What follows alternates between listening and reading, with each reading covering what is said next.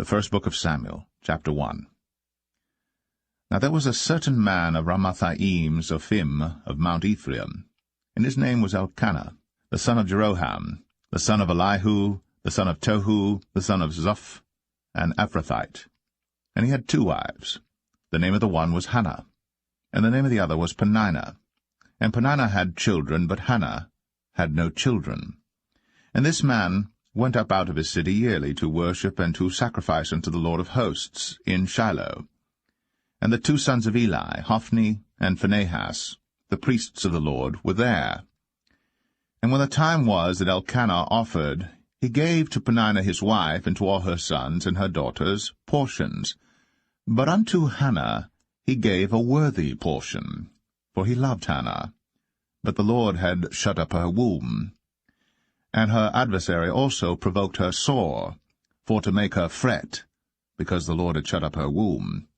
And as he did so year by year, when she went up to the house of the Lord, so she provoked her. Therefore she wept, and did not eat. Then said Elkanah her husband to her, Hannah, why weepest thou? And why eatest thou not? And why is thy heart grieved? Am not I better to thee than 10 sons? So Hannah rose up after they had eaten in Shiloh, and after they had drunk. Now Eli the priest sat upon a seat by a post of the temple of the Lord. And she was in bitterness of soul, and prayed unto the Lord, and wept sore. And she vowed a vow, and said, O Lord of hosts, if thou wilt indeed look on the affliction of thine handmaid, and remember me, and not forget thine handmaid, but wilt give unto thine handmaid a man-child, then I will give him unto the Lord all the days of his life, and there shall no razor come upon his head. And it came to pass, as she continued praying before the Lord, that Eli marked her mouth. Now Hannah, she spake in her heart, only her lips moved, but her voice was not heard. Therefore Eli thought she had been drunken. And Eli said unto her, How long wilt thou be drunken? Put away thy wine from thee. And Hannah answered and said, No, my lord, I am a woman of a sorrowful spirit. I have drunk neither wine nor strong drink, but have poured out my soul before the Lord. Count not thine handmaid for a daughter of Belial, for out of the abundance of my complaint and grief have I spoken hitherto. Then Eli answered and said, Go in peace, and the God of Israel grant thee thy petition that thou hast asked of him. And she said, Let thine handmaid find grace in thy sight. So the woman went her way, and did eat, and her countenance was no more sad. And they rose up in the morning early, and worshipped before the Lord, and returned, and came to their house to Ramah. And Elkanah knew Hannah his wife, and the Lord remembered her. Wherefore it came to pass, when the time was come about after Hannah had conceived, that she bare a son, and called his name Samuel, saying, Because I have asked him of the Lord. And the man Elkanah and all his house went up to offer unto the Lord the yearly sacrifice and his vow. But Hannah went not up. For she said unto her husband, I will not go up until the child be weaned, and then I will bring him, that he may appear before the Lord, and there abide for ever. And Elkanah her husband said unto her, Do what seemeth thee good. Tarry until thou have weaned him. Only the Lord establish his word. So the woman abode, and gave her son suck, until she weaned him.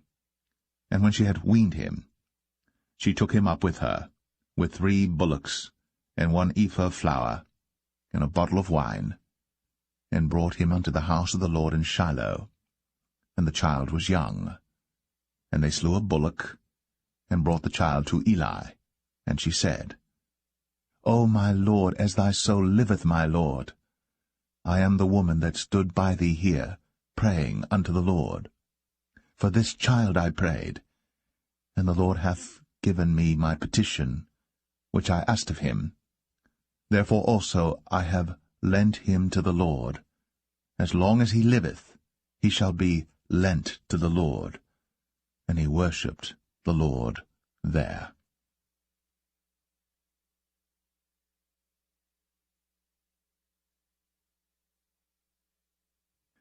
1 Samuel chapter 2. And Hannah prayed and said, My heart rejoiceth in the Lord. Mine horn is exalted in the Lord. My mouth is enlarged over mine enemies, because I rejoice in thy salvation. There is none holy as the Lord, for there is none beside thee, neither is there any rock like our God. Talk no more so exceeding proudly. Let not arrogancy come out of your mouth. For the Lord is a God of knowledge, and by him actions are weighed. The bows of the mighty men are broken, and they that stumbled are girded with strength.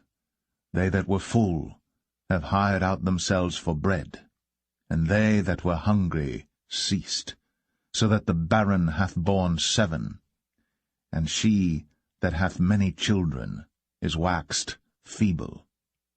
The Lord killeth, and maketh alive. He bringeth down to the grave, and bringeth up. The Lord maketh poor, and maketh rich. He bringeth low, and lifteth up. He raiseth up the poor out of the dust, and lifteth up the beggar from the dunghill, to set them among princes, and to make them inherit the throne of glory. For the pillars of the earth are the Lord's, and he hath set the world upon them. He will keep the feet of his saints, and the wicked shall be silent in darkness, for by strength shall no man prevail.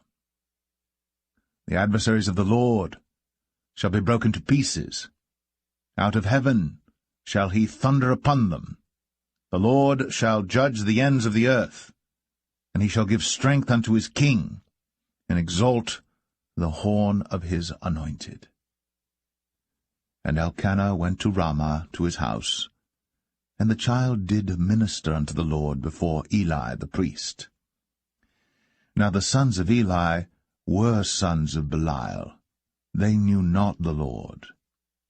And the priest's custom with the people was, that when any man offered sacrifice, the priest's servant came, while the flesh was in seething, with a flesh-hook of 3 teeth in his hand, and he struck it into the pan or kettle or cauldron or pot. All that the flesh-hook brought up, the priest took for himself. So they did in Shiloh unto all the Israelites that came thither. Also before they burnt the fat, the priest's servant came and said to the man that sacrificed, Give flesh to roast for the priest, for he will not have sodden flesh of thee, but raw. And if any man said unto him, Let them not fail to burn the fat presently, and then take as much as thy soul desireth, then he would answer him, Nay, but thou shalt give it me now, and if not, I will take it by force. Wherefore the sin of the young men was very great before the Lord, for men abhorred the offering of the Lord. But Samuel ministered before the Lord, being a child, girded with a linen ephod. Moreover, his mother made him a little coat, and brought it to him from year to year, when she came up with her husband to offer the yearly sacrifice. And Eli blessed Elkanah and his wife, and said, The Lord give thee seed of this woman for the loan which is lent to the Lord. And they went unto their own home. And the Lord visited Hannah, so that she conceived, and bare 3 sons and 2 daughters. And the child Samuel grew before the Lord. Now Eli was very old, and heard all that his sons did unto all Israel, and how they lay with the women that assembled at the door of the tabernacle of the congregation. And he said unto them, Why do ye such things? For I hear of your evil dealings by all this people. Nay, my sons, for it is no good report that I hear. Ye make the Lord's people to transgress. If one man sin against another, the judge shall judge him. But if a man sin against the Lord, who shall entreat for him?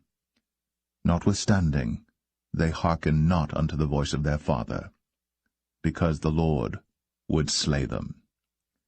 And the child Samuel grew on, and was in favor both with the Lord and also with men. And there came a man of God unto Eli, and said unto him, Thus saith the Lord, Did I plainly appear unto the house of thy father, when they were in Egypt, in Pharaoh's house? And did I choose him out of all the tribes of Israel to be my priest, to offer upon mine altar, to burn incense, to wear an ephod before me? And did I give unto the house of thy father all the offerings made by fire of the children of Israel? Wherefore kick ye at my sacrifice and at mine offering, which I have commanded in my habitation, and honourest thy sons above me, to make yourselves fat with the chiefest of all the offerings of Israel my people? Wherefore the Lord God of Israel saith, I said indeed that thy house and the house of thy father should walk before me for ever. But now the Lord saith, Be it far from me, for them that honour me I will honour, and they that despise me shall be lightly esteemed. Behold, the days come that I will cut off thine arm, and the arm of thy father's house, that there shall not be an old man in thine house. And thou shalt see an enemy in my habitation, in all the wealth which God shall give Israel. And there shall not be an old man in thine house for ever. And the man of thine whom I shall not cut off from mine altar shall be to consume thine eyes and to grieve thine heart, and all the increase of thine house shall die in the flower of their age. And this shall be a sign unto thee, that shall come upon thy 2 sons, on Hophni and Phinehas, in one day. They shall die, both of them. And I will raise me up a faithful priest, that shall do according to that which is in mine heart and in my mind. And I will build him a sure house, and he shall walk before mine anointed for ever. And it shall come to pass, that every one that is left in thine house shall come and crouch to him for a piece of silver and a morsel of bread, and shall say, Put me, I pray thee, into one of the priest's offices, that I may eat a piece of bread.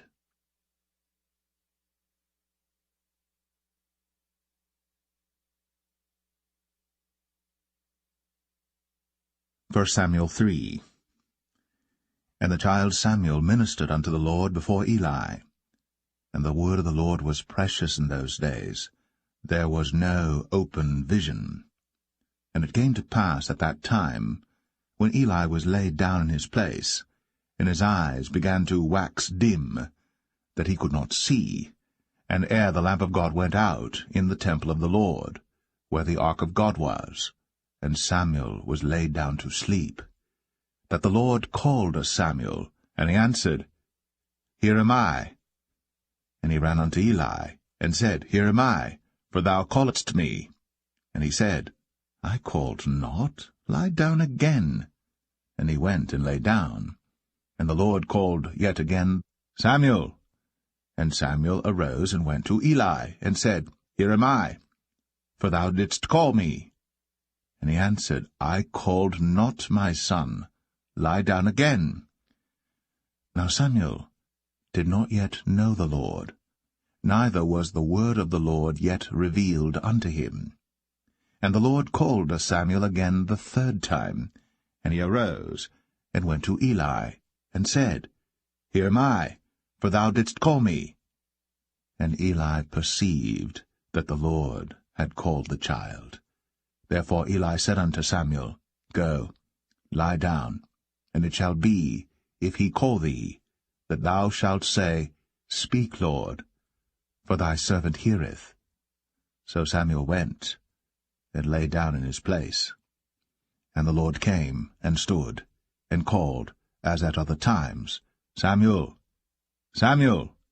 Then Samuel answered, Speak, for thy servant heareth.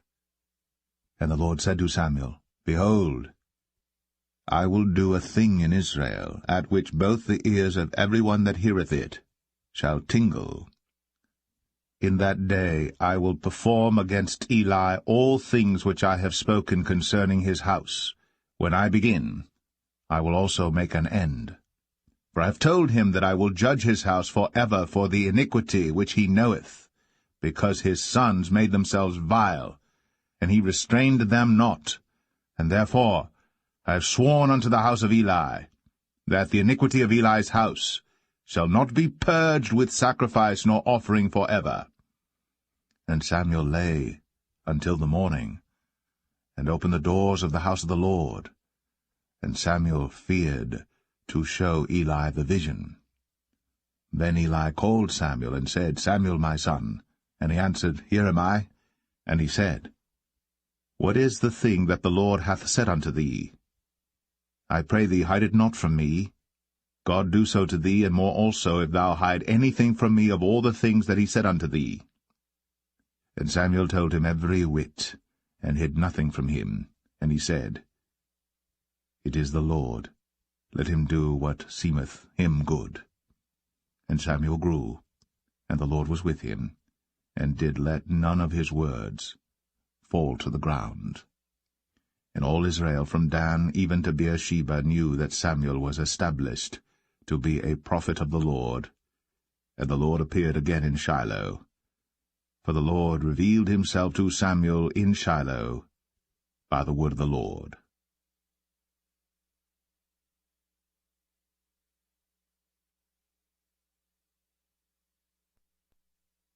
1 Samuel 4. And the word of Samuel came to all Israel. Now Israel went out against the Philistines to battle, and pitched beside Ebenezer. And the Philistines pitched in Aphek. And the Philistines put themselves in array against Israel. And when they joined battle, Israel was smitten before the Philistines, and they slew of the army in the field about 4,000 men. And when the people were come into the camp, the elders of Israel said, Wherefore hath the Lord smitten us today before the Philistines?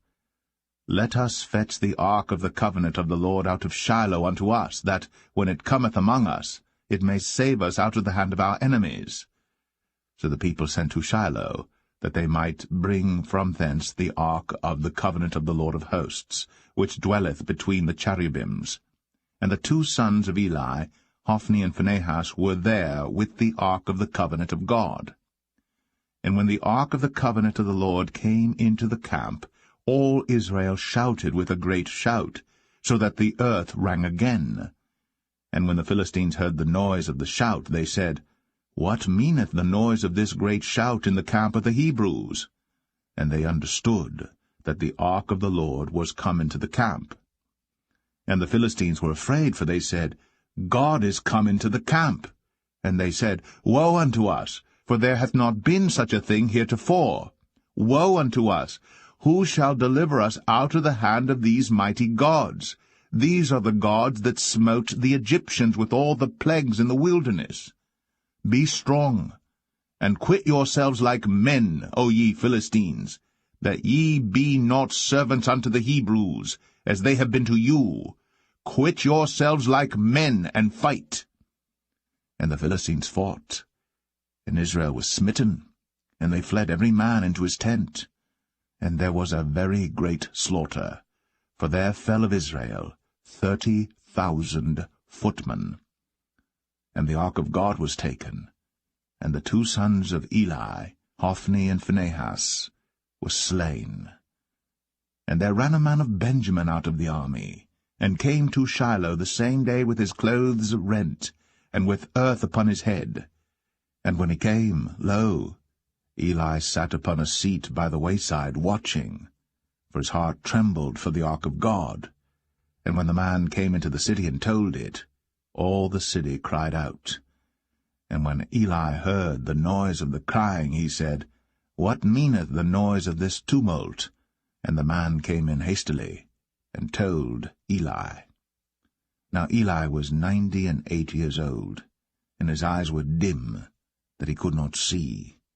And the man said unto Eli, I am he that came out of the army, and I fled today out of the army. And he said, What hast thou done, my son? And the messenger answered and said, Israel is fled before the Philistines, and there hath been also a great slaughter among the people. And thy two sons also, Hophni and Phinehas, are dead, and the ark of God is taken. And it came to pass, when he made mention of the ark of God, that he fell from off the seat backward by the side of the gate, and his neck brake, and he died. For he was an old man and heavy, and he had judged Israel 40 years. And his daughter-in-law Phinehas' wife was with child, near to be delivered. And when she heard the tidings that the ark of God was taken, and that her father-in-law and her husband were dead, she bowed herself and travailed, for her pains came upon her. And about the time of her death the women that stood by her said unto her, Fear not, for thou hast borne a son. But she answered not, neither did she regard it. And she named the child Ichabod, saying, The glory is departed from Israel, because the ark of God was taken, and because of her father-in-law and her husband. And she said, The glory is departed from Israel, for the ark of God is taken.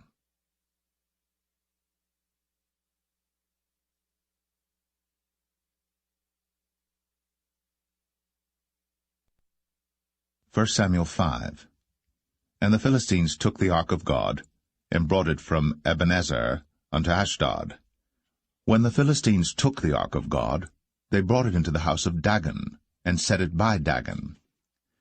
And when they of Ashdod arose early on the morrow, behold, Dagon was fallen upon his face to the earth before the ark of the Lord. And they took Dagon, and set him in his place again. And when they arose early on the morrow morning, behold, Dagon was fallen upon his face to the ground before the ark of the Lord, and the head of Dagon, and both the palms of his hands were cut off upon the threshold. Only the stump of Dagon was left to him. Therefore neither the priests of Dagon, nor any that come into Dagon's house, tread on the threshold of Dagon in Ashdod unto this day. But the hand of the Lord was heavy upon them of Ashdod, and he destroyed them, and smote them with emerods, even Ashdod, and the coast thereof. And when the men of Ashdod saw that it was so, they said, The ark of the God of Israel shall not abide with us, for his hand is sore upon us, and upon Dagon our God. They sent therefore, and gathered all the lords of the Philistines unto them, and said, What shall we do with the ark of the God of Israel? And they answered, Let the ark of the God of Israel be carried about unto Gath. And they carried the ark of the God of Israel about thither. And it was so, that after they had carried it about, the hand of the Lord was against the city with a very great destruction, and he smote the men of the city, both small and great, and they had emerods in their secret parts. Therefore they sent the ark of God to Ekron. And it came to pass, as the ark of God came to Ekron, that the Ekronites cried out, saying, They have brought about the ark of the God of Israel to us, to slay us and our people. So they sent and gathered together all the lords of the Philistines, and said, Send away the ark of the God of Israel, and let it go again to his own place, that it slay us not and our people. For there was a deadly destruction throughout all the city. The hand of God was very heavy there. And the men that died not were smitten with the emerods, and the cry of the city went up to heaven.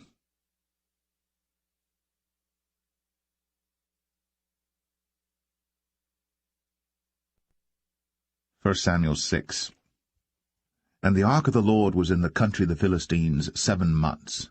And the Philistines called for the priests and the diviners, saying, What shall we do to the ark of the Lord? Tell us wherewith we shall send it to his place. And they said, If ye send away the ark of the God of Israel, send it not empty, but in any wise return him a trespass offering. Then ye shall be healed, and it shall be known to you why his hand is not removed from you. Then said they, What shall be the trespass offering which we shall return to him? They answered, 5 golden emerods, and 5 golden mice, according to the number of the lords of the Philistines. For one plague was on you all, and on your lords. Wherefore ye shall make images of your emerods, and images of your mice that mar the land. And ye shall give glory unto the God of Israel. Peradventure he will lighten his hand from off you, and from off your gods, and from off your land. Wherefore then do ye harden your hearts, as the Egyptians and Pharaoh hardened their hearts, when he had wrought wonderfully among them? Did they not let the people go, and they departed? Now therefore make a new cart, and take 2 milch kine, on which there hath come no yoke, and tie the kine to the cart, and bring their calves home from them. And take the ark of the Lord, and lay it upon the cart, and put the jewels of gold, which ye return him for a trespass offering, in a coffer by the side thereof, and send it away, that it may go. And see, if it goeth up by the way of his own coast, to Bethshemesh, then he hath done us this great evil. But if not, then we shall know that it is not his hand that smote us. It was a chance that happened to us. And the men did so, and took 2 milch kine, and tied them to the cart, and shut up their calves at home. And they laid the ark of the Lord upon the cart, and the coffer with the mice of gold, and the images of their emerods. And the kine took the straight way to the way of Bethshemesh, and went along the highway, lowing as they went, and turned not aside to the right hand or to the left. And the lords of the Philistines went after them unto the border of Bethshemesh. And they of Bethshemesh were reaping their wheat harvest in the valley. And they lifted up their eyes, and saw the ark, and rejoiced to see it. And the cart came into the field of Joshua, a Bethshemite, and stood there, where there was a great stone. And they clave the wood of the cart, and offered the kine a burnt offering unto the Lord. And the Levites took down the ark of the Lord, and the coffer that was with it, wherein the jewels of gold were, and put them on the great stone. And the men of Bethshemesh offered burnt offerings, and sacrificed sacrifices the same day unto the Lord. And when the 5 lords of the Philistines had seen it, they returned to Ekron the same day. And these are the golden emerods, which the Philistines returned for a trespass offering unto the Lord: for Ashdod 1, for Gaza 1, for Ashkelon 1, for Gath 1, for Ekron 1. And the golden mice, according to the number of all the cities of the Philistines, belonging to the 5 lords, both of fenced cities and of country villages, even unto the great stone of Abel, whereon they set down the ark of the Lord, which stone remaineth unto this day in the field of Joshua the Bethshemite. And he smote the men of Bethshemesh, because they had looked into the ark of the Lord. Even he smote of the people 50,060 men. And the people lamented, because the Lord had smitten many of the people with a great slaughter. And the men of Bethshemesh said, Who is able to stand before this holy Lord God? And to whom shall he go up from us? And they sent messengers to the inhabitants of Kirjath-jearim, saying, The Philistines have brought again the ark of the Lord. Come ye down, and fetch it up to you.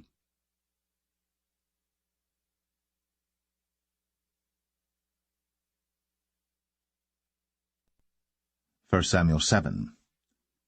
And the men of Kirjath-jearim came and fetched up the ark of the Lord, and brought it into the house of Abinadab in the hill, and sanctified Eleazar his son to keep the ark of the Lord. And it came to pass, while the ark abode in Kirjath-jearim, that the time was long, for it was 20 years. And all the house of Israel lamented after the Lord.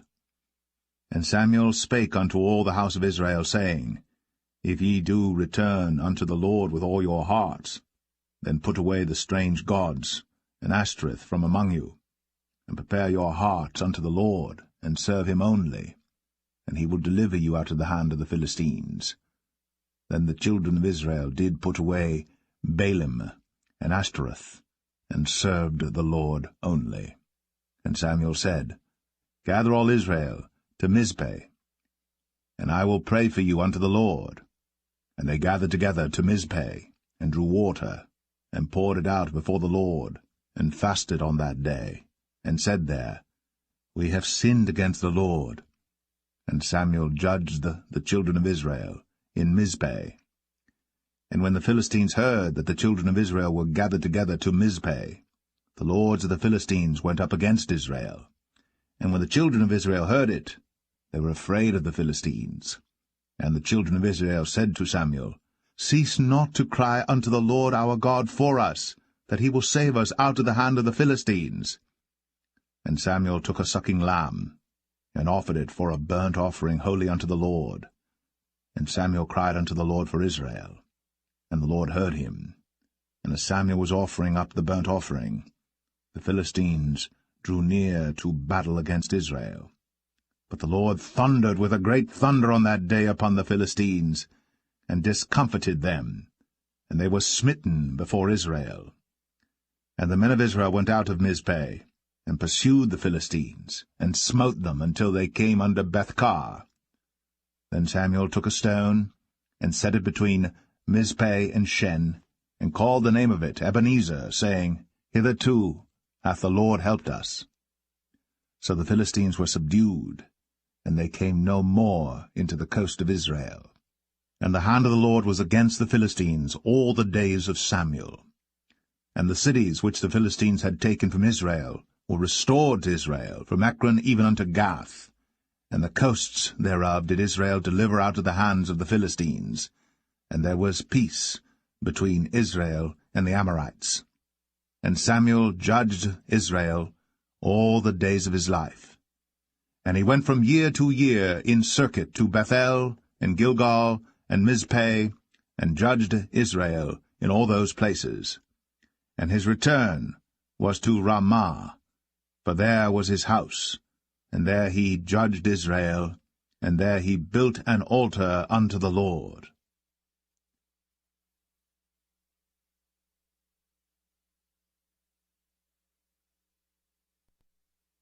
1 Samuel 8. And it came to pass, when Samuel was old, that he made his sons judges over Israel. Now the name of his firstborn was Joel, and the name of his second Abiah. They were judges in Beersheba. And his sons walked not in his ways, but turned aside after lucre, and took bribes, and perverted judgment. And all the elders of Israel gathered themselves together, and came to Samuel unto Ramah, and said unto him, Behold, thou art old, and thy sons walk not in thy ways. Now make us a king to judge us like all the nations. But the thing displeased Samuel, when they said, Give us a king to judge us. And Samuel prayed unto the Lord. And the Lord said unto Samuel, Hearken unto the voice of the people in all that they say unto thee. For they have not rejected thee, but they have rejected me, that I should not reign over them. According to all the works which they have done since the day that I brought them up out of Egypt, even unto this day, wherewith they have forsaken me, and served other gods, so do they also unto thee. Now therefore hearken unto their voice, howbeit yet protest solemnly unto them, and show them the manner of the king that shall reign over them. And Samuel told all the words of the Lord unto the people that asked of him a king. And he said, This will be the manner of the king that shall reign over you. He will take your sons, and appoint them for himself, for his chariots, and to be his horsemen, and some shall run before his chariots. And he will appoint him captains over thousands, and captains over fifties, and will set them to ear his ground, and to reap his harvest, and to make his instruments of war, and instruments of his chariots. And he will take your daughters to be confectionaries, and to be cooks, and to be bakers. And he will take your fields, and your vineyards, and your oliveyards, even the best of them, and give them to his servants. And he will take the tenth of your seed, and of your vineyards, and give to his officers, and to his servants. And he will take your menservants, and your maidservants, and your goodliest young men, and your asses, and put them to his work. He will take the tenth of your sheep, and ye shall be his servants. And ye shall cry out in that day because of your king which ye shall have chosen you. And the Lord will not hear you in that day. Nevertheless, the people refused to obey the voice of Samuel, and they said, Nay, but we will have a king over us, that we also may be like all the nations, and that our king may judge us, and go out before us, and fight our battles. And Samuel heard all the words of the people, and he rehearsed them in the ears of the Lord. And the Lord said to Samuel, Hearken unto their voice, and make them a king. And Samuel said unto the men of Israel, Go ye every man unto his city.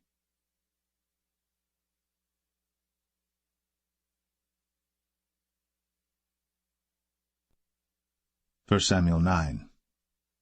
Now there was a man of Benjamin, whose name was Kish, the son of Abiel, the son of Zeror, the son of Bechorath, the son of Aphiah, a Benjamite, a mighty man of power. And he had a son whose name was Saul, a choice young man, and a goodly. And there was not among the children of Israel a goodlier person than he. From his shoulders and upward he was higher than any of the people. And the asses of Kish, Saul's father, were lost. And Kish said to Saul his son, Take now one of the servants with thee, and arise, go seek the asses. And he passed through Mount Ephraim, and passed through the land of Shalisha. But they found them not. Then they passed through the land of Shalim, and there they were not. And he passed through the land of the Benjamites, but they found them not. And when they were come to the land of Zuph, Saul said to his servant that was with him, Come, and let us return, lest my father leave caring for the asses, and take thought for us. And he said unto him, Behold now, there is in this city a man of God, and he is an honorable man. All that he saith cometh surely to pass. Now let us go thither. Peradventure he can show us our way that we should go.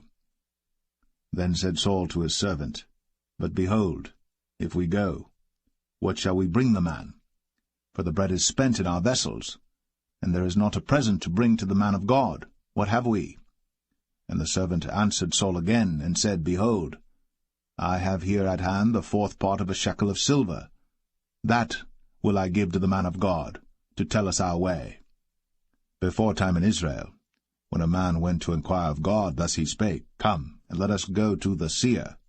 For he that is now called a prophet was before time called a seer. Then said Saul to his servant, Well said, Come, let us go. So they went unto the city where the man of God was. And as they went up the hill to the city, they found young maidens going out to draw water, and said unto them, Is the seer here? And they answered them, and said, He is. Behold, he is before you. Make haste now, for he came today to the city, for there is a sacrifice of the people today in the high place. As soon as ye be come into the city, ye shall straightway find him, before he go up to the high place to eat. For the people will not eat until he come, because he doth bless the sacrifice, and afterwards they eat that be bidden. Now therefore get you up, for about this time ye shall find him. And they went up into the city. And when they were come into the city, behold, Samuel came out against them, for to go up to the high place. Now the Lord had told Samuel in his ear a day before Saul came, saying, Tomorrow, about this time, I will send thee a man out of the land of Benjamin, and thou shalt anoint him to be captain over my people Israel, that he may save my people out of the hand of the Philistines. For I have looked upon my people, because their cry is come unto me. And when Samuel saw Saul, the Lord said unto him, Behold the man whom I spake to thee of. This same shall reign over my people. Then Saul drew near to Samuel in the gate, and said, Tell me, I pray thee, where the seer's house is. And Samuel answered Saul, and said, I am the seer. Go up before me unto the high place. For ye shall eat with me today, and tomorrow I will let thee go, and will tell thee all that is in thine heart. And as for thine asses that were lost 3 days ago, set not thy mind on them, for they are found. And on whom is all the desire of Israel? Is it not on thee, and on all thy father's house? And Saul answered and said, Am not I a Benjamite, of the smallest of the tribes of Israel, and my family the least of all the families of the tribe of Benjamin? Wherefore then speakest thou so to me? And Samuel took Saul and his servant, and brought them into the parlour, and made them sit in the chiefest place among them that were bidden, which were about 30 persons. And Samuel said unto the cook, Bring the portion which I gave thee, of which I said unto thee, Set it by thee. And the cook took up the shoulder, and that which was upon it, and set it before Saul. And Samuel said, Behold that which is left, set it before thee, and eat. For unto this time hath it been kept for thee, since I said, I have invited the people. So Saul did eat with Samuel that day. And when they were come down from the high place into the city, Samuel communed with Saul upon the top of the house. And they arose early. And it came to pass about the spring of the day that Samuel called Saul to the top of the house, saying, Up, that I may send thee away. And Saul arose. And they went out, both of them, he and Samuel, abroad. And as they were going down to the end of the city, Samuel said to Saul, Bid the servant pass on before us. And he passed on. But stand thou still a while, that I may show thee the word of God.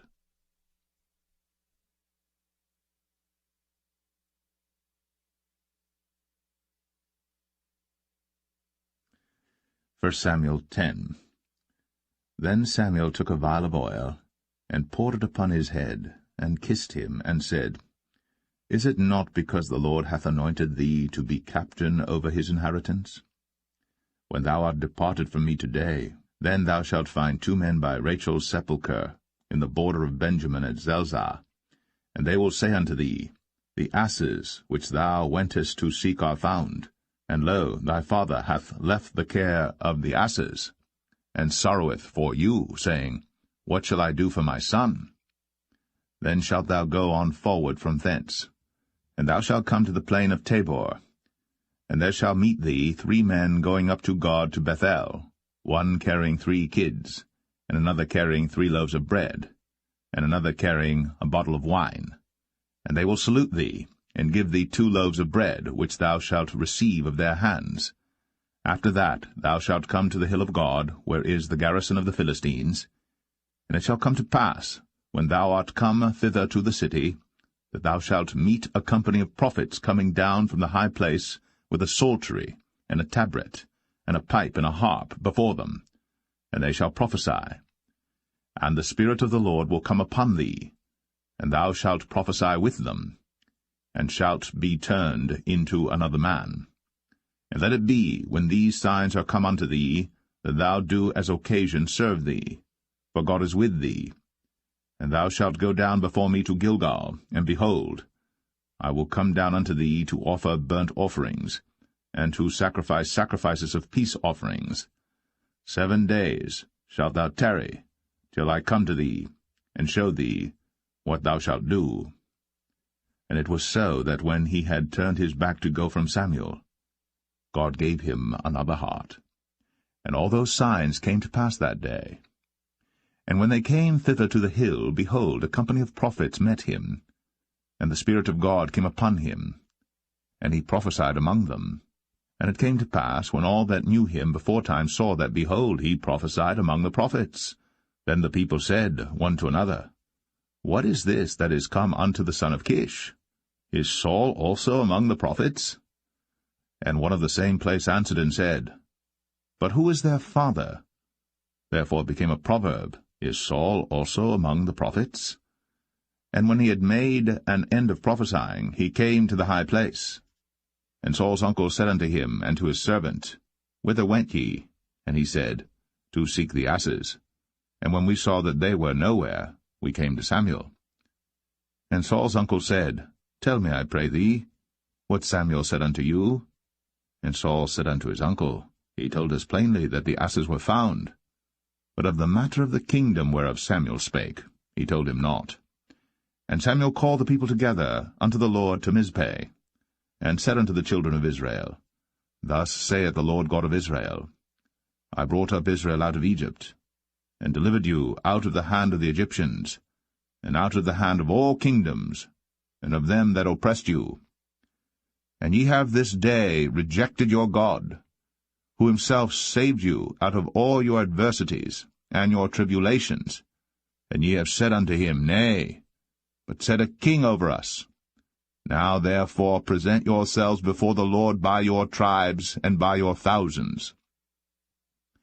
And when Samuel had caused all the tribes of Israel to come near, the tribe of Benjamin was taken. When he had caused the tribe of Benjamin to come near by their families, the family of Matri was taken. And Saul the son of Kish was taken. And when they sought him, he could not be found. Therefore they inquired of the Lord further, if the man should yet come thither. And the Lord answered, Behold, he hath hid himself among the stuff. And they ran and fetched him thence. And when he stood among the people, he was higher than any of the people, from his shoulders and upward. And Samuel said to all the people, See ye him, whom the Lord hath chosen, that there is none like him among all the people? And all the people shouted and said, God save the king. Then Samuel told the people the manner of the kingdom, and wrote it in a book, and laid it up before the Lord. And Samuel sent all the people away, every man to his house. And Saul also went home to Gibeah, and there went with him a band of men, whose hearts God had touched. But the children of Belial said, How shall this man save us? And they despised him, and brought him no presents. But he held his peace.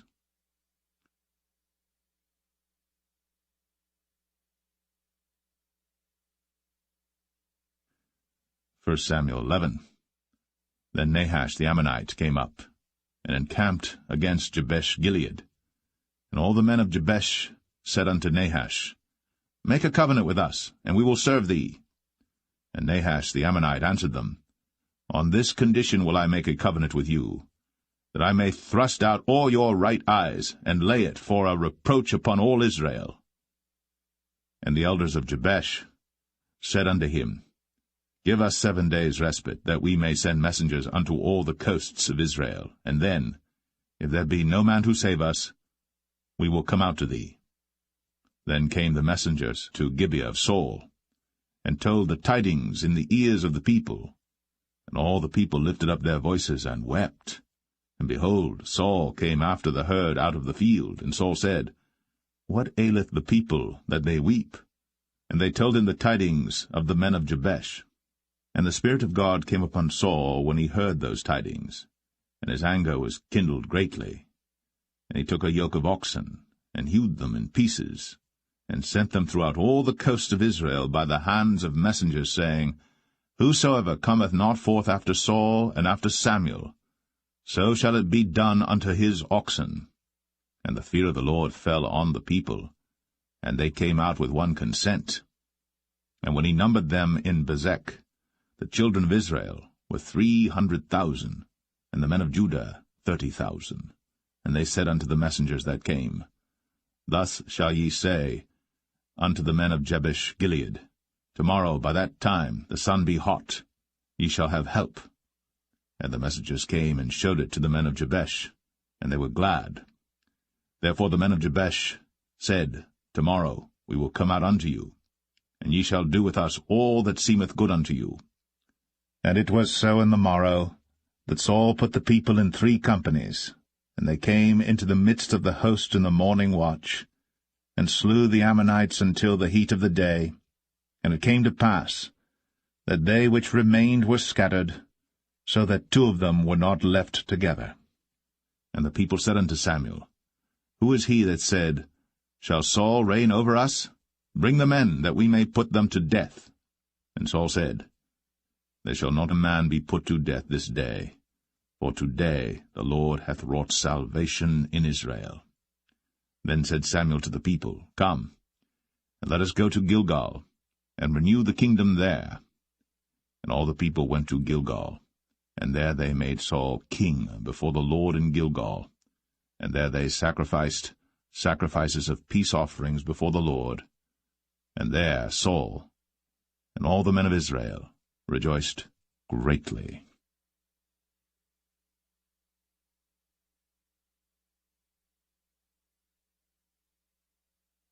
1 Samuel 12. And Samuel said unto all Israel, Behold, I have hearkened unto your voice in all that ye said unto me, and have made a king over you. And now, behold, the king walketh before you. And I am old and grey-headed, and behold, my sons are with you. And I have walked before you from my childhood unto this day. Behold, here I am. Witness against me before the Lord and before his anointed, whose ox have I taken? Or whose ass have I taken? Or whom have I defrauded? Whom have I oppressed? Or of whose hand have I received any bribe to blind mine eyes therewith? And I will restore it you. And they said, Thou hast not defrauded us, nor oppressed us, neither hast thou taken aught of any man's hand. And he said unto them, The Lord is witness against you, and his anointed is witness this day, that ye have not found aught in my hand. And they answered, He is witness. And Samuel said unto the people, It is the Lord that advanced Moses and Aaron, and that brought your fathers up out of the land of Egypt. Now therefore stand still, that I may reason with you before the Lord of all the righteous acts of the Lord which he did to you and to your fathers. When Jacob was come into Egypt, and your fathers cried unto the Lord, then the Lord sent Moses and Aaron, which brought forth your fathers out of Egypt, and made them dwell in this place. And when they forgat the Lord their God, he sold them into the hand of Sisera, captain of the host of Hazor, and into the hand of the Philistines, and into the hand of the king of Moab. And they fought against them. And they cried unto the Lord, and said, We have sinned, because we have forsaken the Lord, and have served Balaam and Ashtoreth. But now deliver us out of the hand of our enemies, and we will serve thee. And the Lord sent Jerubbaal, and Bedan, and Jephthah, and Samuel, and delivered you out of the hand of your enemies on every side, and ye dwelled safe. And when ye saw that Nahash the king of the children of Ammon came against you, ye said unto me, Nay, but a king shall reign over us, when the Lord your God was your king. Now therefore, behold, the king whom ye have chosen, and whom ye have desired, and behold, the Lord hath set a king over you. If ye will fear the Lord, and serve him, and obey his voice, and not rebel against the commandment of the Lord, then shall both ye and also the king that reigneth over you continue following the Lord your God. But if ye will not obey the voice of the Lord, but rebel against the commandment of the Lord, then shall the hand of the Lord be against you, as it was against your fathers. Now therefore stand and see this great thing which the Lord will do before your eyes. Is it not wheat harvest today? I will call unto the Lord, and he shall send thunder and rain, that ye may perceive and see that your wickedness is great, which ye have done in the sight of the Lord in asking you a king.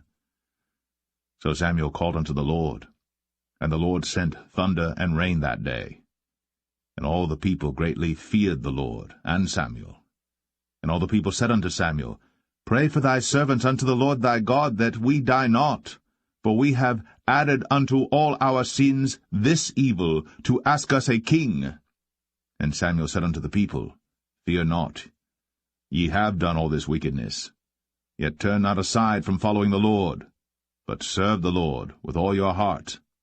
And turn ye not aside, for then should ye go after vain things which cannot profit nor deliver, for they are vain. For the Lord will not forsake his people for his great name's sake, because it hath pleased the Lord to make you his people. Moreover, as for me, God forbid that I should sin against the Lord in ceasing to pray for you. But I will teach you the good and the right way. Only fear the Lord, and serve him in truth with all your heart. For consider how great things he hath done for you. But if ye shall still do wickedly, ye shall be consumed, both ye and your king.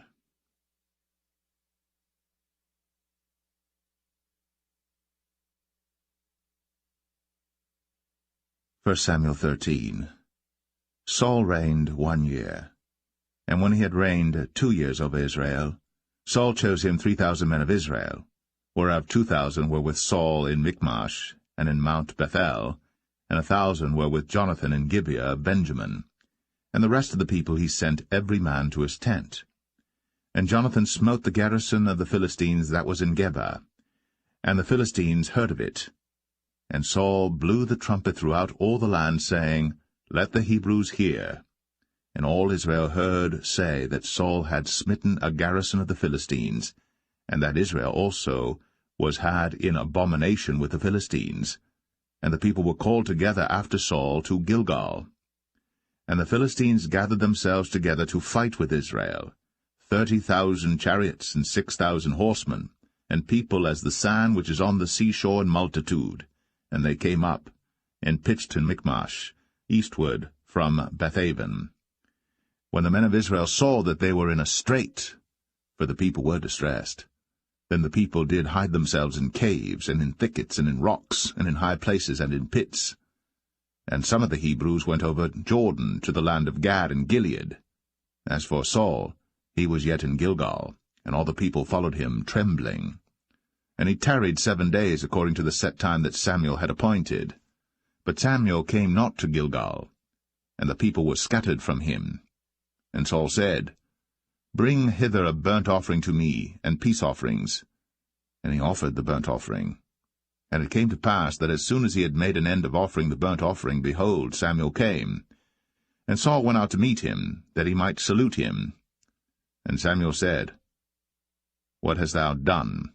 And Saul said, Because I saw that the people were scattered from me, and that thou camest not within the days appointed, and that the Philistines gathered themselves together at Michmash. Therefore said I, The Philistines will come down now upon me to Gilgal, and I have not made supplication unto the Lord. I forced myself therefore, and offered a burnt offering. And Samuel said to Saul, Thou hast done foolishly. Thou hast not kept the commandment of the Lord thy God, which he commanded thee. For now would the Lord have established thy kingdom upon Israel for ever. But now thy kingdom shall not continue. The Lord hath sought him a man after his own heart. And the Lord hath commanded him to be captain over his people, because thou hast not kept that which the Lord commanded thee. And Samuel arose, and gat him up from Gilgal unto Gibeah of Benjamin. And Saul numbered the people that were present with him about 600 men. And Saul and Jonathan his son, and the people that were present with him, abode in Gibeah of Benjamin. But the Philistines encamped in Michmash. And the spoilers came out of the camp of the Philistines in 3 companies. 1 company turned unto the way that leadeth to Ophrah, unto the land of Shual. And another company turned the way to Bethhoron. And another company turned to the way of the border that looketh to the valley of Zeboim, toward the wilderness. Now there was no smith found throughout all the land of Israel. For the Philistines said, Lest the Hebrews make them swords or spears. But all the Israelites went down to the Philistines to sharpen every man his share, and his coulter, and his axe, and his mattock. Yet they had a file for the mattocks, and for the coulters, and for the forks, and for the axes, and to sharpen the goads. So it came to pass in the day of battle that there was neither sword nor spear found in the hand of any of the people that were with Saul and Jonathan. But with Saul and with Jonathan his son was there found. And the garrison of the Philistines went out to the passage of Michmash.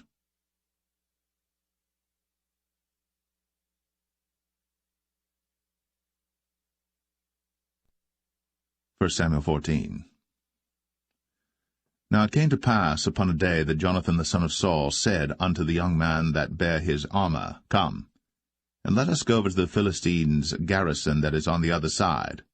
But he told not his father. And Saul tarried in the uttermost part of Gibeah, under a pomegranate tree which is in Migron, and the people that were with him were about 600 men. And Ahiah, the son of Ahitub, Ichabod's brother, the son of Phinehas, the son of Eli, the Lord's priest in Shiloh, wearing an ephod. And the people knew not that Jonathan was gone. And between the passages, by which Jonathan sought to go over unto the Philistines' garrison, there was a sharp rock on the one side, and a sharp rock on the other side. And the name of the one was Bozez, and the name of the other Sinai. The forefront of the one was situate northward over against Michmash, and the other southward over against Gibeah. And Jonathan said to the young men that bare his armor, Come, and let us go over unto the garrison of these uncircumcised, it may be that the Lord will work for us, for there is no restraint to the Lord to save by many or by few. And his armor-bearer said unto him, Do all that is in thine heart, turn thee, behold, I am with thee according to thy heart. Then said Jonathan, Behold, we will pass over unto these men, and we will discover ourselves unto them. If they say thus unto us, Tarry until we come to you, then we will stand still in our place, and will not go up unto them. But if they say thus, Come up unto us, then we will go up, for the Lord hath delivered them into our hand, and this shall be a sign unto us. And both of them discovered themselves unto the garrison of the Philistines. And the Philistines said, Behold, the Hebrews come forth out of the holes where they had hid themselves. And the men of the garrison answered Jonathan and his armor-bearer, and said, Come up to us, and we will show you a thing. And Jonathan said unto his armor-bearer, Come up after me, for the Lord hath delivered them into the hand of Israel. And Jonathan climbed up upon his hands and upon his feet, and his armor-bearer after him, and they fell before Jonathan, and his armor-bearer slew after him. And that first slaughter which Jonathan and his armor-bearer made was about 20 men, within as it were an half-acre of land, which a yoke of oxen might plough. And there was trembling in the host, in the field, and among all the people. The garrison and the spoilers, they also trembled, and the earth quaked. So it was a very great trembling. And the watchmen of Saul and Gibeah of Benjamin looked, and behold, the multitude melted away, and they went on beating down one another. Then said Saul unto the people that were with him, Number now, and see who is gone from us. And when they had numbered, behold, Jonathan and his armor-bearer were not there. And Saul said unto Ahiah, Bring hither the ark of God. For the ark of God was at that time with the children of Israel. And it came to pass, while Saul talked unto the priest, that the noise that was in the host of the Philistines went on and increased. And Saul said unto the priest, Withdraw thine hand. And Saul and all the people that were with him assembled themselves. And they came to the battle. And behold, every man's sword was against his fellow, and there was a very great discomfiture. Moreover, the Hebrews that were with the Philistines before that time, which went up with them into the camp from the country round about, even they also turned to be with the Israelites that were with Saul and Jonathan. Likewise all the men of Israel, which had hid themselves in Mount Ephraim, when they heard that the Philistines fled, even they also followed hard after them in the battle. So the Lord saved Israel that day. And the battle passed over unto Bethaven. And the men of Israel were distressed that day. For Saul had adjured the people, saying, Cursed be the man that eateth any food until evening, that I may be avenged on mine enemies. So none of the people tasted any food. And all they of the land came to a wood, and there was honey upon the ground. And when the people were come into the wood, behold, the honey dropped. But no man put his hand to his mouth, for the people feared the oath. But Jonathan heard not, when his father charged the people with the oath, wherefore he put forth the end of the rod that was in his hand, and dipped it in an honeycomb, and put his hand to his mouth, and his eyes were enlightened. Then answered one of the people, and said, Thy father straitly charged the people with an oath, saying, Cursed be the man that eateth any food this day. And the people were faint. Then said Jonathan, My father hath troubled the land. See, I pray you, how mine eyes have been enlightened, because I tasted a little of this honey. How much more, if haply the people had eaten freely today of the spoil of their enemies which they found? For had there not been now a much greater slaughter among the Philistines? And they smote the Philistines that day, from Michmash to Ajalon. And the people were very faint. And the people flew upon the spoil, and took sheep and oxen and calves, and slew them on the ground. And the people did eat them with the blood. Then they told Saul, saying, Behold, the people sin against the Lord, in that they eat with the blood. And he said, Ye have transgressed. Roll a great stone unto me this day. And Saul said, Disperse yourselves among the people, and say unto them, Bring me hither every man his ox, and every man his sheep, and slay them here, and eat, and sin not against the Lord in eating with the blood. And all the people brought every man his ox with him that night, and slew them there. And Saul built an altar unto the Lord. The same was the first altar that he built unto the Lord. And Saul said, Let us go down after the Philistines by night, and spoil them until the morning light, and let us not leave a man of them. And they said, Do whatsoever seemeth good unto thee. Then said the priest, Let us draw near hither unto God. And Saul asked counsel of God, Shall I go down after the Philistines? Wilt thou deliver them into the hand of Israel? But he answered him not that day. And Saul said, Draw ye near hither, all the chief of the people, and know and see wherein this sin hath been this day. For as the Lord liveth, which saveth Israel, though it be in Jonathan my son, he shall surely die. But there was not a man among all the people that answered him. Then said he unto all Israel, Be ye on one side, and I and Jonathan my son will be on the other side. And the people said unto Saul, Do what seemeth good unto thee. Therefore Saul said unto the Lord God of Israel, Give a perfect lot. And Saul and Jonathan were taken, but the people escaped. And Saul said, Cast lots between me and Jonathan my son. And Jonathan was taken. Then Saul said to Jonathan, Tell me what thou hast done. And Jonathan told him, and said, I did but taste a little honey with the end of the rod that was in mine hand, and lo, I must die. And Saul answered, God do so and more also, for thou shalt surely die, Jonathan. And the people said unto Saul, Shall Jonathan die, who hath wrought this great salvation in Israel? God forbid, as the Lord liveth. There shall not one hair of his head fall to the ground, for he hath wrought with God this day. So the people rescued Jonathan, that he died not. Then Saul went up from following the Philistines, and the Philistines went to their own place. So Saul took the kingdom over Israel, and fought against all his enemies on every side, against Moab, and against the children of Ammon, and against Edom, and against the kings of Zobah, and against the Philistines, and whithersoever he turned himself, he vexed them. And he gathered an host, and smote the Amalekites, and delivered Israel out of the hands of them that spoiled them. Now the sons of Saul were Jonathan and Ishuai, and Melch-Ishuai. And the names of his two daughters were these, the name of the firstborn Merab, and the name of the younger Michal. And the name of Saul's wife was Ahinoam, the daughter of Ahimaaz. And the name of the captain of his host was Abner, the son of Ner, Saul's uncle. And Kish was the father of Saul, and Ner, the father of Abner, was the son of Abiel. And there was sore war against the Philistines all the days of Saul. And when Saul saw any strong man or any valiant man, he took him unto him.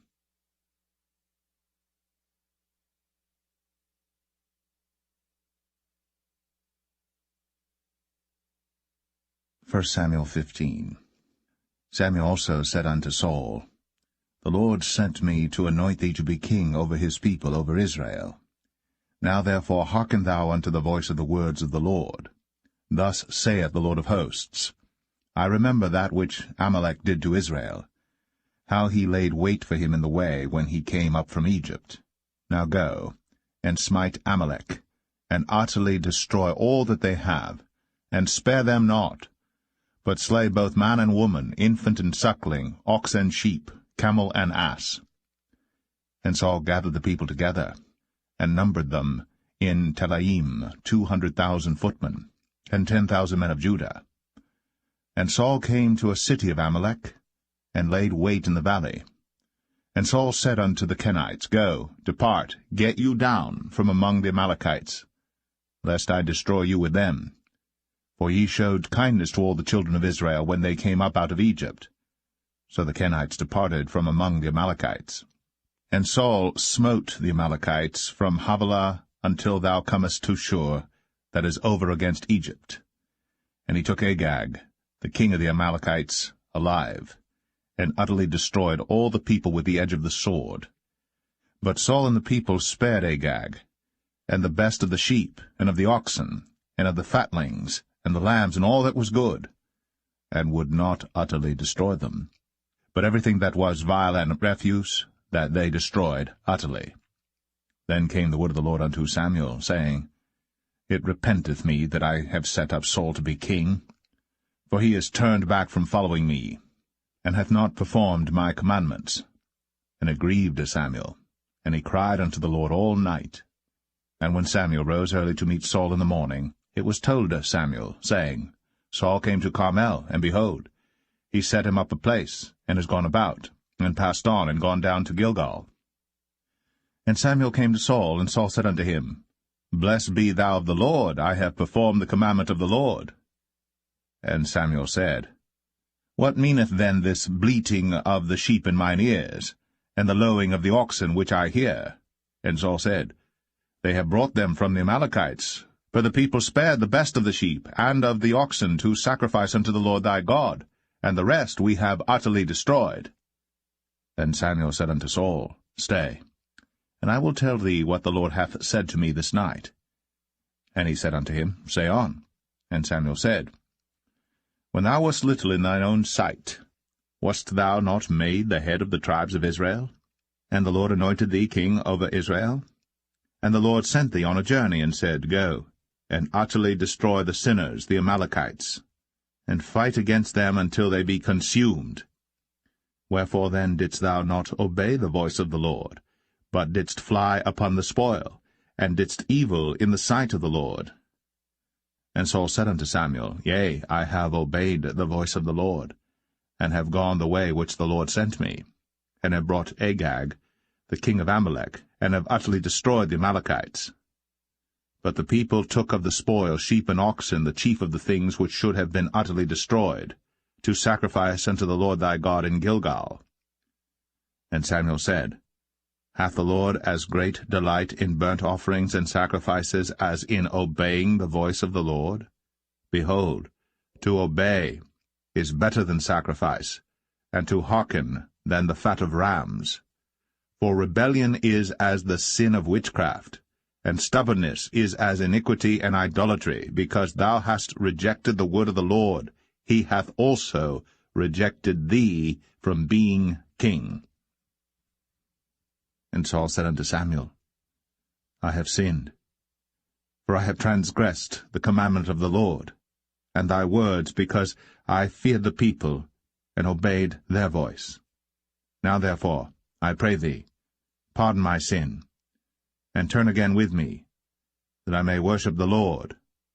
And Samuel said unto Saul, I will not return with thee, for thou hast rejected the word of the Lord, and the Lord hath rejected thee from being king over Israel. And as Samuel turned about to go away, he laid hold upon the skirt of his mantle, and it rent. And Samuel said unto him, The Lord hath rent the kingdom of Israel from thee this day, and hath given it to a neighbor of thine, that is better than thou. And also the strength of Israel will not lie nor repent, for he is not a man that he should repent. Then he said, I have sinned. Yet honor me now, I pray thee, before the elders of my people, and before Israel, and turn again with me, that I may worship the Lord thy God. So Samuel turned again after Saul, and Saul worshipped the Lord. Then said Samuel, Bring ye hither to me Agag the king of the Amalekites. And Agag came unto him delicately, and Agag said, Surely the bitterness of death is past. And Samuel said, As thy sword hath made women childless, so shall thy mother be childless among women. And Samuel hewed Agag in pieces before the Lord in Gilgal. Then Samuel went to Ramah, and Saul went up to his house to Gibeah of Saul. And Samuel came no more to see Saul until the day of his death. Nevertheless Samuel mourned for Saul, and the Lord repented that he had made Saul king over Israel.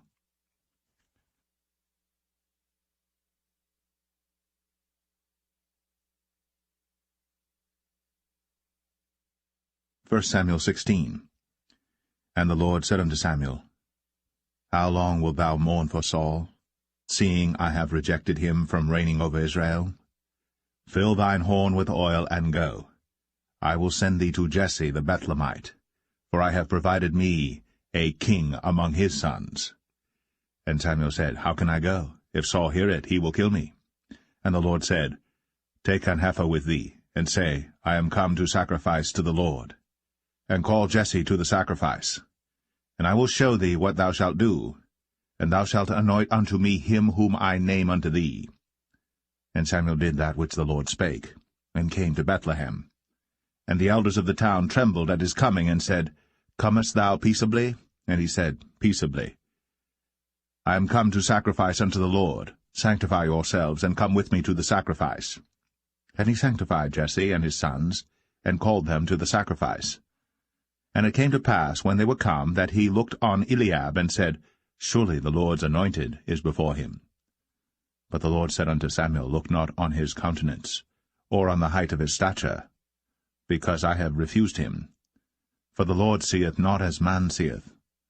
For man looketh on the outward appearance, but the Lord looketh on the heart. Then Jesse called Abinadab, and made him pass before Samuel, and he said, Neither hath the Lord chosen this. Then Jesse made Shammah to pass by, and he said, Neither hath the Lord chosen this. Again Jesse made 7 of his sons to pass before Samuel. And Samuel said unto Jesse, The Lord hath not chosen these. And Samuel said unto Jesse, Are here all thy children? And he said, There remaineth yet the youngest, and behold, he keepeth the sheep. And Samuel said unto Jesse, Send and fetch him, for we will not sit down till he come hither. And he sent and brought him in. Now he was ruddy, and withal of a beautiful countenance, and goodly to look to. And the Lord said, Arise, anoint him, for this is he. Then Samuel took the horn of oil, and anointed him in the midst of his brethren. And the Spirit of the Lord came upon David from that day forward. So Samuel rose up, and went to Ramah. But the Spirit of the Lord departed from Saul, and an evil spirit from the Lord troubled him. And Saul's servant said unto him, Behold now, an evil spirit from God troubleth thee. Let our Lord now command thy servants, which are before thee, to seek out a man who is a cunning player on an harp. And it shall come to pass, when the evil spirit from God is upon thee, that he shall play with his hand, and thou shalt be well. And Saul said unto his servants, Provide me now a man that can play well, and bring him to me.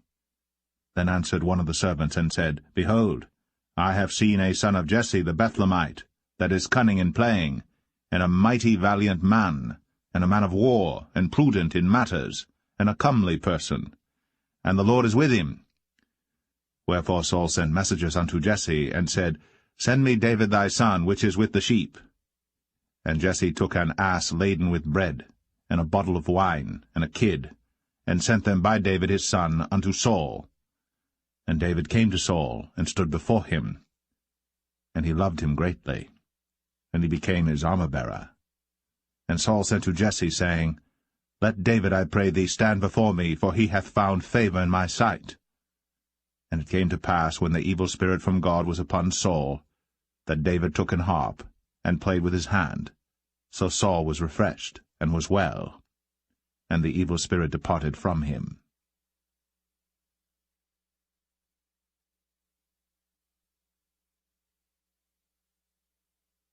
1 Samuel 17. Now the Philistines gathered together their armies to battle, and were gathered together at Shochoh, which belongeth to Judah, and pitched between Shochoh and Azekah in Ephes-dammim. And Saul and the men of Israel were gathered together and pitched by the valley of Elah, and set the battle in array against the Philistines. And the Philistines stood on a mountain on the one side, and Israel stood on a mountain on the other side, and there was a valley between them. And there went out a champion out of the camp of the Philistines, named Goliath of Gath, whose height was 6 cubits and a span. And he had an helmet of brass upon his head, and he was armed with a coat of mail, and the weight of the coat was 5,000 shekels of brass. And he had greaves of brass upon his legs, and a target of brass between his shoulders. And the staff of his spear was like a weaver's beam, and his spear's head weighed 600 shekels of iron, and one bearing a shield went before him. And he stood and cried unto the armies of Israel, and said unto them, Why are ye come out to set your battle in array? Am not I a Philistine, and ye servants to Saul? Choose you a man for you, and let him come down to me. If he be able to fight with me and to kill me, then will we be your servants. But if I prevail against him, and kill him, then shall ye be our servants, and serve us. And the Philistine said, I defy the armies of Israel this day. Give me a man, that we may fight together. When Saul and all Israel heard those words of the Philistine, they were dismayed, and greatly afraid. Now David was the son of that Ephrathite of Bethlehem, Judah, whose name was Jesse, and he had 8 sons. And the man went among men for an old man in the days of Saul. And the 3 eldest sons of Jesse went and followed Saul to the battle. And the names of his 3 sons that went to the battle were Eliab the firstborn, and next unto him Abinadab, and the third Shammah. And David was the youngest, and the 3 eldest followed Saul. But David went and returned from Saul to feed his father's sheep at Bethlehem. And the Philistine drew near morning and evening, and presented himself 40 days. And Jesse said unto David his son, Take now for thy brethren an ephah of this parched corn, and these 10 loaves, and run to the camp to thy brethren. And carry these 10 cheeses unto the captain of their 1,000, and look how thy brethren fare, and take their pledge. Now Saul and they, and all the men of Israel, were in the valley of Elah, fighting with the Philistines. And David rose up early in the morning, and left the sheep with a keeper, and took and went, as Jesse had commanded him. And he came to the trench, as the host was going forth to the fight, and shouted for the battle. For Israel and the Philistines had put the battle in array, army against army. And David left his carriage in the hand of the keeper of the carriage, and ran into the army, and came and saluted his brethren. And as he talked with them, behold, there came up the champion, the Philistine of Gath, Goliath by name, out of the armies of the Philistines, and spake according to the same words, and David heard them. And all the men of Israel, when they saw the man, fled from him, and were sore afraid. And the men of Israel said, Have ye seen this man that is come up? Surely to defy Israel is he come up. And it shall be that the man who killeth him, the king will enrich him with great riches, and will give him his daughter, and make his father's house free in Israel. And David spake to the men that stood by him, saying, What shall be done to the man that killeth this Philistine, and taketh away the reproach from Israel? For who is this uncircumcised Philistine, that he should defy the armies of the living God?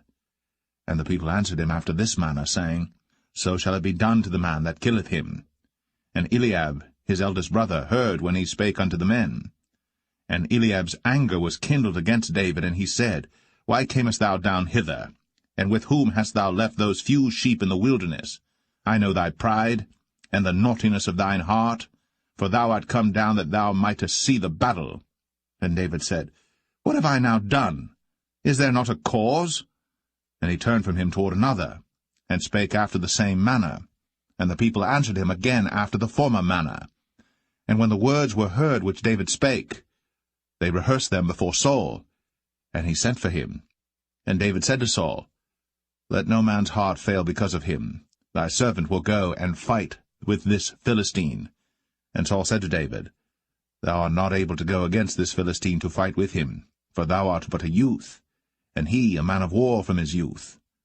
And David said unto Saul, Thy servant kept his father's sheep, and there came a lion and a bear, and took a lamb out of the flock. And I went out after him, and smote him, and delivered it out of his mouth. And when he arose against me, I caught him by his beard, and smote him, and slew him. Thy servant slew both the lion and the bear, and this uncircumcised Philistine shall be as one of them, seeing he hath defied the armies of the living God. David said, moreover, The Lord that delivered me out of the paw of the lion, and out of the paw of the bear, he will deliver me out of the hand of this Philistine. And Saul said unto David, Go, and the Lord be with thee. And Saul armed David with his armor, and he put an helmet of brass upon his head. Also he armed him with a coat of mail. And David girded his sword upon his armor, and he essayed to go, for he had not proved it. And David said unto Saul, I cannot go with these, for I have not proved them. And David put them off him. And he took his staff in his hand, and chose him 5 smooth stones out of the brook, and put them in a shepherd's bag which he had, even in a scrip, and his sling was in his hand. And he drew near to the Philistine. And the Philistine came on and drew near unto David. And the man that bare the shield went before him. And when the Philistine looked about and saw David, he disdained him, for he was but a youth, and ruddy, and of a fair countenance. And the Philistine said unto David, Am I a dog that thou comest to me with staves? And the Philistine cursed David by his gods. And the Philistine said to David, Come to me, and I will give thy flesh unto the fowls of the air, and to the beasts of the field. Then said David to the Philistine, Thou comest to me with a sword, and with a spear, and with a shield. But I come to thee in the name of the Lord of hosts, the God of the armies of Israel, whom thou hast defied. This day will the Lord deliver thee into mine hand, and I will smite thee, and take thine head from thee. And I will give the carcasses of the host of the Philistines this day unto the fowls of the air, and to the wild beasts of the earth, that all the earth may know that there is a God in Israel. And all this assembly shall know that the Lord saveth not with sword and spear, for the battle is the Lord's, and he will give you into our hands.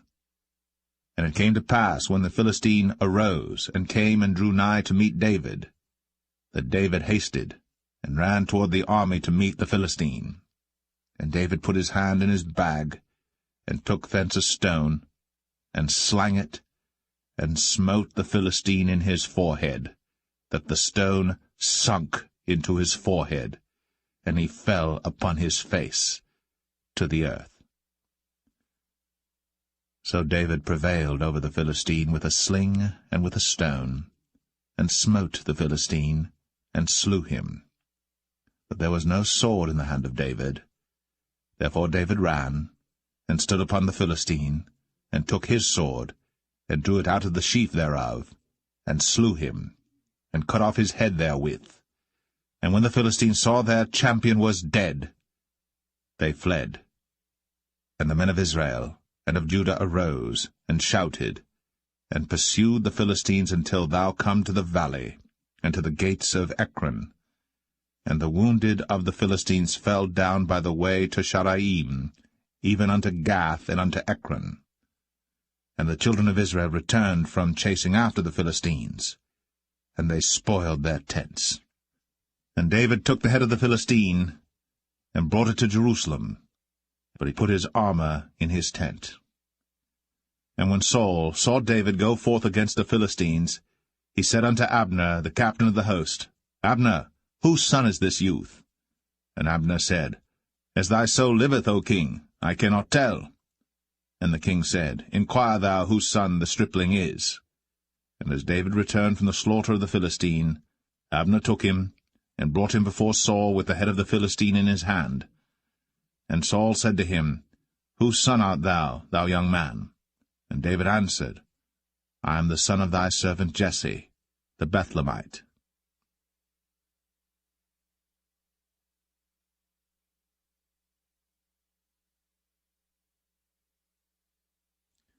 1 Samuel 18. And it came to pass, when he had made an end of speaking unto Saul, that the soul of Jonathan was knit with the soul of David, and Jonathan loved him as his own soul. And Saul took him that day, and would let him go no more home to his father's house. Then Jonathan and David made a covenant, because he loved him as his own soul. And Jonathan stripped himself of the robe that was upon him, and gave it to David, and his garments, even to his sword, and to his bow, and to his girdle. And David went out whithersoever Saul sent him, and behaved himself wisely.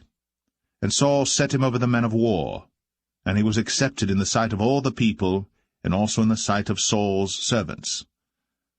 And it came to pass, as they came, when David was returned from the slaughter of the Philistine, that women came out of all cities of Israel, singing and dancing to meet King Saul, with tabrets, with joy, and with instruments of music.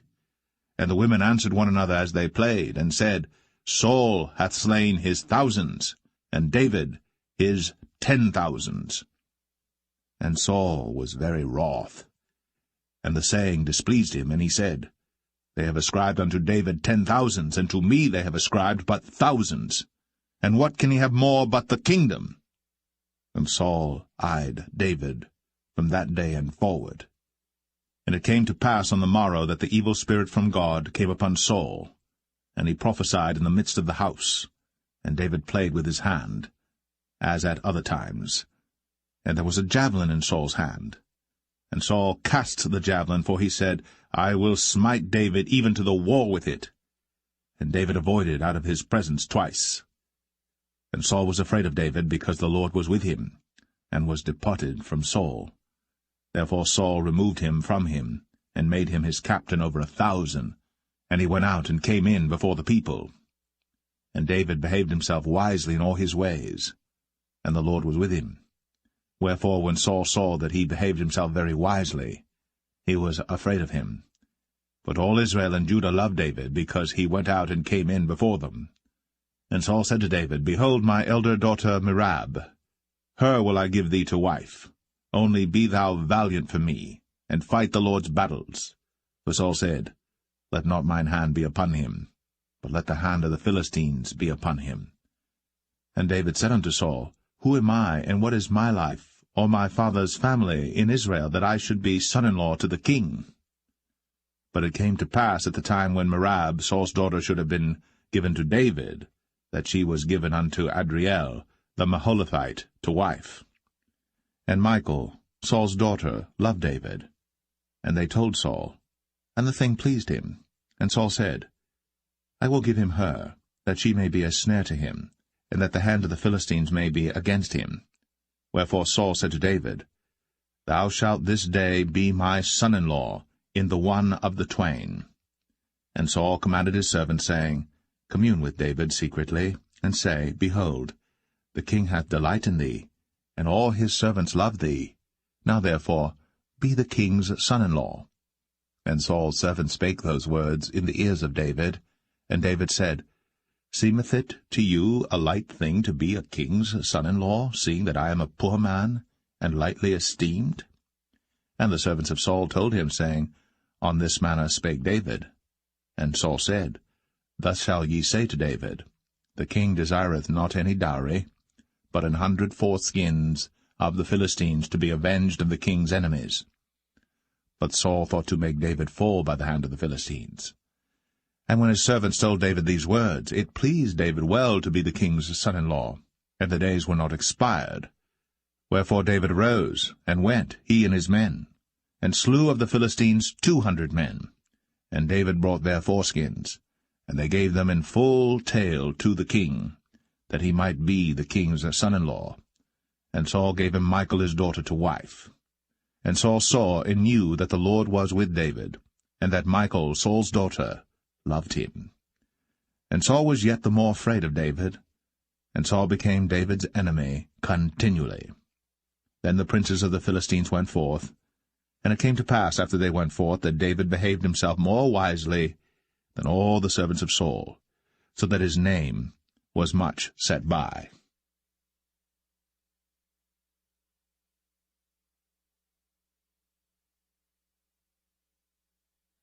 1 Samuel 19. And Saul spake to Jonathan his son, and to all his servants, that they should kill David. But Jonathan Saul's son delighted much in David. And Jonathan told David, saying, Saul my father seeketh to kill thee. Now therefore, I pray thee, take heed to thyself until the morning, and abide in a secret place, and hide thyself. And I will go out and stand beside my father in the field where thou art. And I will commune with my father of thee, and what I see, that I will tell thee. And Jonathan spake good of David unto Saul his father, and said unto him, Let not the king sin against his servant, against David, because he hath not sinned against thee, and because his works have been to thee ward very good. For he did put his life in his hand, and slew the Philistine. And the Lord wrought a great salvation for all Israel. Thou sawest it, and didst rejoice. Wherefore then wilt thou sin against innocent blood, to slay David without a cause? And Saul hearkened unto the voice of Jonathan. And Saul sware, As the Lord liveth, he shall not be slain. And Jonathan called David. And Jonathan showed him all those things. And Jonathan brought David to Saul, and he was in his presence, as in times past. And there was war again, And David went out and fought with the Philistines, and slew them with a great slaughter, and they fled from him. And the evil spirit from the Lord was upon Saul, as he sat in his house with his javelin in his hand. And David played with his hand. And Saul sought to smite David even to the wall with the javelin, but he slipped away out of Saul's presence.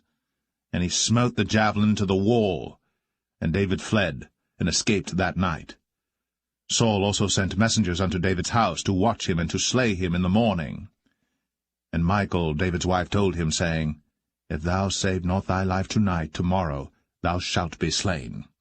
So Michal let David down through a window, and he went and fled, and escaped.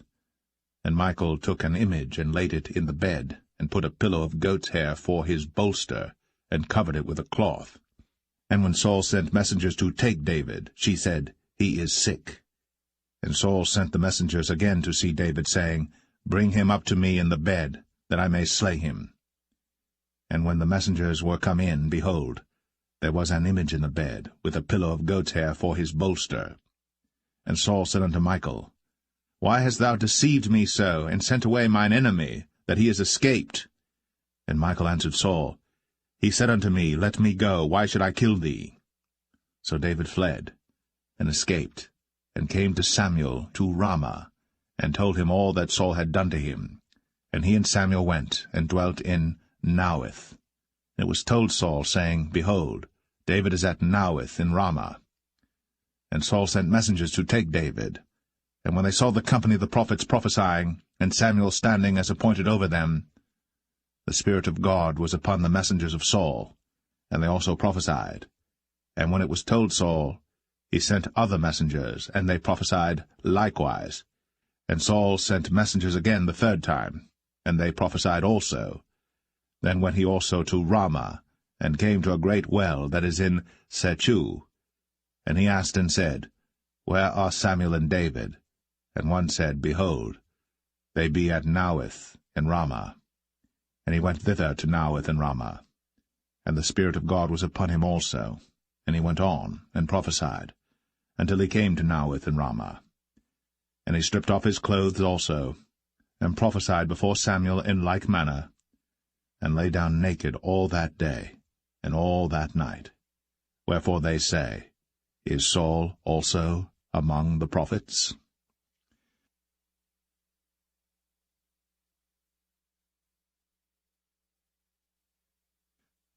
1 Samuel 20. And David fled from Naueth in Ramah, and came and said before Jonathan, What have I done? What is mine iniquity? And what is my sin before thy father, that he seeketh my life? And he said unto him, God forbid, thou shalt not die. Behold, my father will do nothing either great or small, but that he will show it me. And why should my father hide this thing from me? It is not so. And David sware moreover, and said, Thy father certainly knoweth that I have found grace in thine eyes. And he saith, Let not Jonathan know this, lest he be grieved. But truly as the Lord liveth, and as thy soul liveth, there is but a step between me and death. Then said Jonathan unto David, Whatsoever thy soul desireth, I will even do it for thee. And David said unto Jonathan, Behold, tomorrow is the new moon, and I should not fail to sit with the king at meat, but let me go, that I may hide myself in the field unto the third day at even. If thy father at all miss me, then say, David earnestly asked leave of me that he might run to Bethlehem his city, for there is a yearly sacrifice there for all the family. If he say thus, it is well, thy servant shall have peace. But if he be very wroth, then be sure that evil is determined by him. Therefore thou shalt deal kindly with thy servant, for thou hast brought thy servant into a covenant of the Lord with thee. Notwithstanding, if there be in me iniquity, slay me thyself. For why shouldest thou bring me to thy father? And Jonathan said, Far be it from thee, for if I knew certainly that evil were determined by my father to come upon thee, then would not I tell it thee? Then said David to Jonathan, Who shall tell me? Or what if thy father answer thee roughly? And Jonathan said unto David, Come, and let us go out into the field. And they went out, both of them, into the field. And Jonathan said unto David, O Lord God of Israel, when I have sounded my father about tomorrow any time, or the third day, and behold, if there be good toward David, And I then send not unto thee, and show it thee? The Lord do so, and much more to Jonathan. But if it please my father to do thee evil, then I will show it thee, and send thee away, that thou mayest go in peace, and the Lord be with thee, as he hath been with my father. And thou shalt not only while yet I live show me the kindness of the Lord, that I die not, but also thou shalt not cut off thy kindness from my house for ever, no, not when the Lord hath cut off the enemies of David every one from the face of the earth. So Jonathan made a covenant with the house of David, saying, Let the Lord even require it at the hand of David's enemies.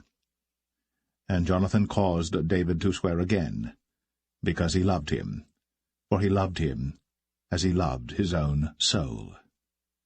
Then Jonathan said to David, Tomorrow is the new moon, and thou shalt be missed, because thy seat will be empty.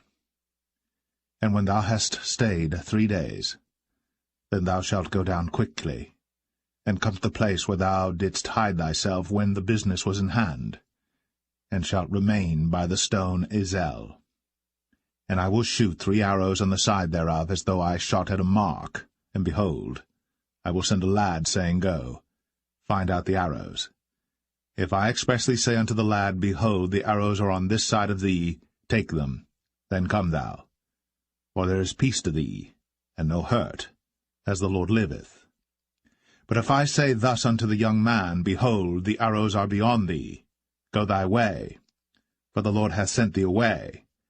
And as touching the matter which thou and I have spoken of, behold, the Lord be between thee and me for ever. So David hid himself in the field. And when the new moon was come, the king sat him down to eat meat.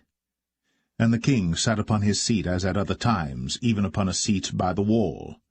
And Jonathan arose, and Abner sat by Saul's side, and David's place was empty. Nevertheless Saul spake not anything that day, for he thought, Something hath befallen him. He is not clean. Surely he is not clean. And it came to pass on the morrow, which was the 2nd day of the month, that David's place was empty.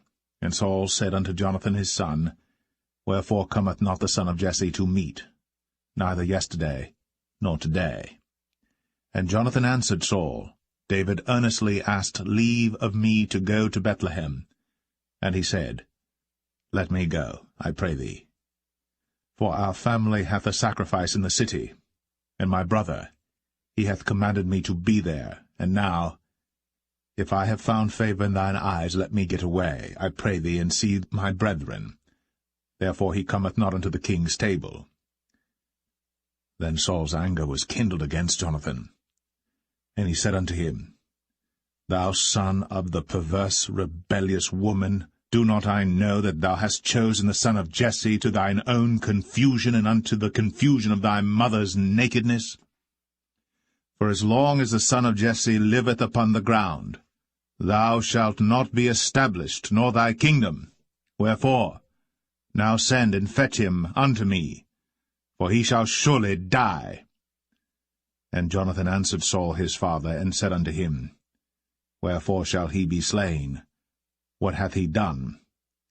And Saul cast a javelin at him to smite him, whereby Jonathan knew that it was determined of his father to slay David. So Jonathan arose from the table in fierce anger, and did eat no meat the 2nd day of the month, for he was grieved for David, because his father had done him shame. And it came to pass in the morning that Jonathan went out into the field at the time appointed with David, and a little lad with him. And he said unto his lad, Run, find out now the arrows which I shoot. And as the lad ran, he shot an arrow beyond him. And when the lad was come to the place of the arrow which Jonathan had shot, Jonathan cried after the lad, and said, Is not the arrow beyond thee? And Jonathan cried after the lad, Make speed, haste, stay not. And Jonathan's lad gathered up the arrows, and came to his master. But the lad knew not anything, only Jonathan and David knew the matter. And Jonathan gave his artillery unto his lad, and said unto him, Go, carry them to the city. And as soon as the lad was gone, David arose out of a place toward the south, and fell on his face to the ground, and bowed himself 3 times. And they kissed one another, and wept one with another, until David exceeded. And Jonathan said to David, Go in peace, forasmuch as we have sworn both of us in the name of the Lord, saying, The Lord be between me and thee, and between my seed and thy seed forever. And he arose, and departed. And Jonathan went into the city.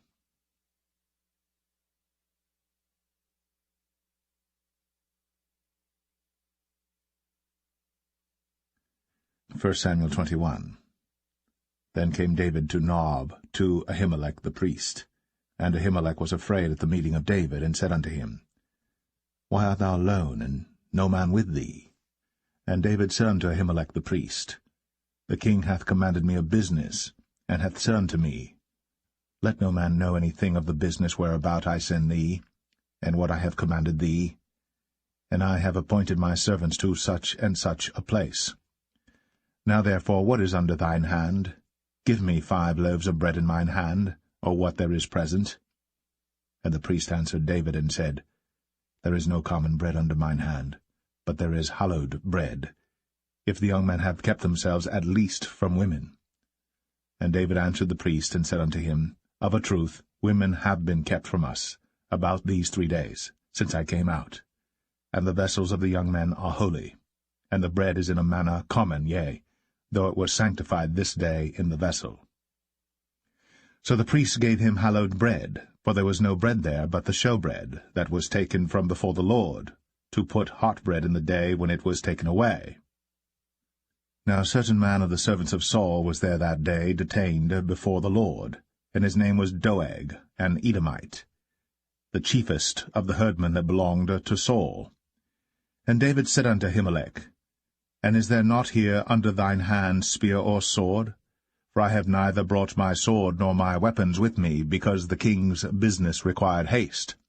And the priest said, The sword of Goliath the Philistine, whom thou slewest in the valley of Elah, behold, it is here, wrapped in a cloth behind the ephod. If thou wilt take that, take it, for there is no other save that here. And David said, There is none like that, give it me. And David arose, and fled that day for fear of Saul, and went to Achish, the king of Gath. And the servants of Achish said unto him, Is not this David the king of the land? Did they not sing one to another of him in dances, saying, Saul hath slain his thousands, and David his 10,000s? And David laid up these words in his heart, and was sore afraid of Achish, the king of Gath. And he changed his behavior before them, and feigned himself mad in their hands, and scrabbled on the doors of the gate, and let his spittle fall down upon his beard. Then said Achish unto his servants, Lo, ye see the man is mad. Wherefore then have ye brought him to me? Have I need of madmen, that ye have brought this fellow to play the madman in my presence? Shall this fellow come into my house?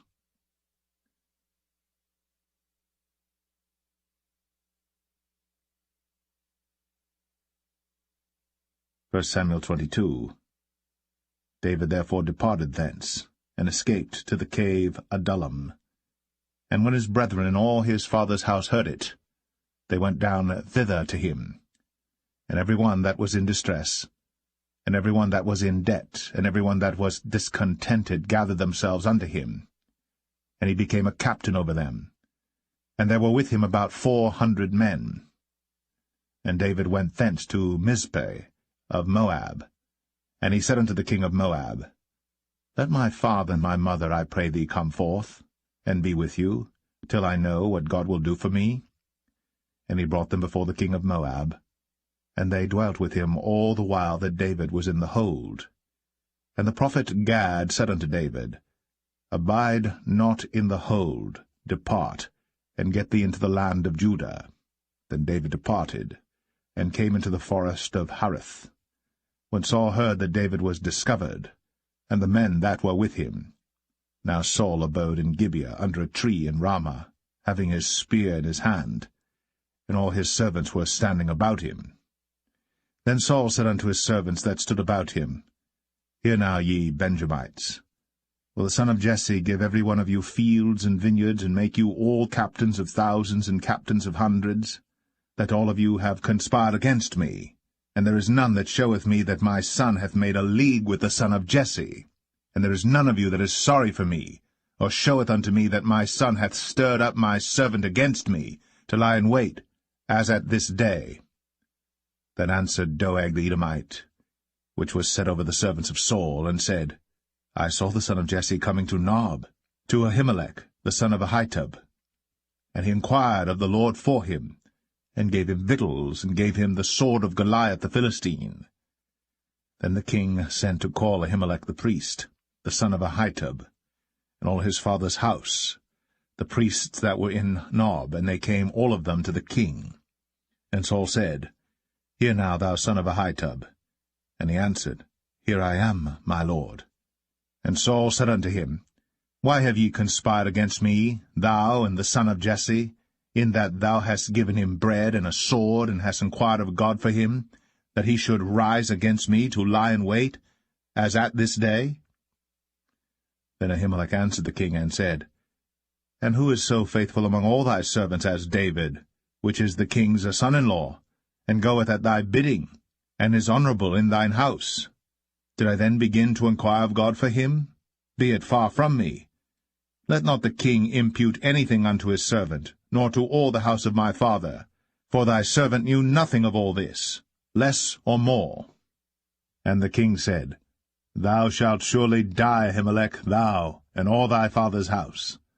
And the king said unto the footmen that stood about him, Turn, and slay the priests of the Lord, because their hand also is with David, and because they knew when he fled, and did not show it to me. But the servants of the king would not put forth their hand to fall upon the priests of the Lord. And the king said to Doeg, Turn thou, and fall upon the priests. And Doeg the Edomite turned, and he fell upon the priests, and slew on that day 75 persons that did wear a linen ephod. And Nob, the city of the priests, smote he with the edge of the sword both men and women, children and sucklings, and oxen and asses, and sheep, with the edge of the sword. And one of the sons of Ahimelech the son of Ahitub, named Abiathar, escaped, and fled after David. And Abiathar showed David that Saul had slain the Lord's priests. And David said unto Abiathar, I knew it that day when Doeg the Edomite was there, that he would surely tell Saul, I have occasioned the death of all the persons of thy father's house. Abide thou with me. Fear not, for he that seeketh my life seeketh thy life. But with me thou shalt be in safeguard.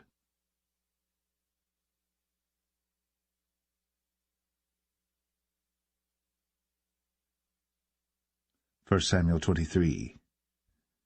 Then they told David, saying, Behold, the Philistines fight against Keilah, and they rob the threshing floors. Therefore David inquired of the Lord, saying, Shall I go and smite these Philistines?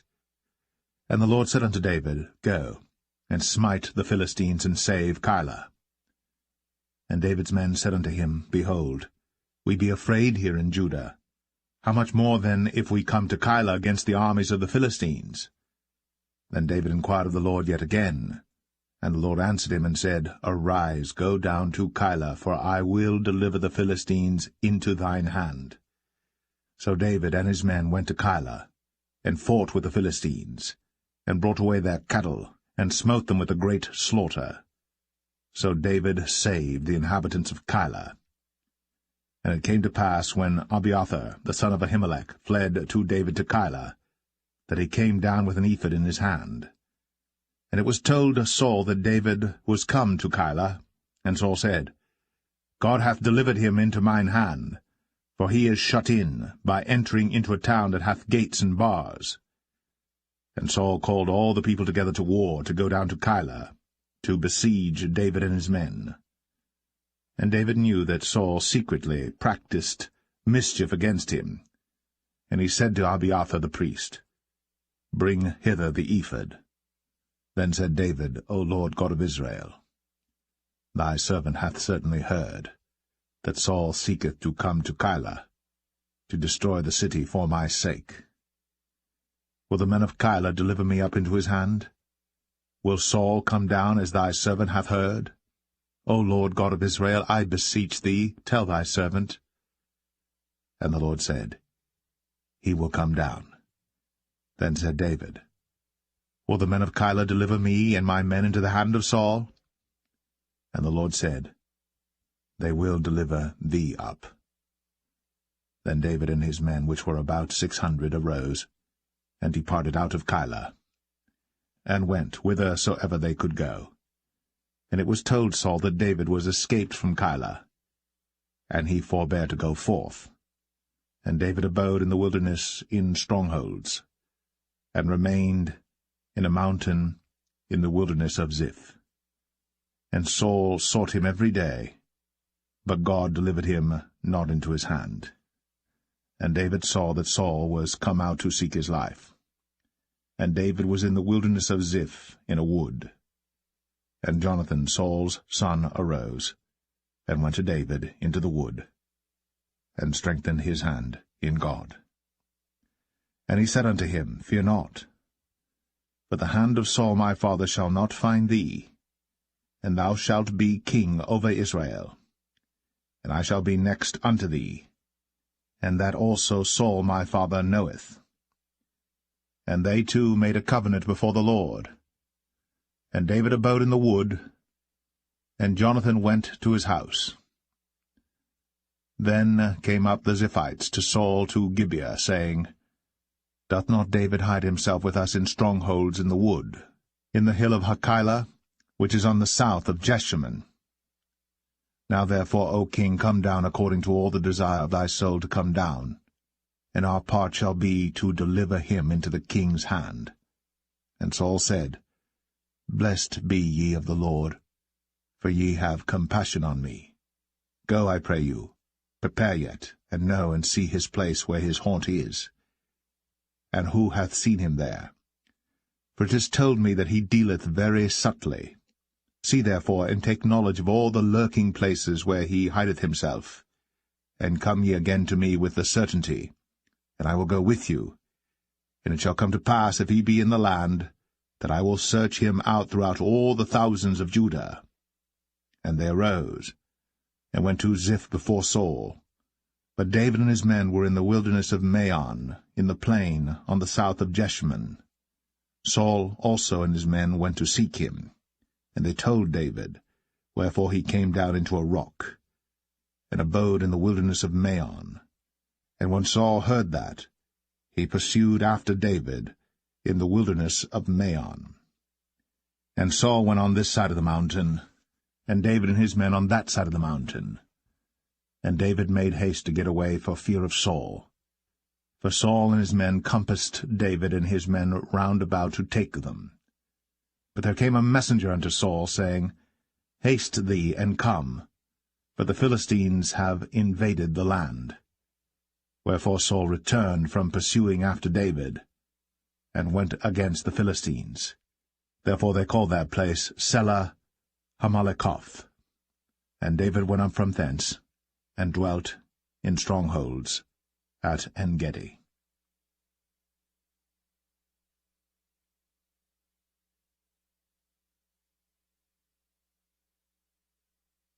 1 Samuel 24. And it came to pass, when Saul was returned from following the Philistines, that it was told him, saying, Behold, David is in the wilderness of En-gedi. Then Saul took 3,000 chosen men out of all Israel, and went to seek David and his men upon the rocks of the wild goats. And he came to the sheepcots by the way, where was a cave. And Saul went in to cover his feet, and David and his men remained in the sides of the cave. And the men of David said unto him, Behold the day of which the Lord said unto thee, Behold, I will deliver thine enemy into thine hand, that thou mayest do to him as it shall seem good unto thee. Then David arose, and cut off the skirt of Saul's robe privily. And it came to pass afterward that David's heart smote him, because he had cut off Saul's skirt. And he said unto his men, The Lord forbid that I should do this thing unto my master, the Lord's anointed, to stretch forth mine hand against him, seeing he is the anointed of the Lord. So David stayed his servants with these words, and suffered them not to rise against Saul. But Saul rose up out of the cave, and went on his way. David also rose afterward, and went out of the cave, and cried after Saul, saying, My lord the king. And when Saul looked behind him, David stooped with his face to the earth, and bowed himself. And David said to Saul, Wherefore hearest thou men's words, saying, Behold, David seeketh thy hurt? Behold, this day thine eyes have seen how that the Lord had delivered thee today into mine hand in the cave, and some bade me kill thee. But mine eye spared thee, and I said, I will not put forth mine hand against my Lord, for he is the Lord's anointed. Moreover, my father, see the skirt of thy robe in my hand. For in that I cut off the skirt of thy robe, and killed thee not. Know thou, and see that there is neither evil nor transgression in mine hand, and I have not sinned against thee. Yet thou huntest my soul to take it. The Lord judge between me and thee, and the Lord avenge me of thee, but mine hand shall not be upon thee. As saith the proverb of the ancients, Wickedness proceedeth from the wicked, but mine hand shall not be upon thee. After whom is the king of Israel come out? After whom dost thou pursue? After a dead dog, after a flea? The Lord therefore be judge, and judge between me and thee, and see, and plead my cause, and deliver me out of thine hand. And it came to pass, when David had made an end of speaking these words unto Saul, that Saul said, Is this thy voice, my son David? And Saul lifted up his voice, and wept. And he said to David, Thou art more righteous than I, for thou hast rewarded me good, whereas I have rewarded thee evil. And thou hast shown this day how that thou hast dealt well with me, forasmuch as when the Lord had delivered me into thine hand, thou killedst me not. For if a man find his enemy, will he let him go well away? Wherefore the Lord reward thee good for that thou hast done unto me this day. And now behold, I know well that thou shalt surely be king, and that the kingdom of Israel shall be established in thine hand. Swear now therefore unto me by the Lord, that thou wilt not cut off my seed after me, and that thou wilt not destroy my name out of my father's house. And David sware unto Saul. And Saul went home, but David and his men gat them up unto the hold.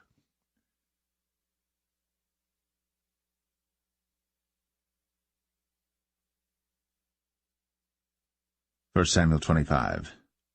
And Samuel died, and all the Israelites were gathered together, and lamented him, and buried him in his house at Ramah. And David arose, and went down to the wilderness of Paran. And there was a man in Maon, whose possessions were in Carmel. And the man was very great. And he had 3,000 sheep and 1,000 goats. And he was shearing his sheep in Carmel. Now the name of the man was Nabal, and the name of his wife Abigail. And she was a woman of good understanding, and of a beautiful countenance. But the man was churlish, and evil in his doings, and he was of the house of Caleb. And David heard in the wilderness that Nabal did shear his sheep. And David sent out 10 young men, and David said unto the young men, Get you up to Carmel, and go to Nabal, and greet him in my name. And thus shall ye say to him that liveth in prosperity, Peace be both to thee, and peace be to thine house, and peace be unto all that thou hast. And now I have heard that thou hast shearers. Now thy shepherds which were with us, we hurt them not, neither was there aught missing unto them all the while they were in Carmel. Ask thy young men, and they will show thee. Wherefore let the young men find favour in thine eyes. For we come in a good day. Give, I pray thee, whatsoever cometh to thine hand unto thy servants, and to thy son David.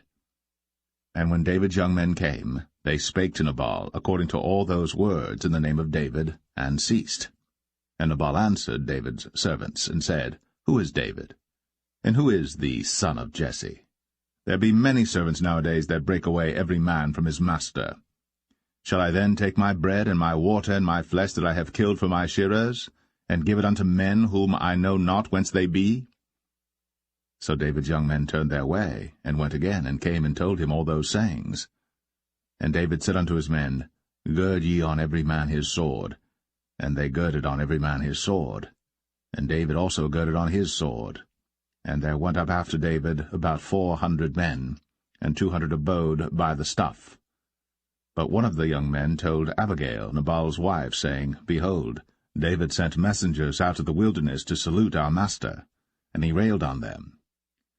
But the men were very good unto us, and we were not hurt, neither missed we any thing as long as we were conversant with them when we were in the fields. They were a wall unto us both by night and day. All the while we were with them keeping the sheep. Now therefore know and consider what thou wilt do, for evil is determined against our master, and against all his household. For he is such a son of Belial, that a man cannot speak to him. Then Abigail made haste, and took 200 loaves and 2 bottles of wine, and 5 sheep ready dressed, and 5 measures of parched corn, and 100 clusters of raisins, and 200 cakes of figs, and laid them on asses. And she said unto her servants, Go on before me, behold, I come after you. But she told not her husband Nabal. And it was so, as she rode on the ass, that she came down by the covert of the hill, and behold, David and his men came down against her, and she met them. Now David had said, Surely in vain have I kept all that this fellow hath in the wilderness, so that nothing was missed of all that pertained unto him. And he hath requited me evil for good. So, and more also do God unto the enemies of David, if I leave of all that pertain to him by the morning light any that pisseth against the wall. And when Abigail saw David, she hasted, and lighted off the ass, and fell before David on her face, and bowed herself to the ground, and fell at his feet, and said, Upon me, my lord, upon me let this iniquity be, and let thine handmaid, I pray thee, speak in thine audience, and hear the words of thine handmaid. Let not, my lord, I pray thee, regard this man of Belial, even Nabal. For as his name is, so is he. Nabal is his name, and folly is with him. But I, thine handmaid, saw not the young men of my lord, whom thou didst send. Now therefore, my lord, as the Lord liveth, and as thy soul liveth, seeing the Lord hath withholden thee from coming to shed blood, and from avenging thyself with thine own hand, now let thine enemies, and they that seek evil to my lord, be as Nabal. And now this blessing which thine handmaid hath brought unto my lord, let it even be given unto the young men that follow my lord. I pray thee, forgive the trespass of thine handmaid, for the Lord will certainly make my lord a sure house, because my lord fighteth the battles of the Lord, and evil hath not been found in thee all thy days. Yet a man is risen to pursue thee, and to seek thy soul. But the soul of my lord shall be bound in the bundle of life with the Lord thy God, and the souls of thine enemies, them shall he sling out, as out of the middle of a sling.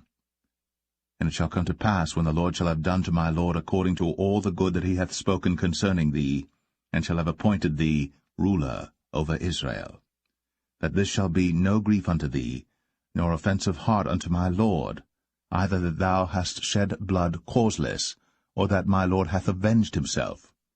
But when the Lord shall have dealt well with my lord, then remember thine handmaid.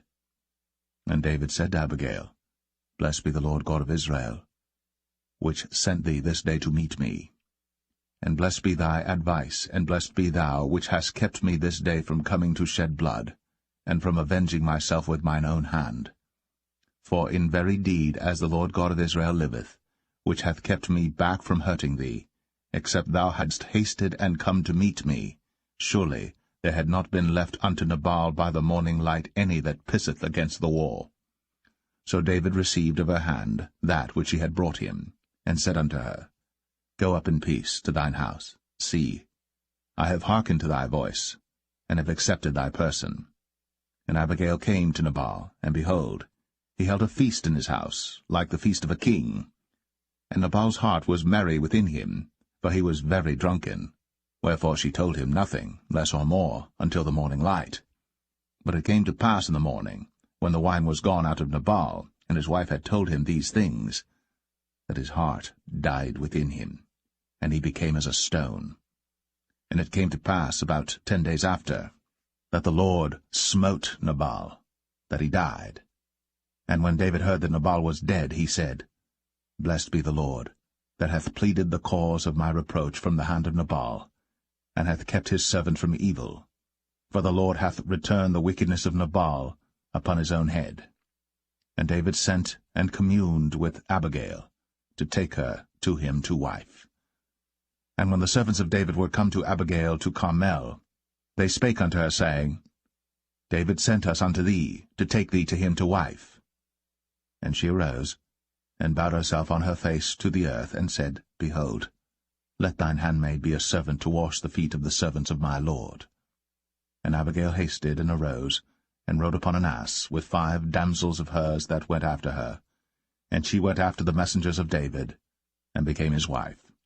David also took Ahinoam of Jezreel, and they were also both of them his wives. But Saul had given Michal his daughter, David's wife, to Phalti, the son of Laish, which was of Galim.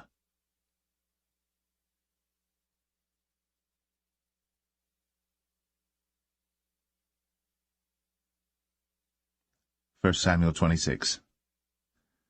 And the Ziphites came unto Saul to Gibeah, saying, Doth not David hide himself in the hill of Hachilah, which is before Jeshimon?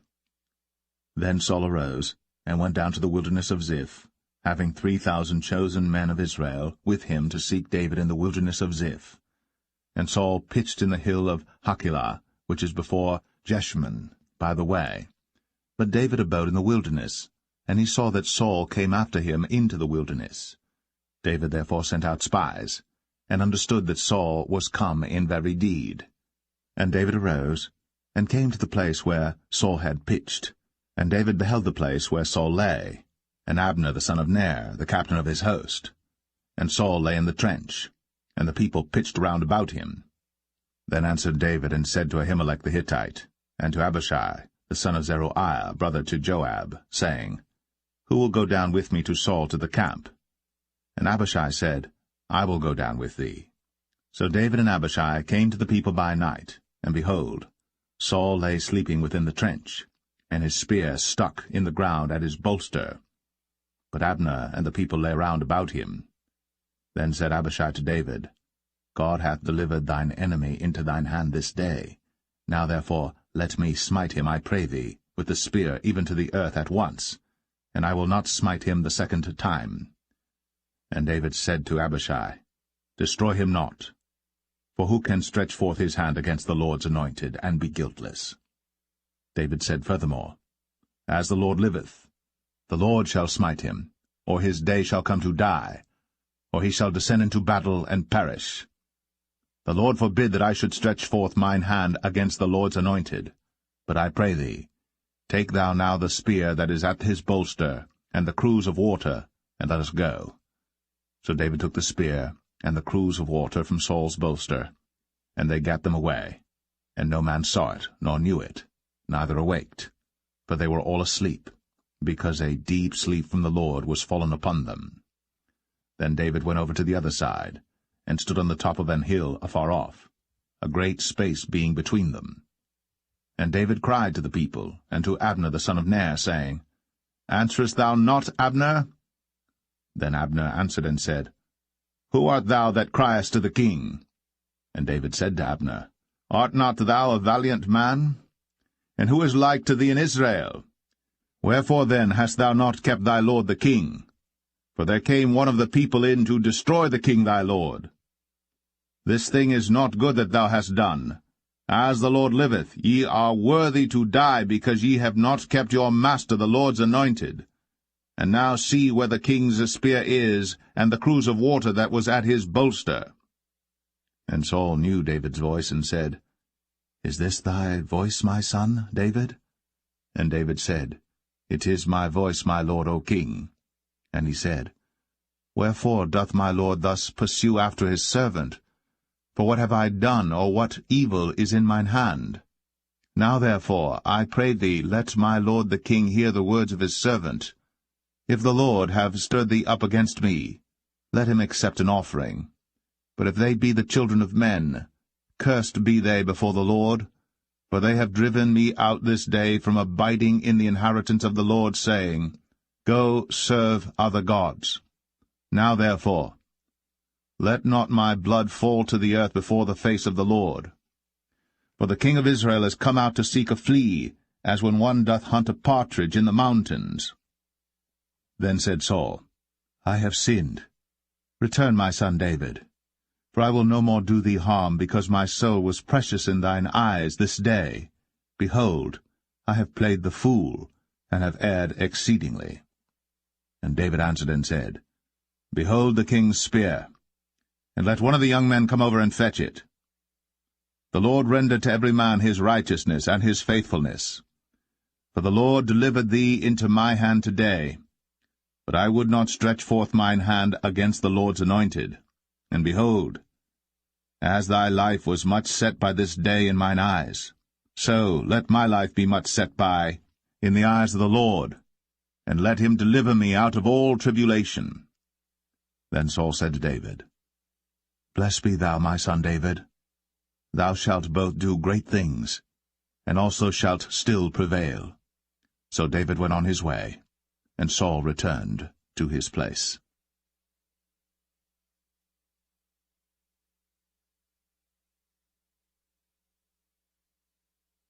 1 Samuel 27.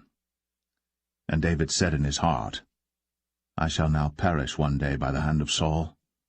There is nothing better for me than that I should speedily escape into the land of the Philistines, and Saul shall despair of me, to seek me any more in any coast of Israel. So shall I escape out of his hand. And David arose, and he passed over with the 600 men that were with him unto Achish, the son of Maoch, king of Gath. And David dwelt with Achish at Gath, he and his men, every man with his household, even David with his 2 wives, Ahinoam the Jezreelitess, and Abigail the Carmelitess, Nabal's wife. And it was told Saul that David was fled to Gath, and he sought no more again for him. And David said unto Achish, If I have now found grace in thine eyes, let them give me a place in some town in the country, that I may dwell there.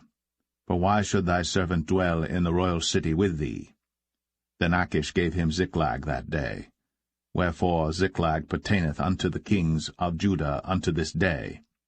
And the time that David dwelt in the country of the Philistines was a full year and 4 months. And David and his men went up, and invaded the Geshurites, and the Gezrites, and the Amalekites. For those nations were of old the inhabitants of the land, as thou goest to Shur, even unto the land of Egypt. And David smote the land, and left neither man nor woman alive, and took away the sheep and the oxen, and the asses, and the camels, and the apparel, and returned and came to Achish. And Achish said, Whither have ye made a road today?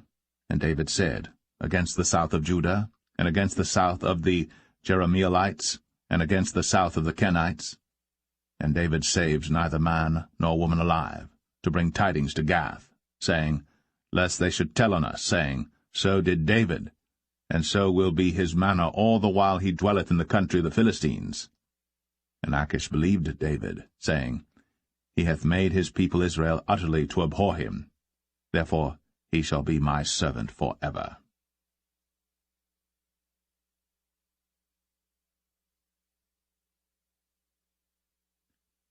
1 Samuel 28. And it came to pass in those days that the Philistines gathered their armies together for warfare, to fight with Israel. And Achish said unto David, Know thou assuredly that thou shalt go out with me to battle, thou and thy men. And David said to Achish, Surely thou shalt know what thy servant can do? And Achish said to David, Therefore will I make thee keeper of mine head for ever. Now Samuel was dead, and all Israel had lamented him, and buried him in Ramah, even in his own city. And Saul had put away those that had familiar spirits, and the wizards out of the land. And the Philistines gathered themselves together, and came and pitched in Shunem. And Saul gathered all Israel together, and they pitched in Gilboa. And when Saul saw the host of the Philistines, he was afraid, and his heart greatly trembled. And when Saul inquired of the Lord answered him not, neither by dreams, nor by Urim, nor by prophets. Then said Saul unto his servants, Seek me a woman that hath a familiar spirit, that I may go to her, and inquire of her. And his servants said to him, Behold, there is a woman that hath a familiar spirit at Endor. And Saul disguised himself, and put on other raiment, and he went, and 2 men with him. And they came to the woman by night. And he said, I pray thee, divine unto me by the familiar spirit, and bring me him up, whom I shall name unto thee. And the woman said unto him, Behold, thou knowest what Saul hath done, how he hath cut off those that have familiar spirits and the wizards out of the land? Wherefore then layest thou a snare for my life, to cause me to die?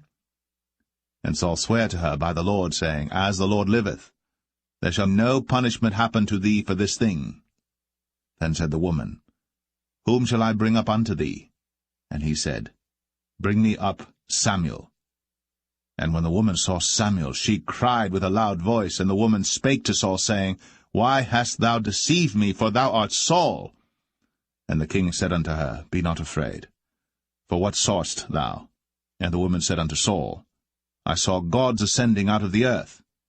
And he said unto her, What form is he of? And she said, An old man cometh up, and he is covered with a mantle. And Saul perceived that it was Samuel, and he stooped with his face to the ground, and bowed himself. And Samuel said to Saul, Why hast thou disquieted me to bring me up? And Saul answered, I am sore distressed, for the Philistines make war against me, and God is departed from me, and answereth me no more, neither by prophets nor by dreams. Therefore I have called thee, that thou mayest make known unto me what I shall do. Then said Samuel, Wherefore then dost thou ask of me, seeing the Lord is departed from thee, and is become thine enemy? And the Lord hath done to him as he spake by me. For the Lord hath rent the kingdom out of thine hand, and given it to thy neighbor, even to David, because thou obeyest not the voice of the Lord, nor executest his fierce wrath upon Amalek. Therefore hath the Lord done this thing unto thee this day. Moreover the Lord will also deliver Israel with thee into the hand of the Philistines, and tomorrow shalt thou and thy sons be with me. The Lord also shall deliver the host of Israel into the hand of the Philistines. Then Saul fell straightway all along on the earth, and was sore afraid because of the words of Samuel.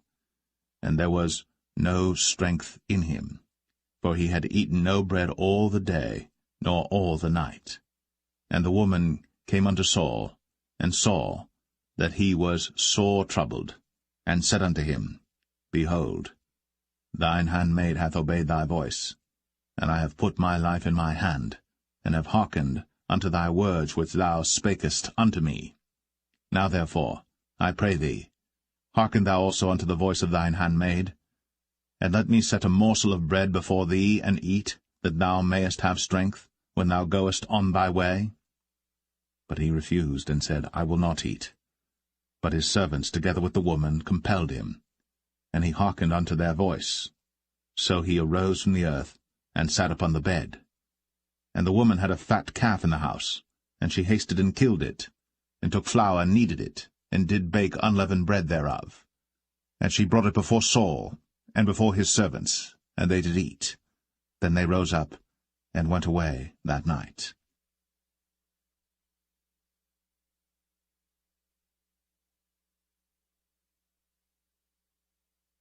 1 Samuel 29. Now the Philistines gathered together all their armies to Aphek, and the Israelites pitched by a fountain which is in Jezreel. And the lords of the Philistines passed on by hundreds and by thousands, but David and his men passed on in the rearward with Achish.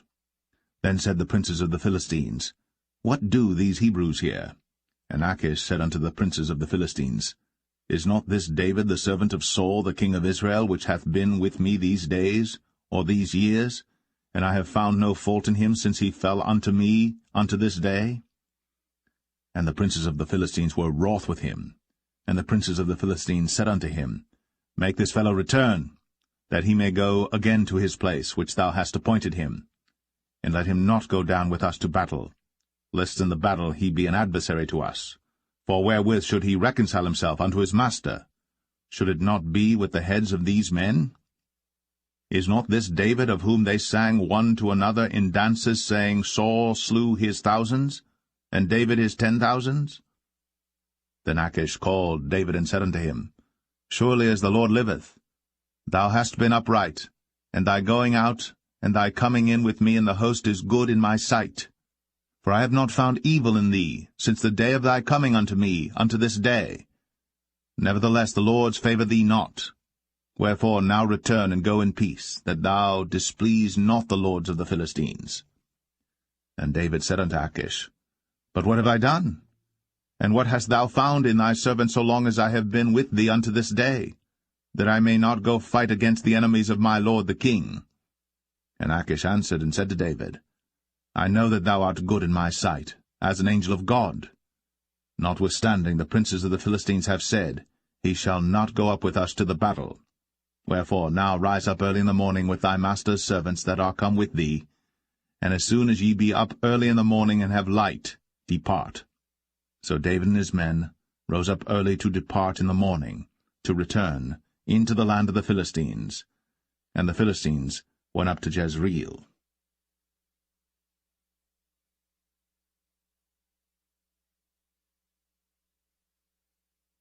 1 Samuel 30.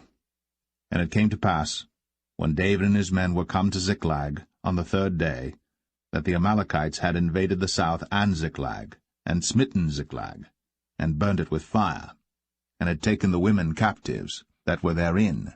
They slew not any, either great or small, but carried them away, and went on their way.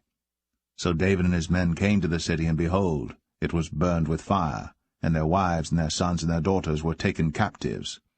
Then David and the people that were with him lifted up their voice and wept until they had no more power to weep.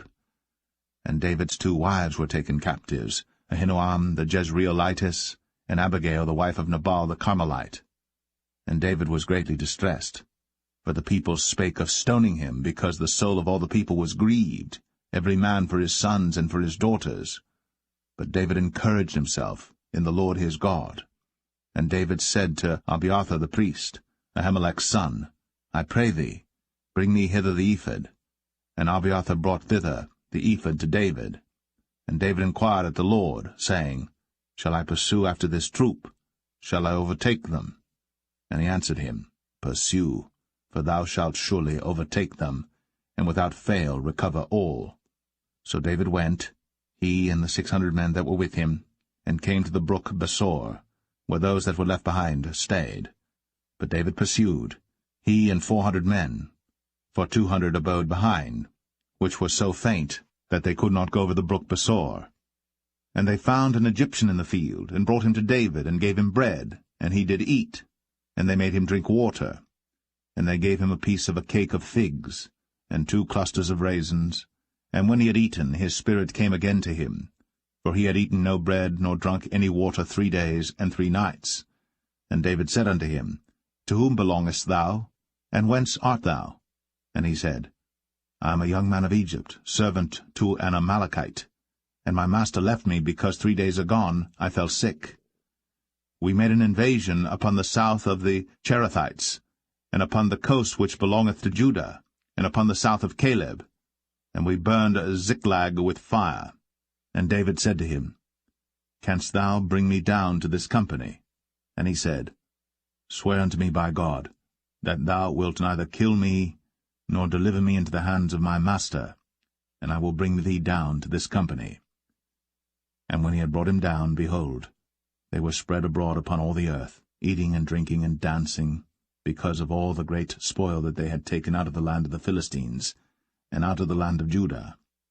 And David smote them from the twilight even unto the evening of the next day. And there escaped not a man of them, save 400 young men which rode upon camels and fled. And David recovered all that the Amalekites had carried away, and David rescued his 2 wives. And there was nothing lacking to them, neither small nor great, neither sons nor daughters, neither spoil nor anything that they had taken to them. David recovered all. And David took all the flocks and the herds, which they drave before those other cattle, and said, This is David's spoil. And David came to the 200 men, which were so faint that they could not follow David, whom they had made also to abide at the brook Besor. And they went forth to meet David, and to meet the people that were with him. And when David came near to the people, he saluted them.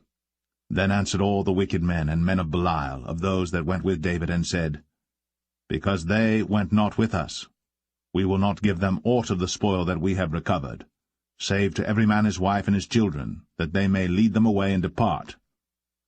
Then said David, Ye shall not do so, my brethren. With that which the Lord hath given us, who hath preserved us, and delivered the company that came against us into our hand. For who will hearken unto you in this matter? But as his part is that goeth down to the battle, so shall his part be that tarrieth by the stuff. They shall part alike. And it was so from that day forward that he made it a statute and an ordinance for Israel unto this day. And when David came to Ziklag, he sent of the spoil unto the elders of Judah, even to his friends, saying, Behold, a present for you of the spoil of the enemies of the Lord, to them which were in Bethel, and to them which were in South Ramoth, and to them which were in Jatir, and to them which were in Aroer, and to them which were in Siphmoth, and to them which were in Eshtemoa, and to them which were in Rakal, and to them which were in the cities of the Jerahmeelites, and to them which were in the cities of the Kenites, and to them which were in Hormah, and to them which were in Chor-Ashan, and to them which were in Athak, and to them which were in Hebron, and to all the places where David himself and his men were wont to haunt.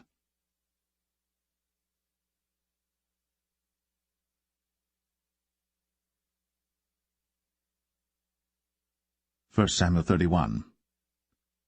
Now the Philistines fought against Israel, and the men of Israel fled from before the Philistines, and fell down slain in Mount Gilboa.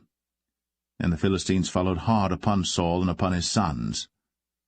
And the Philistines slew Jonathan, and Abinadab, and Malchishua, Saul's sons. And the battle went sore against Saul, and the archers hit him, and he was sore wounded of the archers.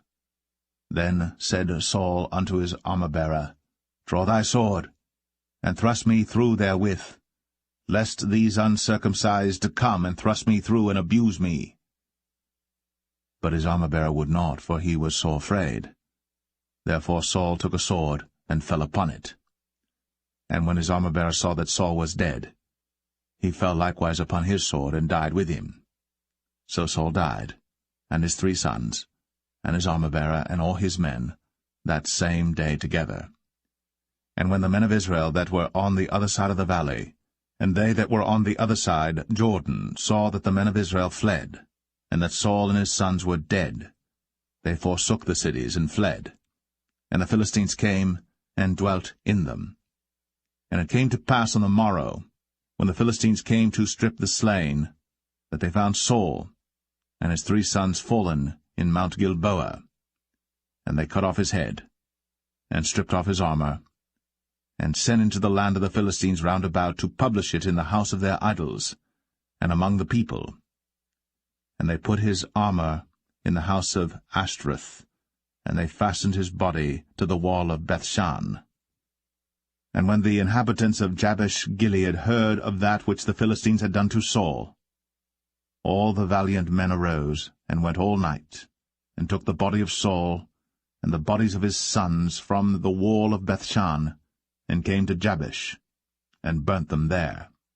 And they took their bones, and buried them under a tree at Jabesh, and fasted 7 days.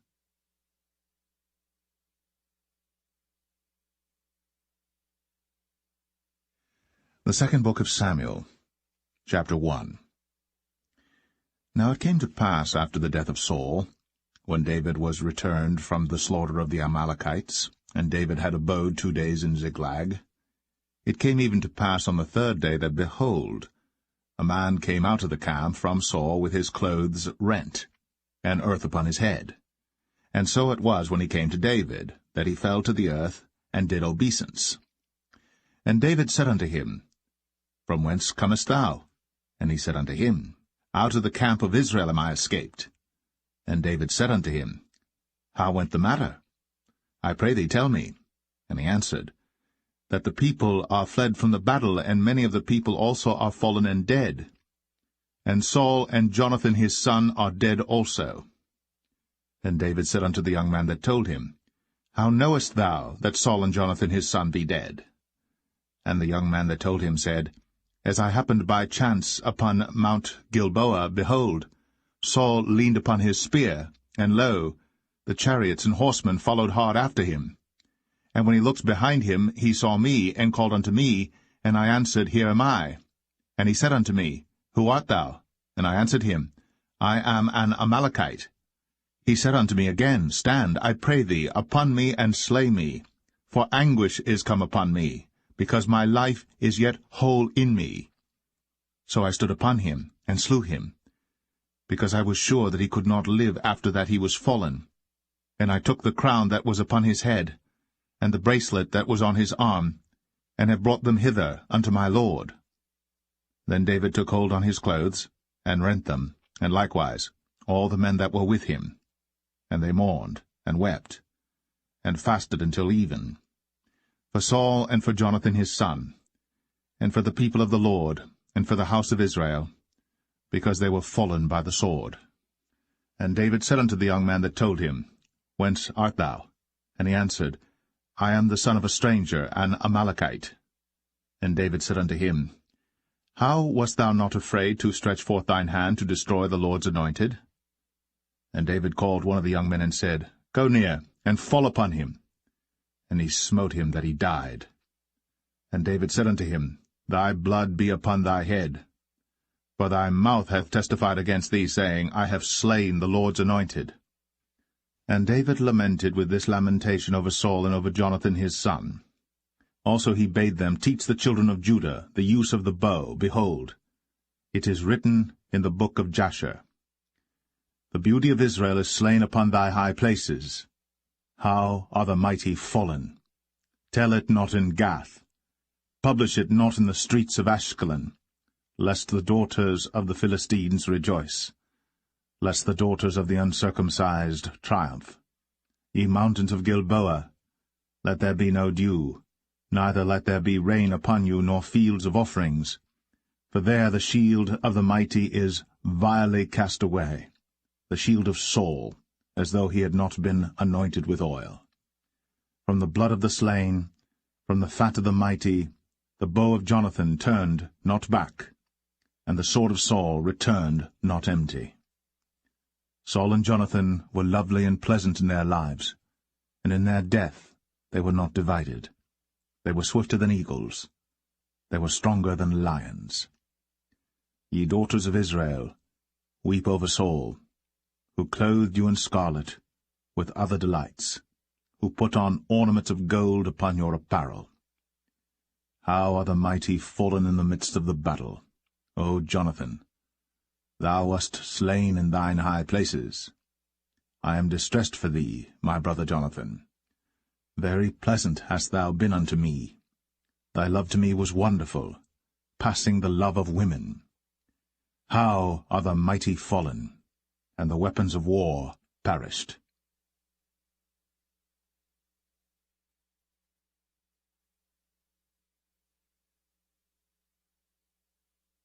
2 Samuel 2. And it came to pass after this that David inquired of the Lord, saying, Shall I go up into any of the cities of Judah? And the Lord said unto him, Go up. And David said, Whither shall I go up? And he said, Unto Hebron. So David went up thither, and his 2 wives also, Ahinoam the Jezreelitess, and Abigail Nabal's wife, the Carmelite. And his men that were with him did David bring up, every man with his household, and they dwelt in the cities of Hebron. And the men of Judah came, and there they anointed David king over the house of Judah. And they told David, saying, that the men of Jabesh-Gilead were they that buried Saul. And David sent messengers unto the men of Jabesh-Gilead, and said unto them, Blessed be ye of the Lord, that ye have shown this kindness unto your Lord, even unto Saul, and have buried him. And now the Lord show kindness and truth unto you, and I also will requite you this kindness, because ye have done this thing. Therefore now let your hands be strengthened, and be ye valiant. For your master Saul is dead, and also the house of Judah have anointed me king over them. But Abner, the son of Ner, captain of Saul's host, took Ishbosheth, the son of Saul, and brought him over to Mahanaim, and made him king over Gilead, and over the Asherites, and over Jezreel, and over Ephraim, and over Benjamin, and over all Israel. Ishbosheth, Saul's son, was 40 years old when he began to reign over Israel, and reigned 2 years. But the house of Judah followed David. And the time that David was king in Hebron over the house of Judah was 7 years and 6 months. And Abner the son of Ner, and the servants of Ishbosheth the son of Saul, went out from Mahanaim to Gibeon.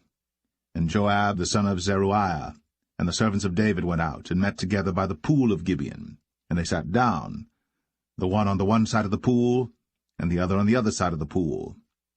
And Abner said to Joab, Let the young men now arise, and play before us. And Joab said, Let them arise.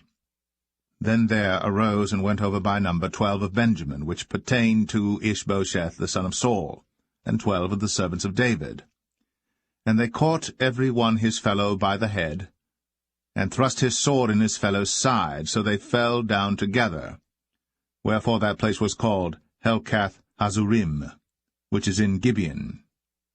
And there was a very sore battle that day. And Abner was beaten, and the men of Israel, before the servants of David. And there were 3 sons of Zeruiah there, Joab, and Abishai, and Asahel. And Asahel was as light of foot as a wild roe. And Asahel pursued after Abner, and in going he turned not to the right hand nor to the left from following Abner. Then Abner looked behind him, and said, Art thou Asahel? And he answered, I am. And Abner said to him, Turn thee aside to thy right hand or to thy left, and lay thee hold on one of the young men, and take thee his armor. But Asahel would not turn aside from following of him. And Abner said again to Asahel, Turn thee aside from following me. Wherefore should I smite thee to the ground? How then should I hold up my face to Joab thy brother? Howbeit he refused to turn aside. Wherefore Abner, with the hinder end of the spear, smote him under the 5th rib, that the spear came out behind him, and he fell down there, and died in the same place. And it came to pass, that as many as came to the place where Asahel fell down and died stood still. Joab also and Abishai pursued after Abner. And the sun went down when they were come to the hill of Ammah, that lieth before Giah by the way of the wilderness of Gibeon. And the children of Benjamin gathered themselves together after Abner, and became one troop, and stood on the top of an hill. Then Abner called to Joab and said, Shall the sword devour for ever? Knowest thou not that it will be bitterness in the latter end? How long shall it be then, ere thou bid the people return from following their brethren? And Joab said, As God liveth, unless thou hadst spoken. Surely then in the morning the people had gone up every one from following his brother. So Joab blew a trumpet, and all the people stood still, and pursued after Israel no more, neither fought they any more. And Abner and his men walked all that night through the plain, and passed over Jordan, and went through all Bithron, and they came to Mahanaim. And Joab returned from following Abner. And when he had gathered all the people together, there lacked of David's servants 19 men, and Asahel. But the servants of David had smitten of Benjamin, and of Abner's men, so that 360 men died. And they took up Asahel, and buried him in the sepulchre of his father, which was in Bethlehem. And Joab and his men went all night, and they came to Hebron at break of day.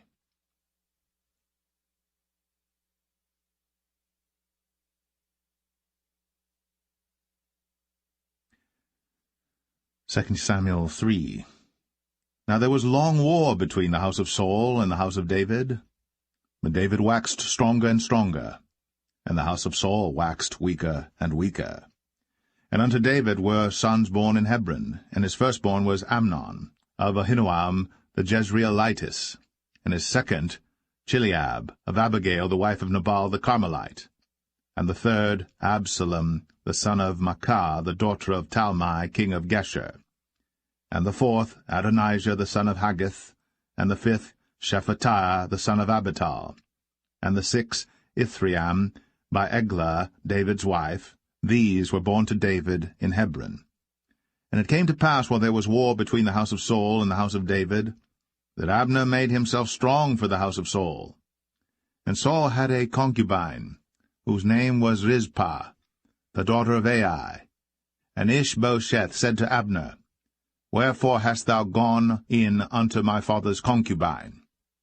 Then was Abner very wroth for the words of Ishbosheth, and said, Am I a dog's head, which against Judah do show kindness this day unto the house of Saul thy father, to his brethren, and to his friends, and have not delivered thee into the hand of David, that thou chargest me today with a fault concerning this woman?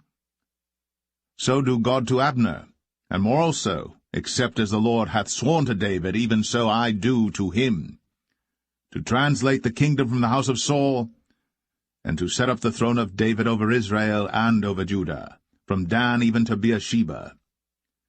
And he could not answer Abner a word again, because he feared him. And Abner sent messengers to David on his behalf, saying, Whose is the land?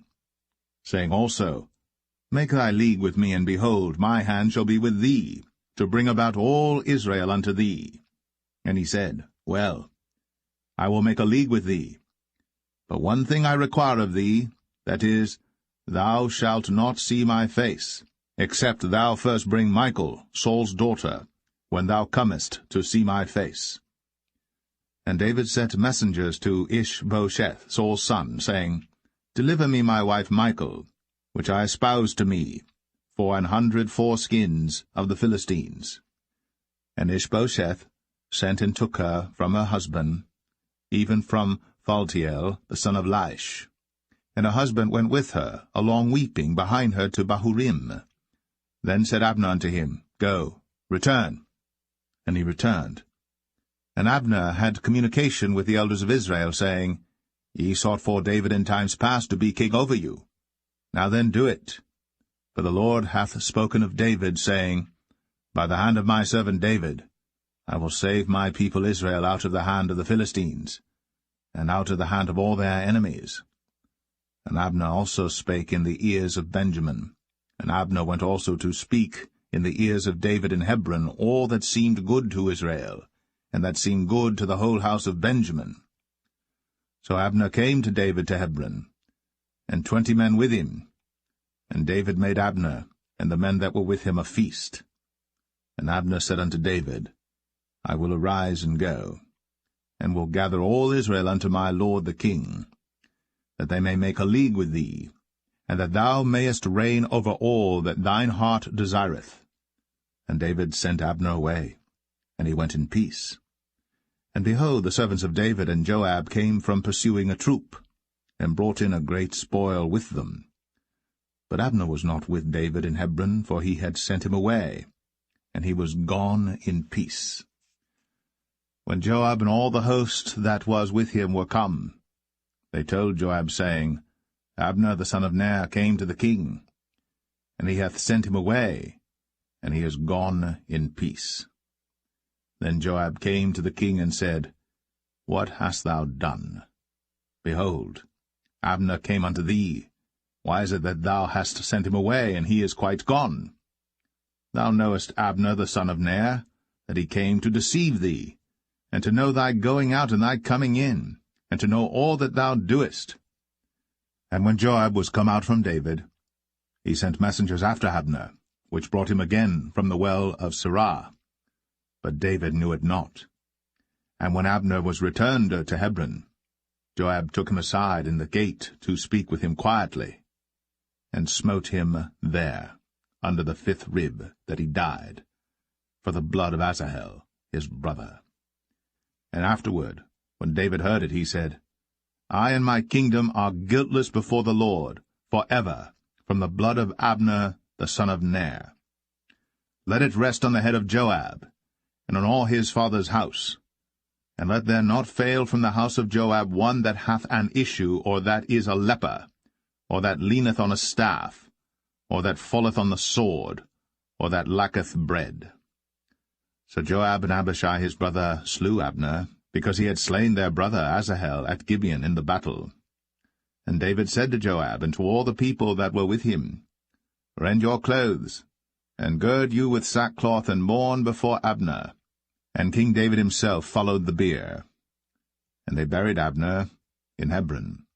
And the king lifted up his voice, and wept at the grave of Abner. And all the people wept. And the king lamented over Abner, and said, Died Abner as a fool dieth. Thy hands were not bound, nor thy feet put into fetters. As a man falleth before wicked men, so fellest thou. And all the people wept again over him. And when all the people came to cause David to eat meat while it was yet day, David sware, saying, So do God to me, and more also, if I taste bread or aught else, till the sun be down.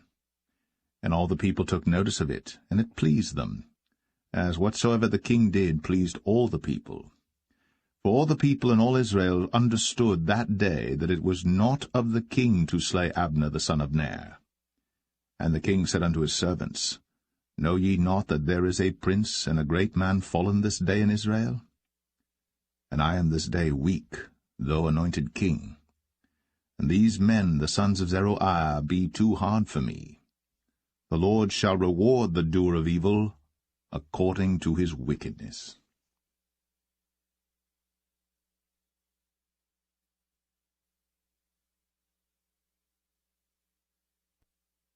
2 Samuel 4. And when Saul's son heard that Abner was dead in Hebron, his hands were feeble, and all the Israelites were troubled. And Saul's son had 2 men that were captains of bands. The name of the one was Baanah, and the name of the other Rechab, the sons of Rimmon, a Beerothite, of the children of Benjamin. For Beeroth also was reckoned to Benjamin. And the Beerothites fled to Gittaim, and were sojourners there until this day. And Jonathan, Saul's son, had a son that was lame of his feet. He was 5 years old when the tidings came of Saul and Jonathan out of Jezreel. And his nurse took him up, and fled. And it came to pass, as she made haste to flee, that he fell and became lame. And his name was Mephibosheth. And the sons of Rimmon the Beerothite, Rechab and Baanah, went, and came about the heat of the day to the house of Ishbosheth, who lay on a bed, at noon.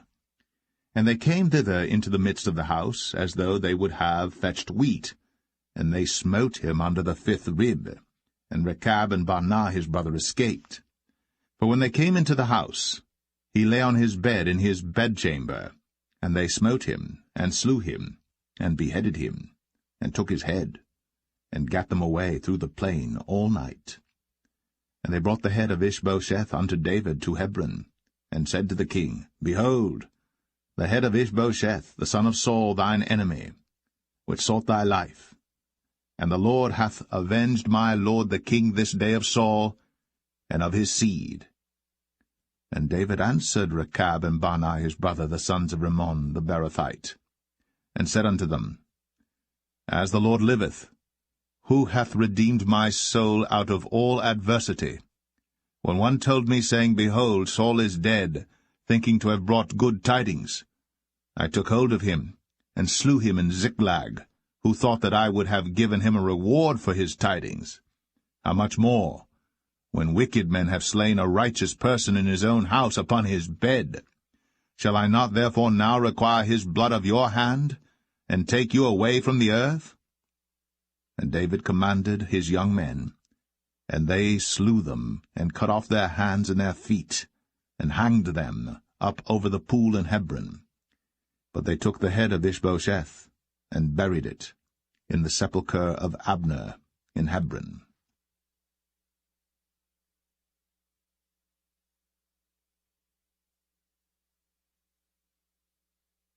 2 Samuel 5. Then came all the tribes of Israel to David unto Hebron, and spake, saying, Behold, we are thy bone and thy flesh. Also in time past, when Saul was king over us, thou wast he that leddest out and broughtest in Israel. And the Lord said to thee, Thou shalt feed my people Israel, and thou shalt be a captain over Israel. So all the elders of Israel came to the king to Hebron, and King David made a league with them in Hebron before the Lord, and they anointed David king over Israel. David was 30 years old when he began to reign, and he reigned 40 years. In Hebron he reigned over Judah 7 years and 6 months, and in Jerusalem he reigned 33 years over all Israel and Judah. And the king and his men went to Jerusalem unto the Jebusites, the inhabitants of the land, which spake unto David, saying, Except thou take away the blind and the lame, thou shalt not come in hither, thinking, David cannot come in hither. Nevertheless, David took the stronghold of Zion, the same is the city of David. And David said on that day, Whosoever getteth up to the gutter, and smiteth the Jebusites, and the lame and the blind, that are hated of David's soul, he shall be chief and captain. Wherefore they said, The blind and the lame shall not come into the house. So David dwelt in the fort, and called it the city of David. And David built round about from Millo and inward. And David went on, and grew great, and the Lord God of hosts was with him. And Hiram king of Tyre sent messengers to David, and cedar trees, and carpenters, and masons, and they built David an house. And David perceived that the Lord had established him king over Israel, and that he had exalted his kingdom for his people Israel's sake. And David took him more concubines and wives out of Jerusalem, after he was come from Hebron, and there were yet sons and daughters born to David. And these be the names of those that were born unto him in Jerusalem, Shammua, and Shobab, and Nathan, and Solomon, Ibhar also, and Elishua, and Nepheg, and Japhia, and Elishama, and Eliada, and Eliphalet. But when the Philistines heard that they had anointed David king over Israel, all the Philistines came up to seek David, and David heard of it, and went down to the hold. The Philistines also came and spread themselves in the valley of Rephaim. And David inquired of the Lord, saying, Shall I go up to the Philistines? Wilt thou deliver them into mine hand? And the Lord said unto David, Go up, for I will doubtless deliver the Philistines into thine hand. And David came to Baal Perazim, and David smote them there, and said, The Lord hath broken forth upon mine enemies before me, as the breach of waters. Therefore he called the name of that place Baal Perazim. And there they left their images, and David and his men burned them. And the Philistines came up yet again, and spread themselves in the valley of Rephaim. And when David inquired of the Lord, he said, Thou shalt not go up, but fetch a compass behind them, and come upon them over against the mulberry trees. And let it be, when thou hearest the sound of a going in the tops of the mulberry trees, that then thou shalt bestir thyself, for then shall the Lord go out before thee to smite the host of the Philistines. And David did so, as the Lord had commanded him, and smote the Philistines from Geba until thou come to Gazer.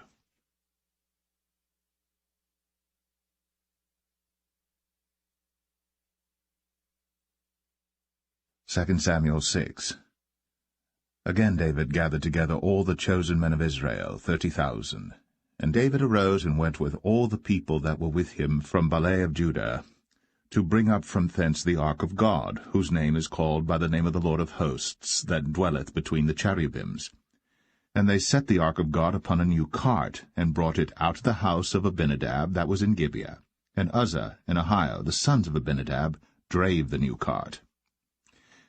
And they brought it out of the house of Abinadab, which was at Gibeah, accompanying the ark of God, and Ahio went before the ark.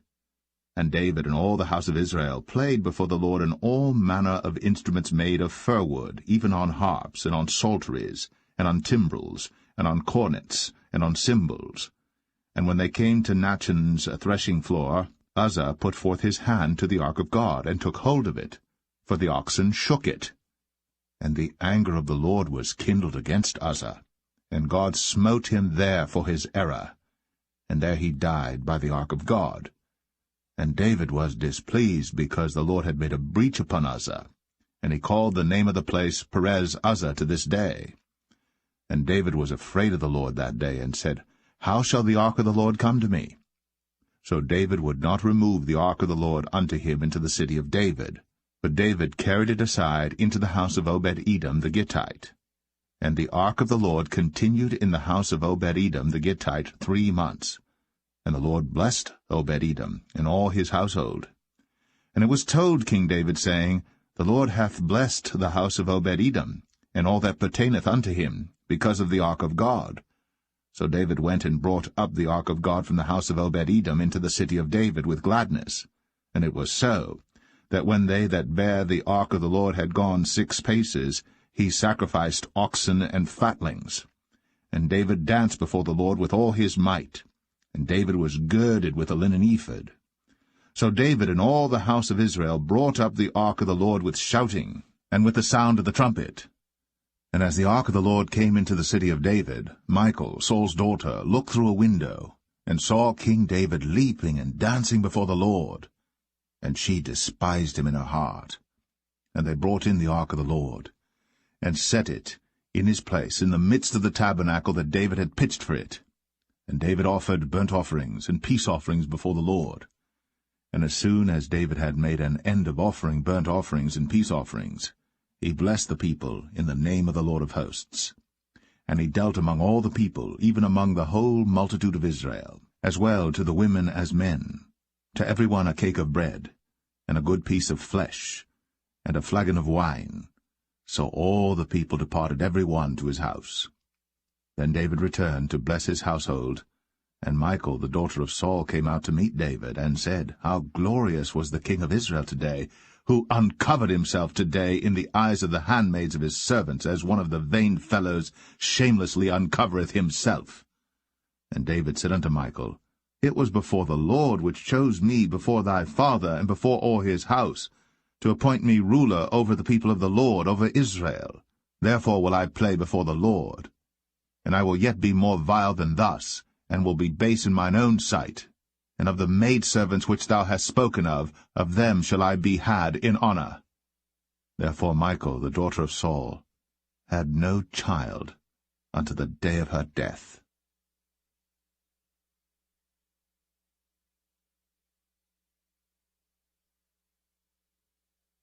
Second Samuel 7. And it came to pass, when the king sat in his house, and the Lord had given him rest round about from all his enemies, that the king said unto Nathan the prophet, See now, I dwell in an house of cedar, but the ark of God dwelleth within curtains. And Nathan said to the king, Go, do all that is in thine heart, for the Lord is with thee.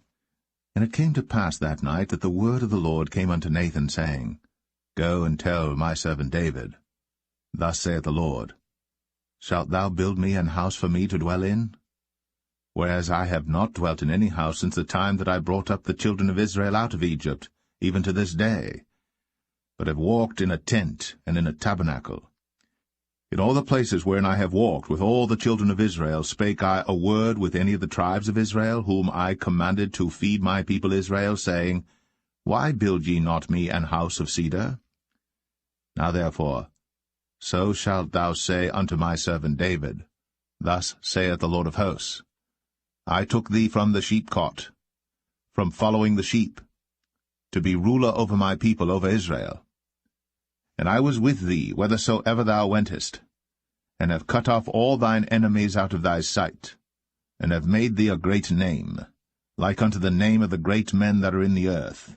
Moreover, I will appoint a place for my people Israel, and will plant them, that they may dwell in a place of their own, and move no more, neither shall the children of wickedness afflict them any more as beforetime. And as since the time that I commanded judges to be over my people Israel, and have caused thee to rest from all thine enemies, also the Lord telleth thee, that he will make thee an house. And when thy days be fulfilled, and thou shalt sleep with thy fathers, I will set up thy seed after thee, which shall proceed out of thy bowels, and I will establish his kingdom. He shall build an house for my name, and I will establish the throne of his kingdom for ever.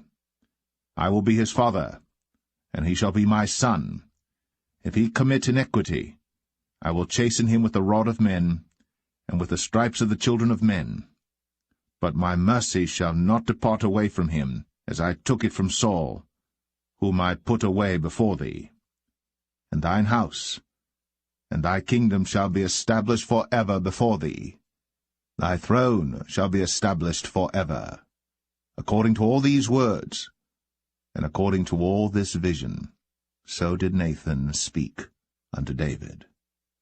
Then went King David in, and sat before the Lord, and he said, Who am I, O Lord God? And what is my house that thou hast brought me hitherto? And this was yet a small thing in thy sight, O Lord God. But thou hast spoken also of thy servant's house for a great while to come. And is this the manner of man, O Lord God? And what can David say more unto thee? For thou, Lord God, knowest thy servant.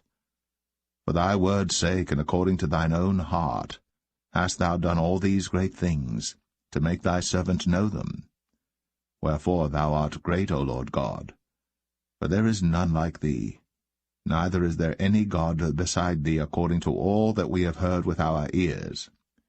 And what one nation in the earth is like thy people, even like Israel, whom God went to redeem for a people to himself, and to make him a name, and to do for you great things and terrible for thy land, before thy people, which thou redeemedst to thee from Egypt, from the nations and their gods. For thou hast confirmed to thyself thy people Israel to be a people unto thee for ever, and thou, Lord, art become their God. And now, O Lord God, the word that thou hast spoken concerning thy servant, and concerning his house, establish it for ever, and do as thou hast said. And let thy name be magnified for ever, saying, The Lord of hosts is the God of Israel. And let the house of thy servant David be established before thee. For thou, O Lord of hosts, God of Israel, hast revealed to thy servant, saying, I will build thee an house. Therefore hath thy servant found in his heart to pray this prayer unto thee. And now, O Lord God, thou art that God, and thy words be true, and thou hast promised this goodness unto thy servant. Therefore now, let it please thee to bless the house of thy servant, that it may continue for ever before thee. For thou, O Lord God, hast spoken it, and with thy blessing let the house of thy servant be blessed for ever.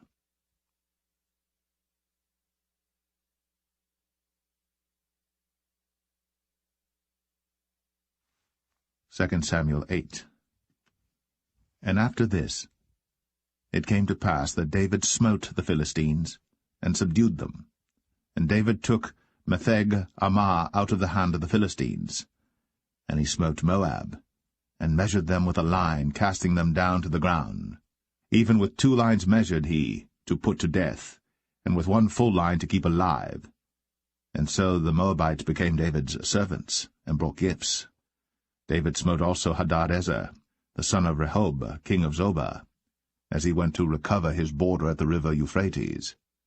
And David took from him 1,000 chariots, and 700 horsemen, and 20,000 footmen. And David houghed all the chariot horses, but reserved of them 400 chariots. And when the Syrians of Damascus came to succor Hadadezer, king of Zobah, David slew of the Syrians 22,000 men. Then David put garrisons in Syria of Damascus, and the Syrians became servants to David and brought gifts. And the Lord preserved David whithersoever he went. And David took the shields of gold that were on the servants of Hadadezer, and brought them to Jerusalem. And from Betah and from Berothai, cities of Hadadezer, King David took exceeding much brass. When Toi, king of Hamath, heard that David had smitten all the host of Hadadezer, then Toi sent Joram his son unto King David to salute him and to bless him, because he had fought against Hadadezer, and smitten him. For Hadadezer had wars with Toi. And Joram brought with him vessels of silver, and vessels of gold, and vessels of brass, which also King David did dedicate unto the Lord, with the silver and gold that he had dedicated of all nations which he subdued, of Syria, and of Moab, and of the children of Ammon, and of the Philistines, and of Amalek, and of the spoil of Hadadezer son of Rehob, king of Zobah. And David gat him a name when he returned from smiting of the Syrians in the valley of Salt, being 18,000 men. And he put garrisons in Edom. Throughout all Edom put he garrisons, and all they of Edom became David's servants. And the Lord preserved David whithersoever he went.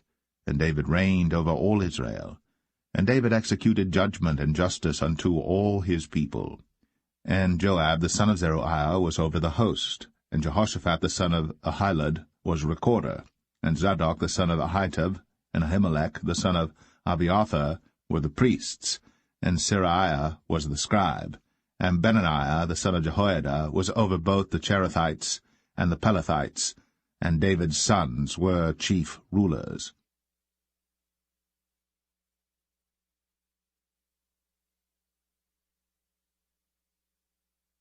2 Samuel 9. And David said, Is there yet any that is left of the house of Saul, that I may show him kindness for Jonathan's sake?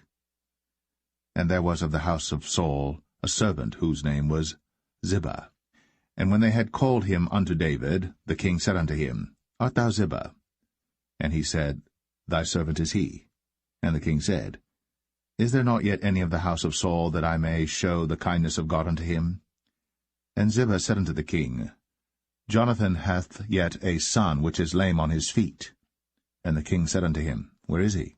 And Ziba said unto the king, Behold, he is in the house of Machir, the son of Ammiel, in Lo-debar. Then King David sent and fetched him out of the house of Machir, the son of Ammiel, from Lo-debar.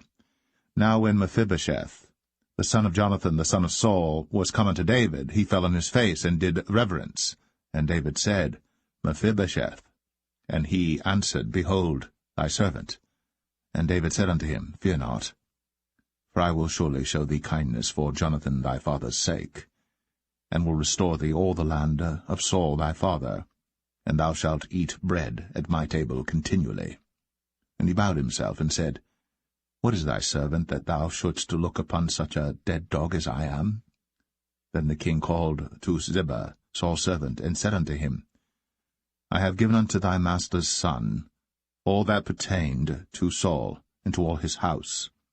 Thou therefore, and thy sons and thy servants, shall till the land for him, and thou shalt bring in the fruits, that thy master's son may have food to eat. But Mephibosheth, thy master's son, shall eat bread always at my table.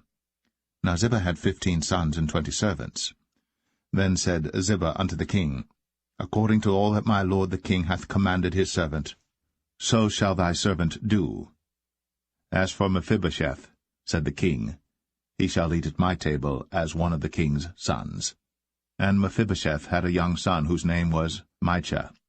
And all that dwelt in the house of Ziba were servants unto Mephibosheth.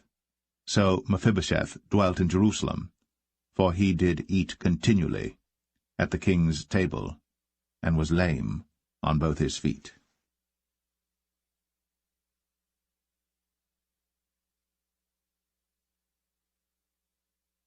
2 Samuel 10.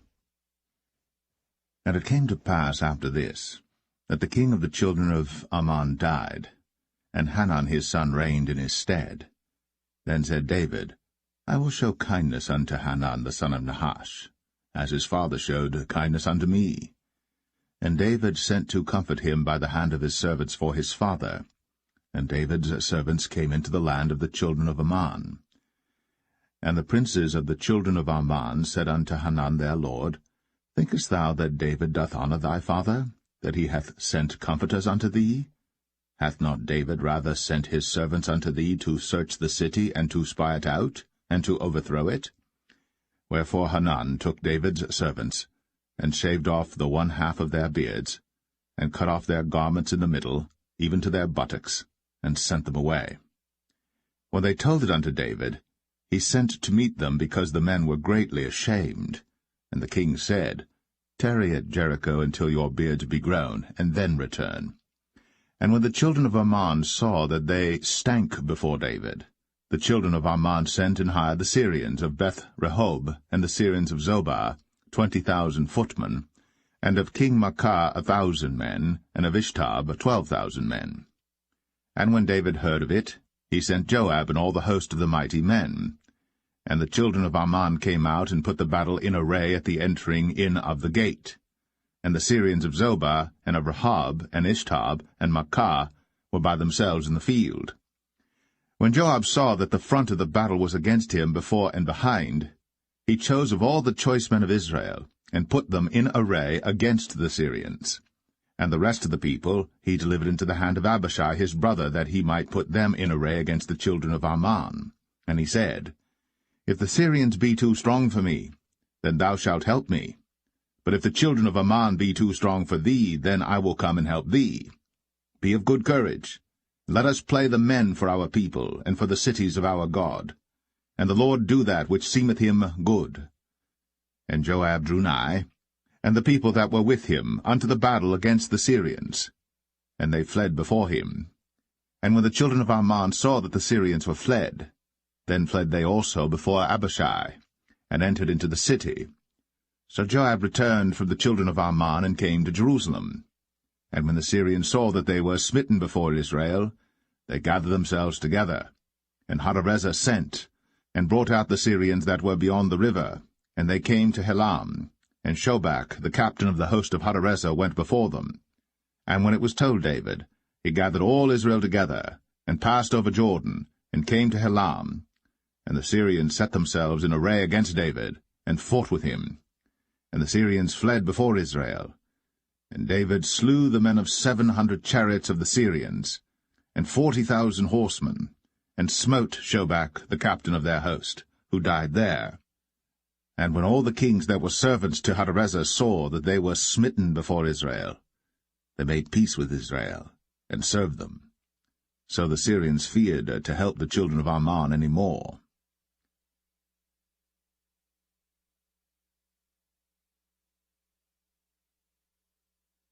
Second Samuel 11. And it came to pass, after the year was expired, at the time when kings go forth to battle, that David sent Joab and his servants with him, and all Israel. And they destroyed the children of Ammon, and besieged Rabbah. But David tarried still at Jerusalem. And it came to pass in an evening tide that David arose from off his bed, and walked upon the roof of the king's house.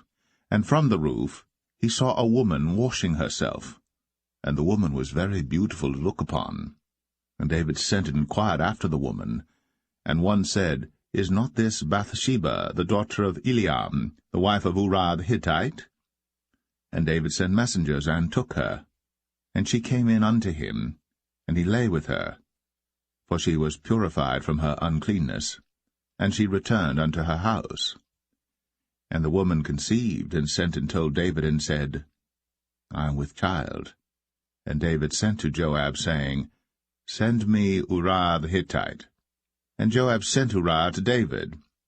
And when Uriah was come unto him, David demanded of him how Joab did, and how the people did, and how the war prospered. And David said to Uriah, Go down to thy house, and wash thy feet. And Uriah departed out of the king's house, and there followed him a mess of meat from the king. But Uriah slept at the door of the king's house with all the servants of his lord, and went not down to his house. And when they had told David, saying, Uriah went not down unto his house, David said unto Uriah, Camest thou not from thy journey? Why then didst thou not go down unto thine house?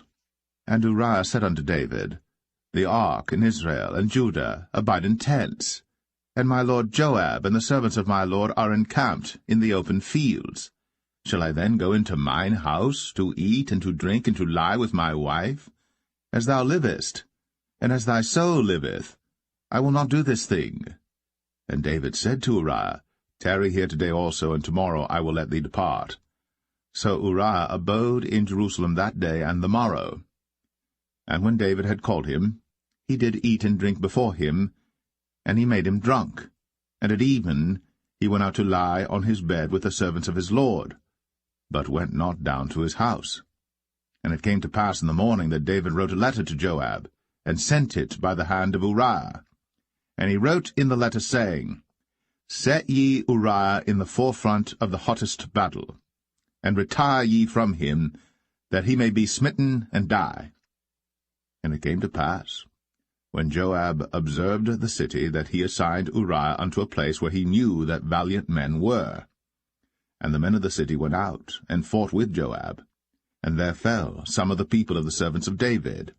And Uriah the Hittite died also.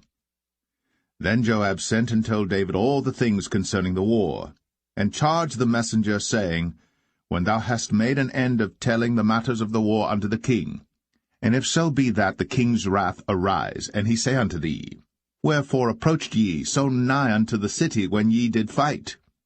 Knew ye not that they would shoot from the wall? Who smote Abimelech, the son of Jerubbesheth? Did not a woman cast a piece of a millstone upon him from the wall, that he died in Thebez? Why went ye nigh the wall? Then say thou, Thy servant Uriah the Hittite is dead also. So the messenger went, and came and showed David all that Joab had sent him for. And the messenger said unto David, Surely the men prevailed against us, and came out unto us into the field, and we were upon them even unto the entering of the gate. And the shooters shot from off the wall upon thy servants, and some of the king's servants be dead, and thy servant Uriah the Hittite is dead also. Then David said unto the messenger, Thus shalt thou say unto Joab, Let not this thing displease thee, for the sword devoureth one as well as another. Make thy battle more strong against the city, and overthrow it, and encourage thou him. And when the wife of Uriah heard that Uriah her husband was dead, she mourned for her husband. And when the morning was past, David sent and fetched her to his house, and she became his wife, and bare him a son. But the thing that David had done displeased the Lord.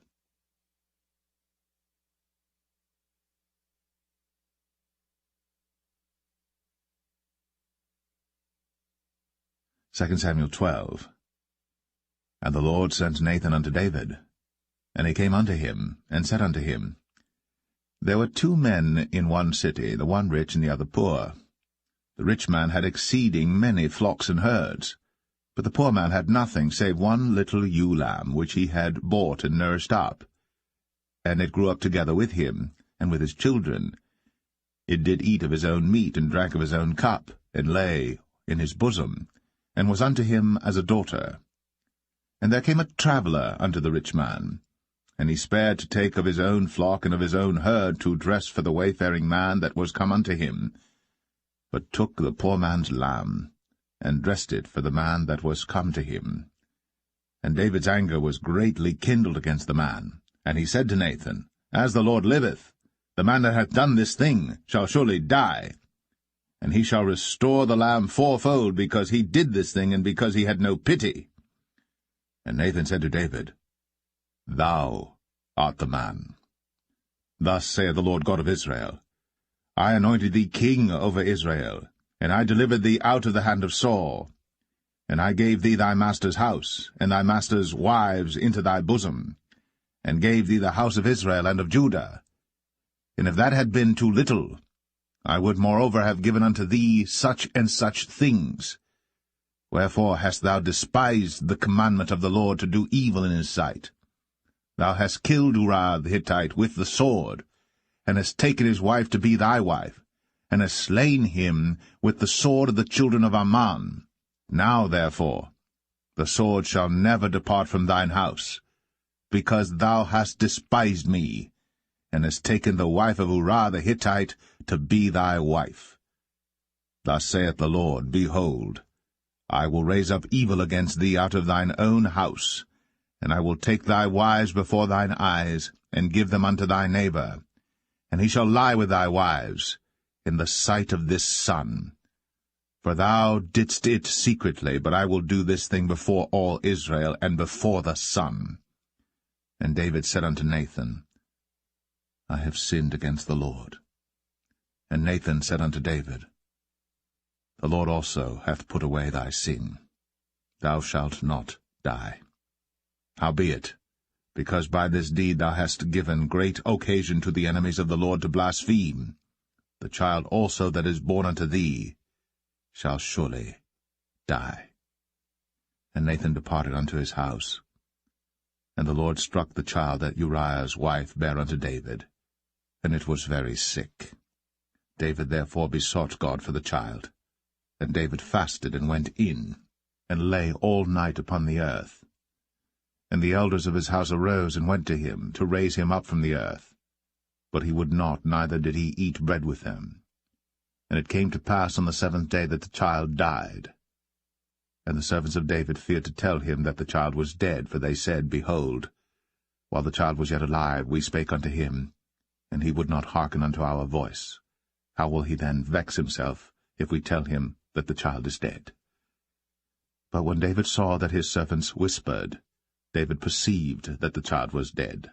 Therefore David said unto his servants, Is the child dead? And they said, He is dead. Then David arose from the earth, and washed, and anointed himself, and changed his apparel, and came into the house of the Lord, and worshipped. Then he came to his own house, and when he required, they set bread before him, and he did eat. Then said his servants unto him, What thing is this that thou hast done? Thou didst fast and weep for the child while it was alive, but when the child was dead thou didst rise and eat bread. And he said, While the child was yet alive, I fasted and wept, for I said, Who can tell whether God will be gracious to me, that the child may live? But now he is dead. Wherefore should I fast? Can I bring him back again? I shall go to him, but he shall not return to me. And David comforted Bathsheba his wife, and went in unto her, and lay with her. And she bare a son, and he called his name Solomon. And the Lord loved him. And he sent by the hand of Nathan the prophet, and he called his name Jedediah, because of the Lord. And Joab fought against Rabbah of the children of Ammon, and took the royal city. And Joab sent messengers to David, and said, I have fought against Rabbah, and have taken the city of waters. Now therefore, gather the rest of the people together, and encamp against the city, and take it, lest I take the city, and it be called after my name. And David gathered all the people together, and went to Rabbah, and fought against it, and took it. And he took their king's crown from off his head, the weight whereof was a talent of gold, with the precious stones, and it was set on David's head. And he brought forth the spoil of the city in great abundance. And he brought forth the people that were therein, and put them under saws, and under harrows of iron, and under axes of iron, and made them pass through the brick kiln. And thus did he unto all the cities of the children of Ammon. So David and all the people returned unto Jerusalem.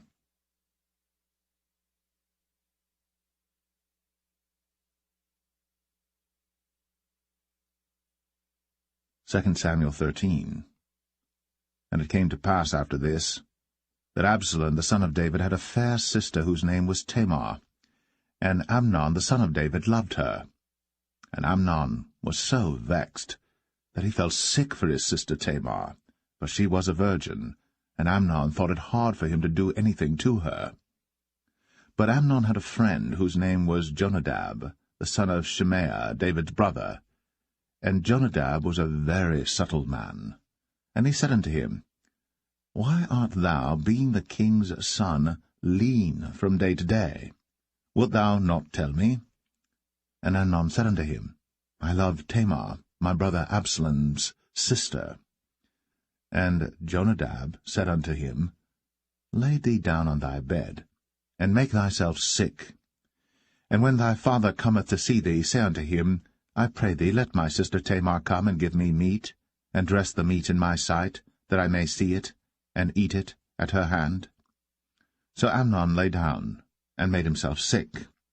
And when the king was come to see him, Amnon said unto the king, I pray thee, let Tamar my sister come, and make me a couple of cakes in my sight, that I may eat at her hand. Then David sent home to Tamar, saying, Go now to thy brother Amnon's house, and dress him meat.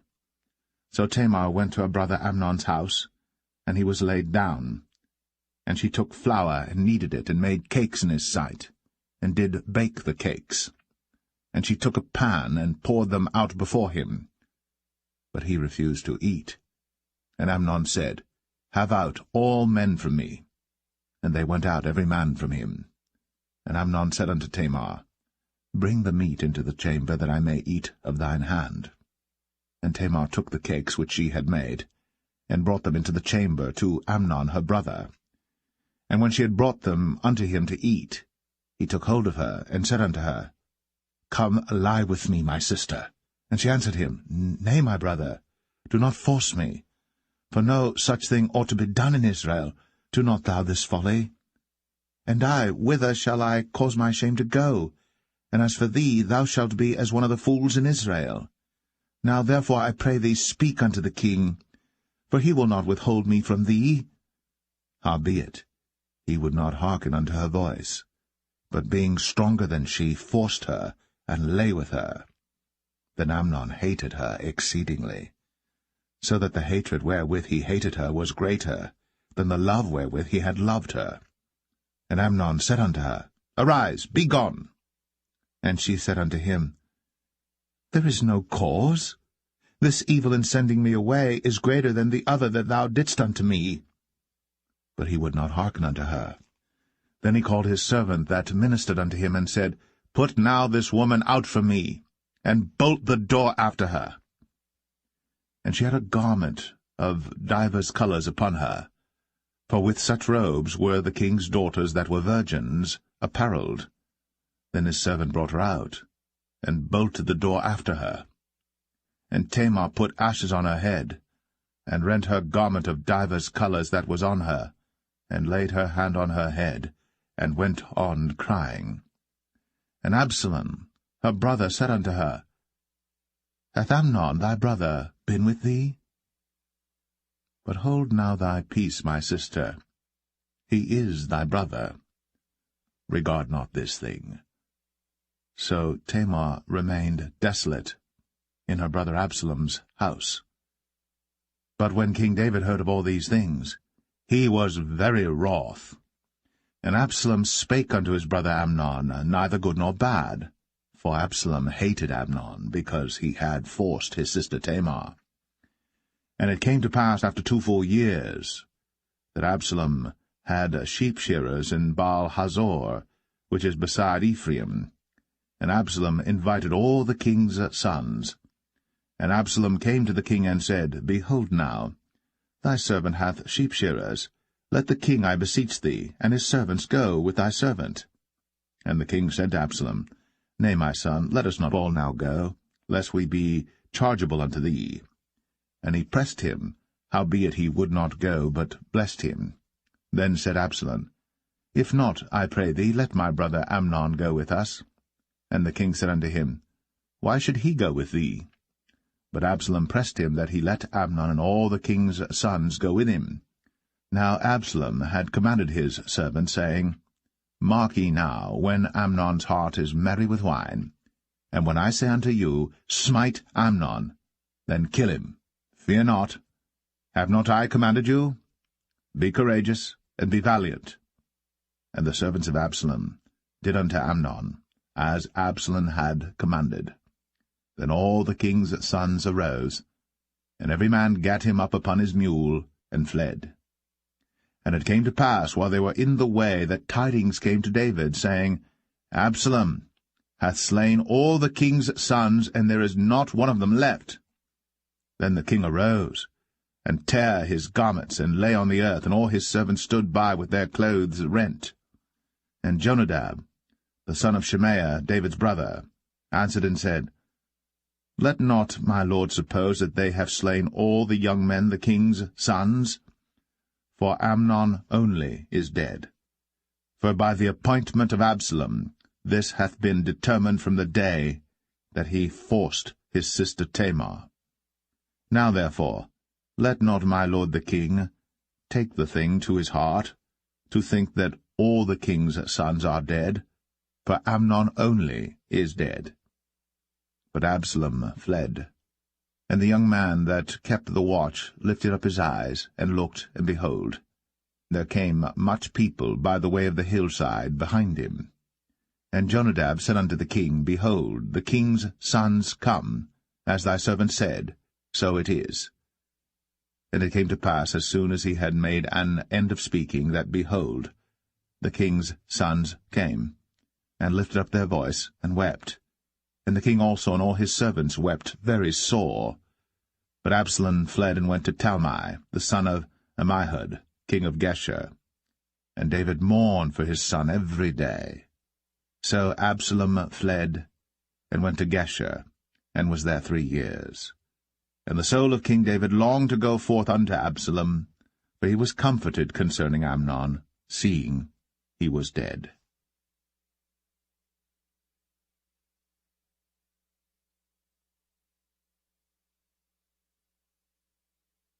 2 Samuel 14. Now Joab the son of Zeruiah perceived that the king's heart was toward Absalom. And Joab sent to Tekoa, and fetched thence a wise woman, and said unto her, I pray thee, feign thyself to be a mourner, and put on now mourning apparel, and anoint not thyself with oil, but be as a woman that had a long time mourned for the dead. And come to the king, and speak on this manner unto him. So Joab put the words in her mouth.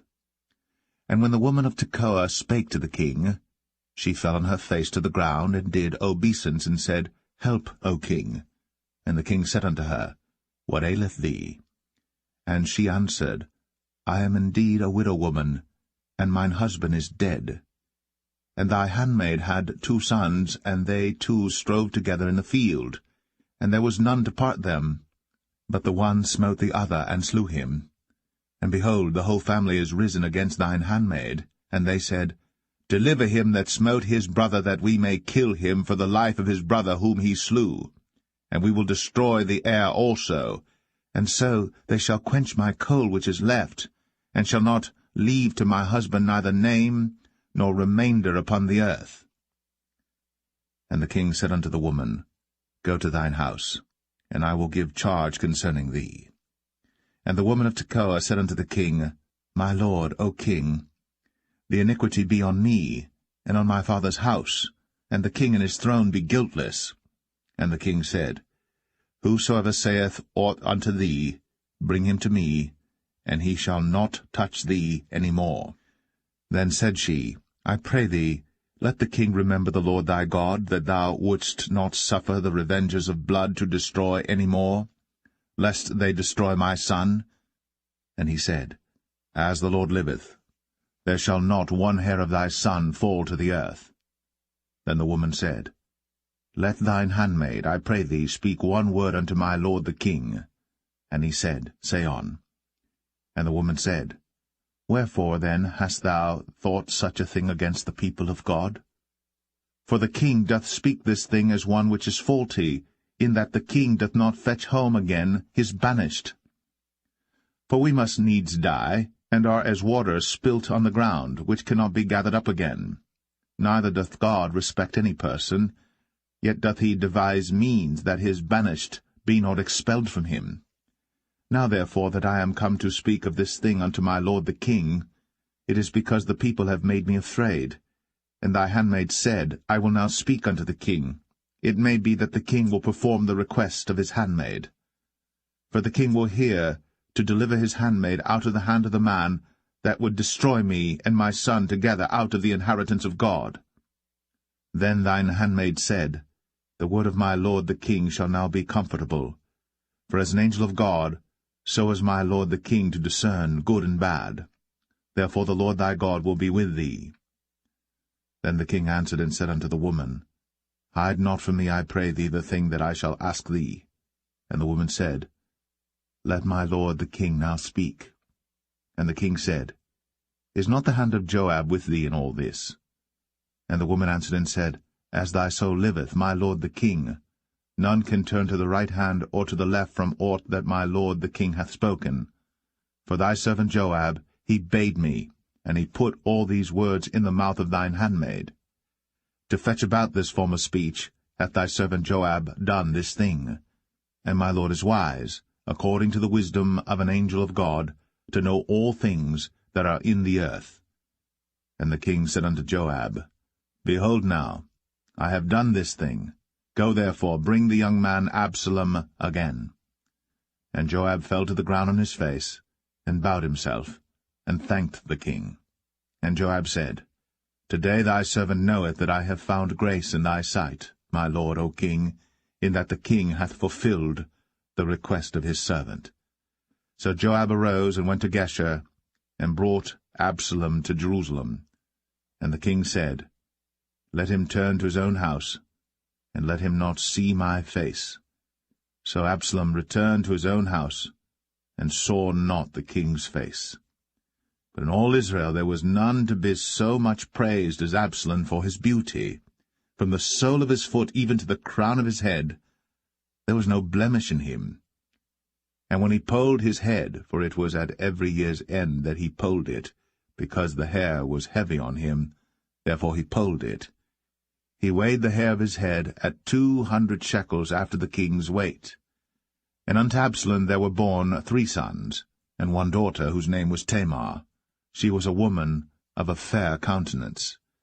So Absalom dwelt 2 full years in Jerusalem, and saw not the king's face. Therefore Absalom sent for Joab to have sent him to the king. But he would not come to him. And when he sent again the second time, he would not come. Therefore he said unto his servants, See, Joab's field is near mine, and he hath barley there. Go and set it on fire. And Absalom's servants set the field on fire. Then Joab arose, and came to Absalom unto his house, and said unto him, Wherefore have thy servants set my field on fire? And Absalom answered Joab, Behold, I sent unto thee, saying, Come hither, that I may send thee to the king, to say, Wherefore am I come from Geshur? It had been good for me to have been there still. Now therefore let me see the king's face, and if there be any iniquity in me, let him kill me. So Joab came to the king, and told him. And when he had called for Absalom, he came to the king, and bowed himself on his face to the ground before the king. And the king kissed Absalom.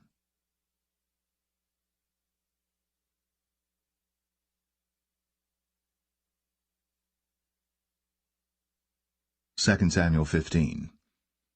And it came to pass after this, that Absalom prepared him chariots and horses, and 50 men to run before him. And Absalom rose up early, and stood beside the way of the gate. And it was so, that when any man that had a controversy came to the king for judgment, then Absalom called unto him, and said, Of what city art thou? And he said, Thy servant is of one of the tribes of Israel. And Absalom said unto him, See, thy matters are good and right, but there is no man deputed of the king to hear thee. Absalom said moreover, O that I were made judge in the land, that every man which hath any suit or cause might come unto me, and I would do him justice. And it was so, that when any man came nigh to him to do him obeisance, he put forth his hand, and took him, and kissed him. And on this manner did Absalom to all Israel that came to the king for judgment. So Absalom stole the hearts of the men of Israel. And it came to pass after 40 years that Absalom said unto the king, I pray thee, let me go and pay my vow, which I have vowed unto the Lord in Hebron. For thy servant vowed a vow while I abode at Geshur in Syria, saying, If the Lord shall bring me again indeed to Jerusalem, then I will serve the Lord. And the king said unto him, Go in peace. So he arose, and went to Hebron. But Absalom sent spies throughout all the tribes of Israel, saying, As soon as ye hear the sound of the trumpet, then ye shall say, Absalom reigneth in Hebron. And with Absalom went 200 men out of Jerusalem, that were called, and they went in their simplicity, and they knew not anything. And Absalom sent for Ahithophel the Gilonite, David's counselor, from his city, even from Gilo, while he offered sacrifices. And the conspiracy was strong, for the people increased continually with Absalom. And there came a messenger to David, saying, The hearts of the men of Israel are after Absalom. And David said unto all his servants that were with him at Jerusalem, Arise, and let us flee. For we shall not else escape from Absalom.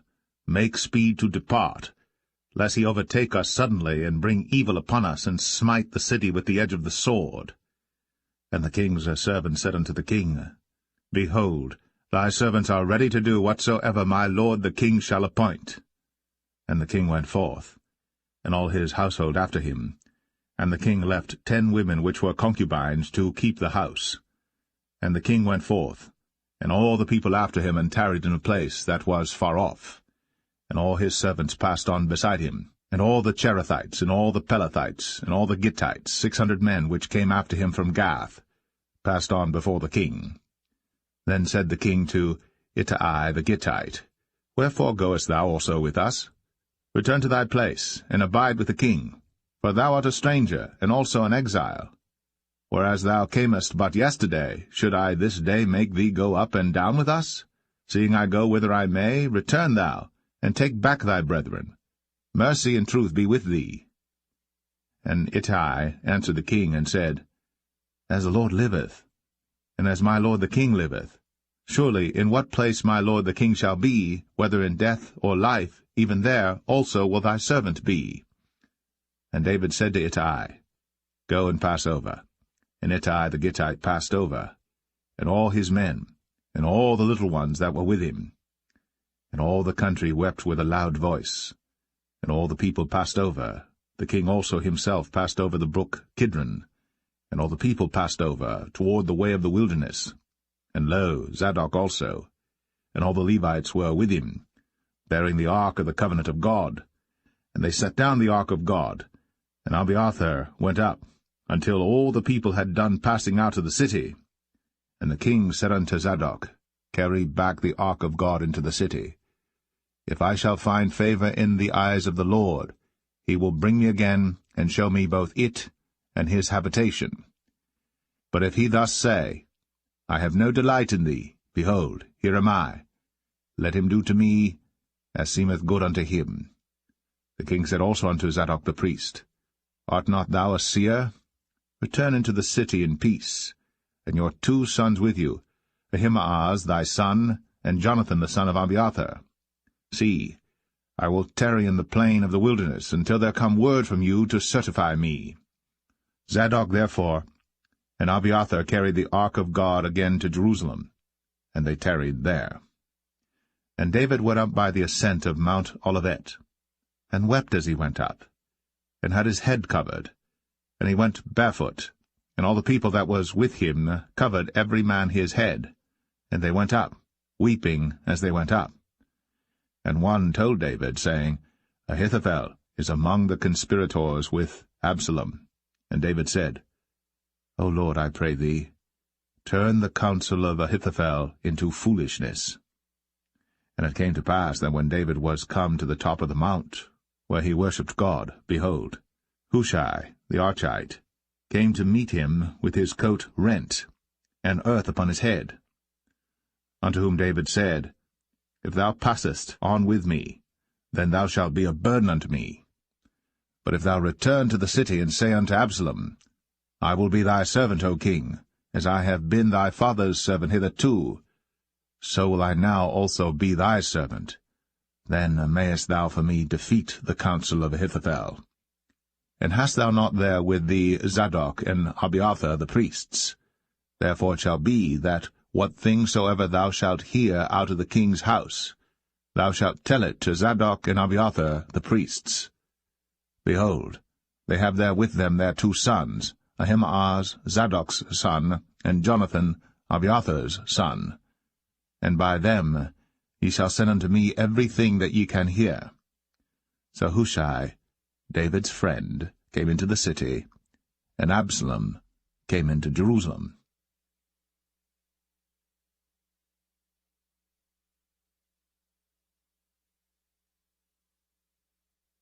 2 Samuel 16. And when David was a little past the top of the hill, behold, Ziba, the servant of Mephibosheth, met him, with a couple of asses saddled, and upon them 200 loaves of bread, and 100 bunches of raisins, and 100 of summer fruits, and a bottle of wine. And the king said unto Ziba, What meanest thou by these? And Ziba said, The asses be for the king's household to ride on, and the bread and summer fruit for the young men to eat, and the wine, that such as be faint in the wilderness may drink. And the king said, And where is thy master's son? And Ziba said unto the king, Behold, he abideth at Jerusalem, for he said, Today shall the house of Israel restore me the kingdom of my father. Then said the king to Ziba, Behold, thine are all that pertained unto Mephibosheth.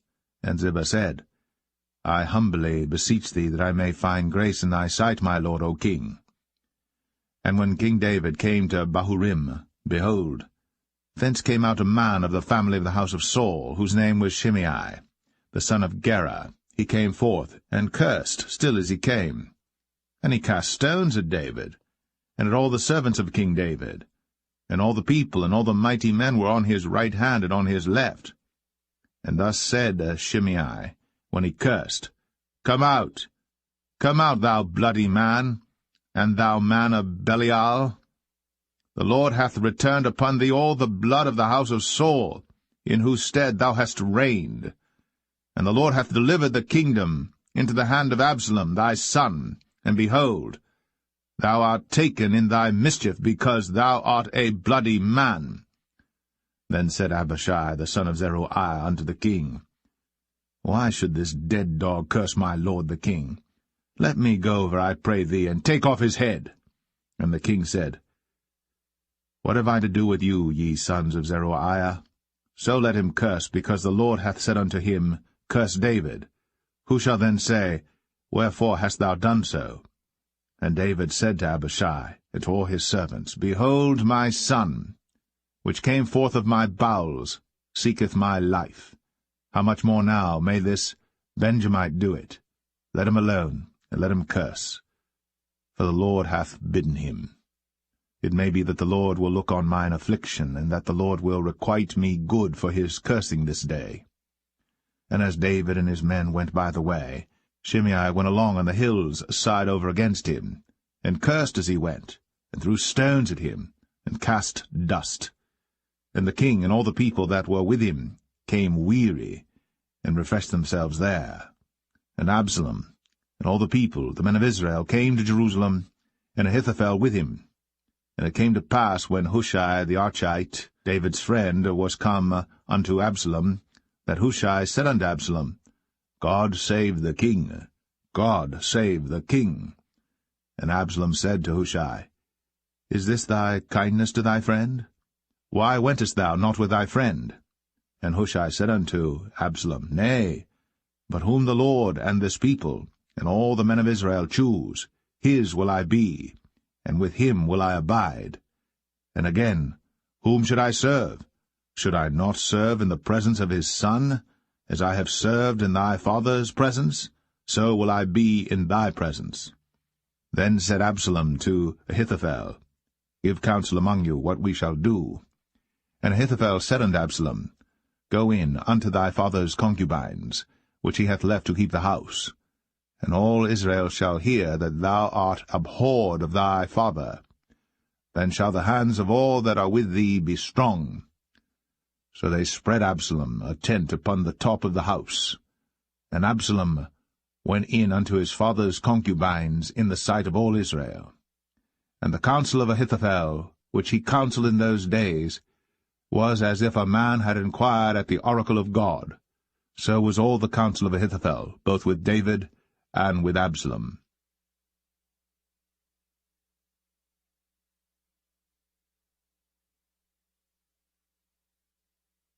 2 Samuel 17. Moreover Ahithophel said unto Absalom, Let me now choose out 12,000 men, and I will arise and pursue after David this night. And I will come upon him while he is weary and weak-handed, and will make him afraid, and all the people that are with him shall flee, and I will smite the king only. And I will bring back all the people unto thee. The man whom thou seekest is as if all returned, so all the people shall be in peace. And the saying pleased Absalom well, and all the elders of Israel. Then said Absalom, Call now Hushai the Archite also, and let us hear likewise what he saith. And when Hushai was come to Absalom, Absalom spake unto him, saying, Ahithophel hath spoken after this manner. Shall we do after his saying? If not, speak thou. And Hushai said unto Absalom, The counsel that Ahithophel hath given is not good at this time. For, said Hushai, Thou knowest thy father and his men, that they be mighty men, and they be chafed in their minds, as a bear robbed of her whelps in the field. And thy father is a man of war, and will not lodge with the people. Behold, he is hid now in some pit, or in some other place, and it will come to pass, when some of them be overthrown at the first, that whosoever heareth it will say, There is a slaughter among the people that follow Absalom. And he also that is valiant, whose heart is as the heart of a lion, shall utterly melt. For all Israel knoweth that thy father is a mighty man, and they which be with him are valiant men. Therefore I counsel that all Israel be generally gathered unto thee, from Dan even to Beersheba, as the sand that is by the sea for multitude, and that thou go to battle in thine own person.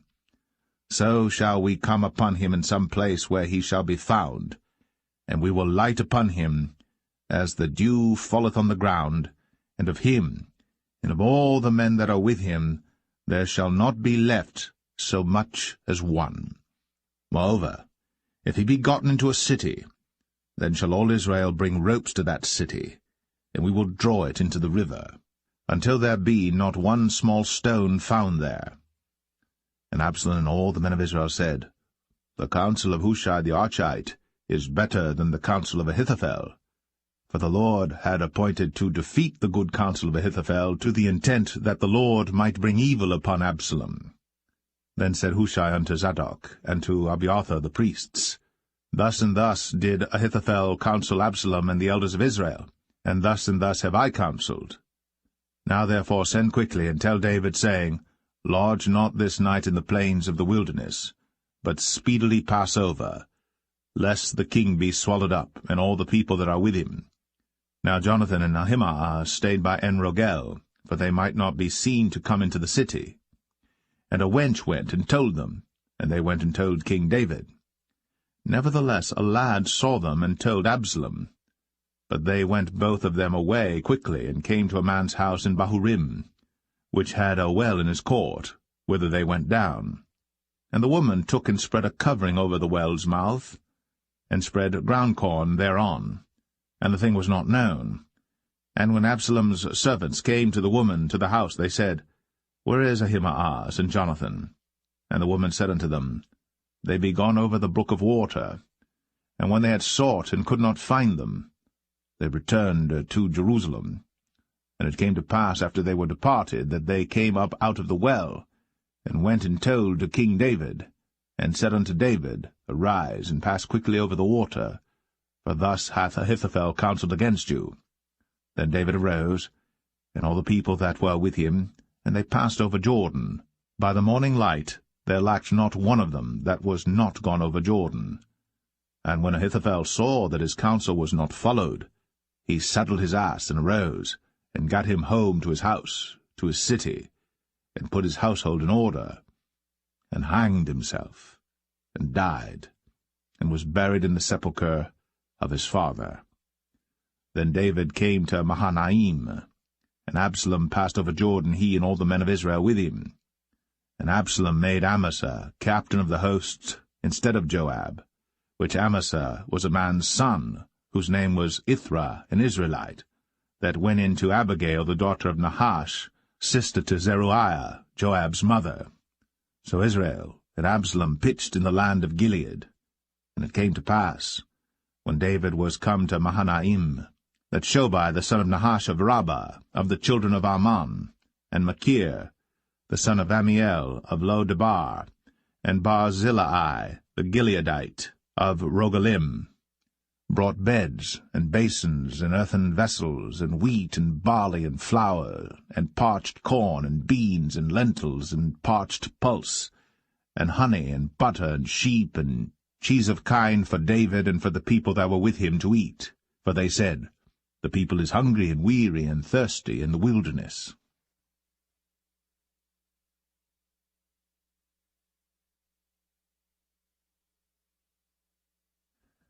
Second Samuel 18. And David numbered the people that were with him, and set captains of thousands and captains of hundreds over them. And David sent forth a third part of the people under the hand of Joab, and a third part under the hand of Abishai the son of Zeruiah, Joab's brother, and a third part under the hand of Ittai the Gittite. And the king said unto the people, I will surely go forth with you myself also. But the people answered, Thou shalt not go forth, for if we flee away, they will not care for us, neither, if half of us die, will they care for us. But now thou art worth 10,000 of us. Therefore now it is better that thou succour us out of the city. And the king said unto them, What seemeth you best, I will do. And the king stood by the gate side, and all the people came out by hundreds and by thousands. And the king commanded Joab and Abishai and Ittai, saying, Deal gently for my sake with the young man, even with Absalom. And all the people heard when the king gave all the captains charge concerning Absalom. So the people went out into the field against Israel, and the battle was in the wood of Ephraim, where the people of Israel were slain before the servants of David, and there was there a great slaughter that day of 20,000 men. For the battle was there scattered over the face of all the country, and the wood devoured more people that day than the sword devoured. And Absalom met the servants of David, and Absalom rode upon a mule, and the mule went under the thick boughs of a great oak, and his head caught hold of the oak, and he was taken up between the heaven and the earth, and the mule that was under him went away. And a certain man saw it, and told Joab, and said, Behold, I saw Absalom hanged in an oak. And Joab said unto the man that told him, And behold, thou sawest him, and why didst thou not smite him there to the ground? And I would have given thee 10 shekels of silver and a girdle. And the man said unto Joab, Though I should receive 1,000 shekels of silver in mine hand, yet would I not put forth mine hand against the king's son. For in our hearing the king charged thee and Abishai and Ittai, saying, Beware that none touch the young man Absalom. Otherwise I should have wrought falsehood against mine own life. For there is no matter hid from the king, and thou thyself wouldest have set thyself against me. Then said Joab, I may not tarry thus with thee. And he took 3 darts in his hand, and thrust them through the heart of Absalom, while he was yet alive, in the midst of the oak. And 10 young men that bare Joab's armor compassed about, and smote Absalom, and slew him. And Joab blew the trumpet, and the people returned from pursuing after Israel, for Joab held back the people. And they took Absalom, and cast him into a great pit in the wood, and laid a very great heap of stones upon him, and all Israel fled every one to his tent. Now Absalom, in his lifetime, had taken and reared up for himself a pillar which is in the king's dale, for he said, I have no son to keep my name in remembrance. And he called the pillar after his own name, and it is called unto this day Absalom's place. Then said Ahimaaz, the son of Zadok, Let me now run, and bear the king tidings, how that the Lord hath avenged him of his enemies.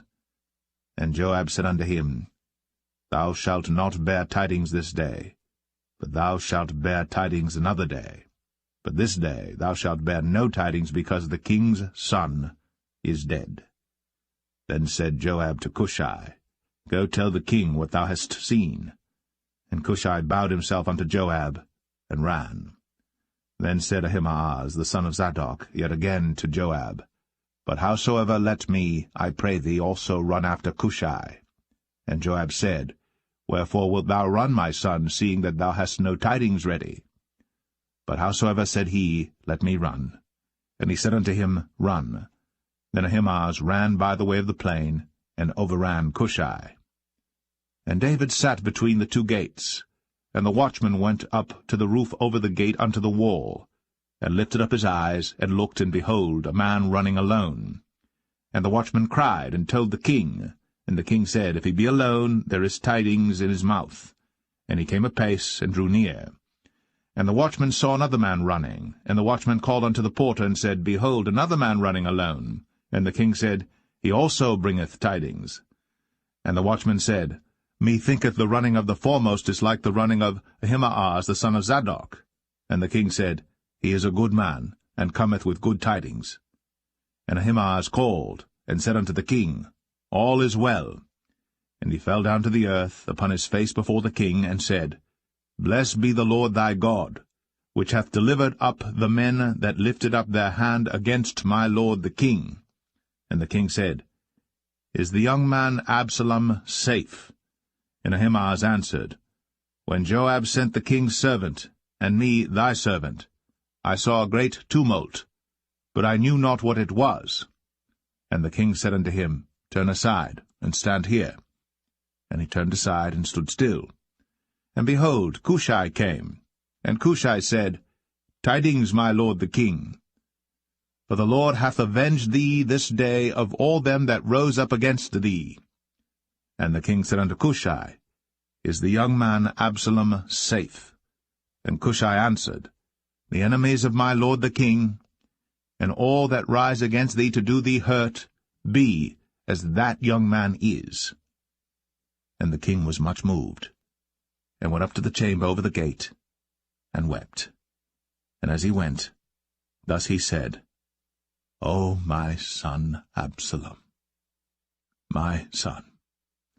my son Absalom, would God I had died for thee, O Absalom, my son, my son.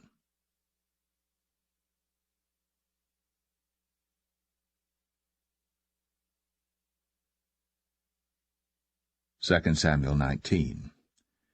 And it was told Joab, Behold, the king weepeth and mourneth for Absalom.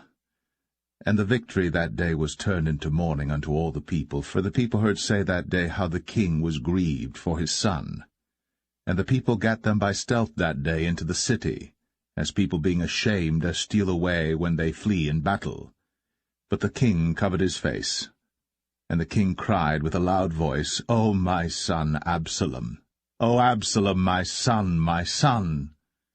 And Joab came into the house to the king, and said, Thou hast shamed this day the faces of all thy servants, which this day have saved thy life, and the lives of thy sons and of thy daughters, and the lives of thy wives, and the lives of thy concubines, in that thou lovest thine enemies, and hatest thy friends.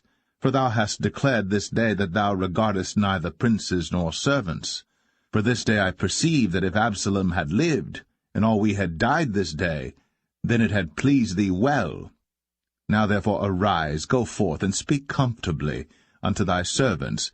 For I swear by the Lord, if thou go not forth, there will not tarry one with thee this night. And that will be worse unto thee than all the evil that befell thee from thy youth until now. Then the king arose and sat in the gate. And they told unto all the people, saying, Behold, the king doth sit in the gate. And all the people came before the king, for Israel had fled every man to his tent. And all the people were at strife throughout all the tribes of Israel, saying, The king saved us out of the hand of our enemies, and he delivered us out of the hand of the Philistines, and now he is fled out of the land for Absalom. And Absalom, whom we anointed over us, is dead in battle. Now therefore why speak ye not a word of bringing the king back?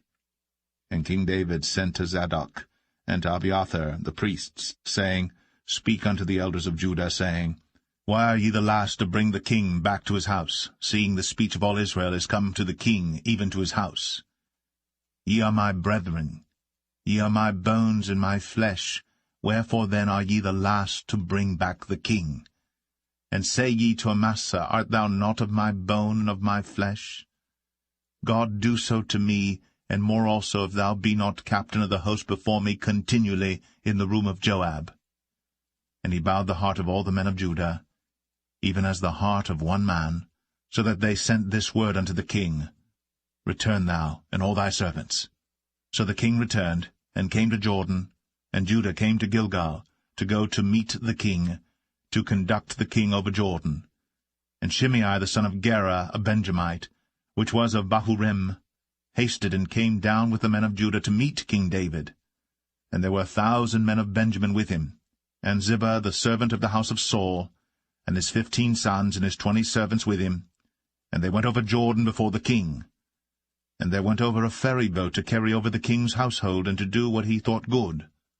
And Shimei the son of Gera fell down before the king, as he was come over Jordan, and said unto the king, Let not my lord impute iniquity unto me, neither do thou remember that which thy servant did perversely the day that my lord the king went out of Jerusalem, that the king should take it to his heart.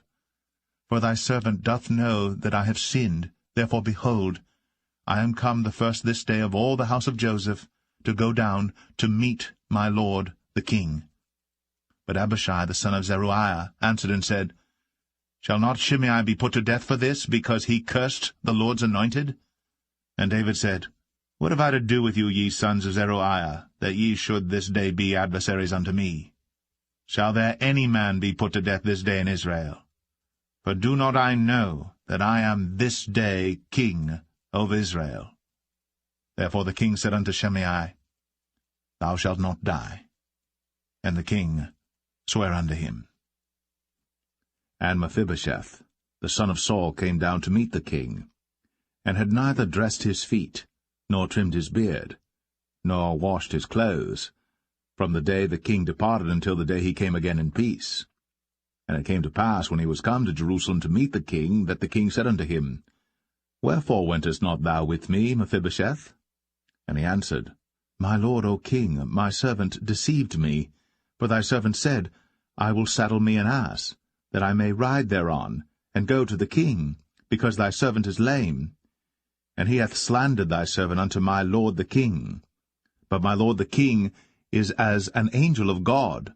Do therefore what is good in thine eyes. For all of my father's house were but dead men before my lord the king. Yet didst thou set thy servant among them that did eat at thine own table? What right therefore have I yet to cry any more unto the king? And the king said unto him, Why speakest thou any more of thy matters? I have said, Thou and Ziba divide the land. And Mephibosheth said unto the king, Yea, let him take all, forasmuch as my lord the king is come again in peace unto his own house. And Barzillai the Gileadite came down from Rogelim, and went over Jordan with the king to conduct him over Jordan. Now Barzillai was a very aged man, even 80 years old, and he had provided the king of sustenance while he lay at Mahanaim, for he was a very great man. And the king said unto Barzillai, Come thou over with me, and I will feed thee with me in Jerusalem.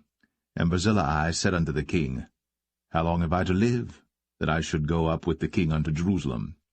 I am this day 80 years old, and can I discern between good and evil? Can thy servant taste what I eat or what I drink?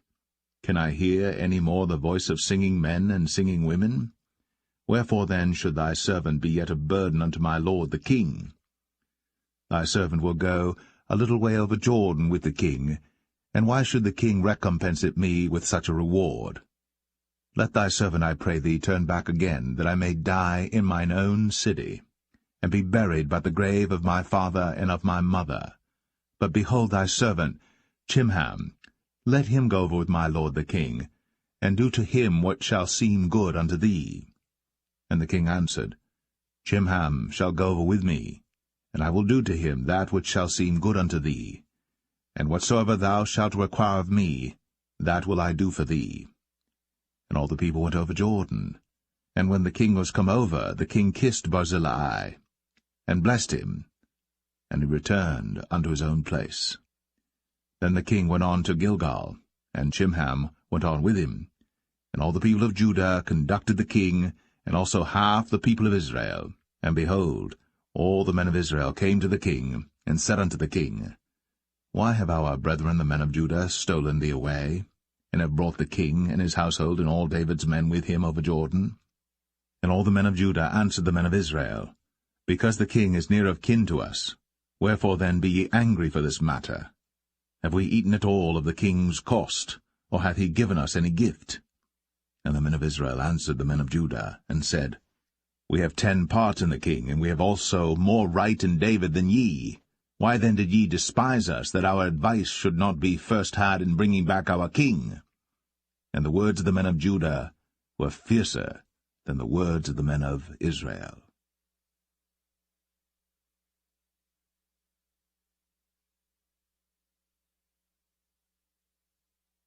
2 Samuel 20.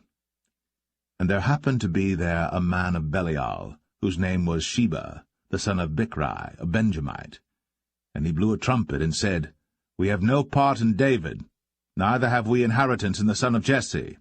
Every man to his tents, O Israel. So every man of Israel went up from after David, and followed Sheba the son of Bichri.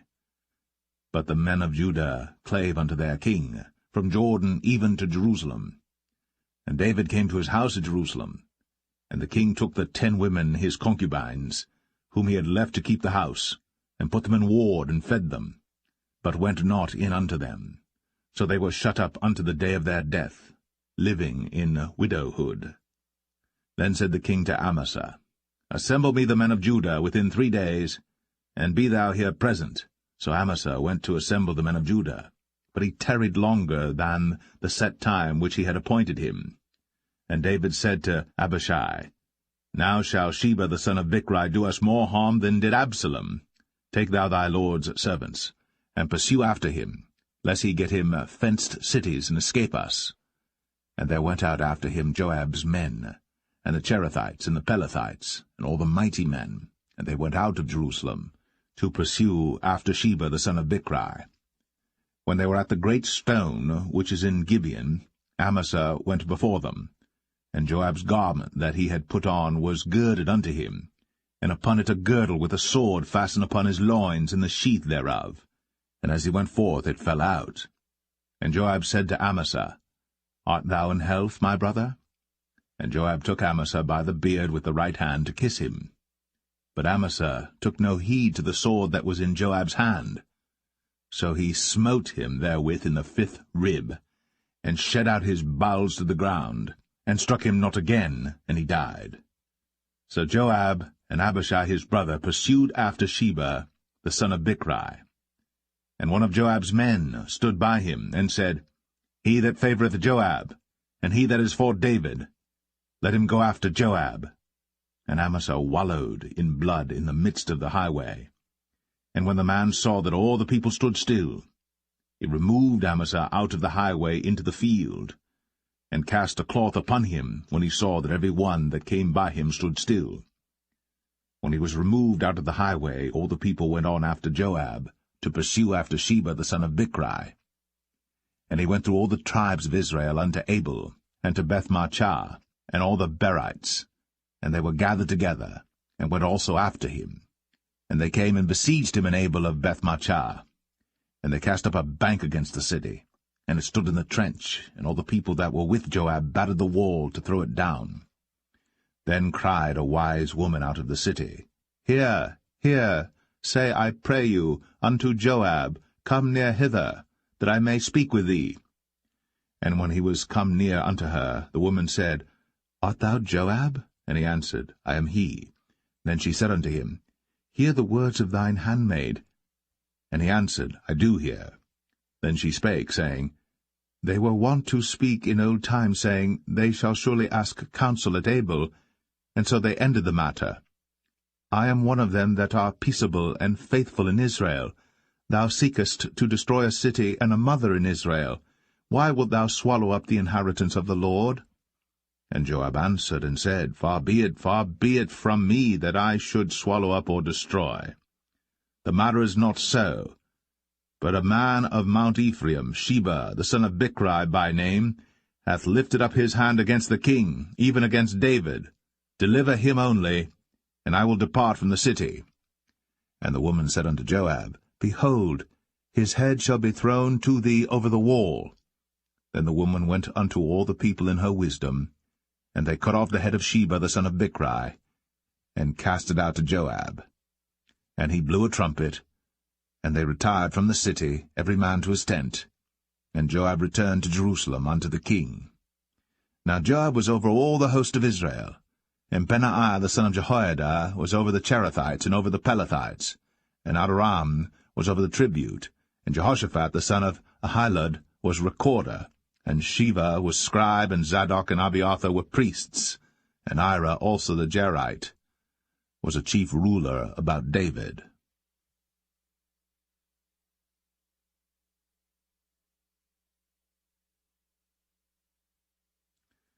Second Samuel 21.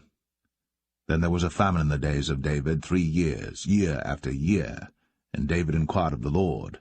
And the Lord answered, It is for Saul and for his bloody house, because he slew the Gibeonites.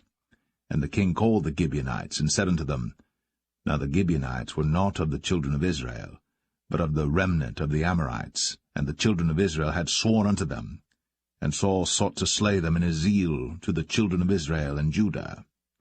Wherefore David said unto the Gibeonites, What shall I do for you? And wherewith shall I make the atonement, that ye may bless the inheritance of the Lord? And the Gibeonites said unto him, We will have no silver nor gold of Saul, nor of his house, neither for us shalt thou kill any man in Israel. And he said, What ye shall say, that will I do for you. And they answered the king, The man that consumed us, and that devised against us, that we should be destroyed from remaining in any of the coasts of Israel. Let 7 men of his sons be delivered unto us, and we will hang them up unto the Lord in Gibeah of Saul, whom the Lord did choose. And the king said, I will give them. But the king spared Mephibosheth, the son of Jonathan the son of Saul, because of the Lord's oath that was between them, between David and Jonathan the son of Saul. But the king took the 2 sons of Rizpah, the daughter of Aiah, whom she bare unto Saul, Armoni and Mephibosheth, and the 5 sons of Michal the daughter of Saul, whom she brought up for Adriel the son of Barzillai the Maholathite. And he delivered them into the hands of the Gibeonites, and they hanged them in the hill before the Lord. And they fell all 7 together, and were put to death in the days of harvest, in the first days, in the beginning of barley harvest. And Rizpah the daughter of Aiah took sackcloth, and spread it for her upon the rock, from the beginning of harvest until water dropped upon them out of heaven, and suffered neither the birds of the air to rest on them by day, nor the beast of the field by night. And it was told David what Rizpah the daughter of Aiah, the concubine of Saul, had done. And David went and took the bones of Saul, and the bones of Jonathan his son, from the men of Jabesh-Gilead, which had stolen them from the street of Bethshan, where the Philistines had hanged them, when the Philistines had slain Saul in Gilboa. And he brought up from thence the bones of Saul, and the bones of Jonathan his son, and they gathered the bones of them that were hanged. And the bones of Saul and Jonathan his son buried they in the country of Benjamin in Zelle, in the sepulchre of Kish his father, and they performed all that the king commanded, and after that God was entreated for the land. Moreover, the Philistines had yet war again with Israel, and David went down, and his servants with him, and fought against the Philistines, and David waxed faint. And Ishbi-Benob, which was of the sons of the giant, the weight of whose spear weighed 300 shekels of brass in weight, he being girded with a new sword, thought to have slain David. But Abishai the son of Zeruiah succored him, and smote the Philistine, and killed him. Then the men of David sware unto him, saying, Thou shalt go no more out with us to battle, that thou quench not the light of Israel. And it came to pass after this, that there was again a battle with the Philistines at Gob. Then Sibbechai the Hushathite slew Saph, which was of the sons of the giant. And there was again a battle in Gob with the Philistines, where Elhanan the son of Jaare-Oregim, a Bethlehemite, slew the brother of Goliath the Gittite, the staff of whose spear was like a weaver's beam. And there was yet a battle in Gath, where was a man of great stature, that had on every hand 6 fingers, and on every foot 6 toes, 24 in number. And he also was born to the giant. And when he defied Israel, Jonathan the son of Shemaiah, the brother of David, slew him. These 4 were born to the giant in Gath, and fell by the hand of David, and by the hand of his servants.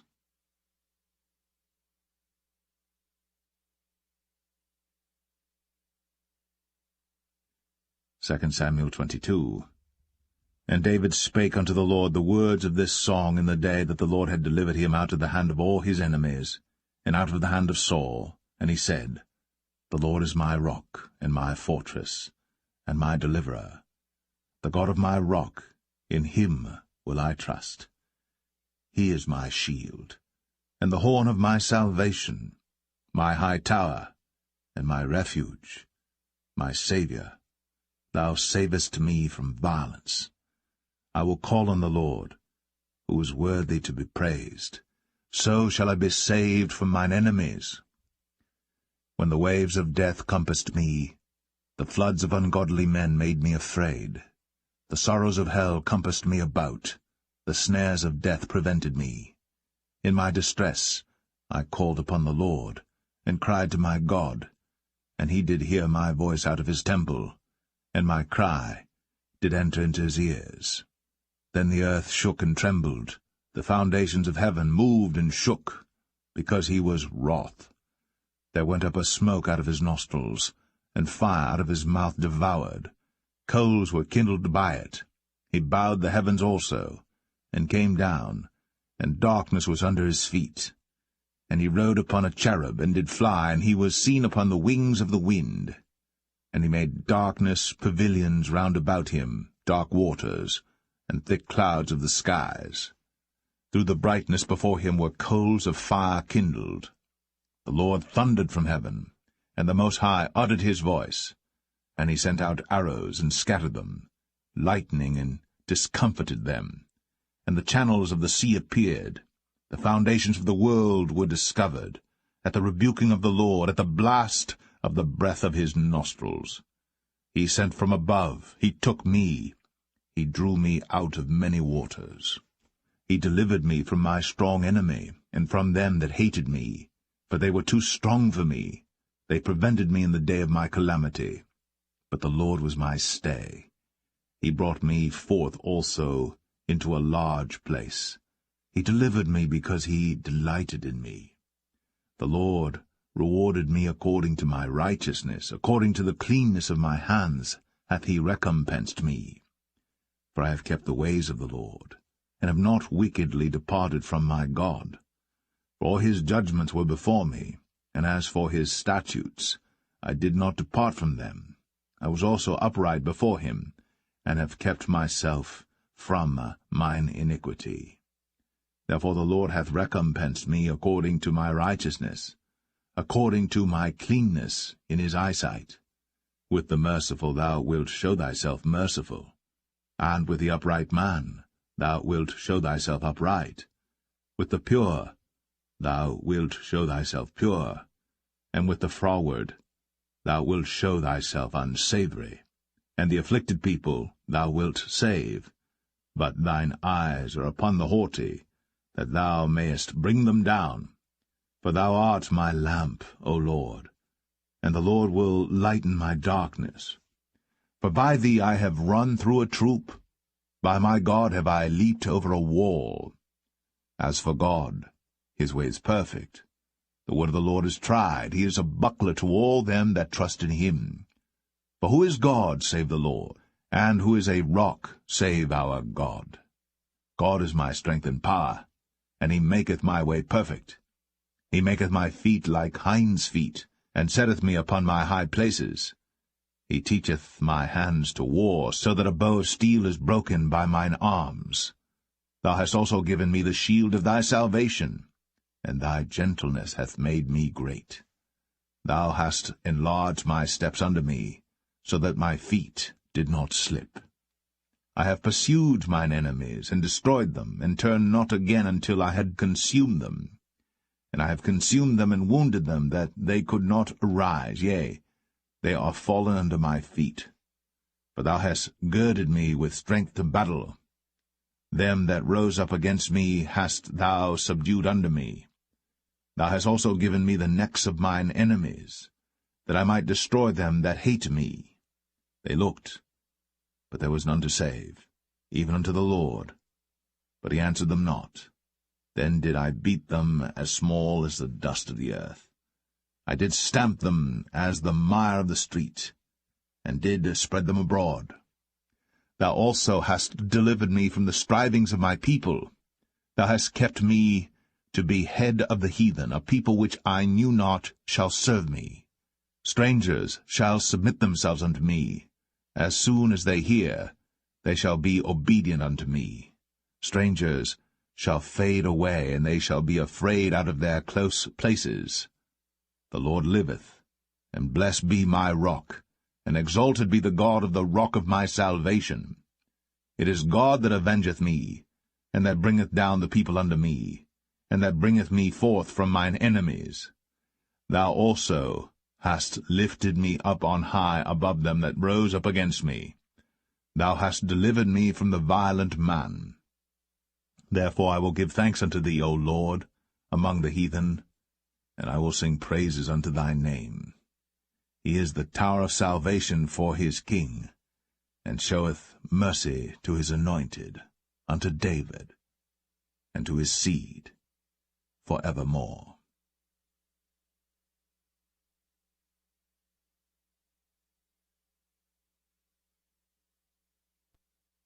2 Samuel 23. Now these be the last words of David.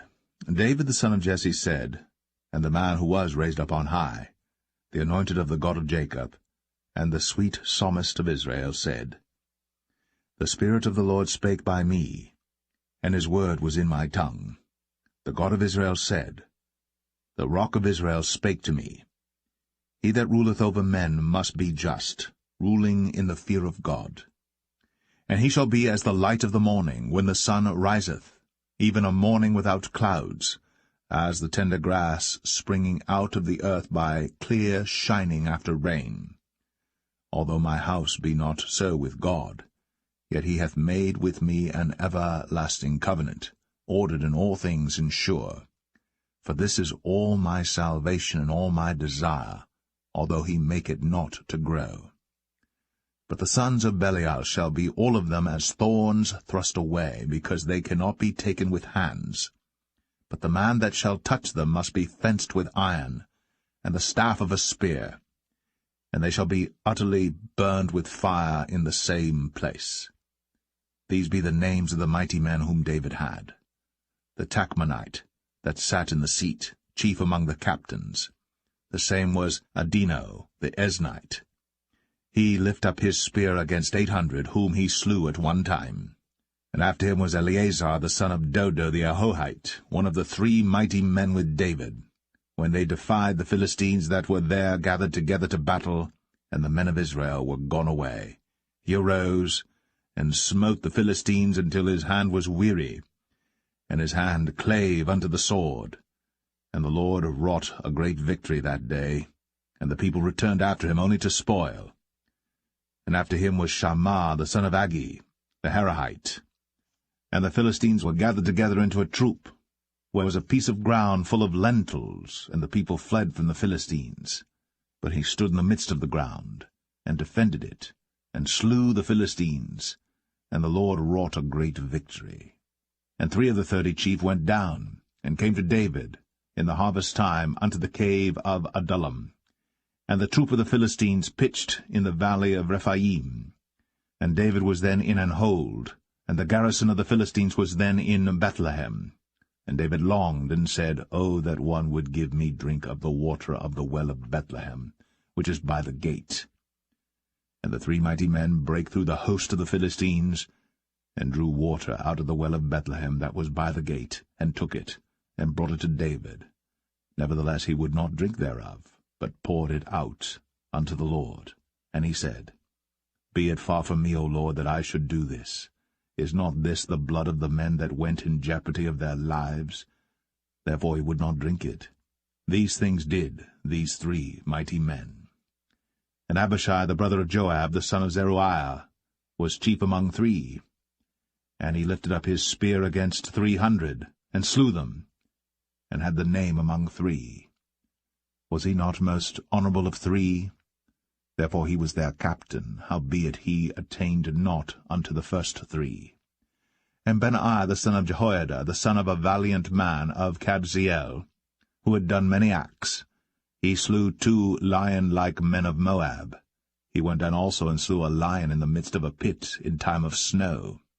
And he slew an Egyptian, a goodly man. And the Egyptian had a spear in his hand.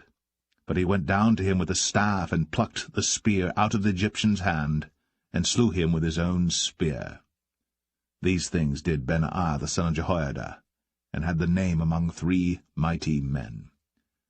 He was more honorable than the 30, but he attained not to the first 3. And David set him over his guard. Asahel the brother of Joab was one of the 30, Elhanan the son of Dodo of Bethlehem, Shammah the Harodite, Elika the Harodite, Helez the Paltite, Ira the son of Ikesh the Tekoite, Abiezer the Anethathite, Mebunai the Hushathite, Zalman the Ahohite, Maharai the Netophathite, Heleb the son of Baanah, a Netophathite, Ittai the son of Ribai, out of Gibeah of the children of Benjamin, Benaiah the Parathonite, Hiddai of the brooks of Gaash, Abialbon the Arbathite, Asmaveth the Bahamite, Eliabah the Shaalbanite, of the sons of Jashan, Jonathan, Shammah the Hararite, Ahiam the son of Sharah, the Hararite, Eliphalet the son of Ahasbai, the son of the Maacathite, Eliam the son of Ahithophel the Gelonite, Hezrai the Carmelite, Parai the Arbite, Igal the son of Nathan of Zobah, Bani the Gadite, Zelek the Ammonite, Naharai the Barathite, Armabera to Joab the son of Zeruiah, Ira and Ithrite, Gareb and Ithrite, Uriah the Hittite, 37 in all.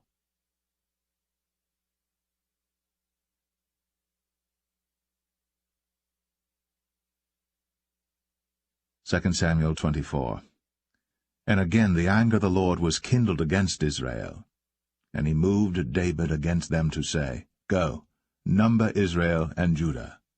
For the king said to Joab, the captain of the host, which was with him, Go now through all the tribes of Israel, from Dan even to Beersheba, and number ye the people, that I may know the number of the people.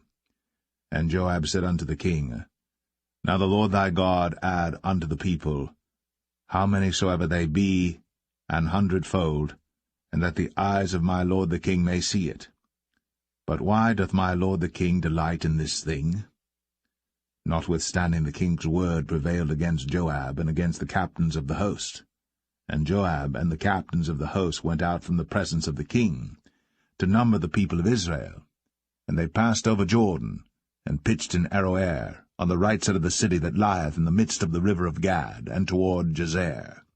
Then they came to Gilead, and to the land of Tatim Hoshai, and they came to Dan Jaan, and about to Zidon, and came to the stronghold of Tyre, and to all the cities of the Hivites and of the Canaanites, and they went out to the south of Judah, even to Beersheba. So when they had gone through all the land, they came to Jerusalem at the end of 9 months and 20 days. And Joab gave up the sum of the number of the people unto the king, and there were in Israel 800,000 valiant men that drew the sword, and the men of Judah were 500,000 men. And David's heart smote him after that he had numbered the people. And David said unto the Lord, I have sinned greatly in that I have done. And now, I beseech thee, O Lord, take away the iniquity of thy servant, for I have done very foolishly. For when David was up in the morning, the word of the Lord came unto the prophet Gad, David's seer, saying, Go and say unto David, Thus saith the Lord, I offer thee 3 things. Choose thee one of them, that I may do it unto thee. So Gad came to David and told him, and said unto him, Shall 7 years of famine come unto thee in thy land? Or wilt thou flee 3 months before thine enemies, while they pursue thee? Or that there be 3 days' pestilence in thy land? Now advise, and see what answer I shall return to him that sent me. And David said unto Gad, I am in a great strait.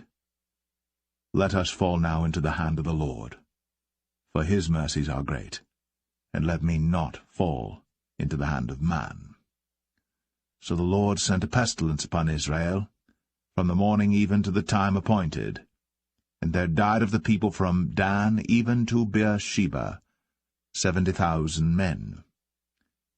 And when the angel stretched out his hand upon Jerusalem to destroy it, the Lord repented him of the evil, and said to the angel that destroyed the people, It is enough. Stay now thine hand. And the angel of the Lord was by the threshing place of Araunah the Jebusite. And David spake unto the Lord when he saw the angel that smote the people, and said, Lo, I have sinned, and I have done wickedly. But these sheep, what have they done? Let thine hand, I pray thee, be against me, and against my father's house. And Gad came that day to David, and said unto him, Go up, rear an altar unto the Lord in the threshing floor of Araunah the Jebusite. And David, according to the saying of Gad, went up as the Lord commanded. And Araunah looked, and saw the king and his servants coming on toward him.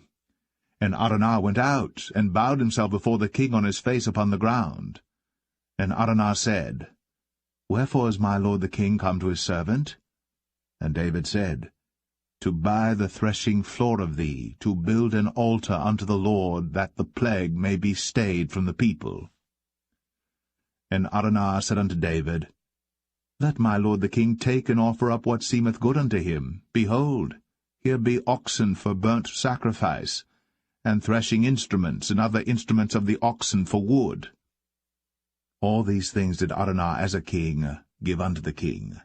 And Araunah said unto the king, The Lord thy God accept thee. And the king said unto Araunah, Nay, but I will surely buy it of thee at a price.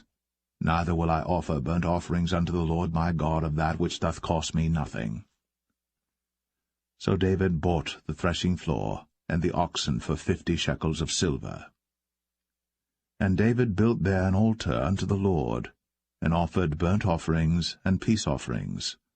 So the Lord was entreated for the land, and the plague was stayed from Israel.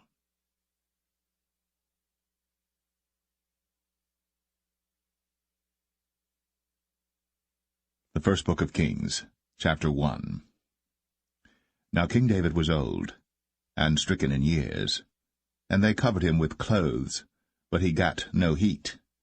Wherefore his servants said unto him, Let there be sought for my lord the king a young virgin, and let her stand before the king, and let her cherish him, and let her lie in thy bosom, that my lord the king may get heat.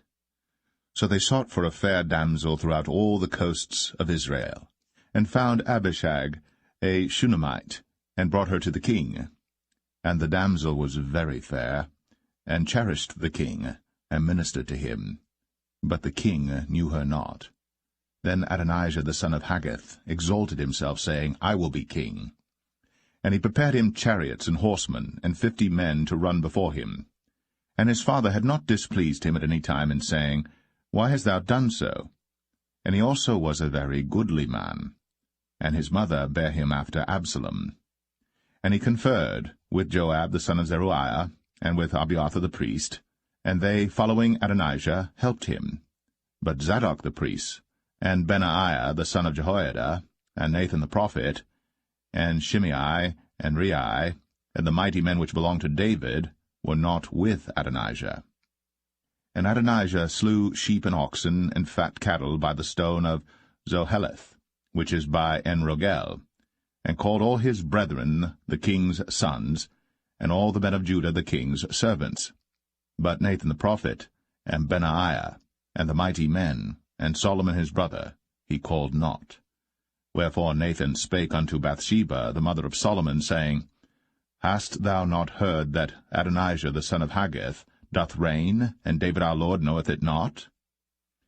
Now therefore come, let me, I pray thee, give thee counsel, that thou mayest save thine own life, and the life of thy son Solomon. Go and get thee in unto King David, and say unto him, Didst not thou, my lord, O king, swear unto thine handmaid, saying, Assuredly Solomon thy son shall reign after me, and he shall sit upon my throne. Why then doth Adonijah reign? Behold, while thou yet talkest there with the king, I also will come in after thee, and confirm thy words. And Bathsheba went in unto the king into the chamber. And the king was very old, and Abishag the Shunammite ministered unto the king.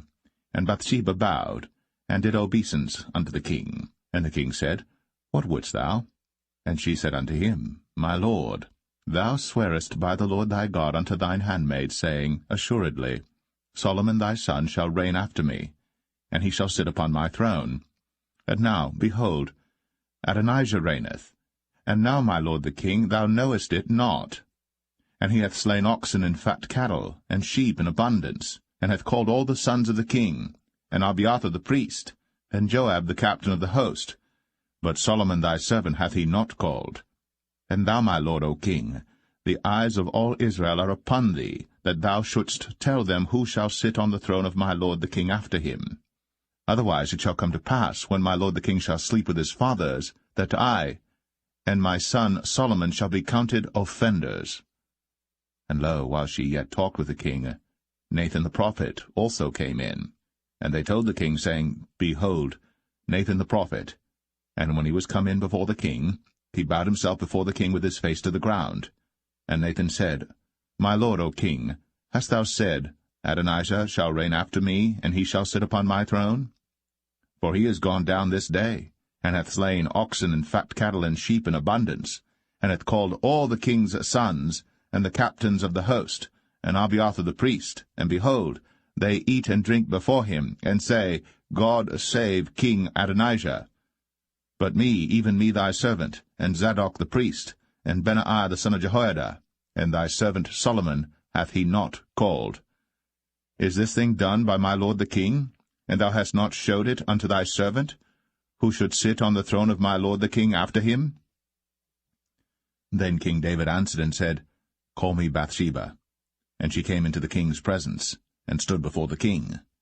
And the king sware, and said, As the Lord liveth, that hath redeemed my soul out of all distress, even as I swear unto thee by the Lord God of Israel, saying, Assuredly Solomon thy son shall reign after me, and he shall sit upon my throne in my stead, even so will I certainly do this day. Then Bathsheba bowed with her face to the earth, and did reverence to the king, and said, Let my lord King David live for ever. And King David said, Call me Zadok the priest, and Nathan the prophet, and Benaiah the son of Jehoiada. And they came before the king.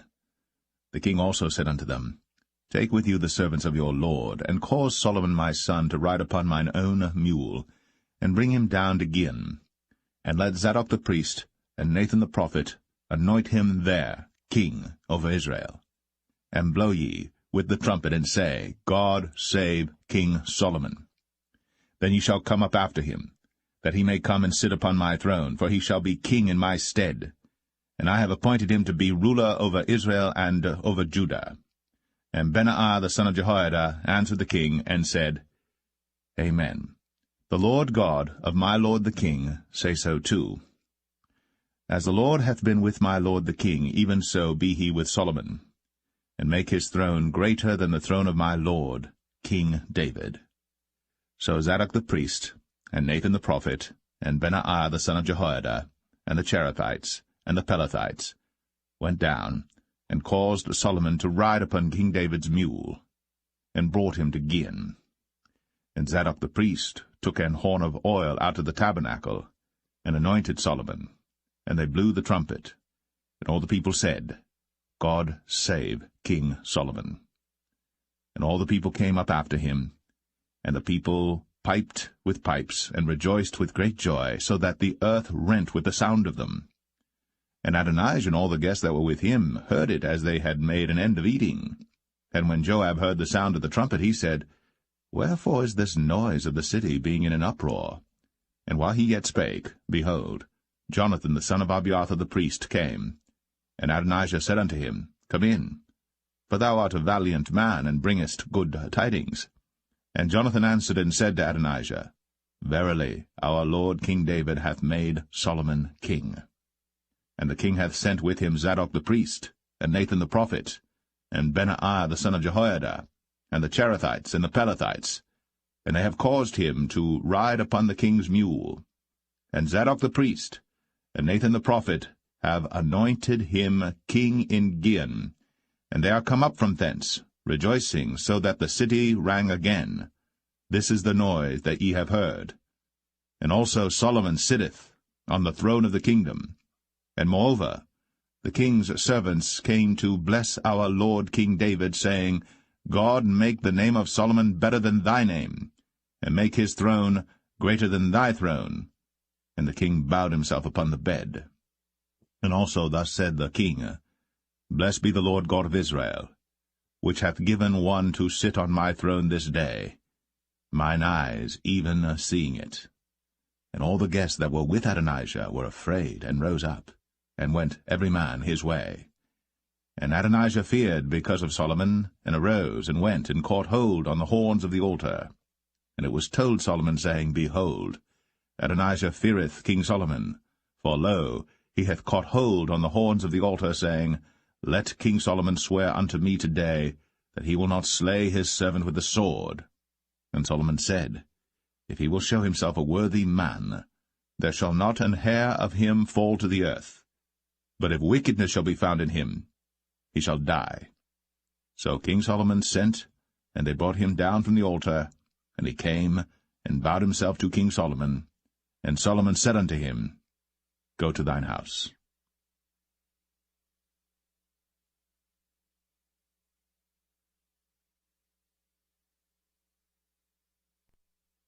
1 Kings 2. Now the days of David drew nigh, that he should die. And he charged Solomon his son, saying, I go the way of all the earth. Be thou strong therefore, and show thyself a man, and keep the charge of the Lord thy God, to walk in his ways, to keep his statutes, and his commandments, and his judgments, and his testimonies, as it is written in the law of Moses, that thou mayest prosper in all that thou doest, and whithersoever thou turnest thyself, that the Lord may continue his word which he spake concerning me, saying, If thy children take heed to their way, to walk before me in truth with all their heart and with all their soul, there shall not fail thee, said he, a man on the throne of Israel.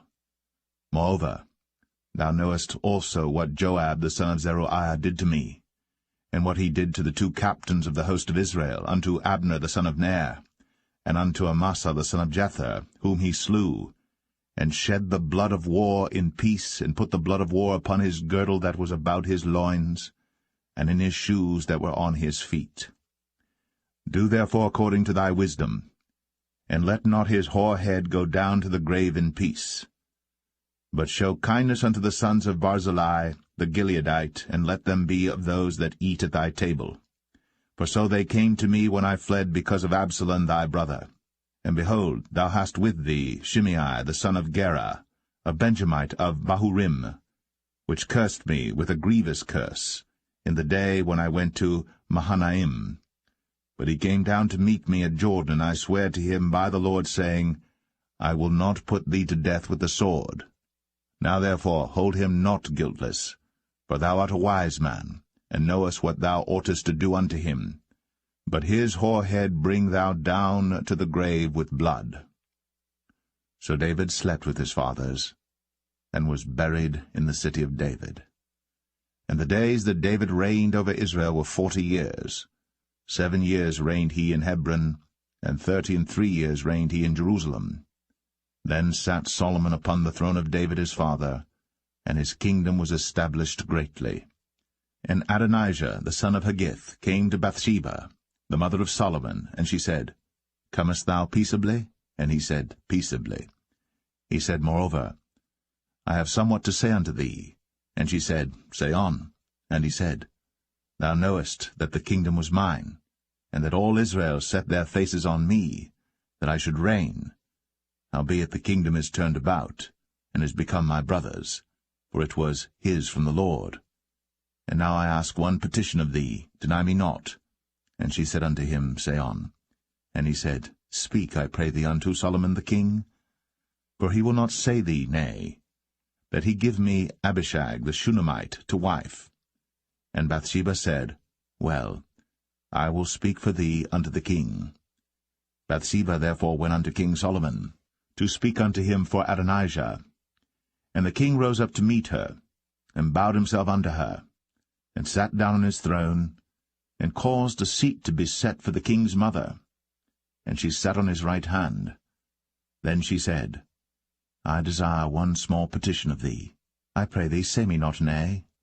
And the king said unto her, Ask on, my mother, for I will not say thee nay. And she said, Let Abishag the Shunammite be given to Adonijah thy brother to wife. And King Solomon answered and said unto his mother, And why dost thou ask Abishag the Shunammite for Adonijah? Ask for him the kingdom also?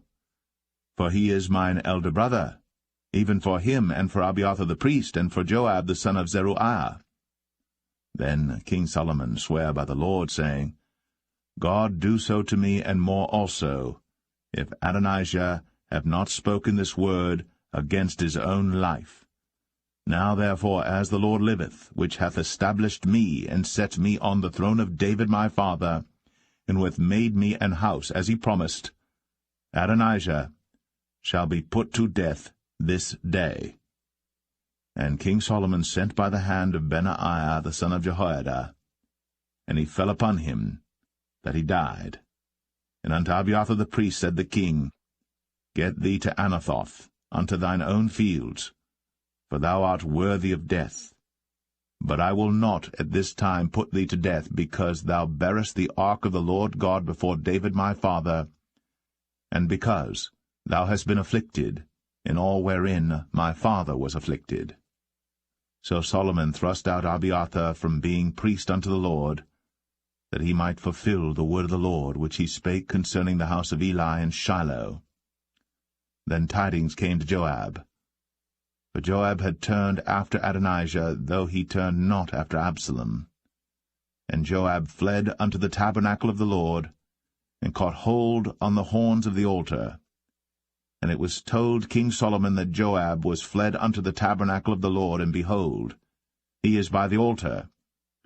Then Solomon sent Benaiah the son of Jehoiada, saying, Go, fall upon him.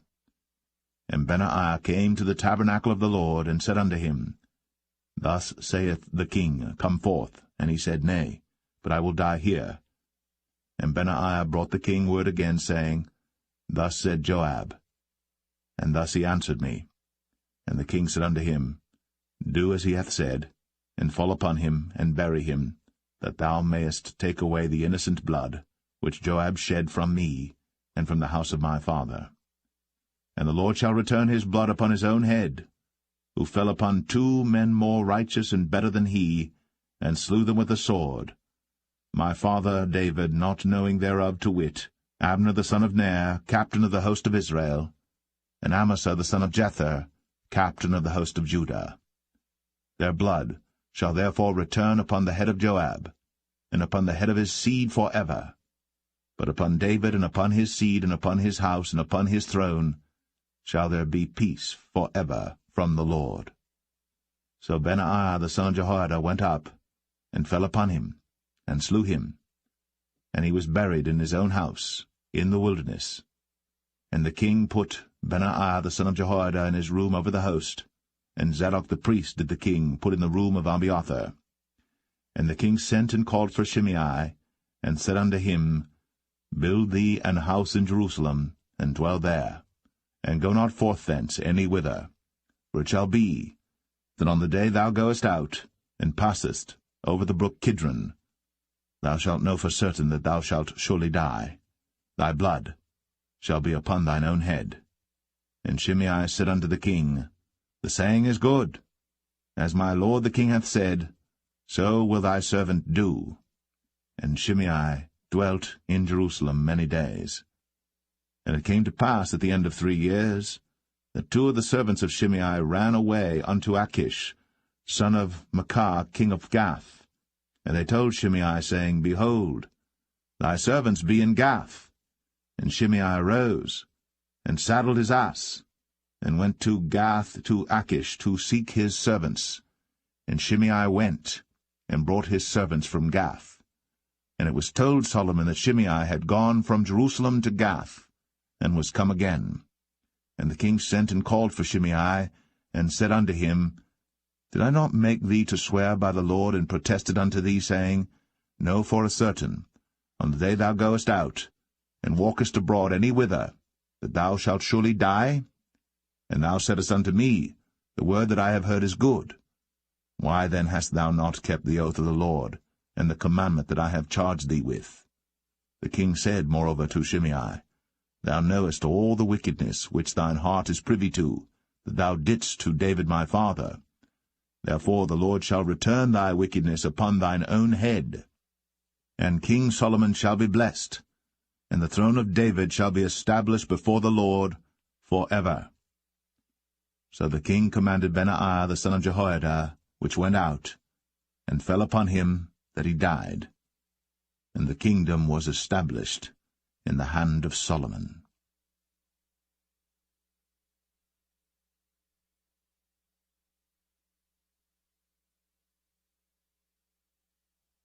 1 Kings 3. And Solomon made affinity with Pharaoh king of Egypt, and took Pharaoh's daughter, and brought her into the city of David, until he had made an end of building his own house, and the house of the Lord, and the wall of Jerusalem round about.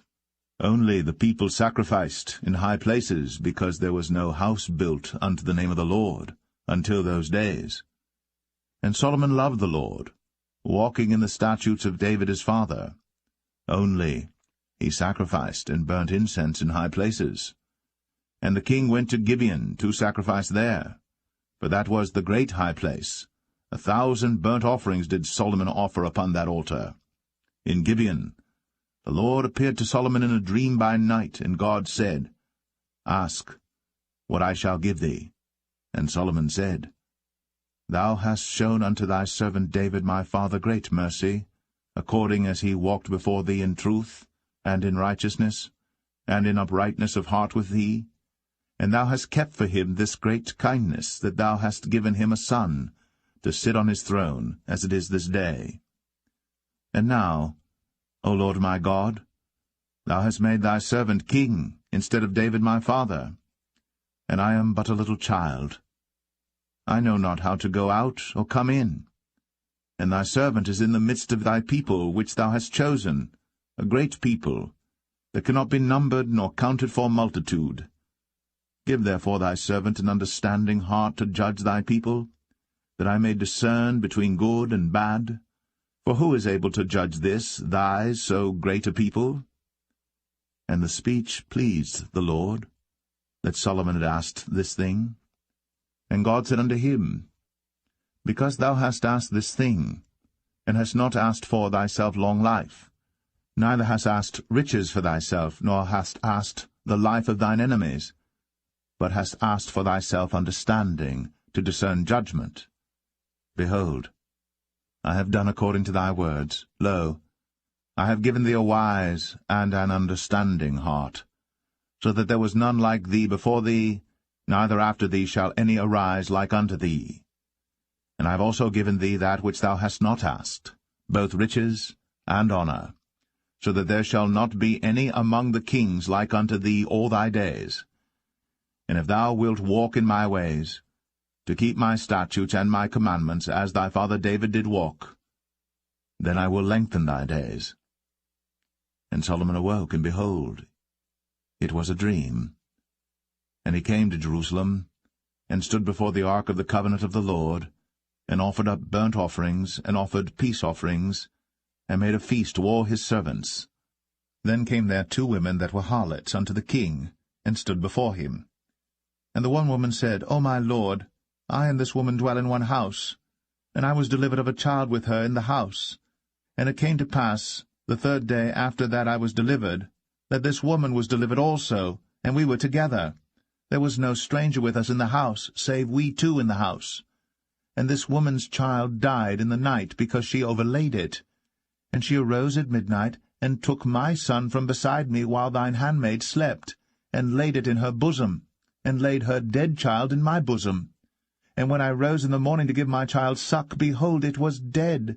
But when I had considered it in the morning, behold, it was not my son which I did bear. And the other woman said, Nay, but the living is my son, and the dead is thy son. And this said, No, but the dead is thy son, and the living is my son. Thus they spake before the king. Then said the king, The one saith, This is my son that liveth, and thy son is the dead. And the other saith, Nay, but thy son is the dead, and my son is the living. And the king said, Bring me a sword. And they brought a sword before the king. And the king said, Divide the living child in 2, and give half to the one, and half to the other. Then spake the woman, whose the living child was, unto the king. For her bowels yearned upon her son, and she said, O my lord, give her the living child, and in no wise slay it. But the other said, Let it be neither mine nor thine, but divide it. Then the king answered and said, Give her the living child, and in no wise slay it. She is the mother thereof. And all Israel heard of the judgment which the king had judged.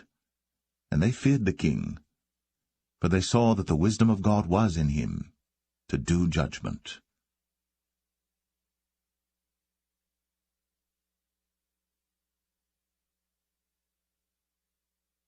1 Kings 4.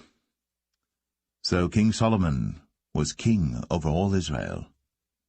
And these were the princes which he had: Azariah the son of Zadok the priest, Elihoreph and Ahiah the sons of Shishah, scribes, Jehoshaphat the son of Ahilud, the recorder, and Benaiah the son of Jehoiada was over the host, and Zadok and Abiathar were the priests.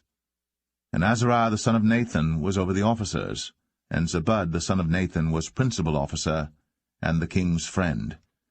And Ahishah was over the household, and Adoniram the son of Abda was over the tribute. And Solomon had 12 officers over all Israel, which provided victuals for the king and his household. Each man his month in a year made provision.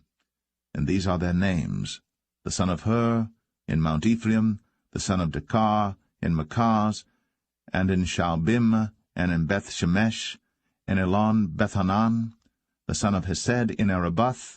To him pertained Socho, in all the land of Hepher, the son of Abinadab, in all the region of Dor, which had Taphath, the daughter of Solomon, to wife.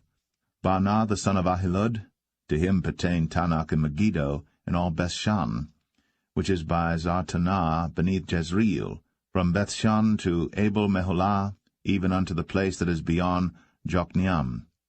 The son of Geber, in Ramoth-Gilead, to him pertain the towns of Jair the son of Manasseh, which are in Gilead. To him also pertain the region of Argob, which is in Bashan, 80 great cities with walls and brazen bars. Ahinadab the son of Edo had Mahanaim. Ahimaaz was in Naphtali. He also took Basmath, the daughter of Solomon, to wife. Baanah the son of Hushai was in Asher and in Aloth. Jehoshaphat the son of Paruah in Issachar. Shimei the son of Elah in Benjamin. Geber the son of Uri was in the country of Gilead, in the country of Sihon the king of the Amorites, and of Og the king of Bashan, and he was the only officer which was in the land. Judah and Israel were many, as the sand which is by the sea in multitude, eating and drinking and making merry. And Solomon reigned over all kingdoms, from the river unto the land of the Philistines, and unto the border of Egypt. They brought presents, and served Solomon all the days of his life. And Solomon's provisions for one day was 30 measures of fine flour, and 80 measures of meal, 10 fat oxen, and 20 oxen out of the pastures, and 100 sheep beside harts and roebucks, and fallow deer and fatted fowl. For he had dominion over all the region on this side the river, from Tiphsah even to Azar, over all the kings on this side the river, and he had peace on all sides round about him. And Judah and Israel dwelt safely, every man under his vine and under his fig tree, from Dan even to Beersheba, all the days of Solomon. And Solomon had 40,000 stalls of horses for his chariots, and 12,000 horsemen. And those officers provided victual for King Solomon, and for all that came unto King Solomon's table, every man in his month, they lacked nothing. Barley also, and straw for the horses, and dromedaries brought they unto the place where the officers were, every man according to his charge. And God gave Solomon wisdom and understanding exceeding much, and largeness of heart, even as the sand that is on the seashore. And Solomon's wisdom excelled the wisdom of all the children of the east country, and all the wisdom of Egypt. For he was wiser than all men, than Ethan the Ezrahite, and Heman, and Chalcol, and Darda, the sons of Mahol, and his fame was in all nations round about. And he spake 3,000 proverbs, and his songs were 1,005. And he spake of trees, from the cedar tree that is in Lebanon even unto the hyssop that springeth out of the wall. He spake also of beasts, and of fowl, and of creeping things, and of fishes. And there came of all people to hear the wisdom of Solomon, from all kings of the earth, which had heard of his wisdom.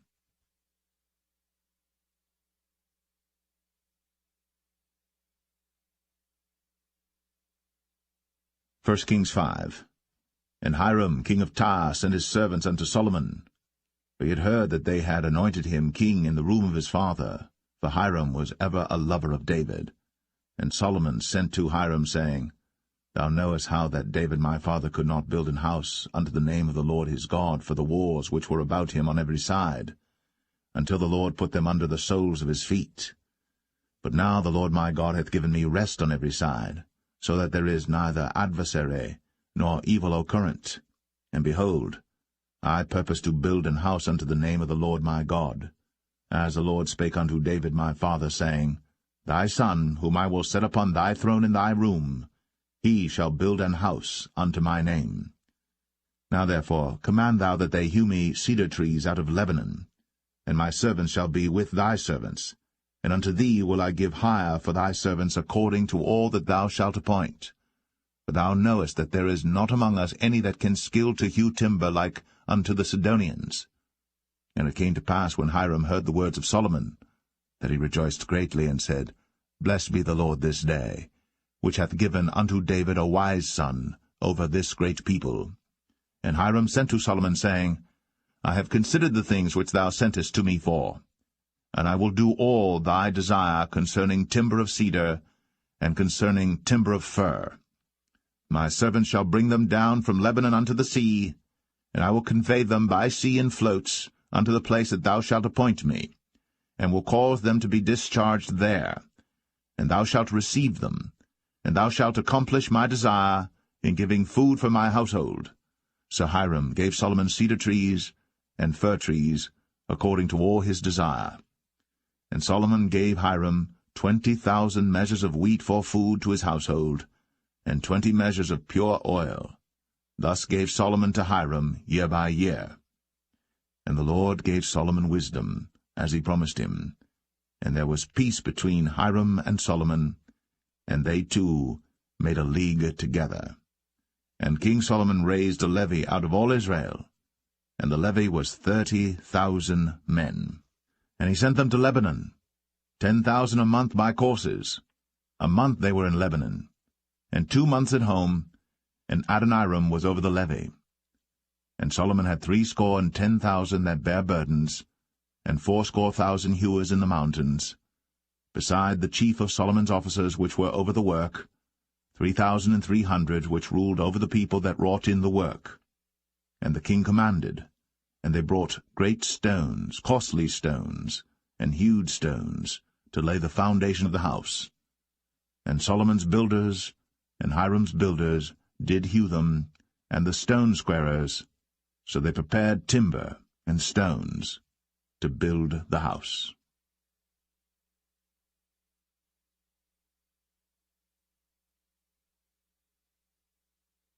1 Kings 6. And it came to pass in the 480th year, after the children of Israel were come out of the land of Egypt, in the 4th year of Solomon's reign over Israel, in the month Ziph, which is the 2nd month, that he began to build the house of the Lord.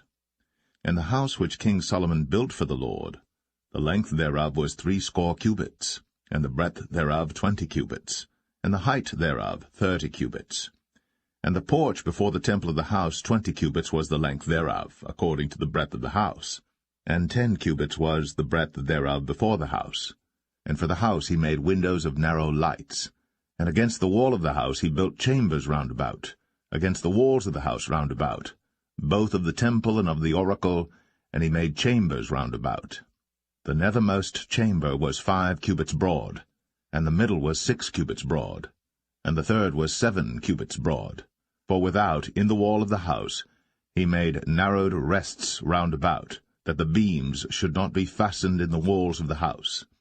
And the house, when it was in building, was built of stone made ready before it was brought thither, so that there was neither hammer nor axe nor any tool of iron heard in the house, while it was in building.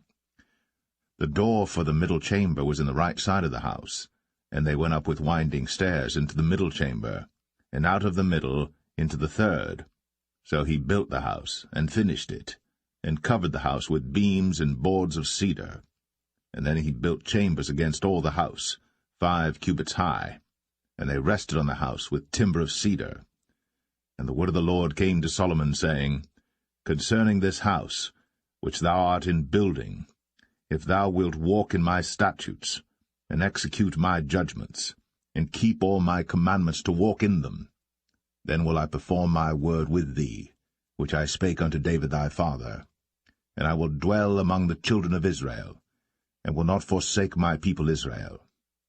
So Solomon built the house, and finished it. And he built the walls of the house within with boards of cedar, both the floor of the house and the walls of the ceiling, and he covered them on the inside with wood, and covered the floor of the house with planks of fir. And he built 20 cubits on the sides of the house, both the floor and the walls with boards of cedar, even built them for it within, even for the oracle, even for the most holy place. And the house, that is, the temple before it, was 40 cubits long. And the cedar of the house within was carved with knobs and open flowers. All was cedar. There was no stone seen. And the oracle he prepared in the house within, to set there the ark of the covenant of the Lord. And the oracle in the forepart was 20 cubits in length, and 20 cubits in breadth, and 20 cubits in the height thereof. And he overlaid it with pure gold, and so covered the altar which was of cedar. So Solomon overlaid the house within with pure gold, and he made a partition by the chains of gold before the oracle, and he overlaid it with gold. And the whole house he overlaid with gold until he had finished all the house. Also the whole altar that was by the oracle he overlaid with gold. And within the oracle he made 2 cherubims of olive tree, each 10 cubits high. And 5 cubits was the one wing of the cherub, and 5 cubits the other wing of the cherub. From the uttermost part of the one wing unto the uttermost part of the other were 10 cubits. And the other cherub was 10 cubits. Both the cherubims were of one measure and one size. The height of the one cherub was 10 cubits, and so was it of the other cherub. And he set the cherubims within the inner house, and they stretched forth the wings of the cherubims, so that the wing of the one touched the one wall, and the wing of the other cherub touched the other wall, and their wings touched one another in the midst of the house. And he overlaid the cherubims with gold, And he carved all the walls of the house round about with carved figures of cherubims, and palm trees, and open flowers, within and without. And the floor of the house he overlaid with gold, within and without. And for the entering of the oracle he made doors of olive tree. The lintel and side posts were a fifth part of the wall. The 2 doors also were of olive tree, and he carved upon them carvings of cherubims and palm trees and open flowers, and overlaid them with gold, and spread gold upon the cherubims and upon the palm trees. So also made he for the door of the temple posts of olive tree, a 4th part of the wall. And the 2 doors were of fir tree. The 2 leaves of the one door were folding, and the 2 leaves of the other door were folding. And he carved thereon cherubims and palm trees and open flowers, and covered them with gold, fitted upon the carved work. And he built the inner court with 3 rows of hewed stone, and a row of cedar beams. In the 4th year was the foundation of the house of the Lord laid, in the month Ziph. And in the 11th year, in the month Bul, which is the 8th month, was the house finished throughout all the parts thereof. And according to all the fashion of it, so was he 7 years in building it.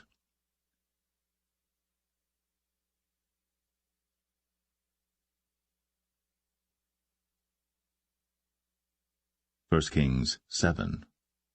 But Solomon was building his own house 13 years, and he finished all his house. He built also the house of the forest of Lebanon. The length thereof was 100 cubits, and the breadth thereof 50 cubits, and the height thereof 30 cubits, upon 4 rows of cedar pillars, with cedar beams upon the pillars. And it was covered with cedar above, upon the beams, that lay on 45 pillars, 15 in a row. And there were windows in 3 rows, and light was against light in 3 ranks. And all the doors and posts were square, with the windows, and light was against light in 3 ranks. And he made a porch of pillars. The length thereof was 50 cubits, and the breadth thereof 30 cubits, and the porch was before them. And the other pillars and the thick beam were before them. Then he made a porch for the throne where he might judge, even the porch of judgment, and it was covered with cedar from one side of the floor to the other. And his house where he dwelt had another court within the porch, which was of the like work. Solomon made also an house for Pharaoh's daughter, whom he had taken to wife, like unto this porch. All these were of costly stones, according to the measures of hewed stones, sawed with saws within and without, even from the foundation unto the coping, and so on the outside toward the great court. And the foundation was of costly stones, even great stones, stones of 10 cubits, and stones of 8 cubits. And above were costly stones after the measures of hewed stones and cedars. And the great court round about was with 3 rows of hewed stones, and a row of cedar beams, both for the inner court of the house of the Lord, and for the porch of the house. And King Solomon sent and fetched Hiram out of Tyre. He was a widow's son of the tribe of Naphtali, and his father was a man of Tyre, a worker in brass, and he was filled with wisdom and understanding and cunning, to work all works in brass. And he came to King Solomon, and wrought all his work. For he cast 2 pillars of brass of 18 cubits high apiece, and a line of 12 cubits did compass either of them about. And he made 2 chapiters of molten brass, to set upon the tops of the pillars. The height of the one chapiter was 5 cubits, and the height of the other chapiter was 5 cubits. And nets of checker-work, and wreaths of chain-work, for the chapiters which were upon the top of the pillars, 7 for the one chapiter, and 7 for the other chapiter. And he made the pillars, and 2 rows round about upon the one network, to cover the chapiters that were upon the top, with pomegranates, and so did he for the other chapiter.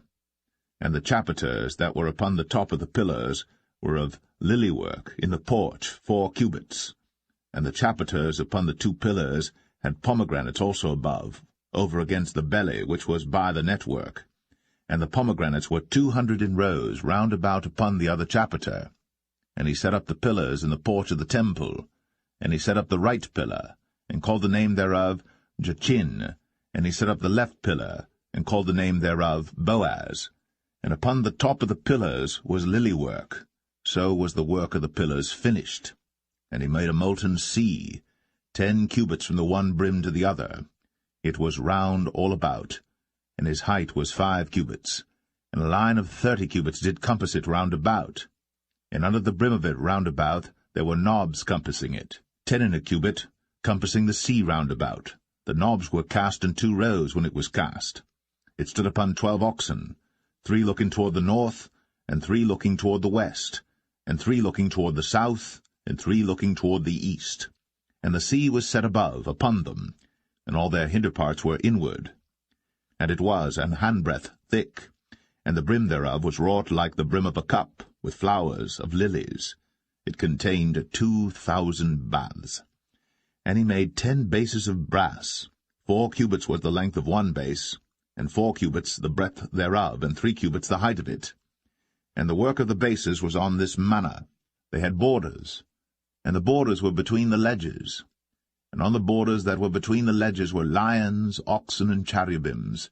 And upon the ledges there was a base above, and beneath the lions and oxen were certain additions made of thin work. And every base had 4 brazen wheels, and plates of brass, and the 4 corners thereof had undersetters. Under the laver were undersetters molten, at the side of every addition. And the mouth of it within the chapiter, and above was a cubit, but the mouth thereof was round after the work of the base, a cubit and an half. And also upon the mouth of it were gravings with their borders 4 square, not round. And under the borders were 4 wheels, and the axle trees of the wheels were joined to the base. And the height of a wheel was a cubit and a half a cubit. And the work of the wheels was like the work of a chariot wheel. Their axle trees and their naves and their felloes and their spokes were all molten. And there were 4 undersetters to the 4 corners of one base, and the undersetters were of the very base itself. And in the top of the base was there a round compass of half a cubit high, and on the top of the base the ledges thereof, and the borders thereof were of the same. For on the plates of the ledges thereof, and on the borders thereof, he graved cherubims, lions, and palm trees, according to the proportion of every one, and additions round about. After this manner he made the 10 bases. All of them had 1 casting, 1 measure, and 1 size. Then made he 10 lavers of brass. 1 laver contained 40 baths, and every laver was 4 cubits. And upon every one of the 10 bases 1 laver. And he put 5 bases on the right side of the house, and 5 on the left side of the house, and he set the sea on the right side of the house eastward over against the south. And Hiram made the lavers, and the shovels, and the basins. So Hiram made an end of doing all the work that he made, King Solomon, for the house of the Lord. The 2 pillars and the 2 bowls of the chapiters that were on the top of the 2 pillars, and the 2 networks to cover the 2 bowls of the chapiters, which were upon the top of the pillars, and 400 pomegranates for the 2 networks, even 2 rows of pomegranates for 1 network, to cover the 2 bowls of the chapiters that were upon the pillars, and the 10 bases, and 10 lavers on the bases, and 1 sea, and 12 oxen under the sea, and the pots, and the shovels, and the basins, and all these vessels which Hiram made to King Solomon for the house of the Lord, were of bright brass. In the plain of Jordan did the king cast them, in the clay ground between Succoth and Zarthan. And Solomon left all the vessels unweighed, because they were exceeding many, neither was the weight of the brass found out. And Solomon made all the vessels that pertained unto the house of the Lord, the altar of gold, and the table of gold whereupon the showbread was, and the candlesticks of pure gold, 5 on the right side and 5 on the left, before the oracle, with the flowers and the lamps and the tongs of gold, and the bowls and the snuffers and the basins and the spoons and the censers of pure gold, and the hinges of gold, both for the doors of the inner house, the most holy place, and for the doors of the house, to wit, of the temple. So was ended all the work that King Solomon made for the house of the Lord. And Solomon brought in the things which David his father had dedicated, even the silver, and the gold, and the vessels, did he put among the treasures of the house of the Lord.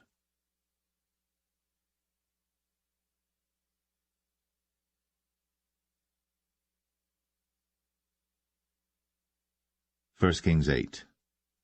Then Solomon assembled the elders of Israel, and all the heads of the tribes, the chief of the fathers of the children of Israel, unto King Solomon in Jerusalem, that they might bring up the ark of the covenant of the Lord out of the city of David, which is Zion. And all the men of Israel assembled themselves unto King Solomon at the feast in the month Ethanim, which is the 7th month. And all the elders of Israel came, and the priests took up the ark, and they brought up the ark of the Lord, and the tabernacle of the congregation, and all the holy vessels that were in the tabernacle, even those did the priests and the Levites bring up.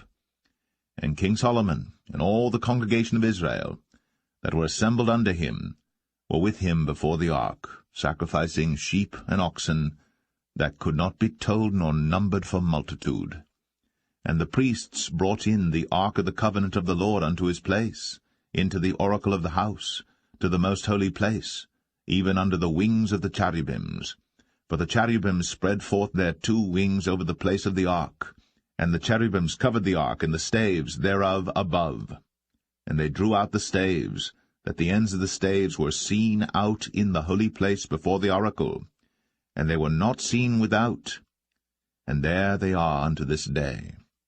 There was nothing in the ark save the 2 tables of stone, which Moses put there at Horeb, when the Lord made a covenant with the children of Israel, when they came out of the land of Egypt. And it came to pass, when the priests were come out of the holy place, that the cloud filled the house of the Lord, so that the priests could not stand to minister because of the cloud, for the glory of the Lord had filled the house of the Lord. Then spake Solomon, The Lord said that he would dwell in the thick darkness. I have surely built thee an house to dwell in, a settled place for thee to abide in for ever. And the king turned his face about, and blessed all the congregation of Israel. And all the congregation of Israel stood, and he said, Blessed be the Lord God of Israel, which spake with his mouth unto David my father, and hath with his hand fulfilled it, saying, Since the day that I brought forth my people Israel out of Egypt, I chose no city out of all the tribes of Israel to build an house, that my name might be therein. But I chose David to be over my people Israel. And it was in the heart of David my father to build an house for the name of the Lord God of Israel. And the Lord said unto David my father, Whereas it was in thine heart to build an house unto my name, thou didst well that it was in thine heart. Nevertheless thou shalt not build the house, but thy son that shall come forth out of thy loins, he shall build the house unto my name. And the Lord hath performed his word that he spake, and I am risen up in the room of David my father, and sit on the throne of Israel, as the Lord promised, and have built an house for the name of the Lord God of Israel. And I have set there a place for the ark, wherein is the covenant of the Lord, which he made with our fathers when he brought them out of the land of Egypt. And Solomon stood before the altar of the Lord in the presence of all the congregation of Israel, and spread forth his hands toward heaven, and he said, Lord God of Israel, there is no God like thee, in heaven above, or on earth beneath, who keepest covenant and mercy with thy servants that walk before thee with all their heart, who hast kept with thy servant David my father, that thou promised him, thou spakest also with thy mouth, and hast fulfilled it with thine hand, as it is this day. Therefore now, Lord God of Israel, keep with thy servant David my father, that thou promised him, saying, There shall not fail thee a man in my sight to sit on the throne of Israel, so that thy children take heed to their way, that they walk before me as thou hast walked before me. And now, O God of Israel, let thy word, I pray thee, be verified, which thou spakest unto thy servant David my father. But will God indeed dwell on the earth? Behold, the heaven, and heaven of heavens cannot contain thee. How much less this house that I have builded? Yet have thou respect unto the prayer of thy servant, and to his supplication, O Lord my God, to hearken unto the cry and to the prayer which thy servant prayeth before thee today, that thine eyes may be open toward this house night and day, even toward the place of which thou hast said, my name shall be there, that thou mayest hearken unto the prayer which thy servant shall make toward this place. And hearken thou to the supplication of thy servant, and of thy people Israel, when they shall pray toward this place. And hear thou in heaven thy dwelling place, and when thou hearest, forgive. If any man trespass against his neighbor, and an oath be laid upon him to cause him to swear, and the oath come before thine altar in this house, then hear thou in heaven, and do and judge thy servants, condemning the wicked, to bring his way upon his head, and justifying the righteous, to give him according to his righteousness. When thy people Israel be smitten down before the enemy, because they have sinned against thee, and shall turn again to thee, and confess thy name, and pray, and make supplication unto thee in this house, then hear thou in heaven, and forgive the sin of thy people Israel, and bring them again unto the land which thou gavest unto their fathers. When heaven is shut up, and there is no rain because they have sinned against thee, if they pray toward this place, and confess thy name, and turn from their sin, when thou afflictest them, then hear thou in heaven, and forgive the sin of thy servants, and of thy people Israel, that thou teach them the good way wherein they should walk, and give rain upon thy land, which thou hast given to thy people for an inheritance. If there be in the land famine, if there be pestilence, blasting, mildew, locust, or if there be caterpillar, if their enemy besiege them in the land of their cities, whatsoever plague, whatsoever sickness there be, what prayer and supplication soever be made by any man, or by all thy people Israel, which shall know every man the plague of his own heart, and spread forth his hands toward this house, then hear thou in heaven thy dwelling place, and forgive, and do, and give to every man according to his ways, whose heart thou knowest, for thou, even thou only, knowest the hearts of all the children of men, that they may fear thee all the days that they live in the land which thou gavest unto our fathers. Moreover, concerning a stranger that is not of thy people Israel, but cometh out of a far country for thy name's sake, for they shall hear of thy great name, and of thy strong hand, and of thy stretched out arm, when he shall come and pray toward this house, hear thou in heaven thy dwelling place, and do according to all that the stranger calleth to thee for, that all people of the earth may know thy name, to fear thee, as do thy people Israel, and that they may know that this house which I have builded is called by thy name. If thy people go out to battle against their enemy, whithersoever thou shalt send them, and shall pray unto the Lord toward the city which thou hast chosen, and toward the house that I have built for thy name, then hear thou in heaven their prayer, and their supplication, and maintain their cause. If they sin against thee, for there is no man that sinneth not, and thou be angry with them, and deliver them to the enemy, so that they carry them away captives unto the land of the enemy, far or near. Yet if they shall bethink themselves in the land whither they were carried captives, and repent, and make supplication unto thee in the land of them that carried them captives, saying, We have sinned, and have done perversely, we have committed wickedness, and so return unto thee with all their heart, and with all their soul, in the land of their enemies, which led them away captive, and pray unto thee toward their land, which thou gavest unto their fathers, the city which thou hast chosen, and the house which I have built for thy name. Then hear thou their prayer, and their supplication in heaven thy dwelling place, and maintain their cause, and forgive thy people that have sinned against thee, and all their transgressions wherein they have transgressed against thee, and give them compassion before them who carry them captive, that they may have compassion on them. For they be thy people, and thine inheritance, which thou broughtest forth out of Egypt, from the midst of the furnace of iron, that thine eyes may be open unto the supplication of thy servant, and unto the supplication of thy people Israel, to hearken unto them in all that they call for unto thee.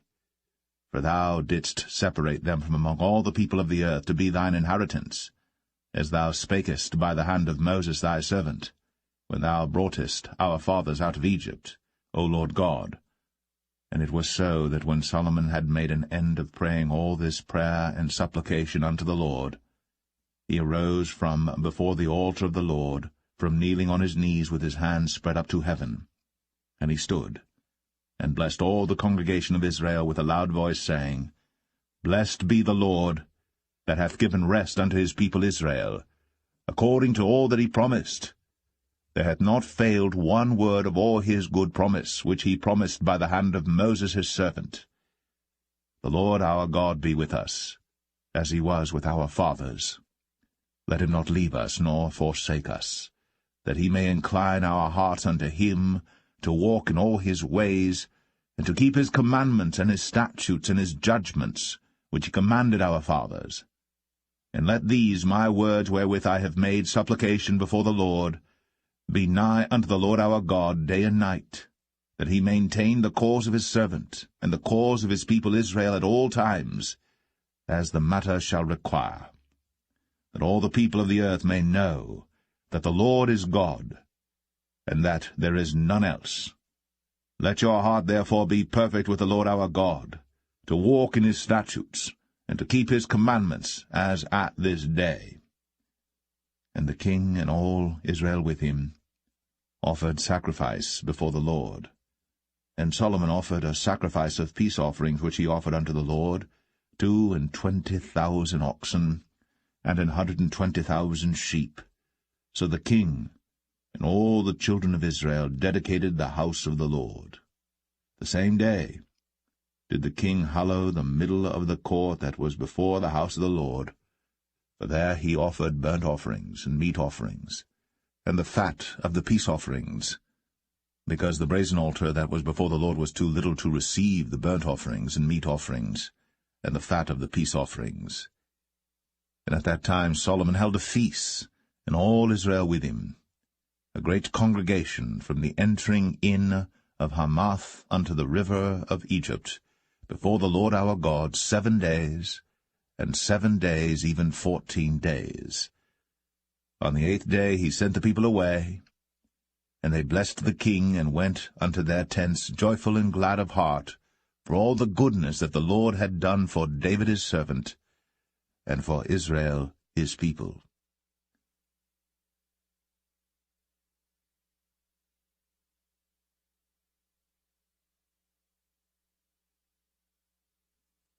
First Kings 9.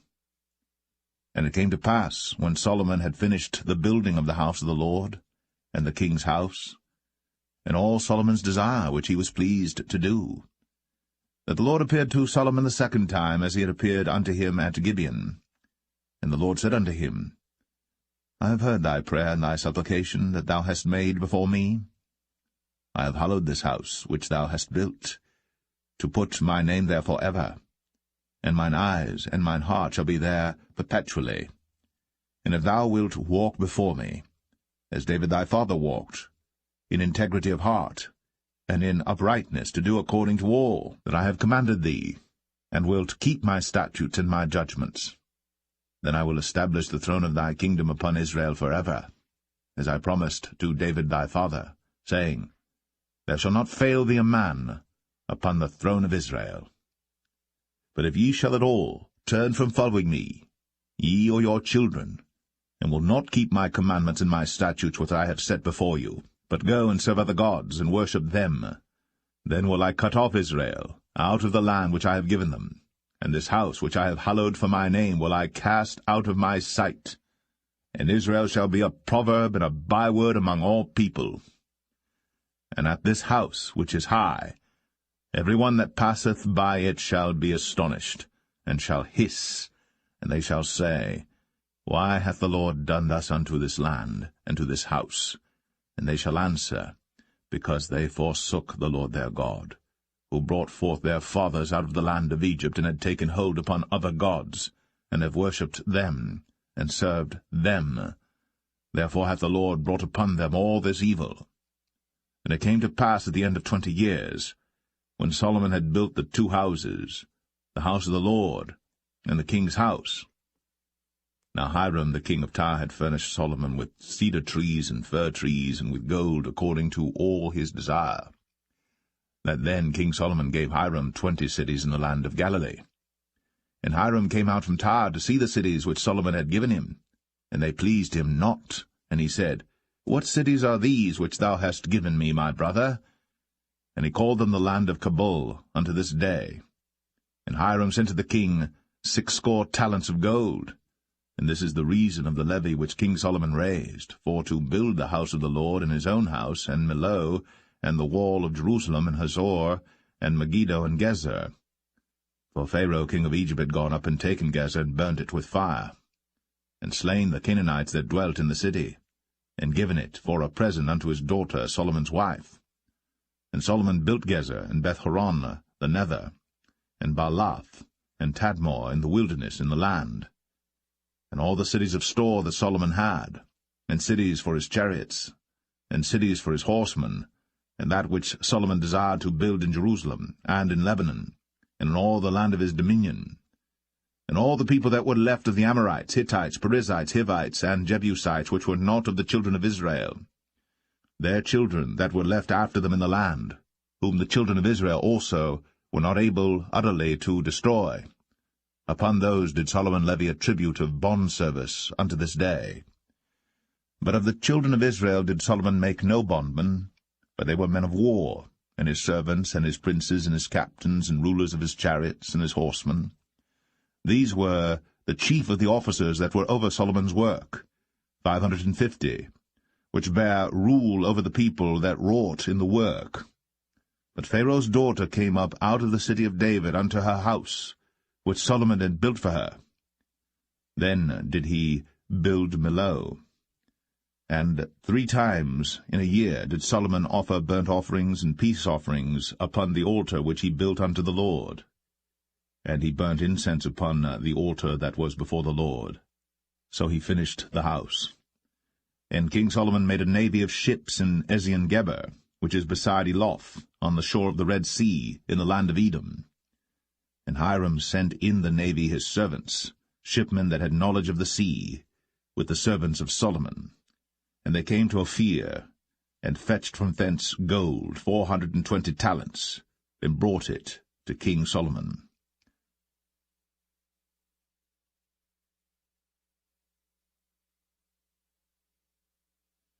1 Kings 10.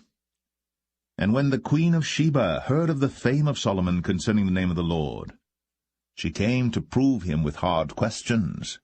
And she came to Jerusalem with a very great train, with camels that bare spices, and very much gold, and precious stones. And when she was come to Solomon, she communed with him of all that was in her heart. And Solomon told her all her questions. There was not anything hid from the king which he told her not. And when the queen of Sheba had seen all Solomon's wisdom, and the house that he had built, and the meat of his table, and the sitting of his servants, and the attendance of his ministers, and their apparel, and his cupbearers, and his ascent by which he went up unto the house of the Lord, there was no more spirit in her. And she said to the king, It was a true report that I heard in mine own land of thy acts and of thy wisdom.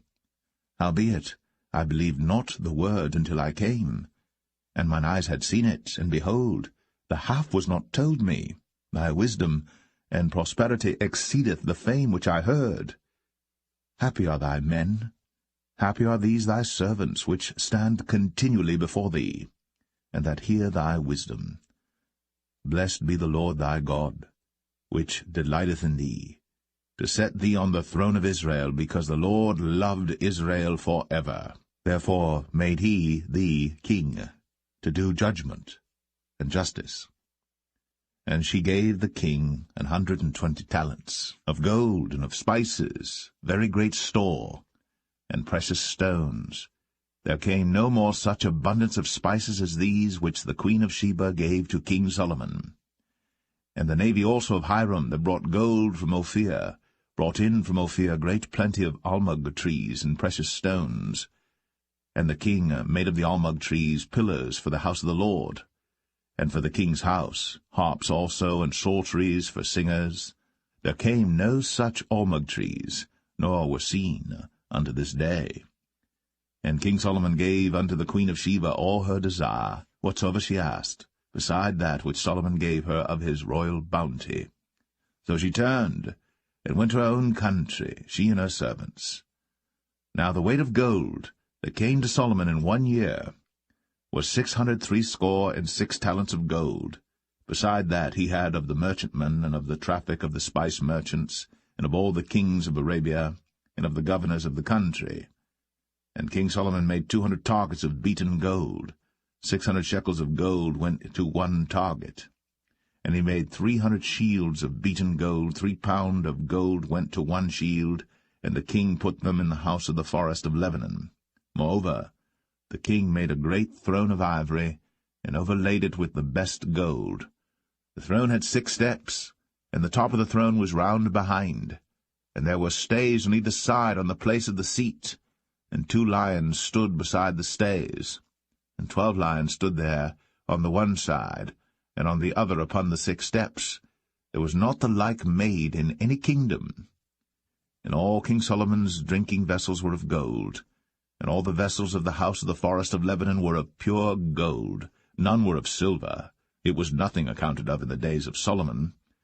For the king had at sea a navy of Tarshish, with the navy of Hiram. Once in 3 years came the navy of Tarshish, bringing gold and silver, ivory, and apes and peacocks. So King Solomon exceeded all the kings of the earth for riches and for wisdom. And all the earth sought to Solomon, to hear his wisdom, which God had put in his heart. And they brought every man his present, vessels of silver, and vessels of gold, and garments, and armor, and spices, horses, and mules, a rate year by year. And Solomon gathered together chariots and horsemen, and he had 1,400 chariots, and 12,000 horsemen, whom he bestowed in the cities for chariots, and with the king at Jerusalem. And the king made silver to be in Jerusalem as stones, and cedars made he to be as the sycamore trees that are in the vale for abundance. And Solomon had horses brought out of Egypt, and linen yarn. The king's merchants received the linen yarn at a price. And a chariot came up and went out of Egypt for 600 shekels of silver, and an horse for 150. And so for all the kings of the Hittites, and for the kings of Syria, did they bring them out by their means.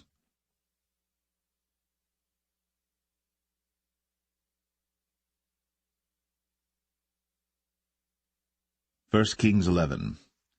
But King Solomon loved many strange women, together with the daughter of Pharaoh, women of the Moabites, Ammonites, Edomites, Zidonians, and Hittites. Of the nations concerning which the Lord said unto the children of Israel, Ye shall not go in to them, neither shall they come in unto you, for surely they will turn away your heart after their gods.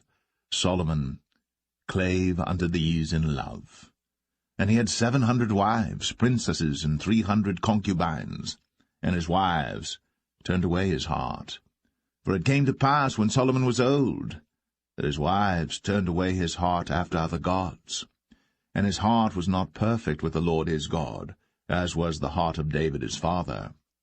For Solomon went after Ashtoreth, the goddess of the Zidonians, and after Milcom, the abomination of the Ammonites. And Solomon did evil in the sight of the Lord, and went not fully after the Lord, as did David his father. Then did Solomon build an high place for Chemosh, the abomination of Moab, in the hill that is before Jerusalem, and for Molech, the abomination of the children of Ammon. And likewise did he for all his strange wives, which burnt incense, and sacrificed unto their gods. And the Lord was angry with Solomon, because his heart was turned from the Lord God of Israel, which had appeared unto him twice, and had commanded him concerning this thing, that he should not go after other gods. But he kept not that which the Lord commanded. Wherefore the Lord said unto Solomon, Forasmuch as this is done of thee, and thou hast not kept my covenant and my statutes, which I have commanded thee, I will surely rend the kingdom from thee, and will give it to thy servant. Notwithstanding, in thy days, I will not do it for David thy father's sake, but I will rend it out of the hand of thy son. Howbeit, I will not rend away all the kingdom, but will give one tribe to thy son, for David my servant's sake, and for Jerusalem's sake, which I have chosen. And the Lord stirred up an adversary unto Solomon, Hadad the Edomite. He was of the king's seed in Edom. For it came to pass, when David was in Edom, and Joab, the captain of the host, was gone up to bury the slain, after he had smitten every male in Edom. For 6 months did Joab remain there with all Israel, until he had cut off every male in Edom. That Hadad fled, he and certain Edomites of his father's servants with him, to go into Egypt, Hadad being yet a little child. And they arose out of Midian, and came to Paran. And they took men with them out of Paran, and they came to Egypt, unto Pharaoh king of Egypt, which gave him an house, and appointed him victuals, and gave him land. And Hadad found great favour in the sight of Pharaoh, so that he gave him to wife the sister of his own wife, the sister of Tahpenes the queen. And the sister of Tahpenes bare him Genubath his son, whom Tahpenes weaned in Pharaoh's house. And Genubath was in Pharaoh's household among the sons of Pharaoh. And when Hadad heard in Egypt that David slept with his fathers, and that Joab the captain of the host was dead, Hadad said to Pharaoh, Let me depart, that I may go to mine own country. Then Pharaoh said unto him, But what hast thou lacked with me, that, behold, thou seekest to go to thine own country? And he answered, Nothing. Howbeit, let me go in any wise. And God stirred him up another adversary, Rezon the son of Eliadah, which fled from his lord Hadadezer king of Zobah. And he gathered men unto him, and became captain over a band, when David slew them of Zobah. And they went to Damascus, and dwelt therein, and reigned in Damascus. And he was an adversary to Israel all the days of Solomon, beside the mischief that Hadad did. And he abhorred Israel, and reigned over Syria. And Jeroboam the son of Nebat, an Ephrathite of Zeradah, Solomon's servant, whose mother's name was Zeruiah, a widow woman, even he lifted up his hand against the king. And this was the cause that he lifted up his hand against the king. Solomon built Millo, and repaired the breaches of the city of David his father. And the man Jeroboam was a mighty man of valour. And Solomon, seeing the young man that he was industrious, he made him ruler over all the charge of the house of Joseph. And it came to pass at that time, when Jeroboam went out of Jerusalem, that the prophet Ahijah the Shilonite found him in the way, and he had clad himself with a new garment, and they two were alone in the field. And Ahijah caught the new garment that was on him, and rent it in 12 pieces. And he said to Jeroboam, Take thee 10 pieces, for thus saith the Lord, the God of Israel, Behold, I will rend the kingdom out of the hand of Solomon, and will give 10 tribes to thee. But he shall have 1 tribe for my servant David's sake, and for Jerusalem's sake, the city which I have chosen out of all the tribes of Israel, because that they have forsaken me, and have worshipped Ashtoreth, the goddess of the Zidonians, Chemosh, the god of the Moabites, and Milcom, the god of the children of Ammon, and have not walked in my ways, to do that which is right in mine eyes, and to keep my statutes and my judgments, as did David his father. Howbeit, I will not take the whole kingdom out of his hand, but I will make him prince all the days of his life, for David my servant's sake, whom I chose, because he kept my commandments and my statutes. But I will take the kingdom out of his son's hand, and will give it unto thee, even 10 tribes. And unto his son will I give 1 tribe, that David my servant may have a light always before me in Jerusalem, the city which I have chosen me, to put my name there. And I will take thee, and thou shalt reign according to all that thy soul desireth, and shalt be king over Israel. And it shall be, if thou wilt hearken unto all that I command thee, and wilt walk in my ways, and do that is right in my sight, to keep my statutes and my commandments, as David my servant did, that I will be with thee, and build thee a sure house, as I built for David, and will give Israel unto thee. And I will for this afflict the seed of David, but not forever. Solomon sought therefore to kill Jeroboam. And Jeroboam arose and fled into Egypt unto Shishak king of Egypt, and was in Egypt until the death of Solomon. And the rest of the acts of Solomon, and all that he did, and his wisdom, are they not written in the book of the acts of Solomon? And the time that Solomon reigned in Jerusalem over all Israel was 40 years. And Solomon slept with his fathers, and was buried in the city of David his father. And Rehoboam his son reigned in his stead.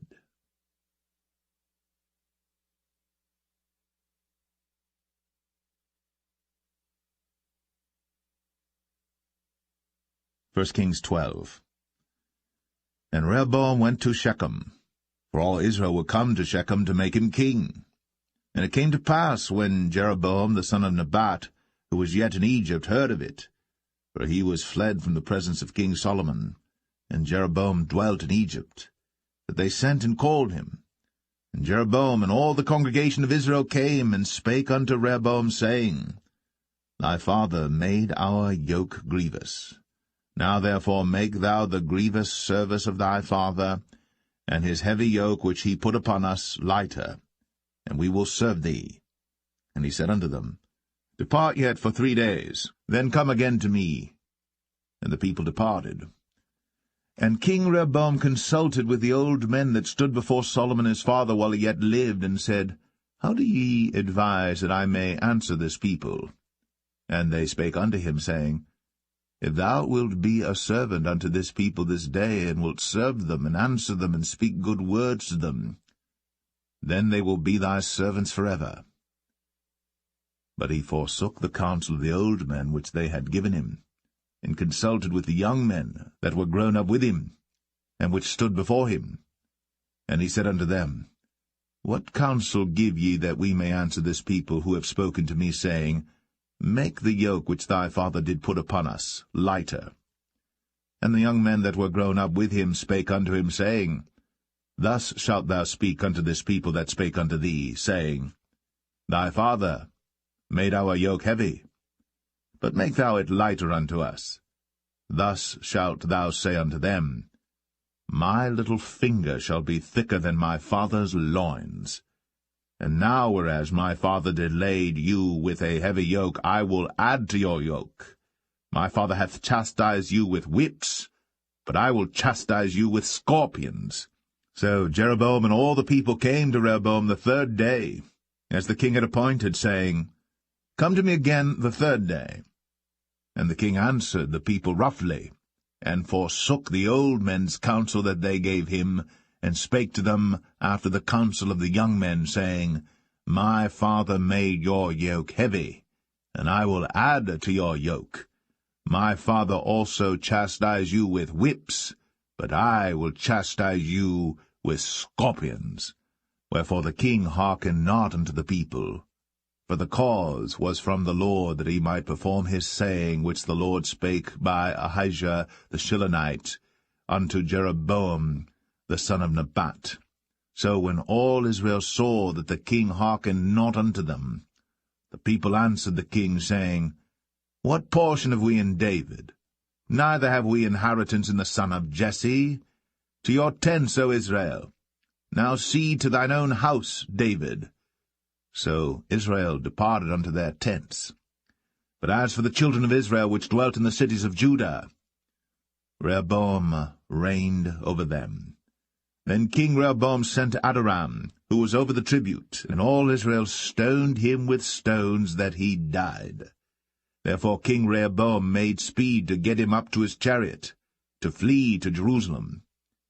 So Israel rebelled against the house of David unto this day. And it came to pass, when all Israel heard that Jeroboam was come again, that they sent and called him unto the congregation, and made him king over all Israel. There was none that followed the house of David, but the tribe of Judah only. And when Rehoboam was come to Jerusalem, he assembled all the house of Judah with the tribe of Benjamin, 180,000 chosen men which were warriors, to fight against the house of Israel, to bring the kingdom again to Rehoboam the son of Solomon. But the word of God came unto Shemaiah the man of God, saying, Speak unto Rehoboam the son of Solomon, king of Judah, and unto all the house of Judah and Benjamin, and to the remnant of the people, saying, Thus saith the Lord, Ye shall not go up, nor fight against your brethren the children of Israel. Return every man to his house, for this thing is from me. They hearkened therefore to the word of the Lord, and returned to depart according to the word of the Lord. Then Jeroboam built Shechem in Mount Ephraim, and dwelt therein, and went out from thence, and built Penuel. And Jeroboam said in his heart, Now shall the kingdom return to the house of David. If this people go up to do sacrifice in the house of the Lord at Jerusalem, then shall the heart of this people turn again unto their Lord, even unto Rehoboam king of Judah, and they shall kill me, and go again to Rehoboam king of Judah. Whereupon the king took counsel, and made 2 calves of gold, and said unto them, It is too much for you to go up to Jerusalem. Behold thy gods, O Israel, which brought thee up out of the land of Egypt. And he set the one in Bethel, and the other put he in Dan. And this thing became a sin, for the people went to worship before the one, even unto Dan. And he made an house of high places, and made priests of the lowest of the people, which were not of the sons of Levi. And Jeroboam ordained a feast in the 8th month, on the 15th day of the month, like unto the feast that is in Judah. And he offered upon the altar. So did he in Bethel, sacrificing unto the calves that he had made. And he placed in Bethel the priests of the high places which he had made.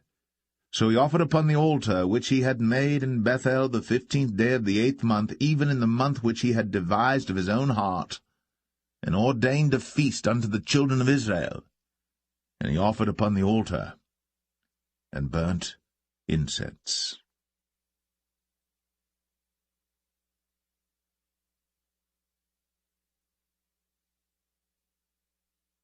1 Kings 13. And behold, there came a man of God out of Judah by the word of the Lord unto Bethel. And Jeroboam stood by the altar to burn incense. And he cried against the altar in the word of the Lord, and said, O altar, altar, thus saith the Lord, Behold, a child shall be born unto the house of David, Josiah by name. And upon thee shall he offer the priests of the high places that burn incense upon thee, and men's bones shall be burnt upon thee. And he gave a sign the same day, saying, This is the sign which the Lord hath spoken. Behold, the altar shall be rent, and the ashes that are upon it shall be poured out. And it came to pass, when King Jeroboam heard the saying of the man of God, which had cried against the altar in Bethel, that he put forth his hand from the altar, saying, Lay hold on him. And his hand, which he put forth against him, dried up, so that he could not pull it in again to him. The altar also was rent, and the ashes poured out from the altar, according to the sign which the man of God had given, by the word of the Lord. And the king answered and said unto the man of God, Entreat now the face of the Lord thy God, and pray for me, that my hand may be restored me again. And the man of God besought the Lord, and the king's hand was restored him again, and became as it was before. And the king said unto the man of God, Come home with me, and refresh thyself, and I will give thee a reward. And the man of God said unto the king, If thou wilt give me half thine house, I will not go in with thee, neither will I eat bread nor drink water in this place. For so was it charged me by the word of the Lord, saying, Eat no bread, nor drink water, nor turn again by the same way that thou camest. So he went another way, and returned not by the way that he came to Bethel. Now there dwelt an old prophet in Bethel, and his sons came and told him all the works that the man of God had done that day in Bethel, the words which he had spoken unto the king. Them they told also to their father. And their father said unto them, What way went he? For his sons had seen what way the man of God went, which came from Judah. And he said unto his sons, Saddle me the ass.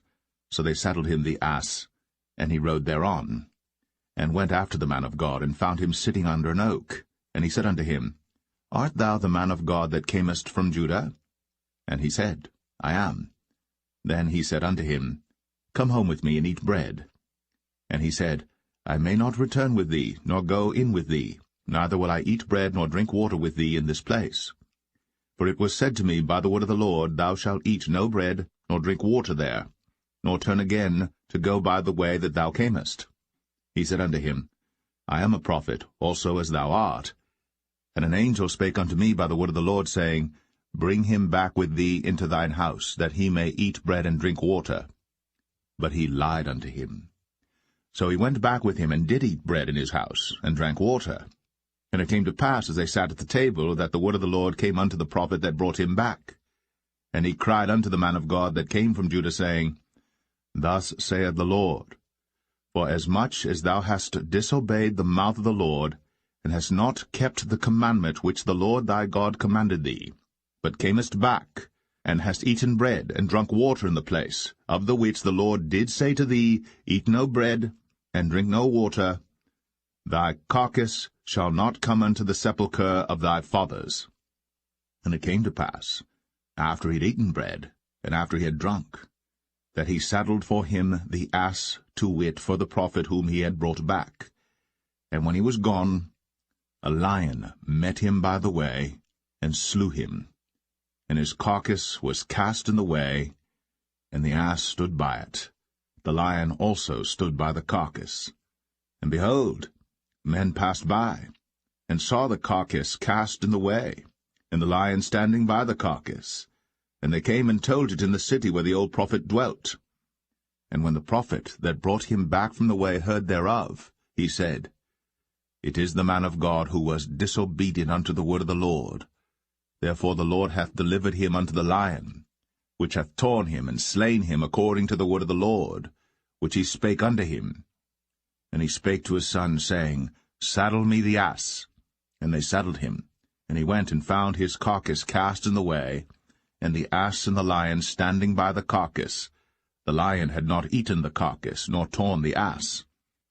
And the prophet took up the carcass of the man of God, and laid it upon the ass, and brought it back. And the old prophet came to the city to mourn and to bury him. And he laid his carcass in his own grave. And they mourned over him, saying, Alas, my brother! And it came to pass, after he had buried him, that he spake to his son, saying, When I am dead, then bury me in the sepulchre wherein the man of God is buried. Lay my bones beside his bones. For the saying which he cried by the word of the Lord against the altar in Bethel, and against all the houses of the high places which are in the cities of Samaria, shall surely come to pass. After this thing Jeroboam returned not from his evil way, but made again of the lowest of the people priests of the high places.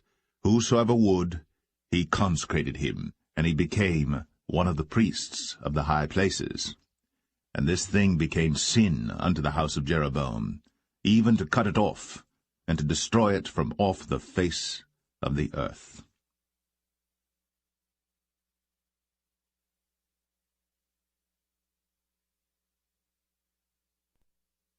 1 Kings 14. At that time Abijah, the son of Jeroboam, fell sick. And Jeroboam said to his wife, Arise, I pray thee, and disguise thyself, that thou be not known to be the wife of Jeroboam, and get thee to Shiloh. Behold, there is Ahijah the prophet, which told me that I should be king over this people. And take with thee 10 loaves and cracknels, and a cruse of honey, and go to him. He shall tell thee what shall become of the child. And Jeroboam's wife did so, and arose, and went to Shiloh, and came to the house of Ahijah. But Ahijah could not see, for his eyes were set by reason of his age. And the Lord said unto Ahijah, Behold, the wife of Jeroboam cometh to ask a thing of thee for her son, for he is sick. Thus and thus shalt thou say unto her, for it shall be, when she cometh in, that she shall feign herself to be another woman. And it was so, when Ahijah heard the sound of her feet, as she came in at the door, that he said, Come in, thou wife of Jeroboam. Why feignest thou thyself to be another? For I am sent to thee with heavy tidings. Go, tell Jeroboam, Thus saith the Lord God of Israel, Forasmuch as I exalted thee from among the people, and made thee prince over my people Israel, and rent the kingdom away from the house of David, and gave it thee, and yet thou hast not been as my servant David, who kept my commandments, and who followed me with all his heart, to do that only which was right in mine eyes, but hast done evil above all that were before thee. For thou hast gone and made thee other gods, and molten images, to provoke me to anger, and hast cast me behind thy back. Therefore, behold, I will bring evil upon the house of Jeroboam, and will cut off from Jeroboam him that pisseth against the wall, and him that is shut up and left in Israel, and will take away the remnant of the house of Jeroboam as a man taketh away dung, till it be all gone. Him that dieth of Jeroboam in the city shall the dogs eat, and him that dieth in the field shall the fowls of the air eat. For the Lord hath spoken it. Arise thou therefore, get thee to thine own house, and when thy feet enter into the city, the child shall die. And all Israel shall mourn for him, and bury him. For he only of Jeroboam shall come to the grave, because in him there is found some good thing toward the Lord God of Israel in the house of Jeroboam. Moreover, the Lord shall raise him up a king over Israel, who shall cut off the house of Jeroboam that day. But what? Even now. For the Lord shall smite Israel, as a reed is shaken in the water, and he shall root up Israel out of this good land, which he gave to their fathers, and shall scatter them beyond the river, because they have made their groves, provoking the Lord to anger. And he shall give Israel up, because of the sins of Jeroboam, who did sin, and who made Israel to sin.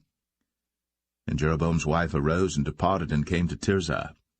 And when she came to the threshold of the door, the child died, and they buried him.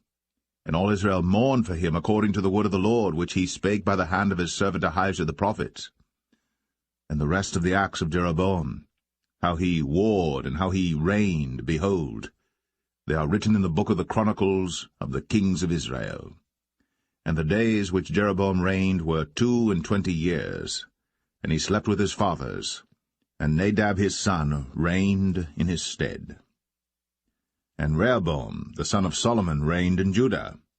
Rehoboam was 41 years old when he began to reign, and he reigned 17 years in Jerusalem, the city which the Lord did choose out of all the tribes of Israel, to put his name there.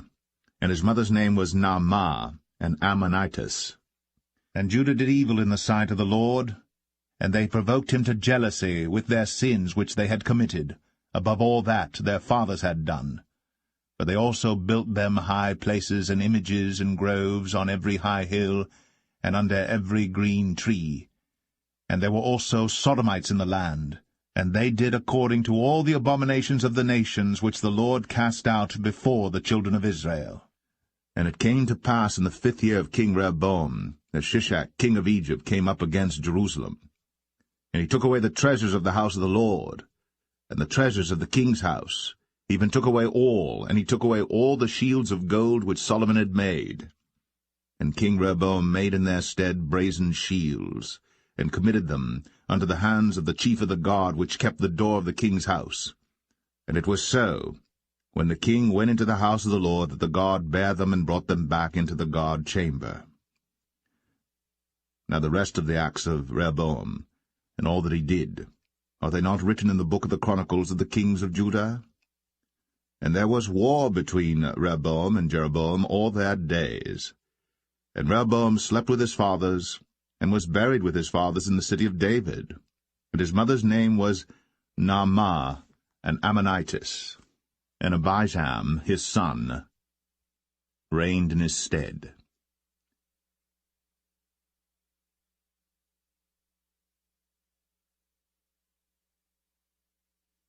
1 Kings 15. Now in the 18th year of King Jeroboam, the son of Nebat, reigned Abijam over Judah. 3 years reigned he in Jerusalem, and his mother's name was Maachah, the daughter of Abishalom. And he walked in all the sins of his father which he had done before him, and his heart was not perfect with the Lord his God, as the heart of David his father. Nevertheless, for David's sake did the Lord his God give him a lamp in Jerusalem to set up his son after him, and to establish Jerusalem, because David did that which was right in the eyes of the Lord, and turned not aside from anything that he commanded him all the days of his life, save only in the matter of Uriah the Hittite. And there was war between Rehoboam and Jeroboam all the days of his life. Now the rest of the acts of Abijam, and all that he did, are they not written in the book of the Chronicles of the kings of Judah? And there was war between Abijam and Jeroboam. And Abijam slept with his fathers, and they buried him in the city of David, and Asa, his son, reigned in his stead. And in the 20th year of Jeroboam, king of Israel, reigned Asa over Judah. And 41 years reigned he in Jerusalem. And his mother's name was Maachah, the daughter of Abishalom. And Asa did that which was right in the eyes of the Lord, as did David his father. And he took away the Sodomites out of the land, and removed all the idols that his fathers had made. And also Maachah his mother, even her he removed from being queen, because she had made an idol in the grove. And Asa destroyed her idol, and burned it by the brook Kidron. But the high places were not removed. Nevertheless Asa's heart was perfect with the Lord all his days. And he brought in the things which his father had dedicated, and the things which himself had dedicated, into the house of the Lord, silver and gold and vessels. And there was war between Asa and Baasha, king of Israel, all their days. And Baasha, king of Israel, went up against Judah, and built Ramah, that he might not suffer any to go out or come in to Asa, king of Judah. Then Asa took all the silver and the gold that were left in the treasures of the house of the Lord, and the treasures of the king's house, and delivered them into the hand of his servants. And King Asa sent them to Ben-Hadad, the son of Tabrimon, the son of Hezion, king of Syria, that dwelt at Damascus, saying, There is a league between me and thee, and between my father and thy father. Behold, I have sent unto thee a present of silver and gold. Come, and break thy league with Baasha king of Israel, that he may depart from me. So Ben-Hadad hearkened unto King Asa, and sent the captains of the hosts which he had against the cities of Israel, and smote Ijon and Dan and Abel-Beth-Maachah and all Cinneroth, with all the land of Naphtali. And it came to pass, when Baasha heard thereof, that he left off building of Ramah, and dwelt in Tirzah. Then King Asa made a proclamation throughout all Judah, none was exempted. And they took away the stones of Ramah, and the timber thereof, wherewith Baasha had builded. And King Asa built with them Geba of Benjamin, and Mizpah. The rest of all the acts of Asa, and all his might, and all that he did, and the cities which he built, are they not written in the book of the Chronicles of the kings of Judah? Nevertheless, in the time of his old age, he was diseased in his feet. And Asa slept with his fathers, and was buried with his fathers in the city of David his father, and Jehoshaphat his son reigned in his stead. And Nadab the son of Jeroboam began to reign over Israel in the 2nd year of Asa king of Judah, and reigned over Israel 2 years. And he did evil in the sight of the Lord, and walked in the way of his father, and in his sin wherewith he made Israel to sin. And Baasha the son of Ahijah of the house of Issachar conspired against him. And Baasha smote him at Gibbethon, which belonged to the Philistines, for Nadab and all Israel laid siege to Gibbethon. Even in the 3rd year of Asa king of Judah did Baasha slay him, and reigned in his stead. And it came to pass when he reigned, that he smote all the house of Jeroboam. He left not to Jeroboam any that breathed, until he had destroyed him, according unto the saying of the Lord, which he spake by his servant Ahijah the Shilonite. Because of the sins of Jeroboam which he sinned, and which he made Israel sin, by his provocation wherewith he provoked the Lord God of Israel to anger. Now the rest of the acts of Nadab, and all that he did, are they not written in the book of the Chronicles of the kings of Israel? And there was war between Asa and Baasha, king of Israel, all their days. In the 3rd year of Asa, king of Judah, began Baasha the son of Ahijah to reign over all Israel in Tirzah 24 years.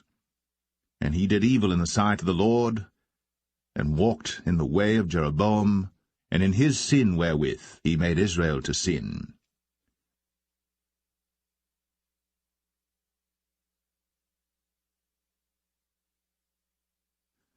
First Kings 16. Then the word of the Lord came to Jehu the son of Hanani against Baasha, saying, Forasmuch as I exalted thee out of the dust, and made thee prince over my people Israel, and thou hast walked in the way of Jeroboam, and hast made my people Israel to sin, to provoke me to anger with their sins, behold, I will take away the posterity of Baasha, and the posterity of his house, and will make thy house like the house of Jeroboam the son of Nebat. Him that dieth of Baasha in the city shall the dogs eat, and him that dieth of his in the fields shall the fowls of the air eat. Now the rest of the acts of Baasha, and what he did, and his might, are they not written in the book of the Chronicles of the kings of Israel? So Baasha slept with his fathers, and was buried in Tirzah, and Elah his son reigned in his stead.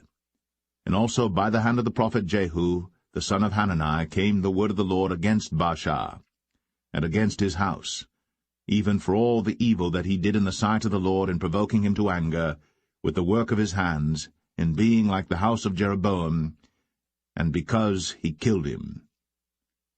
In the 26th year of Asa king of Judah began Elah the son of Baasha to reign over Israel in Tirzah 2 years. And his servant Zimri, captain of half his chariots, conspired against him, as he was in Tirzah drinking himself drunk in the house of Arzah, steward of his house in Tirzah. And Zimri went in, and smote him, and killed him, in the 27th year of Asa king of Judah, and reigned in his stead. And it came to pass, when he began to reign, as soon as he sat on his throne, that he slew all the house of Baasha. He left him not one that pisseth against a wall, neither of his kinsfolks, nor of his friends. Thus did Zimri destroy all the house of Baasha, according to the word of the Lord which he spake against Baasha by Jehu the prophet. For all the sins of Baasha, and the sins of Elah his son, by which they sinned, and by which they made Israel to sin, in provoking the Lord God of Israel to anger with their vanities. Now the rest of the acts of Elah, and all that he did, are they not written in the book of the Chronicles of the kings of Israel? In the 27th year of Asa king of Judah did Zimri reign 7 days in Tirzah. And the people were encamped against Gibbethon, which belonged to the Philistines. And the people that were encamped heard say, Zimri hath conspired, and hath also slain the king. Wherefore all Israel made Omri, the captain of the host, king over Israel that day in the camp. And Omri went up from Gibbethon, and all Israel with him, and they besieged Tirzah. And it came to pass, when Zimri saw that the city was taken, that he went into the palace of the king's house, and burnt the king's house over him with fire, and died.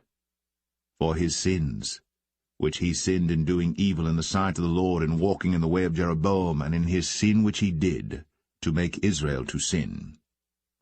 Now the rest of the acts of Zimri, and his treason that he wrought, are they not written in the book of the Chronicles of the kings of Israel? Then were the people of Israel divided into 2 parts. Half of the people followed Tibni the son of Ginath, to make him king, and half followed Omri. But the people that followed Omri prevailed against the people that followed Tibni the son of Ginath. So Tibni died, and Omri reigned. In the 31st year of Asa king of Judah began Omri to reign over Israel 12 years. 6 years reigned he in Tirzah. And he bought the hill Samaria of Shemer for 2 talents of silver, and built on the hill, and called the name of the city which he built after the name of Shemer, owner of the hill, Samaria. But Omri wrought evil in the eyes of the Lord, and did worse than all that were before him. For he walked in all the way of Jeroboam the son of Nebat, and in his sin wherewith he made Israel to sin, to provoke the Lord God of Israel to anger with their vanities. Now the rest of the acts of Omri which he did, and his might that he showed, are they not written in the book of the chronicles of the kings of Israel? So Omri slept with his fathers, and was buried in Samaria, and Ahab his son reigned in his stead. And in the 38th year of Asa king of Judah began Ahab the son of Omri to reign over Israel. And Ahab the son of Omri reigned over Israel in Samaria 22 years. And Ahab the son of Omri did evil in the sight of the Lord above all that were before him.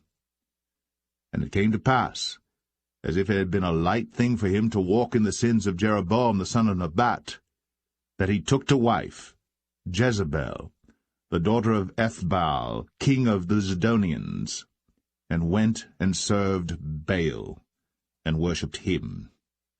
And he reared up an altar for Baal in the house of Baal, which he had built in Samaria. And Ahab made a grove, and Ahab did more to provoke the Lord God of Israel to anger than all the kings of Israel that were before him.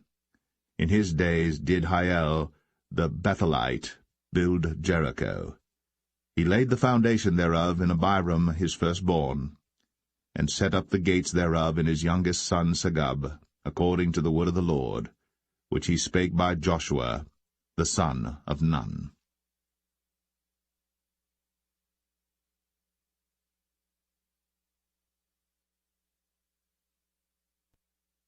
1 Kings 17. And Elijah the Tishbite, who was of the inhabitants of Gilead, said unto Ahab, As the Lord God of Israel liveth, before whom I stand, there shall not be dew nor rain these years, but according to my word. And the word of the Lord came unto him, saying, Get thee hence, and turn thee eastward, and hide thyself by the brook Cherith, that is before Jordan. And it shall be that thou shalt drink of the brook, and I have commanded the ravens to feed thee there. So he went and did according unto the word of the Lord, for he went and dwelt by the brook Cherith, that is before Jordan. And the ravens brought him bread and flesh in the morning, and bread and flesh in the evening, and he drank of the brook. And it came to pass after a while that the brook dried up, because there had been no rain in the land. And the word of the Lord came unto him, saying, Arise, get thee to Zarephath, which belongeth to Zidon, and dwell there. Behold, I have commanded a widow woman there to sustain thee. So he arose and went to Zarephath. And when he came to the gate of the city, behold, the widow woman was there gathering of sticks. And he called to her, and said, Fetch me, I pray thee, a little water in a vessel, that I may drink. And as she was going to fetch it, he called to her, and said, Bring me, I pray thee, a morsel of bread in thine hand.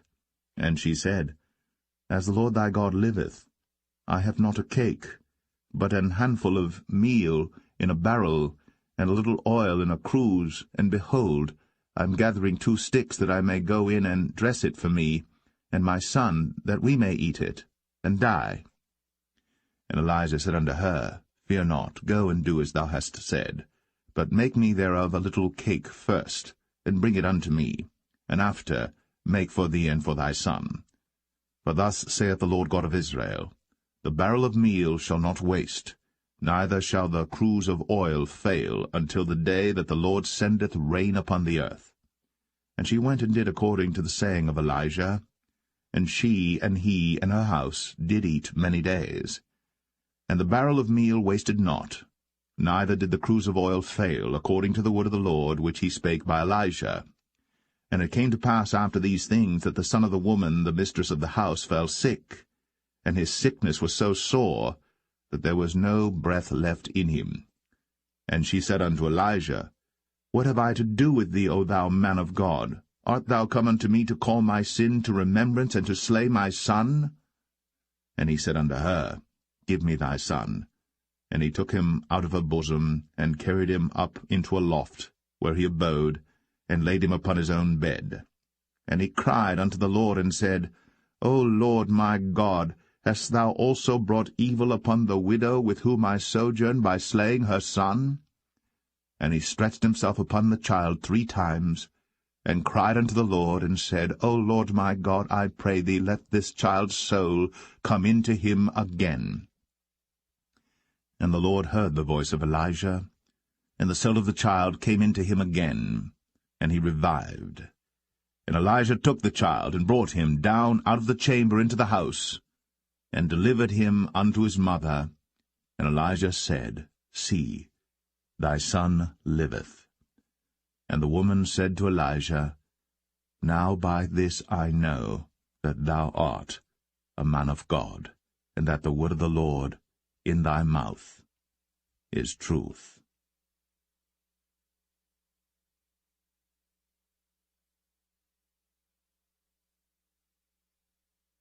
1 Kings 18.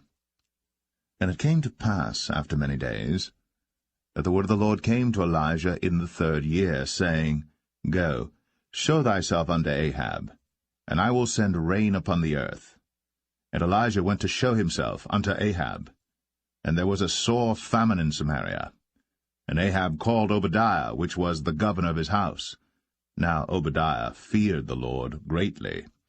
For it was so, when Jezebel cut off the prophets of the Lord, that Obadiah took 100 prophets, and hid them by 50 in a cave, and fed them with bread and water. And Ahab said unto Obadiah, Go into the land, unto all fountains of water, and unto all brooks. Peradventure we may find grass to save the horses and mules alive, that we lose not all the beasts. So they divided the land between them to pass throughout it. Ahab went one way by himself, and Obadiah went another way by himself. And as Obadiah was in the way, behold, Elijah met him, and he knew him, and fell on his face, and said, Art thou that my lord Elijah? And he answered him, I am. Go tell thy lord, Behold, Elijah is here. And he said, What have I sinned that thou wouldst deliver thy servant into the hand of Ahab, to slay me? As the Lord thy God liveth, there is no nation or kingdom whither my lord hath not sent to seek thee. And when they said, He is not there, he took an oath of the kingdom and nation that they found thee not. And now thou sayest, Go, tell thy lord, Behold, Elijah is here. And it shall come to pass, as soon as I am gone from thee, that the Spirit of the Lord shall carry thee whither I know not. And so when I come and tell Ahab, and he cannot find thee, he shall slay me. But I thy servant fear the Lord from my youth. Was it not told my lord what I did when Jezebel slew the prophets of the Lord, how I hid 100 men of the Lord's prophets by 50 in a cave, and fed them with bread and water? And now thou sayest, Go tell thy lord, Behold, Elijah is here, and he shall slay me? And Elijah said, As the Lord of hosts liveth, before whom I stand, I will surely show myself unto him today. So Obadiah went to meet Ahab, and told him. And Ahab went to meet Elijah. And it came to pass, when Ahab saw Elijah, that Ahab said unto him, Art thou he that troubleth Israel? And he answered, I have not troubled Israel, but thou and thy father's house, in that ye have forsaken the commandments of the Lord, and thou hast followed Baalim. Now therefore send and gather to me all Israel unto Mount Carmel, and the prophets of Baal 450, and the prophets of the groves 400, which eat at Jezebel's table. So Ahab sent unto all the children of Israel, and gathered the prophets together unto Mount Carmel. And Elijah came unto all the people, and said, How long halt ye between 2 opinions? If the Lord be God, follow him. But if Baal, then follow him. And the people answered him not a word.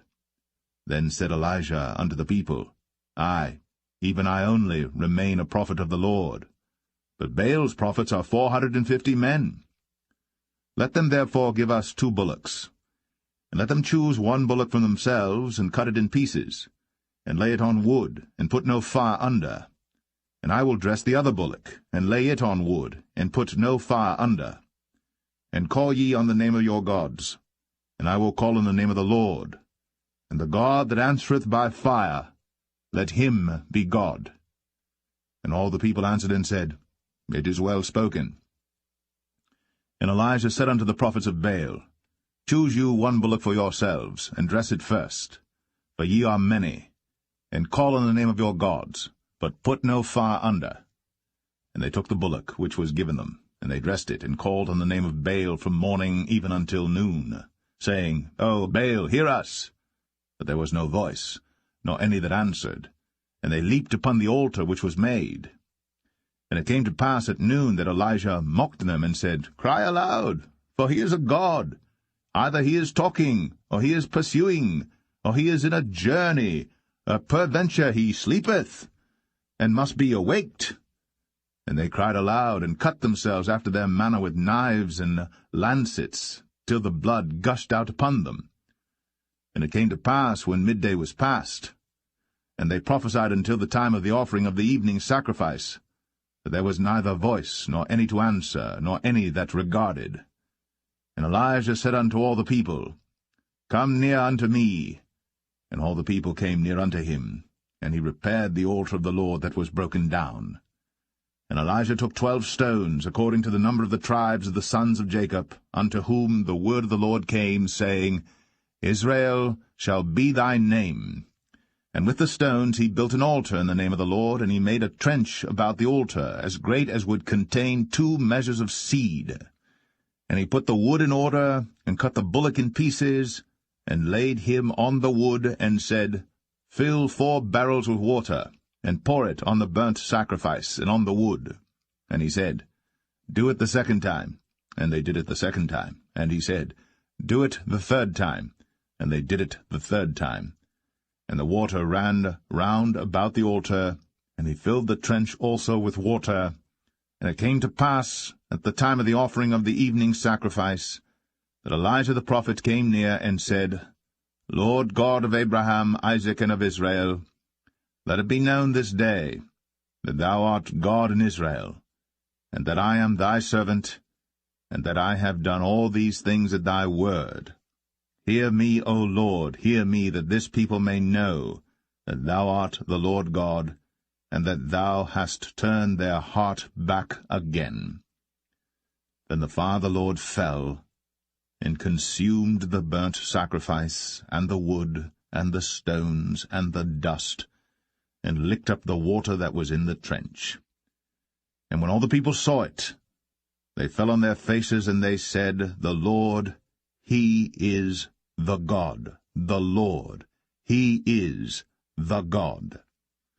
And Elijah said unto them, Take the prophets of Baal, let not one of them escape. And they took them. And Elijah brought them down to the brook Kishon, and slew them there. And Elijah said unto Ahab, Get thee up, eat and drink, for there is a sound of abundance of rain. So Ahab went up to eat and to drink. And Elijah went up to the top of Carmel, and he cast himself down upon the earth, and put his face between his knees, and said to his servant, Go up now, look toward the sea. And he went up and looked, and said, There is nothing. And he said, Go again 7 times. And it came to pass at the 7th time that he said, Behold, there ariseth a little cloud out of the sea like a man's hand. And he said, Go up, say unto Ahab, Prepare thy chariot, and get thee down, that the rain stop thee not. And it came to pass in the meanwhile that the heaven was black with clouds and wind, and there was a great rain. And Ahab rode, and went to Jezreel. And the hand of the Lord was on Elijah, and he girded up his loins, and ran before Ahab to the entrance of Jezreel.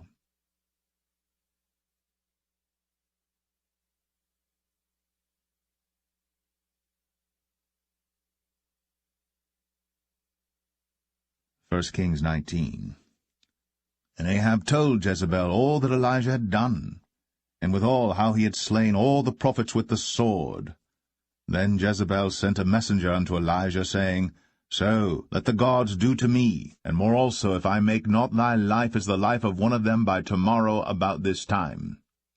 And when he saw that, he arose, and went for his life, and came to Beersheba, which belongeth to Judah, and left his servant there. But he himself went a day's journey into the wilderness, and came and sat down under a juniper tree. And he requested for himself that he might die, and said, It is enough. Now, O Lord, take away my life, for I am not better than my fathers. And as he lay and slept under a juniper tree, behold, then an angel touched him, and said unto him, Arise and eat. And he looked, and behold, there was a cake baked on the coals, and a cruse of water at his head. And he did eat and drink, and laid him down again. And the angel of the Lord came again the second time, and touched him, and said, Arise and eat, because the journey is too great for thee. And he arose, and did eat and drink, and went in the strength of that meat 40 days, and 40 nights, unto Horeb the mount of God. And he came thither unto a cave, and lodged there. And behold, the word of the Lord came to him, and he said unto him, What doest thou here, Elijah? And he said, I have been very jealous for the Lord God of hosts, for the children of Israel have forsaken thy covenant, thrown down thine altars, and slain thy prophets with the sword, and I, even I only am left, and they seek my life to take it away. And he said, Go forth, and stand upon the mount before the Lord. And behold, the Lord passed by, and a great and strong wind rent the mountains, and brake in pieces the rocks before the Lord. But the Lord was not in the wind. And after the wind an earthquake. But the Lord was not in the earthquake. And after the earthquake a fire. But the Lord was not in the fire. And after the fire a still small voice. And it was so, when Elijah heard it, that he wrapped his face in his mantle, and went out, and stood in the entering in of the cave. And behold, there came a voice unto him, and said, What doest thou here, Elijah? And he said, I have been very jealous for the Lord God of hosts, because the children of Israel have forsaken thy covenant, thrown down thine altars, and slain thy prophets with the sword, and I, even I only, am left. And they seek my life, to take it away. And the Lord said unto him, Go, return on thy way to the wilderness of Damascus, and when thou comest, anoint Hazael to be king over Syria. And Jehu, the son of Nimshi, shalt thou anoint to be king over Israel. And Elisha, the son of Shaphat, of Abel-Meholah, shalt thou anoint to be prophet in thy room. And it shall come to pass, that him that escapeth the sword of Hazael shall Jehu slay, and him that escapeth from the sword of Jehu shall Elisha slay. Yet I have left me 7,000 in Israel, all the knees which have not bowed unto Baal, and every mouth which hath not kissed him. So he departed thence, and found Elisha the son of Shaphat, who was plowing with 12 yoke of oxen before him, and he with the 12th, and Elijah passed by him, and cast his mantle upon him. And he left the oxen, and ran after Elijah, and said, Let me, I pray thee, kiss my father and my mother, and then I will follow thee. And he said unto him, Go back again, for what have I done to thee? And he returned back from him, and took a yoke of oxen, and slew them, and boiled their flesh with the instruments of the oxen, and gave unto the people, and they did eat. Then he arose, and went after Elijah, and ministered unto him.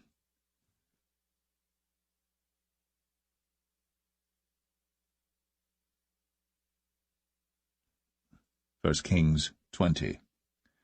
And Ben-Hadad the king of Syria gathered all his host together, and there were 32 kings with him, and horses and chariots, and he went up and besieged Samaria, and warred against it. And he sent messengers to Ahab king of Israel into the city, and said unto him, Thus saith Ben-Hadad, Thy silver and thy gold is mine, thy wives also and thy children, even the goodliest, are mine. And the king of Israel answered and said, My lord, O king, according to thy saying, I am thine, and all that I have. And the messengers came again and said, Thus speaketh Ben-Hadad, saying, Although I have sent unto thee, saying, Thou shalt deliver me thy silver and thy gold and thy wives and thy children. Yet I will send my servants unto thee tomorrow about this time, and they shall search thine house, and the houses of thy servants. And it shall be that whatsoever is pleasant in thine eyes, they shall put it in their hand, and take it away. Then the king of Israel called all the elders of the land, and said, Mark, I pray you, and see how this man seeketh mischief, for he sent unto me for my wives, and for my children, and for my silver, and for my gold, and I denied him not. And all the elders and all the people said unto him, Hearken not unto him, nor consent. Wherefore he said unto the messengers of Ben-hadad, Tell my lord the king, all that thou didst send for to thy servant at the first, I will do, but this thing I may not do. And the messengers departed, and brought him word again. And Ben-hadad sent unto him, and said, The gods do so unto me, and more also, if the dust of Samaria shall suffice for handfuls for all the people that follow me. And the king of Israel answered and said, Tell him, Let not him that girdeth on his harness boast himself, as he that putteth it off. And it came to pass, when Ben-hadad heard this message, as he was drinking, he and the kings in the pavilions, that he said unto his servants, Set yourselves in array. And they set themselves in array against the city. And behold, there came a prophet unto Ahab king of Israel, saying, Thus saith the Lord, Hast thou seen all this great multitude? Behold, I will deliver it into thine hand this day, and thou shalt know that I am the Lord. And Ahab said, By whom? And he said, Thus saith the Lord, Even by the young men of the princes of the provinces. Then he said, Who shall order the battle? And he answered, Thou. Then he numbered the young men of the princes of the provinces, and they were 232, and after them he numbered all the people, even all the children of Israel, being 7,000. And they went out at noon. But Ben-hadad was drinking himself drunk in the pavilions, he and the kings, the 32 kings that helped him. And the young men of the princes of the provinces went out first, and Ben-hadad sent out, and they told him, saying, There are men come out of Samaria. And he said, Whether they be come out for peace, take them alive, or whether they be come out for war, take them alive. So these young men of the princes of the provinces came out of the city, and the army which followed them, and they slew every one his man, and the Syrians fled. And Israel pursued them, and Ben-hadad the king of Syria escaped on an horse with the horsemen. And the king of Israel went out, and smote the horses and chariots, and slew the Syrians with a great slaughter. And the prophet came to the king of Israel, and said unto him, Go, strengthen thyself, and mark and see what thou doest. For at the return of the year the king of Syria will come up against thee. And the servants of the king of Syria said unto him, Their gods are gods of the hills, therefore they were stronger than we. But let us fight against them in the plain, and surely we shall be stronger than they. And do this thing, take the kings away, every man out of his place, and put captains in their rooms. And number thee an army like the army that thou hast lost, horse for horse, and chariot for chariot, and we will fight against them in the plain, and surely we shall be stronger than they. And he hearkened unto their voice, and did so. And it came to pass, at the return of the year, that Ben-hadad numbered the Syrians, and went up to Aphek to fight against Israel. And the children of Israel were numbered, and were all present, and went against them. And the children of Israel pitched before them like 2 little flocks of kids, but the Syrians filled the country. And there came a man of God, and spake unto the king of Israel, and said, Thus saith the Lord, Because the Syrians have said, The Lord is God of the hills, but he is not God of the valleys. Therefore will I deliver all this great multitude into thine hand, and ye shall know that I am the Lord. And they pitched one over against the other 7 days, and so it was, that in the 7th day the battle was joined, and the children of Israel slew of the Syrians 100,000 footmen in 1 day. But the rest fled to Aphek into the city, and there a wall fell upon 27,000 of the men that were left. And Ben-hadad fled, and came into the city, into an inner chamber.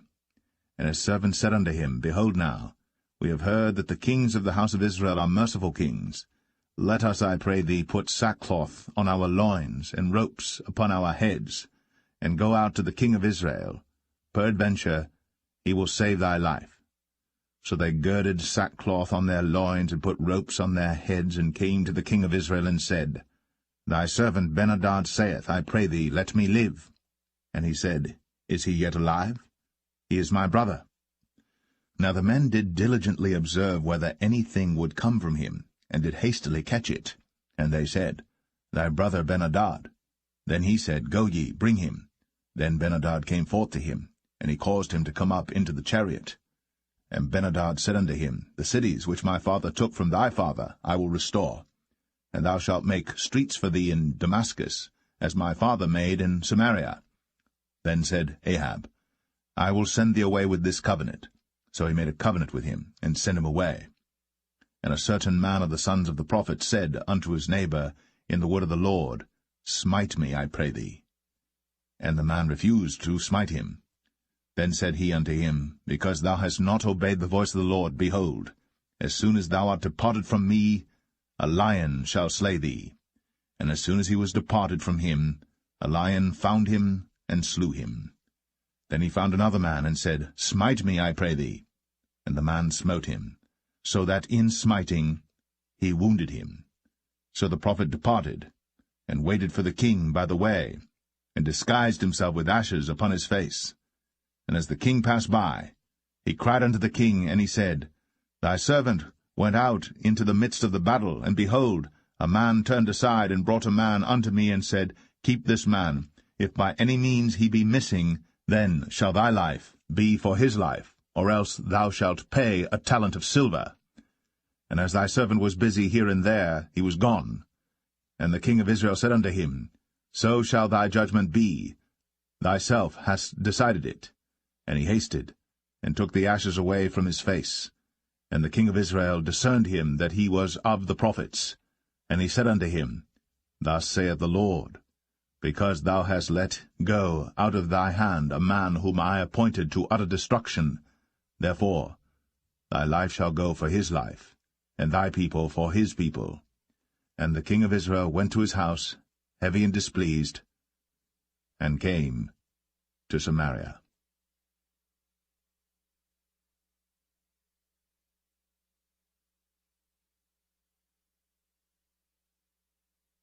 1 Kings 21. And it came to pass, after these things, that Naboth the Jezreelite had a vineyard, which was in Jezreel, hard by the palace of Ahab king of Samaria. And Ahab spake unto Naboth, saying, Give me thy vineyard, that I may have it for a garden of herbs, because it is near unto my house. And I will give thee for it a better vineyard than it. Or, if it seem good to thee, I will give thee the worth of it in money. And Naboth said to Ahab, The Lord forbid it me, that I should give the inheritance of my fathers unto thee. And Ahab came into his house heavy and displeased, because of the word which Naboth the Jezreelite had spoken to him. For he had said, I will not give thee the inheritance of my fathers. And he laid him down upon his bed, and turned away his face, and would eat no bread. But Jezebel his wife came to him, and said unto him, Why is thy spirit so sad that thou eatest no bread? And he said unto her, Because I spake unto Naboth the Jezreelite, and said unto him, Give me thy vineyard for money, or else, if it please thee, I will give thee another vineyard for it. And he answered, I will not give thee my vineyard. And Jezebel his wife said unto him, Dost thou now govern the kingdom of Israel? Arise, and eat bread, and let thine heart be merry. I will give thee the vineyard of Naboth the Jezreelite. So she wrote letters in Ahab's name, and sealed them with his seal, and sent the letters unto the elders and to the nobles that were in his city dwelling with Naboth. And she wrote in the letters, saying, Proclaim a fast, and set Naboth on high among the people. And set 2 men, sons of Belial, before him, to bear witness against him, saying, Thou didst blaspheme God and the king. And then carry him out, and stone him, that he may die. And the men of his city, even the elders and the nobles, who were the inhabitants in his city, did as Jezebel had sent unto them, and as it was written in the letters which she had sent unto them. They proclaimed a fast, and set Naboth on high among the people. And there came in 2 men, children of Belial, and sat before him. And the men of Belial witnessed against him, even against Naboth, in the presence of the people, saying, Naboth did blaspheme God and the king. Then they carried him forth out of the city, and stoned him with stones, that he died. Then they sent to Jezebel, saying, Naboth is stoned, and is dead. And it came to pass, when Jezebel heard that Naboth was stoned, and was dead, that Jezebel said to Ahab, Arise, take possession of the vineyard of Naboth the Jezreelite, which he refused to give thee for money. For Naboth is not alive, but dead. And it came to pass, when Ahab heard that Naboth was dead, that Ahab rose up to go down to the vineyard of Naboth the Jezreelite, to take possession of it. And the word of the Lord came to Elijah the Tishbite, saying, Arise, go down to meet Ahab king of Israel, which is in Samaria. Behold, he is in the vineyard of Naboth, whither he is gone down to possess it. And thou shalt speak unto him, saying, Thus saith the Lord, Hast thou killed and also taken possession? And thou shalt speak unto him, saying, Thus saith the Lord, In the place where dogs licked the blood of Naboth shall dogs lick thy blood, even thine. And Ahab said to Elijah, Hast thou found me, O mine enemy? And he answered, I have found thee, because thou hast sold thyself to work evil in the sight of the Lord. Behold, I will bring evil upon thee, and will take away thy posterity, and will cut off from Ahab him that pisseth against the wall, and him that is shut up and left in Israel, and will make thine house like the house of Jeroboam the son of Nebat, and like the house of Baasha the son of Ahijah, for the provocation wherewith thou hast provoked me to anger, and made Israel to sin. And of Jezebel also spake the Lord, saying, The dogs shall eat Jezebel by the wall of Jezreel.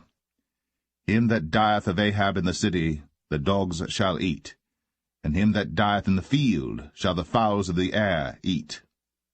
But there was none like unto Ahab, which did sell himself to work wickedness in the sight of the Lord, whom Jezebel his wife stirred up. And he did very abominably in following idols, according to all things as did the Amorites, whom the Lord cast out before the children of Israel. And it came to pass, when Ahab heard those words, that he rent his clothes, and put sackcloth upon his flesh, and fasted, and lay in sackcloth, and went softly. And the word of the Lord came to Elijah the Tishbite, saying, Seest thou how Ahab humbleth himself before me?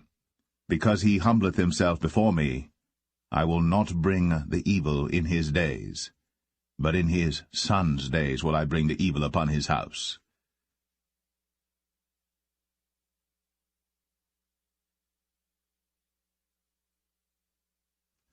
1 Kings 22.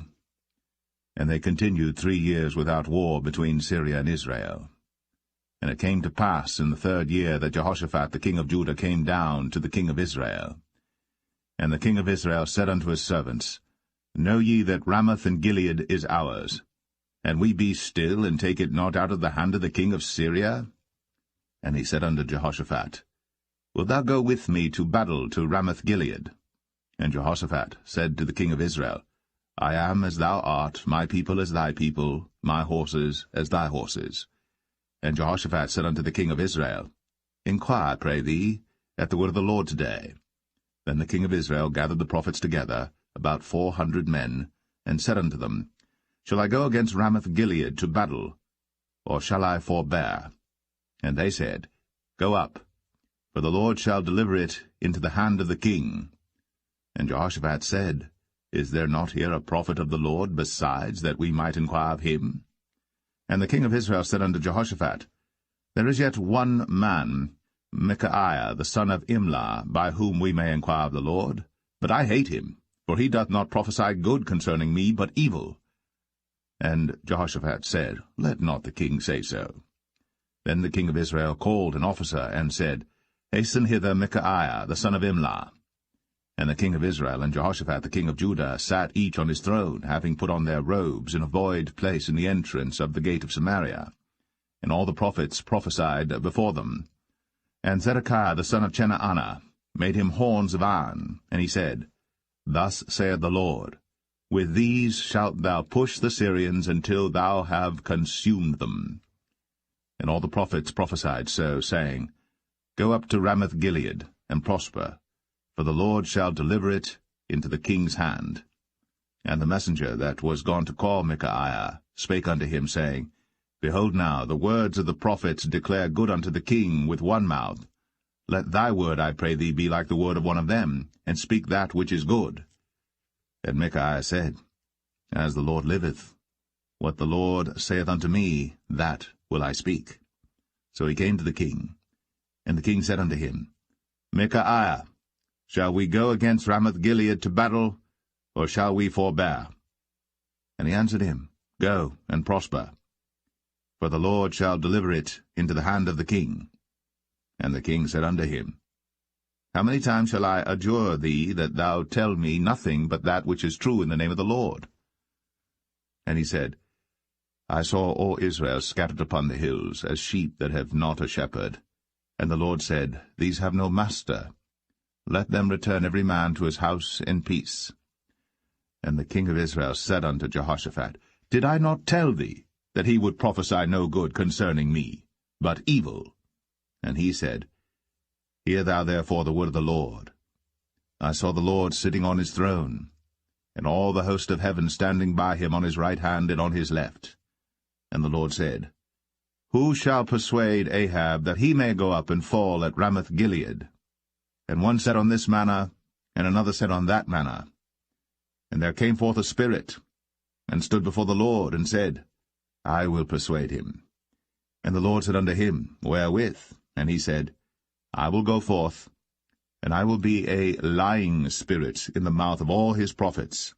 And he said, Thou shalt persuade him, and prevail also. Go forth, and do so. Now therefore, behold, the Lord hath put a lying spirit in the mouth of all these thy prophets, and the Lord hath spoken evil concerning thee. But Zedekiah the son of Chenaanah went near, and smote Micaiah on the cheek, and said, Which way went the Spirit of the Lord from me to speak unto thee? And Micaiah said, Behold, thou shalt see in that day, when thou shalt go into an inner chamber to hide thyself. And the king of Israel said, Take Micaiah, and carry him back unto Amon the governor of the city, and to Joash the king's son, and say, Thus saith the king, Put this fellow in the prison, and feed him with bread of affliction and with water of affliction, until I come in peace. And Micaiah said, If thou return at all in peace, the Lord hath not spoken by me.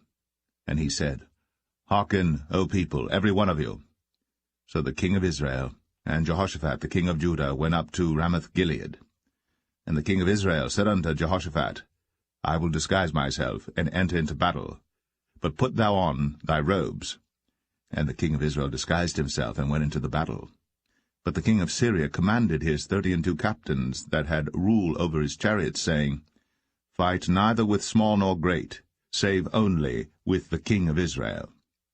And it came to pass, when the captains of the chariots saw Jehoshaphat, that they said, Surely it is the king of Israel. And they turned aside to fight against him. And Jehoshaphat cried out. And it came to pass, when the captains of the chariots perceived that it was not the king of Israel, that they turned back from pursuing him. And a certain man drew a bow at a venture, and smote the king of Israel between the joints of the harness.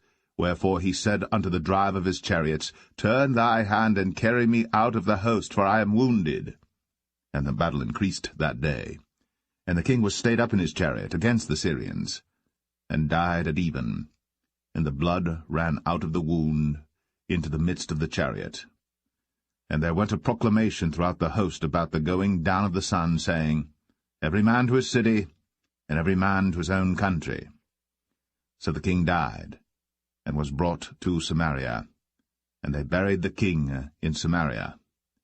And one washed the chariot in the pool of Samaria, and the dogs licked up his blood, and they washed his armor, according unto the word of the Lord which he spake. Now the rest of the acts of Ahab, and all that he did, and the ivory house which he made, and all the cities that he built, are they not written in the book of the Chronicles of the kings of Israel? So Ahab slept with his fathers, and Ahaziah his son reigned in his stead. And Jehoshaphat the son of Asa began to reign over Judah in the 4th year of Ahab king of Israel. Jehoshaphat was 35 years old when he began to reign, and he reigned 25 years in Jerusalem. And his mother's name was Azubah, the daughter of Shilhi. And he walked in all the ways of Asa his father. He turned not aside from it, doing that which was right in the eyes of the Lord.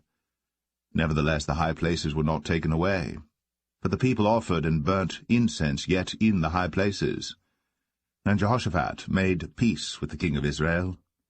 Now the rest of the acts of Jehoshaphat, and his might that he showed, and how he warred, are they not written in the book of the Chronicles of the kings of Judah?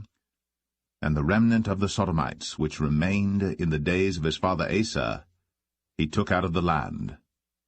There was then no king in Edom, a deputy was king. Jehoshaphat made ships of Tarshish to go to Ophir for gold, but they went not, for the ships were broken at Ezion-Geber. Then said Ahaziah the son of Ahab unto Jehoshaphat, Let my servants go with thy servants in the ships. But Jehoshaphat would not. And Jehoshaphat slept with his fathers, and was buried with his fathers, in the city of David his father. And Jehoram his son reigned in his stead. Ahaziah the son of Ahab began to reign over Israel in Samaria, the 17th year of Jehoshaphat king of Judah, and reigned 2 years over Israel. And he did evil in the sight of the Lord, and walked in the way of his father, and in the way of his mother, and in the way of Jeroboam the son of Nebat, who made Israel to sin. For he served Baal, and worshipped him, and provoked to anger the Lord God of Israel, according to all that his father had done.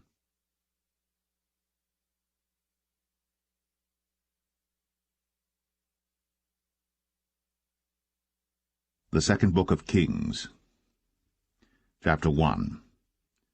Then Moab rebelled against Israel after the death of Ahab. And Ahaziah fell down through a lattice in his upper chamber that was in Samaria, and was sick.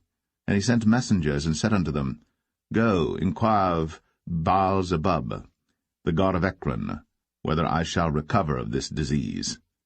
But the angel of the Lord said to Elijah the Tishbite, Arise, go up to meet the messengers of the king of Samaria, and say unto them, Is it not because there is not a God in Israel that ye go to inquire of Baal-zebub, the god of Ekron? Now therefore thus saith the Lord, Thou shalt not come down from that bed on which thou art gone up, but shalt surely die. And Elijah departed. And when the messengers turned back unto him, he said unto them, Why are ye now turned back? And they said unto him, There came a man up to meet us, and said unto us, Go, turn again unto the king that sent you, and say unto him, Thus saith the Lord, Is it not because there is not a God in Israel that thou sendest to inquire of Baal-zebub, the god of Ekron? Therefore thou shalt not come down from that bed on which thou art gone up, but shalt surely die. And he said unto them, What manner of man was he which came up to meet you, and told you these words? And they answered him, He was an hairy man, and girt with a girdle of leather about his loins. And he said, It is Elijah the Tishbite. Then the king sent unto him a captain of 50 with his 50. And he went up to him, and behold, he sat on the top of an hill. And he spake unto him, Thou man of God, the king hath said, Come down. And Elijah answered and said to the captain of 50, If I be a man of God, then let fire come down from heaven, and consume thee and thy 50. And there came down fire from heaven, and consumed him and his 50. Again also he sent unto him another captain of 50 with his 50. And he answered and said unto him, O man of God, thus hath the king said, Come down quickly. And Elijah answered and said unto them, If I be a man of God, let fire come down from heaven, and consume thee and thy 50. And the fire of God came down from heaven, and consumed him and his 50. And he sent again a captain of the third 50 with his 50, And the third captain of the 50 went up, and came and fell on his knees before Elijah, and besought him, and said unto him, O man of God, I pray thee, let my life and the life of these 50 thy servants be precious in thy sight. Behold, there came fire down from heaven, and burnt up the 2 captains of the former 50s with their 50s. Therefore let my life now be precious in thy sight. And the angel of the Lord said unto Elijah, Go down with him, be not afraid of him. And he arose, and went down with him unto the king. And he said unto him, Thus saith the Lord, Forasmuch as thou hast sent messengers to inquire of Baal-zebub the god of Ekron, is it not because there is no God in Israel to inquire of his word? Therefore thou shalt not come down off that bed on which thou art gone up, but shalt surely die. So he died according to the word of the Lord which Elijah had spoken. And Jehoram reigned in his stead in the 2nd year of Jehoram the son of Jehoshaphat king of Judah, because he had no son. Now the rest of the acts of Ahaziah which he did, are they not written in the book of the Chronicles of the kings of Israel?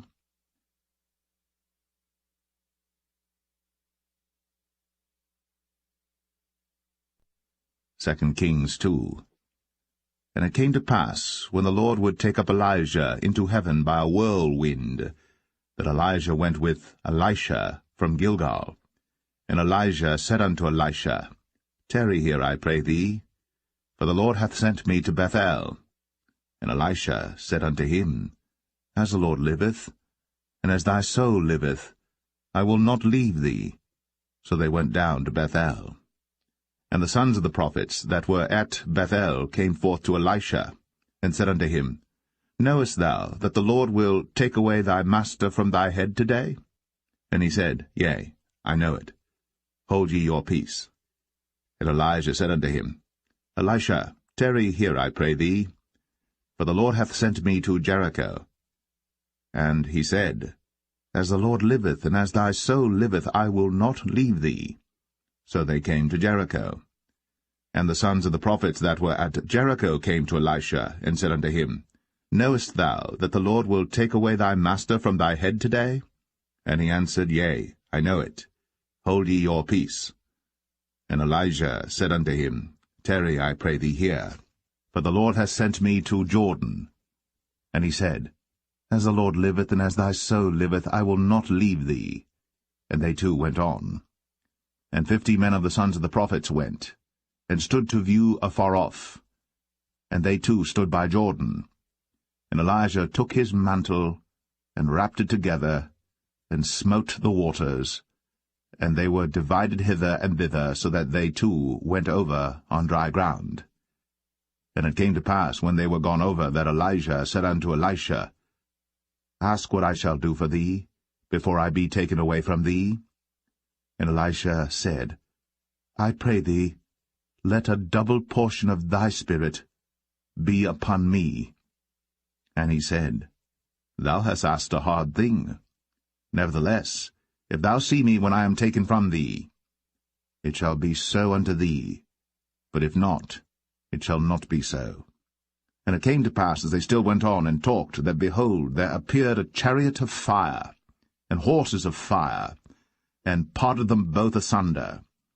And Elijah went up by a whirlwind into heaven. And Elisha saw it, and he cried, My father, the chariot of Israel, and the horsemen thereof. And he saw him no more. And he took hold of his own clothes, and rent them in 2 pieces. He took up also the mantle of Elijah that fell from him, and went back and stood by the bank of Jordan. And he took the mantle of Elijah that fell from him, and smote the waters, and said, Where is the Lord God of Elijah? And when he also had smitten the waters, they parted hither and thither, and Elisha went over. And when the sons of the prophets which were to view at Jericho saw him, they said, The spirit of Elijah doth rest on Elisha. And they came to meet him, and bowed themselves to the ground before him. And they said unto him, Behold now, there be with thy servants 50 strong men. Let them go, we pray thee, and seek thy master, lest peradventure the Spirit of the Lord hath taken him up, and cast him upon some mountain, or into some valley. And he said, Ye shall not send. And when they urged him till he was ashamed, he said, Send. They sent therefore 50 men, and they sought 3 days, but found him not. And when they came again to him, for he tarried at Jericho, he said unto them, Did I not say unto you, Go not? And the men of the city said unto Elisha, Behold, I pray thee, the situation of this city is pleasant, as my Lord seeth. But the water is not, and the ground barren. And he said, Bring me a new cruse, and put salt therein. And they brought it to him. And he went forth unto the spring of the waters, and cast the salt in there, and said, Thus saith the Lord, I have healed these waters. There shall not be from thence any more death or barren land. So the waters were healed unto this day, according to the saying of Elisha which he spake. And he went up from thence unto Bethel, and as he was going up by the way, there came forth little children out of the city, and mocked him, and said unto him, Go up, thou bald head, go up, thou bald head. And he turned back, and looked on them, and cursed them in the name of the Lord. And there came forth 2 she-bears out of the wood, and tare 42 children of them. And he went from thence to Mount Carmel, and from thence he returned to Samaria.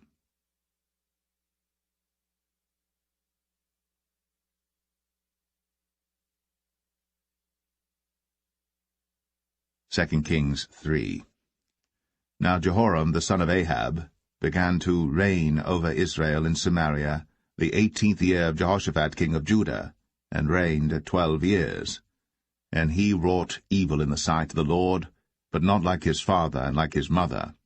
For he put away the image of Baal that his father had made. Nevertheless he cleaved unto the sins of Jeroboam the son of Nebat, which made Israel to sin. He departed not therefrom. And Mesha king of Moab was a sheepmaster, and rendered unto the king of Israel 100,000 lambs and 100,000 rams with the wool. But it came to pass, when Ahab was dead, that the king of Moab rebelled against the king of Israel. And King Jehoram went out of Samaria the same time, and numbered all Israel. And he went and sent to Jehoshaphat the king of Judah, saying, The king of Moab hath rebelled against me. Wilt thou go with me against Moab to battle? And he said, I will go up. I am as thou art, my people as thy people, and my horses as thy horses. And he said, Which way shall we go up? And he answered, The way through the wilderness of Edom. So the king of Israel went, and the king of Judah, and the king of Edom, and they fetched a compass of 7 days' journey, and there was no water for the host, and for the cattle that followed them. And the king of Israel said, Alas, that the Lord hath called these 3 kings together to deliver them into the hand of Moab. But Jehoshaphat said, Is there not here a prophet of the Lord, that we may inquire of the Lord by him? And one of the king of Israel's servants answered and said, Here is Elisha the son of Shaphat, which poured water on the hands of Elijah. And Jehoshaphat said, The word of the Lord is with him. So the king of Israel and Jehoshaphat and the king of Edom went down to him. And Elisha said unto the king of Israel, What have I to do with thee? Get thee to the prophets of thy father, and to the prophets of thy mother.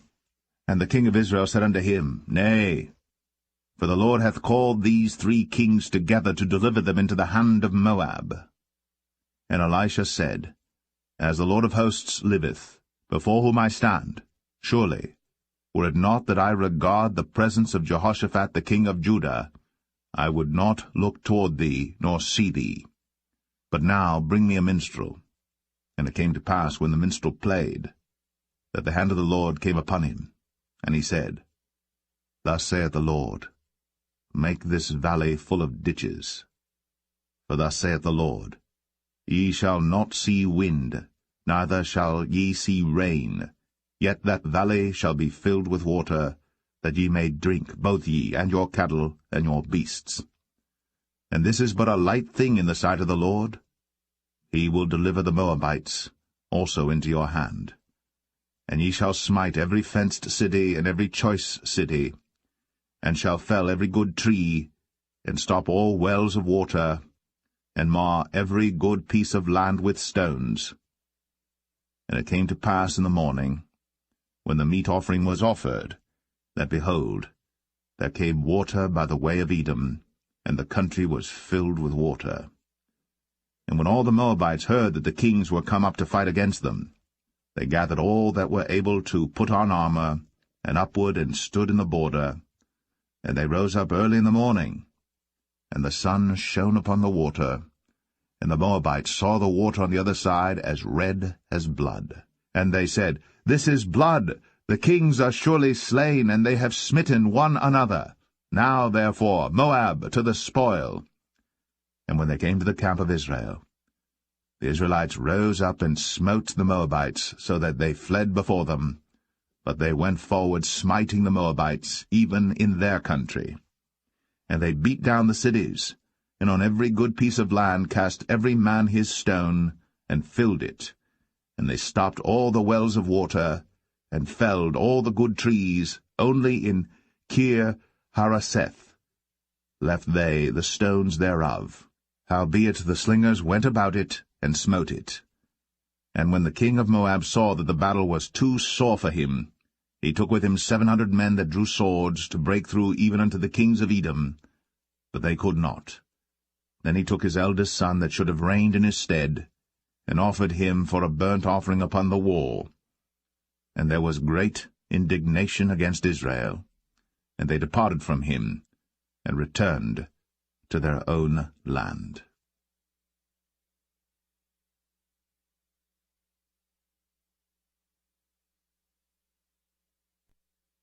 2 Kings 4. Now there cried a certain woman of the wives of the sons of the prophets unto Elisha, saying, Thy servant my husband is dead, and thou knowest that thy servant did fear the Lord, and the creditors come to take unto him my 2 sons to be bondmen. And Elisha said unto her, What shall I do for thee? Tell me, what hast thou in the house? And she said, Thine handmaid hath not anything in the house, save a pot of oil. Then he said, Go borrow thee vessels abroad of all thy neighbors, even empty vessels, borrow not a few. And when thou art come in, thou shalt shut the door upon thee and upon thy sons, and shalt pour out into all those vessels, and thou shalt set aside that which is full. So she went from him, and shut the door upon her and upon her sons, who brought the vessels to her, and she poured out. And it came to pass, when the vessels were full, that she said unto her son, Bring me yet a vessel. And he said unto her, There is not a vessel more. And the oil stayed. Then she came and told the man of God, and he said, Go sell the oil, and pay thy debt, and live thou and thy children of the rest. And it fell on a day that Elisha passed to Shunem, where was a great woman, and she constrained him to eat bread. And so it was, that as oft as he passed by, he turned in thither to eat bread. And she said unto her husband, Behold now, I perceive that this is an holy man of God, which passeth by us continually. Let us make a little chamber, I pray thee, on the wall, and let us set for him there a bed, and a table, and a stool, and a candlestick. And it shall be, when he cometh to us, that he shall turn in thither. And it fell on a day that he came thither, and he turned into the chamber, and lay there. And he said to Gehazi his servant, Call this Shunammite. And when he had called her, she stood before him. And he said unto him, Say now unto her, Behold, thou hast been careful for us with all this care. What is to be done for thee? Wouldest thou be spoken for to the king, or to the captain of the host? And she answered, I dwell among mine own people. And he said, What then is to be done for her? And Gehazi answered, Verily, she hath no child, and her husband is old. And he said, Call her. And when he had called her, she stood in the door. And he said, About this season, according to the time of life, thou shalt embrace a son. And she said, Nay, my lord, thou man of God, do not lie unto thine handmaid. And the woman conceived, and bare a son at that season that Elisha had said unto her, according to the time of life. And when the child was grown, it fell on a day that he went out to his father to the reapers. And he said unto his father, My head, my head. And he said to a lad, Carry him to his mother. And when he had taken him, and brought him to his mother, he sat on her knees till noon, and then died. And she went up, and laid him on the bed of the man of God, and shut the door upon him, and went out. And she called unto her husband, and said, Send me, I pray thee, one of the young men, and one of the asses, that I may run to the man of God, and come again. And he said, Wherefore wilt thou go to him today? It is neither new moon nor Sabbath. And she said, It shall be well. Then she saddled an ass, and said to her servant, Drive, and go forward. Slack not thy riding for me, except I bid thee. So she went, and came unto the man of God to Mount Carmel. And it came to pass, when the man of God saw her afar off, that he said to Gehazi his servant, Behold, yonder is that Shunammite. Run now, I pray thee, to meet her, and say unto her, Is it well with thee? Is it well with thy husband? Is it well with the child? And she answered, It is well. And when she came to the man of God to the hill, she caught him by the feet. But Gehazi came near to thrust her away. And the man of God said, Let her alone, for her soul is vexed within her. And the Lord hath hid it from me, and hath not told me. Then she said, Did I desire a son of my Lord? Did I not say, Do not deceive me? Then he said to Gehazi, Gird up thy loins, and take my staff in thine hand, and go thy way. If thou meet any man, salute him not, and if any salute thee, answer him not again. And lay my staff upon the face of the child. And the mother of the child said, As the Lord liveth, and as thy soul liveth, I will not leave thee. And he arose and followed her. And Gehazi passed on before them, and laid the staff upon the face of the child. But there was neither voice nor hearing. Wherefore he went again to meet him, and told him, saying, The child is not awaked. And when Elisha was come into the house, behold, the child was dead, and laid upon his bed. He went in therefore, and shut the door upon them twain, and prayed unto the Lord. And he went up and lay upon the child, and put his mouth upon his mouth, and his eyes upon his eyes, and his hands upon his hands. And he stretched himself upon the child, and the flesh of the child waxed warm. Then he returned, and walked in the house to and fro, and went up and stretched himself upon him. And the child sneezed 7 times. And the child opened his eyes. And he called Gehazi, and said, Call this Shunammite. So he called her. And when she was come in unto him, he said, Take up thy son. Then she went in, and fell at his feet, and bowed herself to the ground, and took up her son, and went out. And Elisha came again to Gilgal, and there was a dearth in the land. And the sons of the prophets were sitting before him. And he said unto his servant, Set on the great pot, and seethe porridge for the sons of the prophets. And one went out into the field to gather herbs, and found a wild vine, and gathered thereof wild gourds his lapful, and came and shred them into the pot of pottage, for they knew them not. So they poured out for the men to eat. And it came to pass, as they were eating of the pottage, that they cried out and said, O thou man of God, there is death in the pot. And they could not eat thereof. But he said, Then bring meal. And he cast it into the pot, and he said, Pour out for the people, that they may eat. And there was no harm in the pot.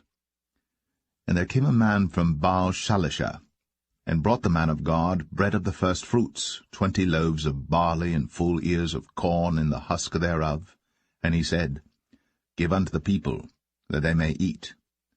And his servitor said, What, should I set this before 100 men? He said again, Give the people, that they may eat.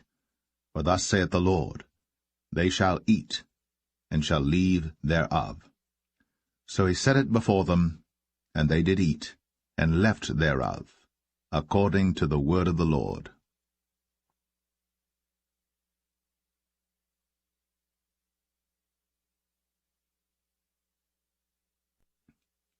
2 Kings 5.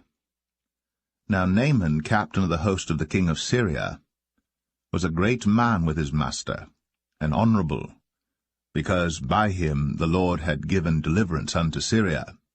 He was also a mighty man in valor, but he was a leper. And the Syrians had gone out by companies, and had brought away captive out of the land of Israel a little maid, and she waited on Naaman's wife. And she said unto her mistress, Would God my lord were with the prophet that is in Samaria, for he would recover him of his leprosy. And one went in and told his lord, saying, Thus and thus said the maid that is of the land of Israel. And the king of Syria said, Go to, go, and I will send a letter unto the king of Israel. And he departed, and took with him 10 talents of silver, and 6,000 pieces of gold, and 10 changes of raiment. And he brought the letter to the king of Israel, saying, Now when this letter is come unto thee, behold, I have therewith sent Naaman my servant to thee, that thou mayest recover him of his leprosy. And it came to pass, when the king of Israel had read the letter, that he rent his clothes, and said, Am I God to kill and to make alive, that this man doth send unto me to recover a man of his leprosy? Wherefore consider, I pray you, and see how he seeketh a quarrel against me. And it was so, when Elisha the man of God had heard that the king of Israel had rent his clothes, that he sent to the king, saying, Wherefore hast thou rent thy clothes? Let him come now to me, and he shall know that there is a prophet in Israel. So Naaman came with his horses and with his chariot, and stood at the door of the house of Elisha. And Elisha sent a messenger unto him, saying, Go, and wash in Jordan 7 times, and thy flesh shall come again to thee, and thou shalt be clean. But Naaman was wroth, and went away, and said, Behold, I thought, he will surely come out to me, and stand, and call on the name of the Lord his God, and strike his hand over the place, and recover the leper. Are not Abana and Pharpar, rivers of Damascus, better than all the waters of Israel? May I not wash in them and be clean? So he turned, and went away in a rage. And his servants came near, and spake unto him, and said, My father, if the prophet had bid thee do some great thing, wouldst thou not have done it? How much rather then, when he saith to thee, Wash and be clean? Then went he down, and dipped himself 7 times in Jordan, according to the saying of the man of God.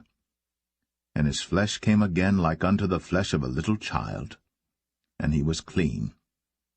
And he returned to the man of God, he and all his company, and came and stood before him. And he said, Behold, now I know that there is no God in all the earth, but in Israel. Now therefore I pray thee, take a blessing of thy servant. But he said, As the Lord liveth, before whom I stand, I will receive none. And he urged him to take it, but he refused. And Naaman said, Shall there not then, I pray thee, be given to thy servant 2 mules, burden of earth? For thy servant will henceforth offer neither burnt offering nor sacrifice unto other gods, but unto the Lord. In this thing the Lord pardon thy servant, that when my master goeth into the house of Rimmon to worship there, and he leaneth on my hand, and I bow myself in the house of Rimmon, when I bow down myself in the house of Rimmon, the Lord pardon thy servant in this thing. And he said unto him, Go in peace. So he departed from him a little way. But Gehazi, the servant of Elisha, the man of God, said, Behold, my master hath spared Naaman this Syrian in not receiving at his hands that which he brought. But as the Lord liveth, I will run after him, and take somewhat of him. So Gehazi followed after Naaman. And when Naaman saw him running after him, he lighted down from the chariot to meet him, and said, Is all well? And he said, All is well. My master hath sent me, saying, Behold, even now there be come to me from Mount Ephraim 2 young men of the sons of the prophets. Give them, I pray thee, a talent of silver, and 2 changes of garments. And Naaman said, Be content, take 2 talents. And he urged him, and bound 2 talents of silver in 2 bags, with 2 changes of garments, and laid them upon 2 of his servants, and they bare them before him. And when he came to the tower, he took them from their hand, and bestowed them in the house. And he let the men go, and they departed. But he went in, and stood before his master. And Elisha said unto him, Whence comest thou, Gehazi? And he said, Thy servant went no whither. And he said unto him, Went not mine heart with thee, when the man turned again from his chariot to meet thee? Is it a time to receive money, and to receive garments and oliveyards, and vineyards, and sheep, and oxen, and men-servants, and maidservants? The leprosy therefore of Naaman shall cleave unto thee, and unto thy seed for ever. And he went out from his presence, a leper as white as snow.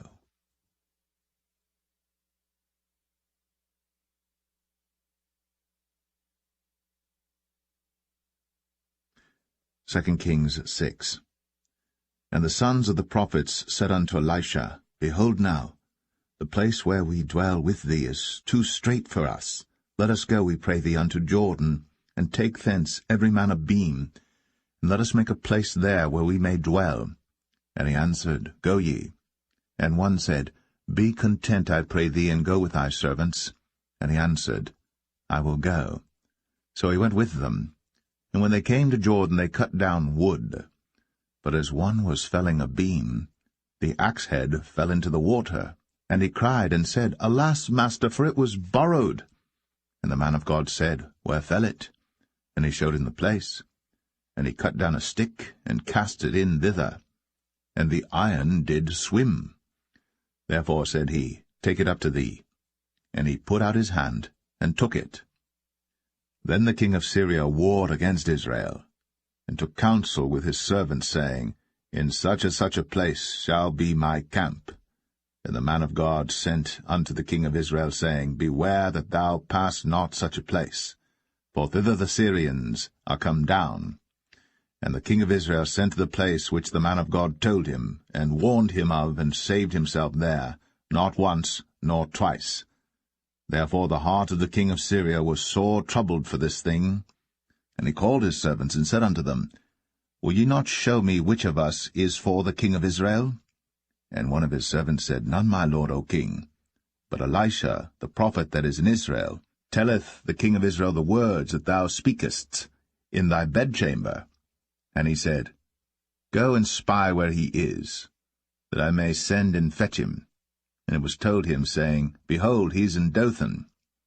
Therefore sent he thither horses and chariots and a great host. And they came by night and compassed the city about. And when the servant of the man of God was risen early and gone forth, behold, an host compassed the city both with horses and chariots. And his servant said unto him, Alas, my master, how shall we do? And he answered, Fear not, for they that be with us are more than they that be with them. And Elisha prayed, and said, Lord, I pray thee, open his eyes, that he may see. And the Lord opened the eyes of the young man, and he saw, and behold, the mountain was full of horses and chariots of fire round about Elisha. And when they came down to him, Elisha prayed unto the Lord, and said, Smite this people, I pray thee, with blindness. And he smote them with blindness according to the word of Elisha. And Elisha said unto them, This is not the way, neither is this the city. Follow me, and I will bring you to the man whom ye seek. But he led them to Samaria. And it came to pass, when they were come into Samaria, that Elisha said, Lord, open the eyes of these men, that they may see. And the Lord opened their eyes, and they saw, and behold, they were in the midst of Samaria. And the king of Israel said unto Elisha, when he saw them, My father, shall I smite them? Shall I smite them? And he answered, Thou shalt not smite them. Wouldst thou smite those whom thou hast taken captive with thy sword and with thy bow? Set bread and water before them, that they may eat and drink, and go to their master. And he prepared great provision for them. And when they had eaten and drunk, he sent them away, and they went to their master. So the bands of Syria came no more into the land of Israel. And it came to pass after this that Ben-Hadad, king of Syria, gathered all his host, and went up, and besieged Samaria. And there was a great famine in Samaria, and behold, they besieged it, until an ass's head was sold for 80 pieces of silver, and the 4th part of a cab of dove's dung for 5 pieces of silver. And as the king of Israel was passing by upon the wall, they cried a woman unto him, saying, Help my lord, O king. And he said, If the Lord do not help thee, whence shall I help thee? Out of the barn floor, out of the winepress? And the king said unto her, What aileth thee? And she answered, This woman said unto me, Give thy son, that we may eat him today, and we will eat my son tomorrow. So we boiled my son, and did eat him. And I said unto her on the next day, Give thy son, that we may eat him. And she hath hid her son. And it came to pass, when the king heard the words of the woman, that he rent his clothes, and he passed by upon the wall. And the people looked, and behold, he had sackcloth within upon his flesh. Then he said, God do so, and more also to me, if the head of Elisha the son of Shaphat shall stand on him this day. But Elisha sat in his house, and the elders sat with him. And the king sent a man from before him. But ere the messenger came to him, he said to the elders, See ye how this son of a murderer hath sent to take away mine head? Look, when the messenger cometh, shut the door, and hold him fast at the door. Is not the sound of his master's feet behind him? And while he yet talked with them, behold, the messenger came down unto him, and he said, Behold, this evil is of the Lord. What should I wait for the Lord any longer?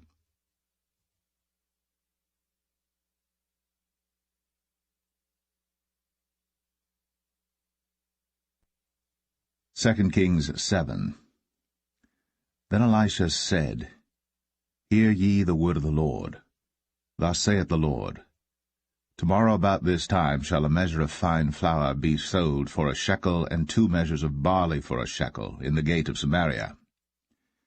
Then a lord, on whose hand the king leaned, answered the man of God, and said, Behold, if the Lord would make windows in heaven, might this thing be? And he said, Behold, thou shalt see it with thine eyes, but shalt not eat thereof.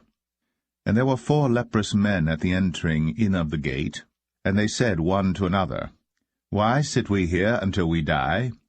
If we say we will enter into the city, then the famine is in the city, and we shall die there. And if we sit still here, we die also. Now therefore come, and let us fall unto the host of the Syrians. If they save us alive, we shall live, and if they kill us, we shall but die. And they rose up in the twilight, to go unto the camp of the Syrians. And when they were come to the uttermost part of the camp of Syria, behold, there was no man there.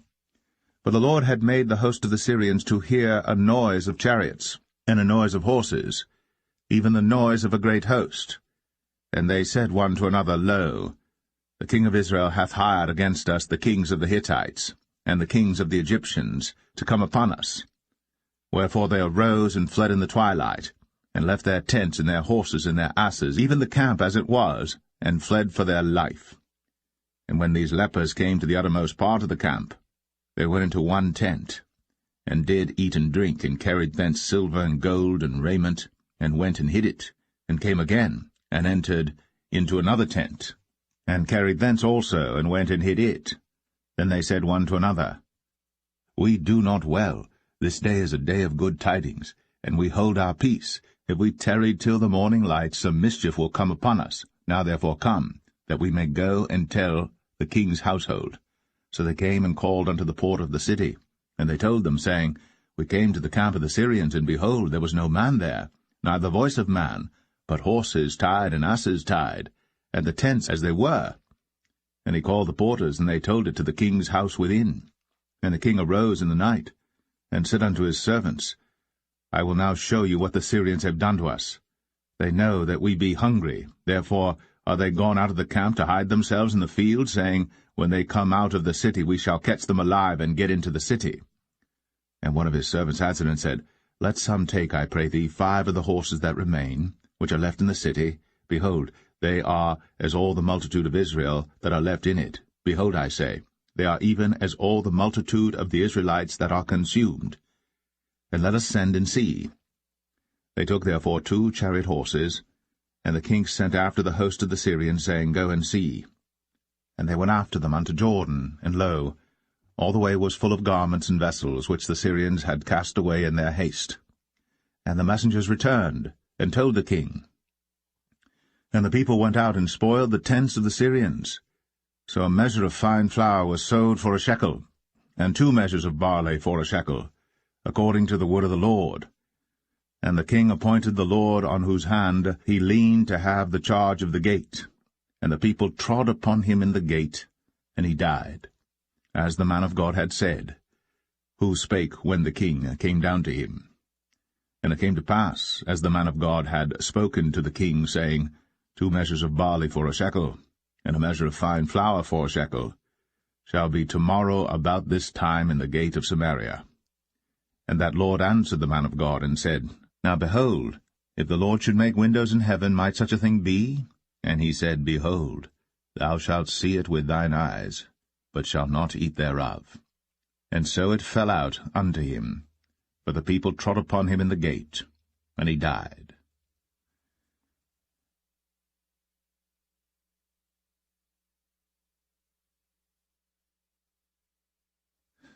Second Kings 8. Then spake Elisha unto the woman, whose son he had restored to life, saying, Arise, and go thou in thine household, and sojourn wheresoever thou canst sojourn. For the Lord hath called for a famine, and it shall also come upon the land 7 years. And the woman arose, and did after the saying of the man of God. And she went with her household, and sojourned in the land of the Philistines 7 years. And it came to pass at the 7 years' end, that the woman returned out of the land of the Philistines. And she went forth to cry unto the king for her house and for her land. And the king talked with Gehazi, the servant of the man of God, saying, Tell me, I pray thee, all the great things that Elisha hath done. And it came to pass, as he was telling the king how he had restored a dead body to life, that, behold, the woman, whose son he had restored to life, cried to the king for her house and for her land. And Gehazi said, My lord, O king, this is the woman, and this is her son, whom Elisha restored to life. And when the king asked the woman, she told him. So the king appointed unto her a certain officer, saying, Restore all that was hers, and all the fruits of the field, since the day that she left the land, even until now. And Elisha came to Damascus, and Benhadad the king of Syria was sick. And it was told him, saying, The man of God is come hither. And the king said unto Hazael, Take a present in thine hand, and go, meet the man of God, and inquire of the Lord by him, saying, Shall I recover of this disease? So Hazael went to meet him, and took a present with him, even of every good thing of Damascus, 40 camels' burden, and came and stood before him, and said, Thy son Ben-Hadad king of Syria hath sent me to thee, saying, Shall I recover of this disease? And Elisha said unto him, Go, say unto him, Thou mayest certainly recover. Howbeit, the Lord hath shown me that he shall surely die. And he settled his countenance steadfastly, until he was ashamed. And the man of God wept. And Hazael said, Why weepeth my lord? And he answered, Because I know the evil that thou wilt do unto the children of Israel.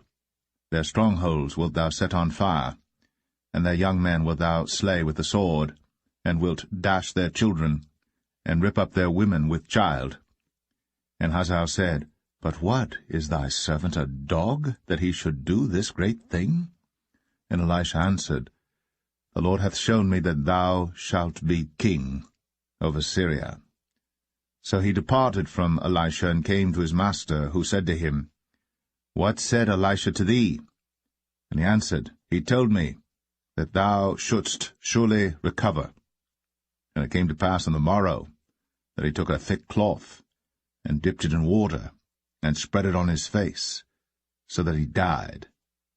And Hazael reigned in his stead. And in the 5th year of Joram, the son of Ahab, king of Israel, Jehoshaphat being then king of Judah, Jehoram the son of Jehoshaphat, king of Judah, began to reign. 32 old was he when he began to reign, and he reigned 8 years in Jerusalem.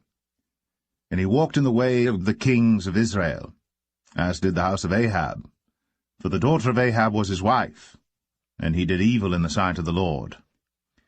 Yet the Lord would not destroy Judah for David his servant's sake, as he promised him to give him always a light unto his children. In his days Edom revolted from under the hand of Judah, and made a king over themselves. So Joram went over to Zair, and all the chariots with him. And he rose by night, and smote the Edomites which compassed him about, and the captains of the chariots and the people fled into their tents. Yet Edom revolted from under the hand of Judah unto this day. Then Libnah revolted at the same time. And the rest of the acts of Joram, and all that he did, are they not written in the book of the Chronicles of the kings of Judah? And Joram slept with his fathers, and was buried with his fathers in the city of David, and Ahaziah his son reigned in his stead. In the 12th year of Joram, the son of Ahab king of Israel, did Ahaziah the son of Jehoram king of Judah begin to reign. 22 years old was Ahaziah when he began to reign, and he reigned 1 year in Jerusalem, and his mother's name was Athaliah, the daughter of Omri, king of Israel. And he walked in the way of the house of Ahab, and did evil in the sight of the Lord, as did the house of Ahab. For he was the son-in-law of the house of Ahab. And he went with Joram, the son of Ahab, to the war against Hazael, king of Syria, in Ramoth-Gilead. And the Syrians wounded Joram. And King Joram went back to be healed in Jezreel of the wounds which the Syrians had given him at Ramah, when he fought against Hazael, king of Syria. And Ahaziah the son of Jehoram, king of Judah, went down to see Joram the son of Ahab in Jezreel, because he was sick.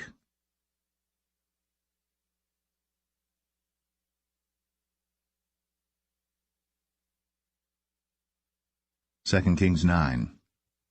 And Elisha the prophet called one of the children of the prophets, and said unto him, Gird up thy loins, and take this box of oil in thine hand, and go to Ramoth-Gilead. And when thou comest thither, look out there Jehu the son of Jehoshaphat the son of Nimshi, and go in, and make him arise up from among his brethren, and carry him to an inner chamber.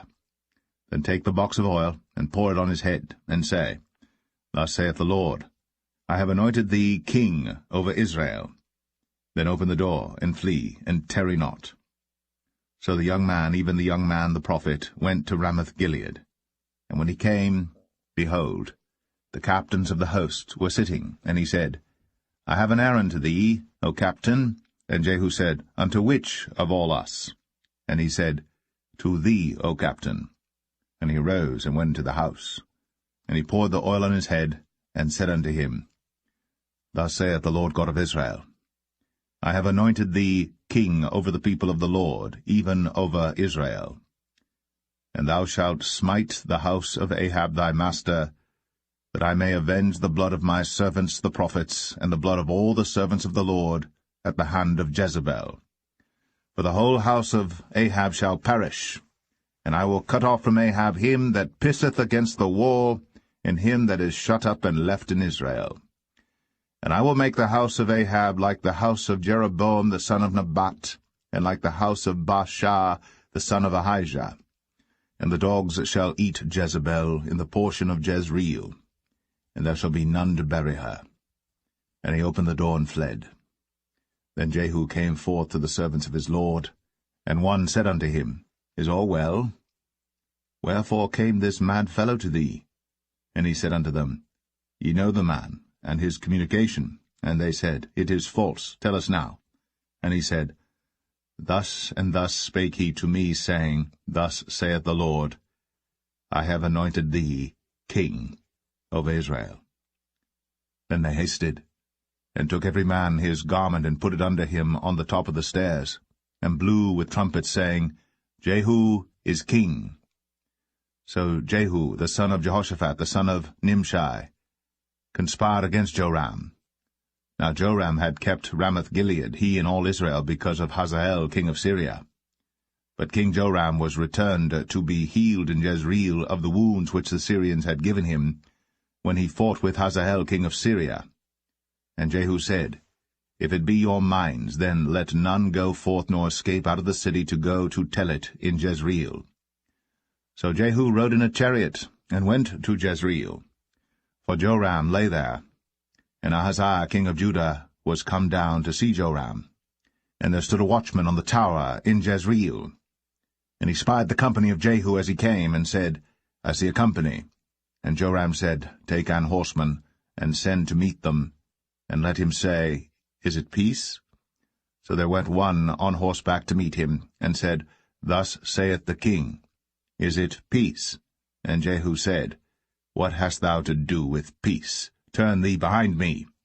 And the watchman told, saying, The messenger came to them, but he cometh not again. Then he sent out a second on horseback, which came to them, and said, Thus saith the king, Is it peace? And Jehu answered, What hast thou to do with peace? Turn thee behind me. And the watchman told, saying, He came even unto them, and cometh not again. And the driving is like the driving of Jehu the son of Nimshi, for he driveth furiously. And Joram said, Make ready. And his chariot was made ready. And Joram king of Israel, and Ahaziah king of Judah went out, each in his chariot. And they went out against Jehu, and met him in the portion of Naboth the Jezreelite. And it came to pass, when Joram saw Jehu, that he said, Is it peace, Jehu? And he answered, What peace, so long as the whoredoms of thy mother Jezebel and her witchcrafts are so many? And Joram turned his hands and fled, and said to Ahaziah, There is treachery, O Ahaziah. And Jehu drew a bow with his full strength, and smote Jehoram between his arms, and the arrow went out at his heart, and he sunk down in his chariot. Then said Jehu to Bidkar his captain, Take up, and cast him in the portion of the field of Naboth the Jezreelite. Remember how that when I and thou rode together after Ahab his father, the Lord laid this burden upon him. Surely I have seen yesterday the blood of Naboth and the blood of his son, saith the Lord. And I will requite thee in this plat, saith the Lord. Now therefore take and cast him into the plat of ground, according to the word of the Lord. But when Ahaziah the king of Judah saw this, he fled by the way of the garden house. And Jehu followed after him, and said, Smite him also in the chariot. And they did so at the going up to Gur, which is by Ibleam. And he fled to Megiddo, and died there. And his servants carried him in a chariot to Jerusalem, and buried him in his sepulchre with his fathers in the city of David. And in the 11th year of Joram the son of Ahab began Ahaziah to reign over Judah. And when Jehu was come to Jezreel, Jezebel heard of it, and she painted her face, and tired her head, and looked out at a window. And as Jehu entered in at the gate, she said, Had Zimri peace, who slew his master? And he lifted up his face to the window, and said, Who is on my side? Who? And there looked out to him 2 or 3 eunuchs. And he said, Throw her down. So they threw her down, and some of her blood was sprinkled on the wall, and on the horses, and he trode her under foot. And when he was come in, he did eat and drink, and said, Go, see now this cursed woman, and bury her, for she is a king's daughter. And they went to bury her. But they found no more of her than the skull, and the feet, and the palms of her hands.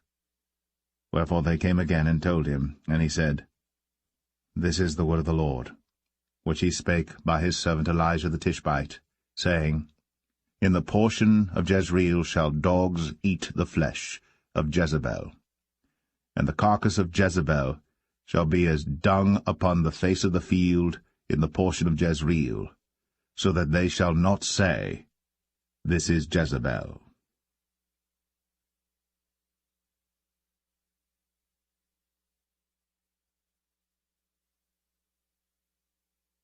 2 Kings 10.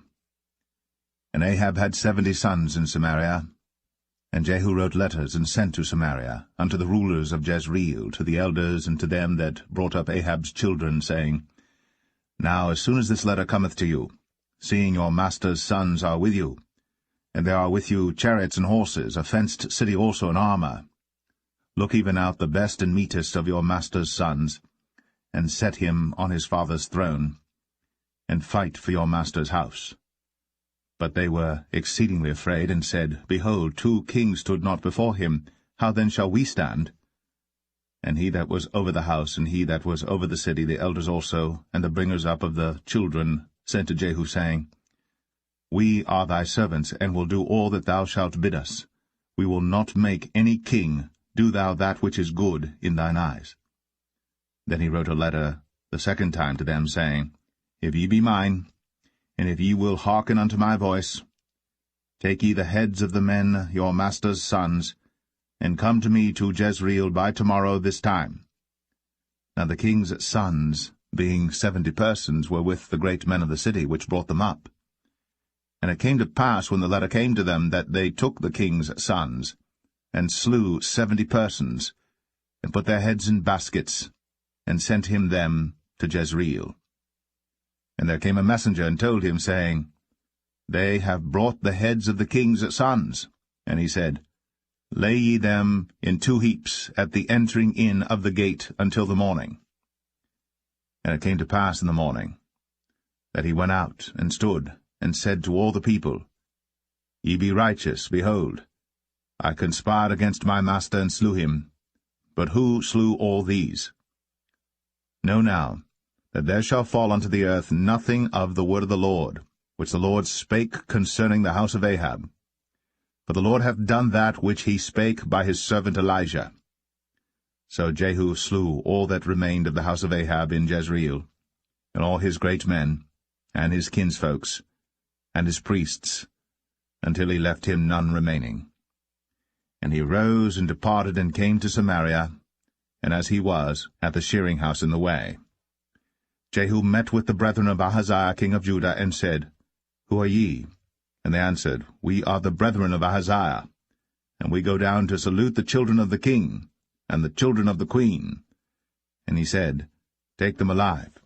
And they took them alive, and slew them at the pit of the shearing house, even 42 men, neither left he any of them. And when he was departed thence, he lighted on Jehonadab, the son of Rechab, coming to meet him. And he saluted him, and said to him, Is thine heart right, as my heart is with thy heart? And Jehonadab answered, It is. If it be, give me thine hand. And he gave him his hand. And he took him up to him into the chariot. And he said, Come with me, and see my zeal for the Lord. So they made him ride in his chariot. And when he came to Samaria, he slew all that remained unto Ahab in Samaria, till he had destroyed him, according to the saying of the Lord, which he spake to Elijah. And Jehu gathered all the people together, and said unto them, Ahab served Baal a little, but Jehu shall serve him much. Now therefore call unto me all the prophets of Baal, all his servants, and all his priests, let none be wanting. For I have a great sacrifice to do to Baal. Whosoever shall be wanting, he shall not live. But Jehu did it in subtlety, to the intent that he might destroy the worshippers of Baal. And Jehu said, Proclaim a solemn assembly for Baal. And they proclaimed it. And Jehu sent through all Israel, and all the worshippers of Baal came, so that there was not a man left that came not. And they came into the house of Baal, and the house of Baal was full from one end to another. And he said unto him that was over the vestry, Bring forth vestments for all the worshippers of Baal. And he brought them forth vestments. And Jehu went, and Jehonadab the son of Rechab, into the house of Baal, and said unto the worshippers of Baal, Search, and look that there be here with you none of the servants of the Lord, but the worshippers of Baal only. And when they went in to offer sacrifices and burnt offerings, Jehu appointed 80 men without, and said, If any of the men whom I have brought into your hands escape, he that letteth him go, his life shall be for the life of him. And it came to pass, as soon as he had made an end of offering the burnt offering, that Jehu said to the guard and to the captains, Go in, and slay them, let none come forth. And they smote them with the edge of the sword, and the guard and the captains cast them out, and went to the city of the house of Baal. And they brought forth the images out of the house of Baal, and burned them. And they brake down the image of Baal, and brake down the house of Baal, and made it a draught house unto this day.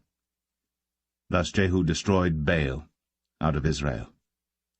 Howbeit, from the sins of Jeroboam the son of Nebat, who made Israel to sin, Jehu departed not from after them, to wit, the golden calves that were in Bethel, and that were in Dan.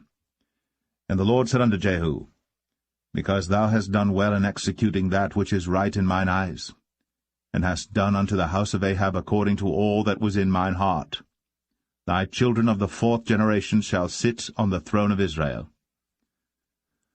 But Jehu took no heed to walk in the law of the Lord God of Israel with all his heart, for he departed not from the sins of Jeroboam, which made Israel to sin. In those days the Lord began to cut Israel short. And Hazael smote them in all the coasts of Israel, from Jordan eastward, all the land of Gilead, the Gadites, and the Reubenites, and the Manassites, from Aroer, which is by the river Arnon, even Gilead and Bashan. Now the rest of the acts of Jehu, and all that he did, and all his might, are they not written in the book of the chronicles of the kings of Israel?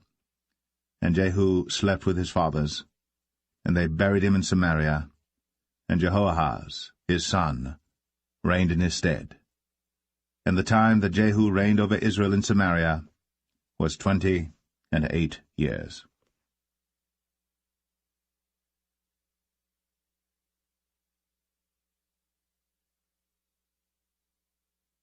2 Kings 11. And when Athaliah, the mother of Ahaziah, saw that her son was dead, she arose and destroyed all the seed royal. Then Jehosheba, the daughter of King Joram, sister of Ahaziah, took Joash the son of Ahaziah, and stole him from among the king's sons which were slain. And they hid him, even him and his nurse, in the bedchamber from Athaliah, so that he was not slain. And he was with her hid in the house of the Lord 6 years. And Athaliah did reign over the land. And the 7th year Jehoiada sent and fetched the rulers over hundreds, with the captains and the guard, and brought them to him into the house of the Lord, and made a covenant with them, and took an oath of them in the house of the Lord, and showed them the king's son. And he commanded them, saying, This is the thing that ye shall do. A third part of you that enter in on the Sabbath shall even be keepers of the watch of the king's house, and a third part shall be at the gate of Sur, and a third part at the gate behind the guard. So shall ye keep the watch of the house, that it be not broken down. And 2 parts of all you that go forth on the Sabbath, even they shall keep the watch of the house of the Lord about the king. And ye shall compass the king round about, every man with his weapons in his hand. And he that cometh within the ranges, let him be slain. And be ye with the king, as he goeth out, and as he cometh in. And the captains over the hundreds did according to all things that Jehoiada the priest commanded. And they took every man his men, that were to come in on the Sabbath, with them that should go out on the Sabbath, and came to Jehoiada the priest. And to the captains over hundreds did the priest give King David's spears and shields, that were in the temple of the Lord. And the guard stood, every man with his weapons in his hand, round about the king, from the right corner of the temple to the left corner of the temple, along by the altar and the temple. And he brought forth the king's son, and put the crown upon him, and gave him the testimony, and then made him king, and anointed him. And they clapped their hands, and said, God save the king. And when Athaliah heard the noise of the guard and of the people, she came to the people into the temple of the Lord. And when she looked, behold, the king stood by a pillar, as the manner was, and the princes and the trumpeters by the king, and all the people of the land rejoiced, and blew with trumpets. And Athaliah rent her clothes, and cried, Treason! Treason! But Jehoiada the priest commanded the captains of the hundreds, the officers of the host, and said unto them, Have her forth without the ranges, and him that followeth her kill with the sword. For the priest had said, Let her not be slain in the house of the Lord. And they laid hands on her. And she went by the way by the which the horses came into the king's house, and there was she slain. And Jehoiada made a covenant between the Lord and the king and the people, that they should be the Lord's people, between the king also and the people. And all the people of the land went into the house of Baal, and brake it down. His altars and his images brake they in pieces thoroughly, and slew Mattan the priest of Baal before the altars, and the priest appointed officers over the house of the Lord. And he took the rulers of 100s, and the captains, and the guard, and all the people of the land. And they brought down the king from the house of the Lord, and came by the way of the gate of the guard to the king's house. And he sat on the throne of the kings. And all the people of the land rejoiced, and the city was in quiet. And they slew Athaliah with the sword, beside the king's house. 7 years old was Jehoash when he began to reign.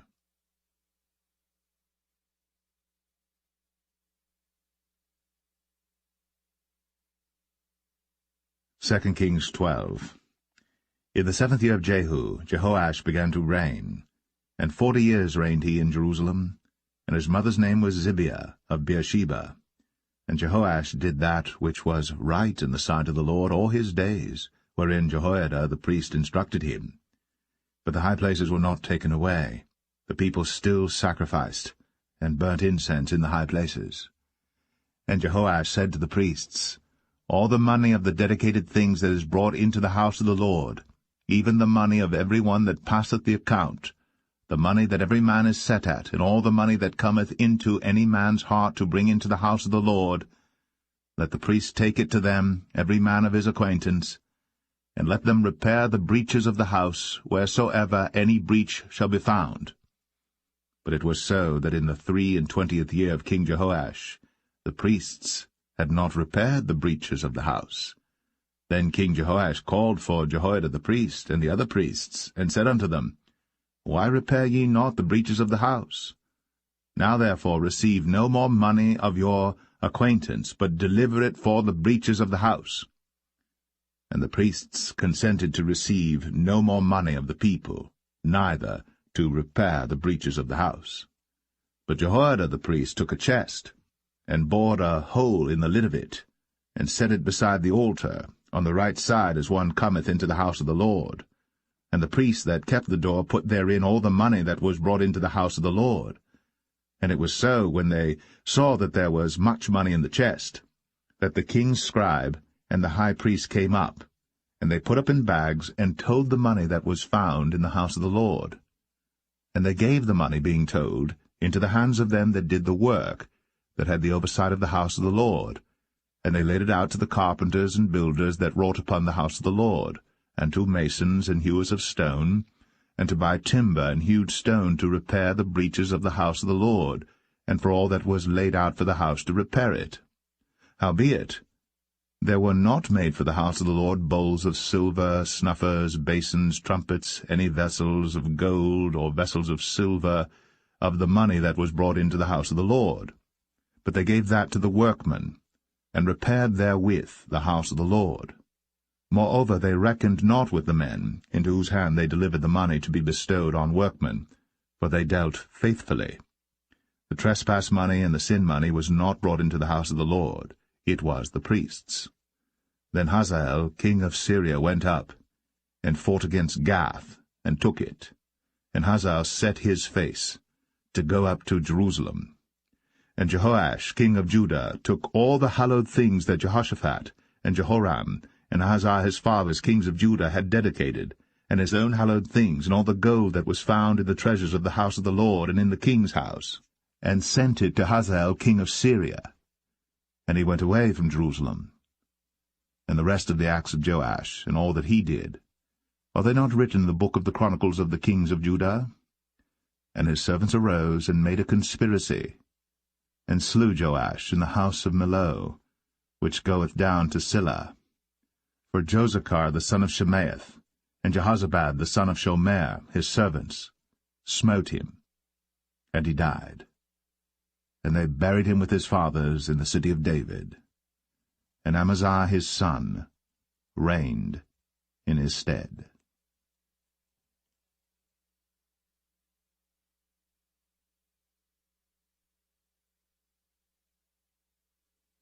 2 Kings 13.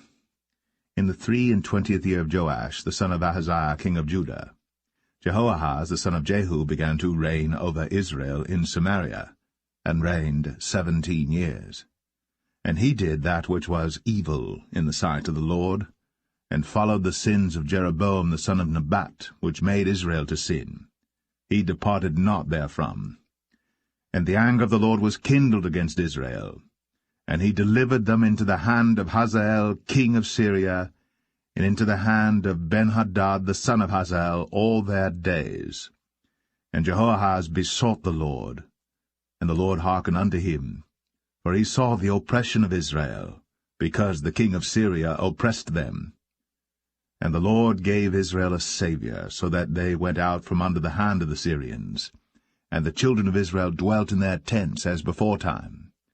Nevertheless, they departed not from the sins of the house of Jeroboam, who made Israel sin, but walked therein. And they remained at the grove also in Samaria. Neither did he leave of the people to Jehoahaz but 50 horsemen, and 10 chariots, and 10,000 footmen. For the king of Syria had destroyed them, and had made them like the dust by threshing. Now the rest of the acts of Jehoahaz, and all that he did, and his might, are they not written in the book of the Chronicles of the kings of Israel? And Jehoahaz slept with his fathers, and they buried him in Samaria, and Joash his son reigned in his stead.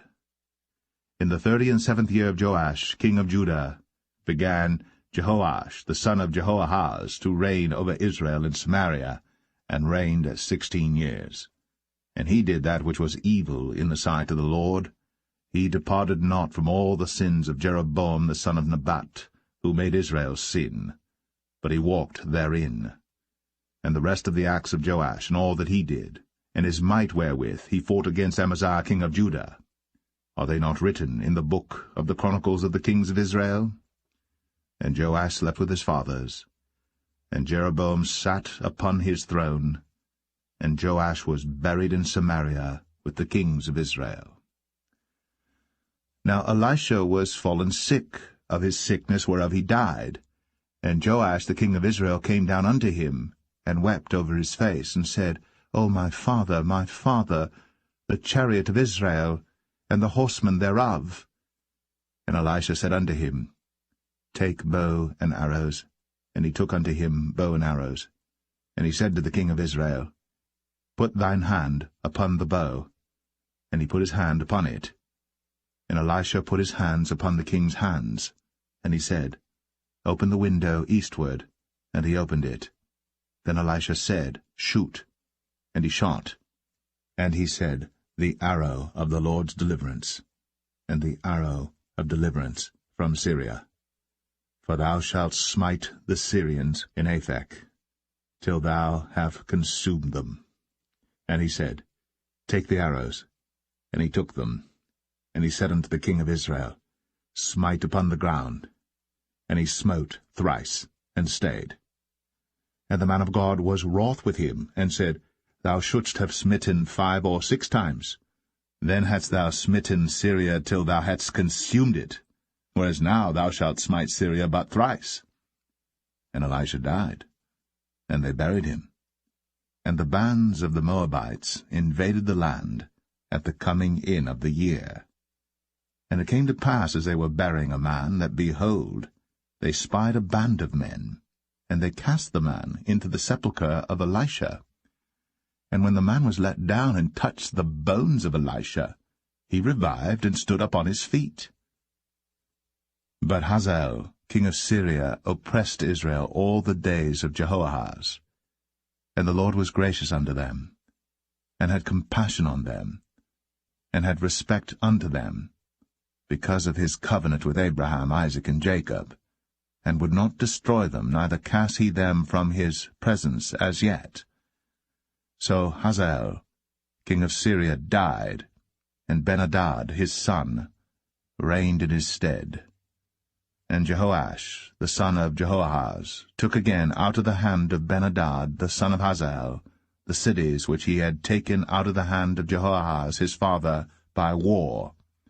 3 times did Joash beat him, and recovered the cities of Israel.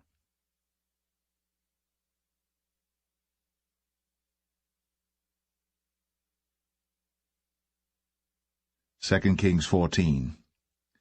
In the 2nd year of Joash, son of Jehoahaz, king of Israel, reigned Amaziah the son of Joash, king of Judah. He was 25 years old when he began to reign, and reigned 29 years in Jerusalem. And his mother's name was Jehoadan of Jerusalem. And he did that which was right in the sight of the Lord, yet not like David his father. He did according to all things as Joash his father did. Howbeit, the high places were not taken away. As yet the people did sacrifice, and burnt incense on the high places. And it came to pass, as soon as the kingdom was confirmed in his hand, that he slew his servants which had slain the king his father. But the children of the murderers he slew not, according unto that which is written in the book of the law of Moses, wherein the Lord commanded, saying, The fathers shall not be put to death for the children, nor the children be put to death for the fathers, but every man shall be put to death for his own sin. He slew of Edom in the valley of Salt 10,000, and took Selah by war, and called the name of it Joktheel unto this day. Then Amaziah sent messengers to Jehoash the son of Jehoahaz, son of Jehu, king of Israel, saying, Come, let us look one another in the face. And Jehoash the king of Israel sent to Amaziah king of Judah, saying, The thistle that was in Lebanon sent to the cedar that was in Lebanon, saying, Give thy daughter to my son to wife. And there passed by a wild beast that was in Lebanon, and trod down the thistle. Thou hast indeed smitten Edom, and thine heart hath lifted thee up. Glory of this, and tarry at home.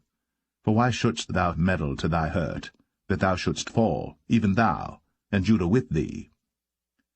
But Amaziah would not hear.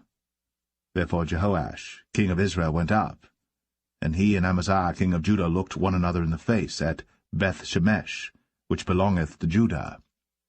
And Judah was put to the worse before Israel, and they fled every man to their tents.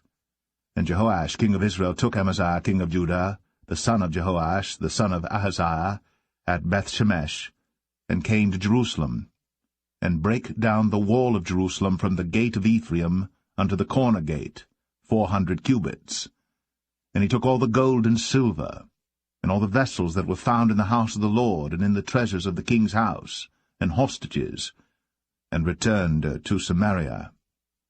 Now the rest of the acts of Jehoash, which he did, and his might, and how he fought with Amaziah king of Judah, are they not written in the book of the Chronicles of the kings of Israel? And Jehoash slept with his fathers, and was buried in Samaria with the kings of Israel. And Jeroboam his son reigned in his stead. And Amaziah the son of Joash king of Judah lived after the death of Jehoash son of Jehoahaz king of Israel 15 years. And the rest of the acts of Amaziah, are they not written in the book of the Chronicles of the kings of Judah? Now they made a conspiracy against him in Jerusalem, and he fled to Lachish. But they sent after him to Lachish, and slew him there. And they brought him on horses, and he was buried at Jerusalem with his fathers in the city of David.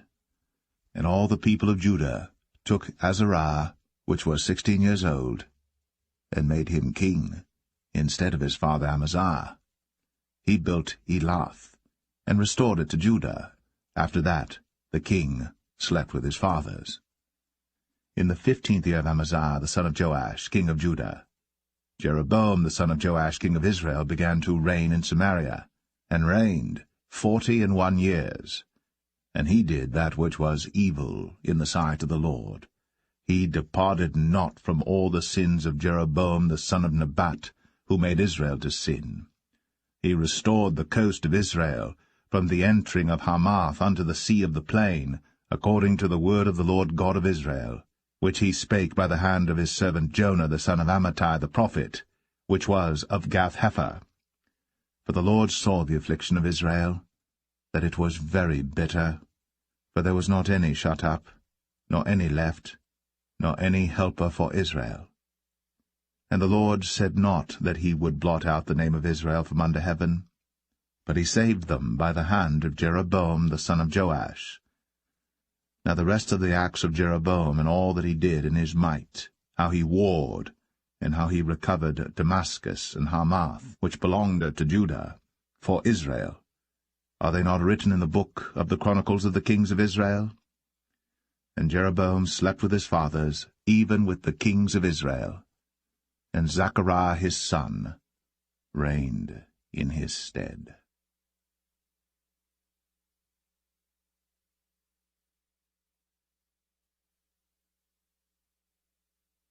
2 Kings 15. In the 27th year of Jeroboam king of Israel, began Azariah son of Amaziah king of Judah to reign. 16 years old was he when he began to reign, and he reigned 52 years in Jerusalem, and his mother's name was Jechaliah of Jerusalem. And he did that which was right in the sight of the Lord, according to all that his father Amaziah had done, save that the high places were not removed. The people sacrificed, and burnt incense still on the high places.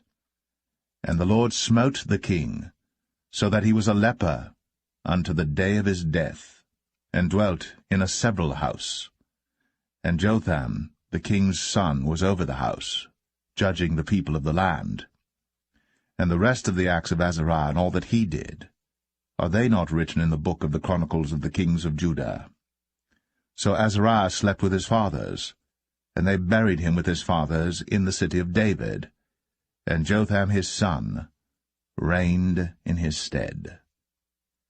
In the 38th year of Azariah king of Judah did Zechariah the son of Jeroboam reign over Israel in Samaria 6 months.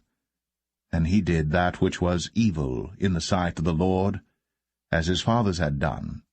He departed not from the sins of Jeroboam the son of Nebat, who made Israel to sin. And Shallum the son of Jabesh conspired against him, and smote him before the people, and slew him, and reigned in his stead. And the rest of the acts of Zechariah, behold, they are written in the book of the chronicles of the kings of Israel.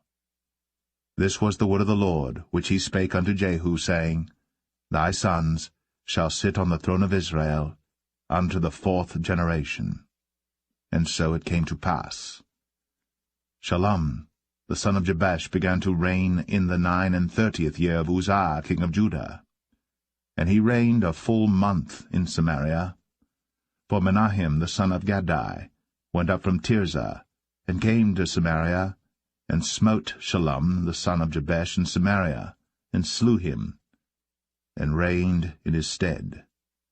And the rest of the acts of Shallum, and his conspiracy which he made, behold, they are written in the book of the chronicles of the kings of Israel.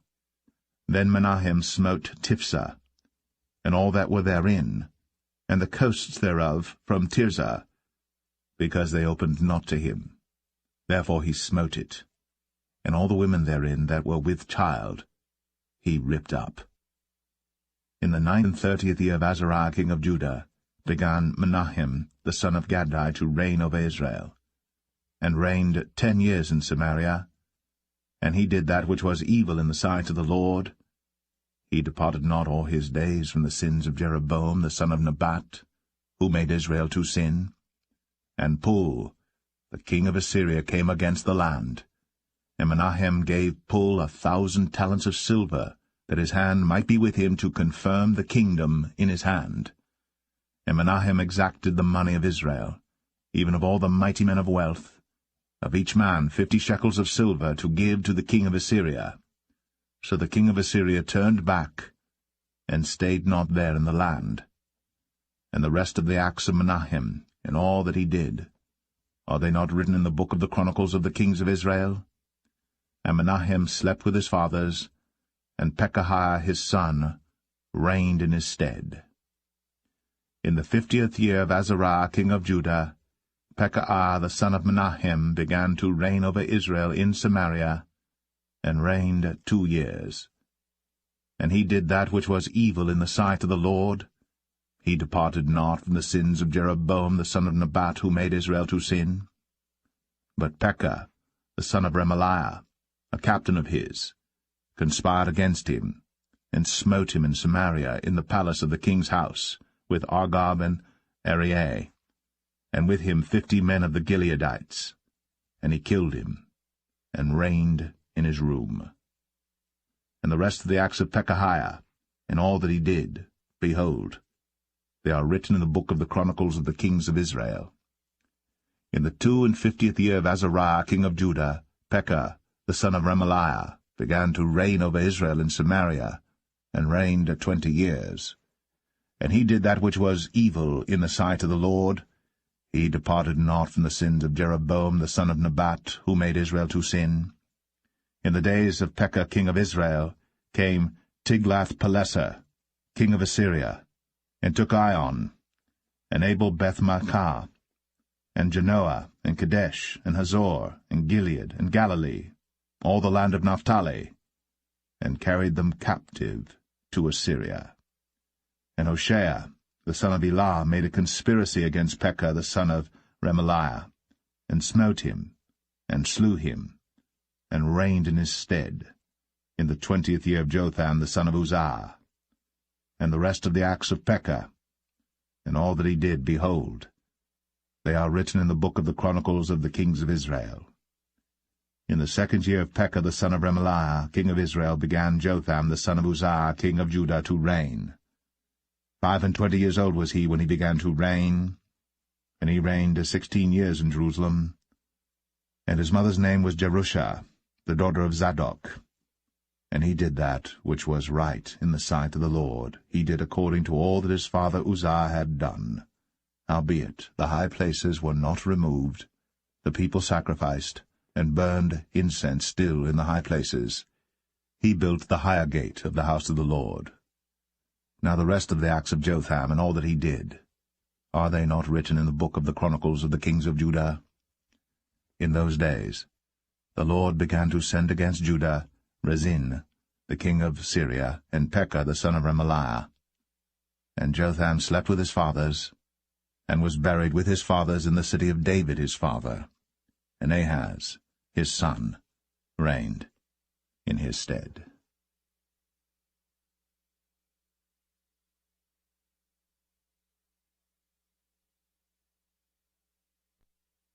2 Kings 16.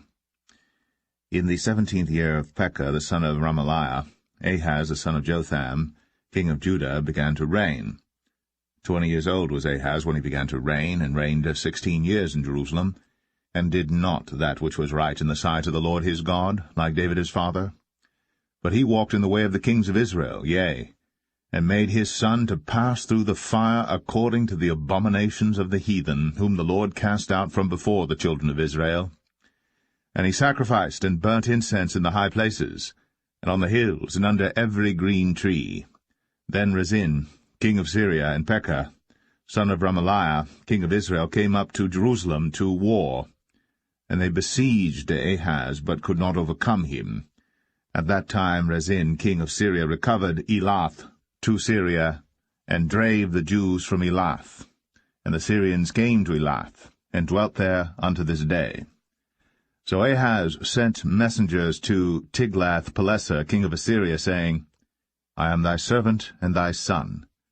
Come up and save me out of the hand of the king of Syria, and out of the hand of the king of Israel, which rise up against me. And Ahaz took the silver and gold that was found in the house of the Lord, and in the treasures of the king's house, and sent it for a present to the king of Assyria. And the king of Assyria hearkened unto him, for the king of Assyria went up against Damascus, and took it, and carried the people of it captive to Kir, and slew Rezin. And King Ahaz went to Damascus to meet Tiglath-Pileser, king of Assyria, and saw an altar that was at Damascus.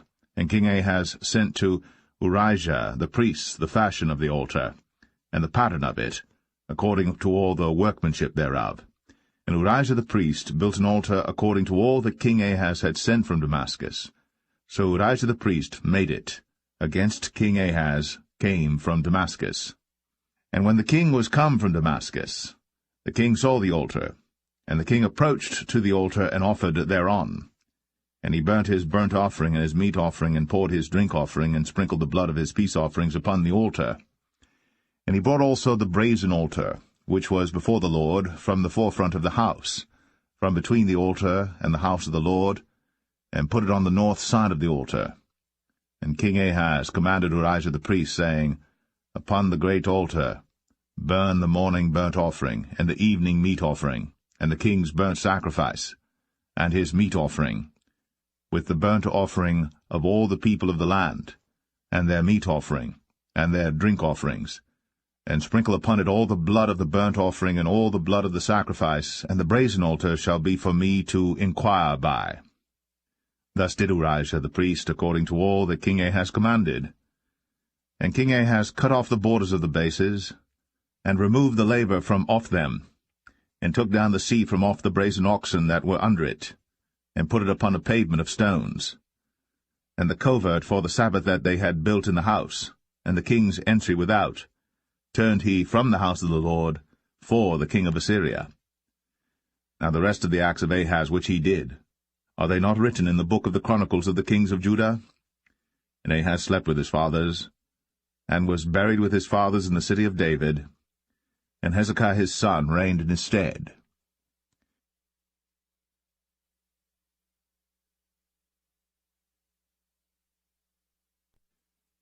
2 Kings 17. In the 12th year of Ahaz, king of Judah, began Hoshea the son of Elah to reign in Samaria over Israel 9 years. And he did that which was evil in the sight of the Lord, but not as the kings of Israel that were before him. Against him came up Shalmaneser king of Assyria, and Hoshea became his servant, and gave him presents. And the king of Assyria found conspiracy in Hoshea, for he had sent messengers to So king of Egypt, and brought no present to the king of Assyria, as he had done year by year. Therefore the king of Assyria shut him up, and bound him in prison. Then the king of Assyria came up throughout all the land, and went up to Samaria, and besieged it 3 years. In the 9th year of Hoshea the king of Assyria took Samaria, and carried Israel away into Assyria, and placed them in Halah and in Habor, by the river of Gozan, and in the cities of the Medes.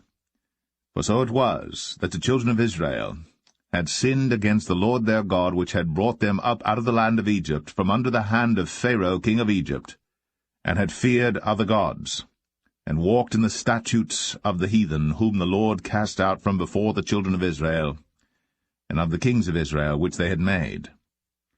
And the children of Israel did secretly those things that were not right against the Lord their God, and they built them high places in all their cities, from the tower of the watchman to the fenced city. And they set them up images, and groves in every high hill, and under every green tree. And there they burnt incense in all the high places, as did the heathen whom the Lord carried away before them, and wrought wicked things to provoke the Lord to anger. For they served idols, whereof the Lord had said unto them, Ye shall not do this thing. Yet the Lord testified against Israel and against Judah by all the prophets, and by all the seers, saying, Turn ye from your evil ways, and keep my commandments and my statutes, according to all the law which I commanded your fathers, and which I sent to you by my servants the prophets. Notwithstanding they would not hear, but hardened their necks, like to the neck of their fathers, that did not believe in the Lord their God. And they rejected his statutes and his covenant that he made with their fathers, and his testimonies which he testified against them. And they followed vanity, and became vain, and went after the heathen that were round about them, concerning whom the Lord had charged them that they should not do like them. And they left all the commandments of the Lord their God, and made them molten images, even 2 calves, and made a grove, and worshipped all the host of heaven, and served Baal. And they caused their sons and their daughters to pass through the fire, and used divination and enchantments, and sold themselves to do evil in the sight of the Lord, to provoke him to anger. Therefore the Lord was very angry with Israel, and removed them out of his sight. There was none left but the tribe of Judah only. Also Judah kept not the commandments of the Lord their God, but walked in the statutes of Israel which they made. And the Lord rejected all the seed of Israel, and afflicted them, and delivered them into the hand of spoilers, until he had cast them out of his sight. For he rent Israel from the house of David, and they made Jeroboam the son of Nebat king. And Jeroboam drave Israel from following the Lord, and made them sin a great sin. For the children of Israel walked in all the sins of Jeroboam which he did. They departed not from them, until the Lord removed Israel out of his sight, as he had said by all his servants the prophets. So was Israel carried away out of their own land to Assyria unto this day. And the king of Assyria brought men from Babylon, and from Cuthah, and from Avah, and from Hamath, and from Sepharvaim, and placed them in the cities of Samaria instead of the children of Israel. And they possessed Samaria, and dwelt in the cities thereof. And so it was at the beginning of their dwelling there, that they feared not the Lord. Therefore the Lord sent lions among them, which slew some of them. Wherefore they spake to the king of Assyria, saying, The nations which thou hast removed and placed in the cities of Samaria know not the manner of the God of the land. Therefore he hath sent lions among them, and behold, they slay them, because they know not the manner of the God of the land. Then the king of Assyria commanded, saying, Carry thither one of the priests whom ye brought from thence, and let them go and dwell there, and let him teach them the manner of the God of the land. Then one of the priests whom they had carried away from Samaria came and dwelt in Bethel, and taught them how they should fear the Lord. Howbeit every nation made gods of their own, and put them in the houses of the high places which the Samaritans had made, every nation in their cities wherein they dwelt. And the men of Babylon made Succoth-Benoth, and the men of Cuth made Nergal, and the men of Hamath made Ashima, and the Avites made Nibhaz and Tartak, and the Sepharvites burnt their children in fire to Adramelech and Anamelech, the gods of Sepharvaim. So they feared the Lord, and made unto themselves of the lowest of them priests of the high places, which sacrificed for them in the houses of the high places.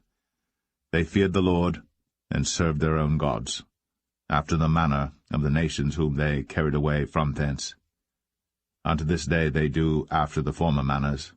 They fear not the Lord, neither do they after their statutes, or after their ordinances, or after the law and commandment which the Lord commanded the children of Jacob, whom he named Israel, with whom the Lord had made a covenant, and charged them, saying, Ye shall not fear other gods, nor bow yourselves to them, nor serve them, nor sacrifice to them.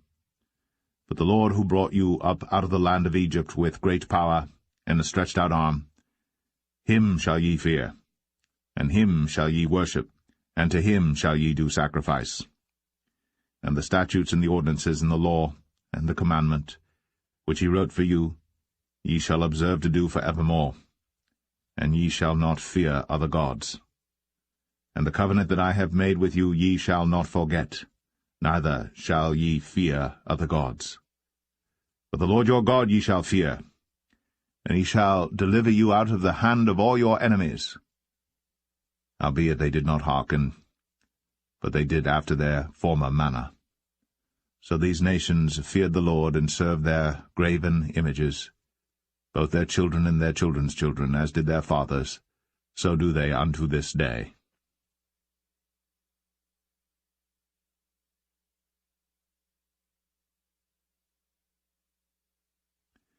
2 Kings 18. Now it came to pass in the 3rd year of Hoshea son of Elah, king of Israel, that Hezekiah the son of Ahaz, king of Judah, began to reign. 25 years old was he when he began to reign, and he reigned 29 years in Jerusalem. His mother's name also was Abi, the daughter of Zechariah. And he did that which was right in the sight of the Lord, according to all that David his father did. He removed the high places, and brake the images, and cut down the groves, and brake in pieces the brazen serpent that Moses had made. For unto those days the children of Israel did burn incense to it. And he called it Nehushtan. He trusted in the Lord God of Israel, so that after him was none like him among all the kings of Judah, nor any that were before him. For he clave to the Lord, and departed not from following him, but kept his commandments which the Lord commanded Moses. And the Lord was with him, and he prospered whithersoever he went forth. And he rebelled against the king of Assyria, and served him not. He smote the Philistines even unto Gaza, and the borders thereof, from the tower of the watchman to the fenced city. And it came to pass in the 4th year of King Hezekiah, which was the 7th year of Hoshea, son of Elah, king of Israel, that Shalmaneser, king of Assyria, came up against Samaria, and besieged it. And at the end of 3 years they took it. Even in the 6th year of Hezekiah, that is the 9th year of Hoshea, king of Israel, Samaria was taken. And the king of Assyria did carry away Israel unto Assyria, and put them in Halah, and in Habor by the river of Gozan, and in the cities of the Medes, because they obeyed not the voice of the Lord their God, but transgressed his covenant, and all that Moses the servant of the Lord commanded, and would not hear them, nor do them. Now in the 14th year of King Hezekiah did Sennacherib king of Assyria come up against all the fenced cities of Judah, and took them. And Hezekiah king of Judah sent to the king of Assyria to Lachish, saying, I have offended, return from me, that which thou puttest on me will I bear. And the king of Assyria appointed unto Hezekiah king of Judah 300 talents of silver, and 30 talents of gold. And Hezekiah gave him all the silver that was found in the house of the Lord, and in the treasures of the king's house. At that time did Hezekiah cut off the gold from the doors of the temple of the Lord, and from the pillars which Hezekiah king of Judah had overlaid, and gave it to the king of Assyria. And the king of Assyria sent Tartan, and Rabsaris, and Rabshakeh from Lachish to King Hezekiah with a great host against Jerusalem. And they went up and came to Jerusalem. And when they were come up, they came and stood by the conduit of the upper pool, which is in the highway of the fuller's field. And when they had called to the king, there came out to them Eliakim the son of Hilkiah, which was over the household, and Shebna the scribe, and Joah the son of Asaph the recorder. And Rabshakeh said unto them, Speak ye now to Hezekiah. Thus saith the great king, the king of Assyria, What confidence is this wherein thou trustest? Thou sayest, But they are but vain words. I have counsel and strength for the war. Now on whom dost thou trust, that thou rebellest against me? Now behold, thou trustest upon the staff of this bruised reed, even upon Egypt, on which, if a man lean, it will go into his hand, and pierce it. So is Pharaoh king of Egypt unto all that trust on him. But if ye say unto me, We trust in the Lord our God, is not that he whose high places and whose altars Hezekiah hath taken away, and hath said to Judah and Jerusalem, Ye shall worship before this altar in Jerusalem? Now therefore I pray thee, give pledges to my lord the king of Assyria, and I will deliver thee 2,000 horses, if thou be able on thy part to set riders upon them. How then wilt thou turn away the face of one captain of the least of my master's servants, and put thy trust on Egypt for chariots and for horsemen? Am I now come up without the Lord against this place to destroy it? The Lord said to me, Go up against this land and destroy it. Then said Eliakim the son of Hilkiah, and Shebna, and Joah, unto Rabshakeh, Speak, I pray thee, to thy servants in the Syrian language, for we understand it, and talk not with us in the Jews' language in the ears of the people that are on the wall. But Rabshakeh said unto them, Hath my master sent me to thy master, and to thee to speak these words? Hath he not sent me to the men which sit on the wall, that they may eat their own dung and drink their own piss with you? Then Rabshakeh stood and cried with a loud voice in the Jews' language, and spake, saying, Hear the word of the great king, the king of Assyria. Thus saith the king, Let not Hezekiah deceive you, for he shall not be able to deliver you out of his hand. Neither let Hezekiah make you trust in the Lord, saying, The Lord will surely deliver us, and the city shall not be delivered into the hand of the king of Assyria. Hearken not to Hezekiah, for thus saith the king of Assyria, Make an agreement with me by a present, and come out to me. And then eat ye every man of his own vine, and every one of his fig tree, and drink ye every one the waters of his cistern, until I come and take you away to a land like your own land, a land of corn and wine, a land of bread and vineyards, a land of oil olive and of honey, that ye may live and not die. And hearken not unto Hezekiah, when he persuadeth you, saying, The Lord will deliver us. Hath any of the gods of the nations delivered at all his land out of the hand of the king of Assyria? Where are the gods of Hamath and of Arpad? Where are the gods of Sepharvaim, Hena, and Eva? Have they delivered Samaria out of mine hand? Who are they among all the gods of the countries that have delivered their country out of mine hand, that the Lord should deliver Jerusalem out of mine hand? But the people held their peace, and answered him not a word, for the king's commandment was, saying, Answer him not. Then came Eliakim the son of Hilkiah, which was over the household, and Shebna the scribe, and Joah the son of Asaph the recorder, to Hezekiah with their clothes rent, and told him the words of Rabshakeh.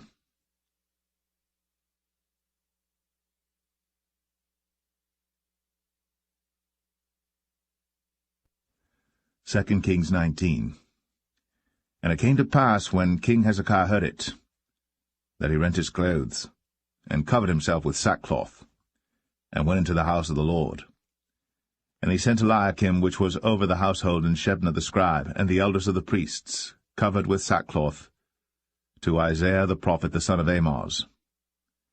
And they said unto him, Thus saith Hezekiah, This day is a day of trouble, and of rebuke and blasphemy, for the children are come to the birth, and there is not strength to bring forth. It may be the Lord thy God will hear all the words of Rabshakeh, whom the king of Assyria his master hath sent to reproach the living God, and will reprove the words which the Lord thy God hath heard. Wherefore lift up thy prayer for the remnant that are left. So the servants of King Hezekiah came to Isaiah. And Isaiah said unto them, Thus shall ye say to your master, Thus saith the Lord, Be not afraid of the words which thou hast heard, with which the servants of the king of Assyria have blasphemed me. Behold, I will send a blast upon him, and he shall hear a rumour, and shall return to his own land, and I will cause him to fall by the sword in his own land.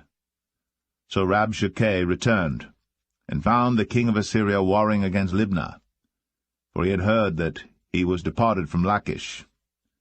And when he heard say of Tirhakah, king of Ethiopia, Behold, he is come out to fight against thee, he sent messages again unto Hezekiah, saying, Thus shall ye speak to Hezekiah king of Judah, saying, Let not thy God in whom thou trustest deceive thee, saying, Jerusalem shall not be delivered into the hand of the king of Assyria. Behold, thou hast heard what the kings of Assyria have done to all lands by destroying them utterly, and shalt thou be delivered? Have the gods of the nations delivered them which my fathers have destroyed, as Gozan and Haran, and Rezeph, and the children of Eden, which were in Thelasar? Where is the king of Hamath, and the king of Arpad, and the king of the city of Sepharvaim, of Hena and Ivah?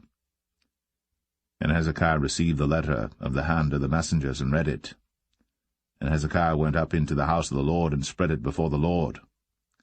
And Hezekiah prayed before the Lord, and said, O Lord God of Israel, which dwellest between the cherubims, thou art the God, even thou alone, of all the kingdoms of the earth. Thou hast made heaven and earth. Lord, bow down thine ear, and hear. Open, Lord, thine eyes, and see. And hear the words of Sennacherib, which hath sent him to reproach the living God. Of a truth, Lord, the kings of Assyria have destroyed the nations and their lands, and have cast their gods into the fire. For they were no gods, but the work of men's hands, wood and stone. Therefore they have destroyed them. Now therefore, O Lord our God, I beseech thee, save thou us out of his hand, that all the kingdoms of the earth may know that thou art the Lord God, even thou only. Then Isaiah the son of Amoz sent to Hezekiah, saying, Thus saith the Lord God of Israel, That which thou hast prayed to me against Sennacherib, king of Assyria, I have heard. This is the word that the Lord hath spoken concerning him. The virgin, the daughter of Zion, hath despised thee, and laughed thee to scorn. The daughter of Jerusalem hath shaken her head at thee. Whom hast thou reproached and blasphemed? And against whom hast thou exalted thy voice, and lifted up thine eyes on high? Even against the Holy One of Israel. By thy messengers thou hast reproached the Lord, and hast said, With the multitude of my chariots I am come up to the height of the mountains, to the sides of Lebanon, and will cut down the tall cedar trees thereof, and the choice fir trees thereof, and I will enter into the lodgings of his borders, and into the forest of his Carmel.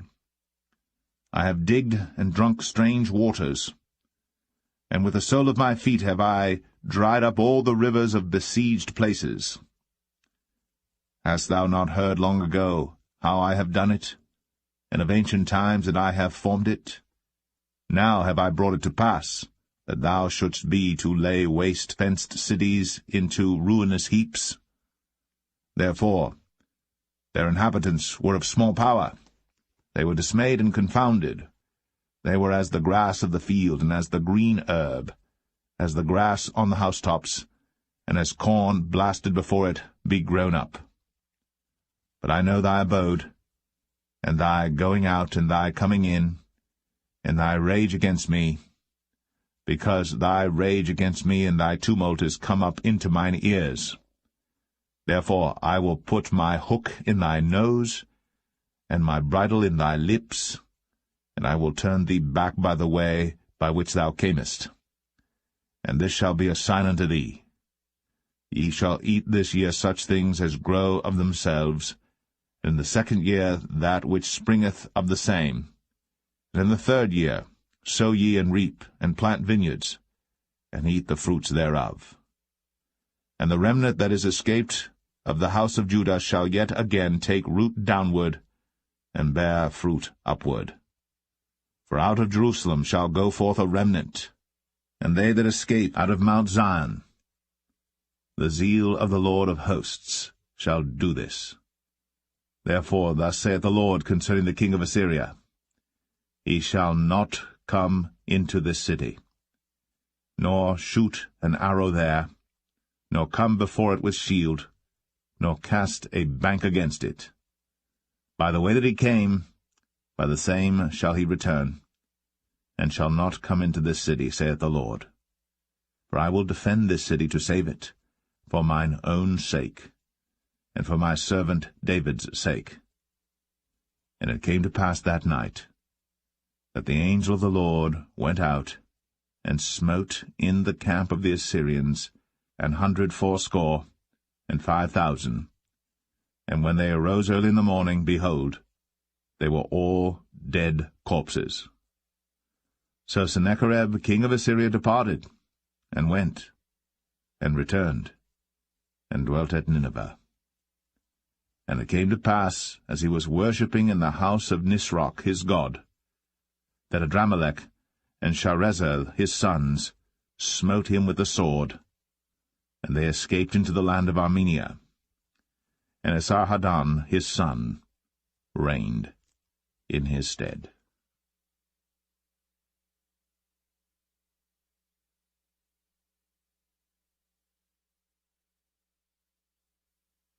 Second Kings 20.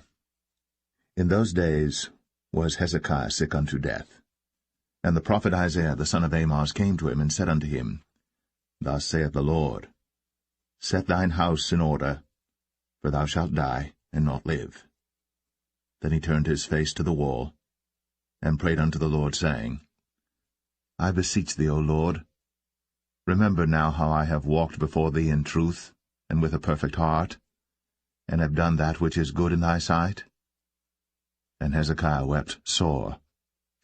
And it came to pass, afore Isaiah was gone out into the middle court, that the word of the Lord came to him, saying, Turn again, and tell Hezekiah, the captain of my people, Thus saith the Lord, the God of David thy father, I have heard thy prayer, I have seen thy tears. Behold, I will heal thee. On the 3rd day thou shalt go up into the house of the Lord. And I will add unto thy days 15 years. And I will deliver thee and this city out of the hand of the king of Assyria. And I will defend this city for mine own sake, and for my servant David's sake. Then Isaiah said, Take a lump of figs. And they took and laid it on the boil, and he recovered. And Hezekiah said unto Isaiah, What shall be the sign that the Lord will heal me, and that I shall go up into the house of the Lord the 3rd day? And Isaiah said, This sign shalt thou have of the Lord, that the Lord will do the thing that he hath spoken. Shall the shadow go forward 10 degrees, or go back 10 degrees? And Hezekiah answered, It is a light thing for the shadow to go down 10 degrees, nay, but let the shadow return backward 10 degrees. And Isaiah the prophet cried unto the Lord, and he brought the shadow 10 degrees backward, by which it had gone down in the dial of Ahaz. At that time Beroch-dak-Baladan, the son of Baladan, king of Babylon, sent letters and a present unto Hezekiah, for he had heard that Hezekiah had been sick. And Hezekiah hearkened unto them, and showed them all the house of his precious things, the silver, and the gold, and the spices, and the precious ointment, and all the house of his armor, and all that was found in his treasures. There was nothing in his house, nor in all his dominion, that Hezekiah showed them not. Then came Isaiah the prophet unto King Hezekiah, and said unto him, What said these men? And from whence came they unto thee? And Hezekiah said, They are come from a far country, even from Babylon. And he said, What have they seen in thine house? And Hezekiah answered, All the things that are in mine house have they seen. There is nothing among my treasures that I have not showed them. And Isaiah said unto Hezekiah, Hear the word of the Lord. Behold, the days come, that all that is in thine house, and that which thy fathers have laid up in store unto this day, shall be carried into Babylon. Nothing shall be left, saith the Lord. And of thy sons that shall issue from thee, which thou shalt beget, shall they take away, and they shall be eunuchs in the palace of the king of Babylon. Then said Hezekiah unto Isaiah, Good is the word of the Lord which thou hast spoken. And he said, Is it not good if peace and truth be in my days? And the rest of the acts of Hezekiah, and all his might, and how he made a pool and a conduit, and brought water into the city, are they not written in the book of the chronicles of the kings of Judah? And Hezekiah slept with his fathers, and Manasseh his son reigned in his stead.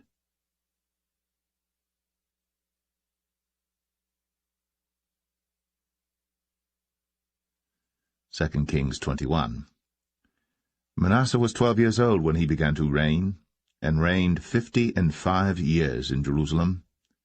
And his mother's name was Hephzibah. And he did that which was evil in the sight of the Lord, after the abominations of the heathen whom the Lord cast out before the children of Israel. For he built up again the high places which Hezekiah his father had destroyed. And he reared up altars for Baal, and made a grove, as did Ahab king of Israel, and worshipped all the host of heaven, and served them. And he built altars in the house of the Lord, of which the Lord said, In Jerusalem will I put my name. And he built altars for all the host of heaven in the 2 courts of the house of the Lord. And he made his son pass through the fire, and observed times, and used enchantments, and dealt with familiar spirits and wizards. He wrought much wickedness in the sight of the Lord, to provoke him to anger. And he set a graven image of the grove that he had made in the house, of which the Lord said to David, and to Solomon his son, In this house and in Jerusalem, which I have chosen, out of all tribes of Israel, will I put my name for ever. Neither will I make the feet of Israel move any more out of the land which I gave their fathers, only if they will observe to do according to all that I have commanded them, and according to all the law that my servant Moses commanded them. But they hearkened not. And Manasseh seduced them to do more evil than did the nations whom the Lord destroyed before the children of Israel. And the Lord spake by his servants the prophets, saying, Because Manasseh king of Judah hath done these abominations, and hath done wickedly above all that the Amorites did which were before him, and hath made Judah also to sin with his idols. Therefore thus saith the Lord God of Israel, Behold, I am bringing such evil upon Jerusalem and Judah, that whosoever heareth of it, both his ears shall tingle. And I will stretch over Jerusalem the line of Samaria, and the plummet of the house of Ahab. And I will wipe Jerusalem as a man wipeth a dish, wiping it and turning it upside down. And I will forsake the remnant of mine inheritance, and deliver them into the hand of their enemies. And they shall become a prey and a spoil to all their enemies. Because they have done that which was evil in my sight, and have provoked me to anger, since the day their fathers came forth out of Egypt, even unto this day. Moreover, Manasseh shed innocent blood very much, till he had filled Jerusalem from one end to another, beside his sin wherewith he made Judah to sin, in doing that which was evil in the sight of the Lord. Now the rest of the acts of Manasseh, and all that he did, and his sin that he sinned, are they not written in the book of the Chronicles of the kings of Judah? And Manasseh slept with his fathers, and was buried in the garden of his own house, in the garden of Uzzah, and Amon his son reigned in his stead. Amon was 22 years old when he began to reign, and he reigned 2 years in Jerusalem. And his mother's name was Meshullemeth, the daughter of Haruz of Jotbah. And he did that which was evil in the sight of the Lord, as his father Manasseh did. And he walked in all the way that his father walked in, and served the idols that his father served, and worshipped them. And he forsook the Lord God of his fathers, and walked not in the way of the Lord. And the servants of Amon conspired against him, and slew the king in his own house. And the people of the land slew all them that had conspired against King Amon. And the people of the land made Josiah his son king in his stead.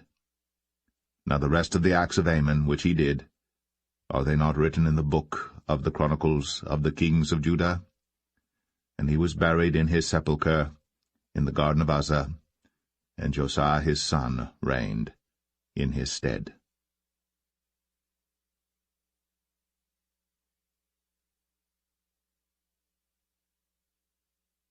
2 Kings 22. Josiah was 8 years old when he began to reign, and he reigned 31 years in Jerusalem. And his mother's name was Jedidah, the daughter of Adaiah of Boscath. And he did that which was right in the sight of the Lord, and walked in all the way of David his father, and turned not aside to the right hand or to the left. And it came to pass in the 18th year of King Josiah that the king sent Shaphan the son of Azaliah, the son of Meshullam, the scribe, to the house of the Lord, saying, Go up to Hilkiah the high priest, that he may sum the silver which is brought into the house of the Lord, which the keepers of the door have gathered of the people, and let them deliver it into the hand of the doers of the work that have the oversight of the house of the Lord, and let them give it to the doers of the work which is in the house of the Lord, to repair the breaches of the house, unto carpenters and builders and masons, and to buy timber and hewn stone to repair the house. Howbeit there was no reckoning made with them of the money that was delivered into their hand, because they dealt faithfully. And Hilkiah the high priest said unto Shaphan the scribe, I have found the book of the law in the house of the Lord. And Hilkiah gave the book to Shaphan, and he read it. And Shaphan the scribe came to the king, and brought the king word again, and said, Thy servants have gathered money that was found in the house, and have delivered it into the hand of them that do the work, that have the oversight of the house of the Lord. And Shaphan the scribe showed the king, saying, Hilkiah the priest hath delivered me a book. And Shaphan read it before the king. And it came to pass, when the king had heard the words of the book of the law, that he rent his clothes. And the king commanded Hilkiah the priest, and Ahikam the son of Shaphan, and Achbor the son of Micaiah, and Shaphan the scribe, and Asahiah a servant of the king's, saying, Go ye, inquire the Lord for me, and for the people, and for all Judah, concerning the words of this book that is found. For great is the wrath of the Lord that is kindled against us, because our fathers have not hearkened unto the words of this book, to do according unto all that which is written concerning us. So Hilkiah the priest, and Ahikam, and Achbor, and Shaphan, and Asahiah went unto Huldah the prophetess, the wife of Shallum the son of Tikvah, the son of Harhas, keeper of the wardrobe. Now she dwelt in Jerusalem in the college. And they communed with her. And she said unto them, Thus saith the Lord God of Israel, Tell the man that sent you to me, Thus saith the Lord, Behold, I will bring evil upon this place, and upon the inhabitants thereof, even all the words of the book which the king of Judah hath read, because they have forsaken me, and have burned incense unto other gods, that they might provoke me to anger with all the works of their hands. Therefore my wrath shall be kindled against this place, and shall not be quenched. But to the king of Judah, which sent you to inquire of the Lord, thus shall ye say to him, Thus saith the Lord God of Israel, as touching the words which thou hast heard, because thine heart was tender, and thou hast humbled thyself before the Lord, when thou heardest what I spake against this place, and against the inhabitants thereof, that they should become a desolation and a curse, and hast rent thy clothes, and wept before me. I also have heard thee, saith the Lord. Behold, therefore, I will gather thee unto thy fathers, and thou shalt be gathered into thy grave in peace. And thine eyes shall not see all the evil which I will bring upon this place. And they brought the king word again.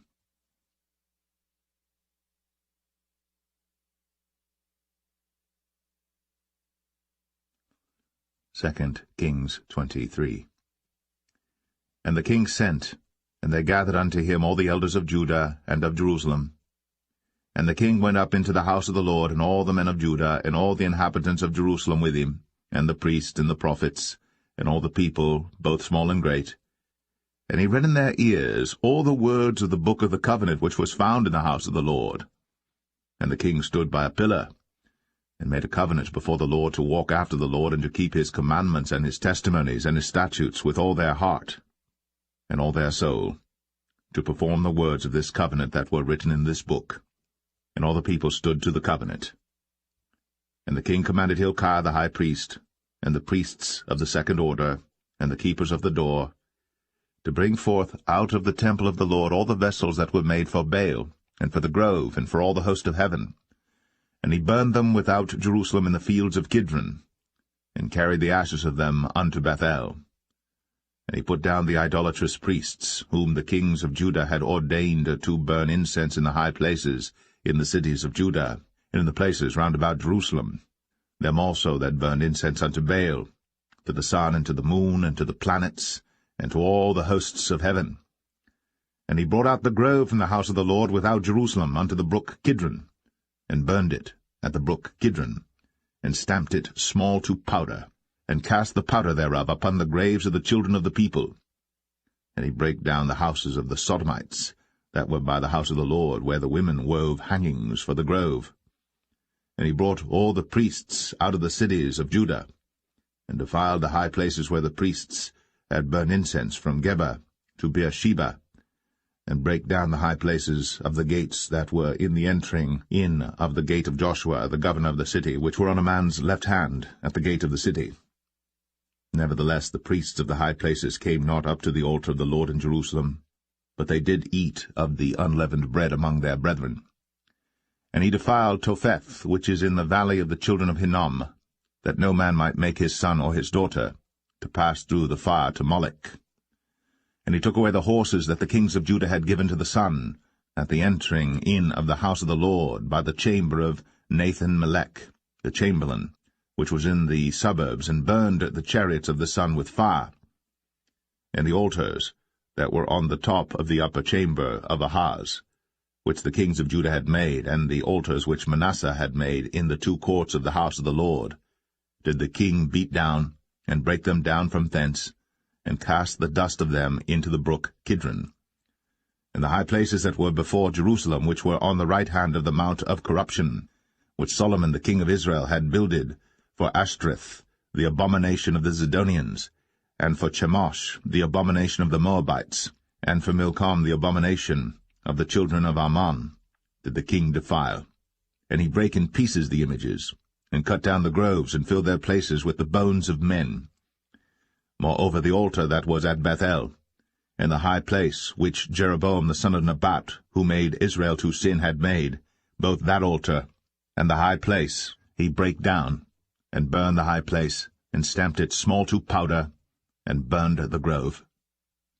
And as Josiah turned himself, he spied the sepulchres that were there in the mount, and sent, and took the bones out of the sepulchres, and burned them upon the altar, and polluted it, according to the word of the Lord which the man of God proclaimed, who proclaimed these words. Then he said, What title is that I see? And the men of the city told him, It is the sepulchre of the man of God which came from Judah, and proclaimed these things that thou hast done against the altar of Bethel. And he said, Let him alone. Let no man move his bones. So they let his bones alone, with the bones of the prophet that came out of Samaria. And all the houses also of the high places that were in the cities of Samaria, which the kings of Israel had made to provoke the Lord to anger, Josiah took away, and did to them according to all the acts that he had done in Bethel. And he slew all the priests of the high places that were there upon the altars, and burned men's bones upon them, and returned to Jerusalem. And the king commanded all the people, saying, Keep the Passover unto the Lord your God, as it is written in the book of this covenant. Surely there was not holden such a Passover from the days of the judges that judged Israel, nor in all the days of the kings of Israel, nor of the kings of Judah, but in the 18th year of King Josiah, wherein this Passover was holden to the Lord in Jerusalem. Moreover, the workers with familiar spirits, and the wizards, and the images, and the idols, and all the abominations that were spied in the land of Judah and in Jerusalem, did Josiah put away, that he might perform the words of the law which were written in the book that Hilkiah the priest found in the house of the Lord. And like unto him was there no king before him, that turned to the Lord with all his heart, and with all his soul, and with all his might, according to all the law of Moses, neither after him arose there any like him. Notwithstanding the Lord turned not from the fierceness of his great wrath, wherewith his anger was kindled against Judah, because of all the provocations that Manasseh had provoked him withal. And the Lord said, I will remove Judah also out of my sight, as I have removed Israel, and will cast off this city Jerusalem which I have chosen, and the house of which I said, My name shall be there. Now the rest of the acts of Josiah, and all that he did, are they not written in the book of the Chronicles of the kings of Judah? In his days Pharaoh Necho, king of Egypt, went up against the king of Assyria to the river Euphrates. And King Josiah went against him, and he slew him at Megiddo when he had seen him. And his servants carried him in a chariot dead from Megiddo, and brought him to Jerusalem, and buried him in his own sepulchre. And the people of the land took Jehoahaz the son of Josiah, and anointed him, and made him king in his father's stead. Jehoahaz was 23 years old when he began to reign, and he reigned 3 months in Jerusalem. And his mother's name was Hamutal, the daughter of Jeremiah of Libnah. And he did that which was evil in the sight of the Lord, according to all that his fathers had done. And Pharaoh Necho put him in bands at Riblah, in the land of Hamath, that he might not reign in Jerusalem, and put the land to a tribute of 100 talents of silver, and a talent of gold. And Pharaoh Necho made Eliakim the son of Josiah king in the room of Josiah his father, and turned his name to Jehoiakim, and took Jehoahaz away, and he came to Egypt and died there. And Jehoiakim gave the silver and the gold to Pharaoh, but he taxed the land to give the money according to the commandment of Pharaoh. He exacted the silver and the gold of the people of the land, of every one according to his taxation, to give it unto Pharaoh Necho. Jehoiakim was 25 years old when he began to reign, and he reigned 11 years in Jerusalem. And his mother's name was Zebudah, the daughter of Pedaiah of Rumah.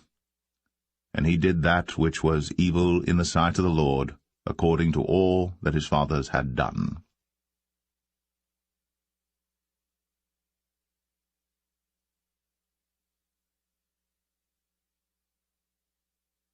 2 Kings 24. In his days Nebuchadnezzar king of Babylon came up, and Jehoiakim became his servant 3 years. Then he turned and rebelled against him.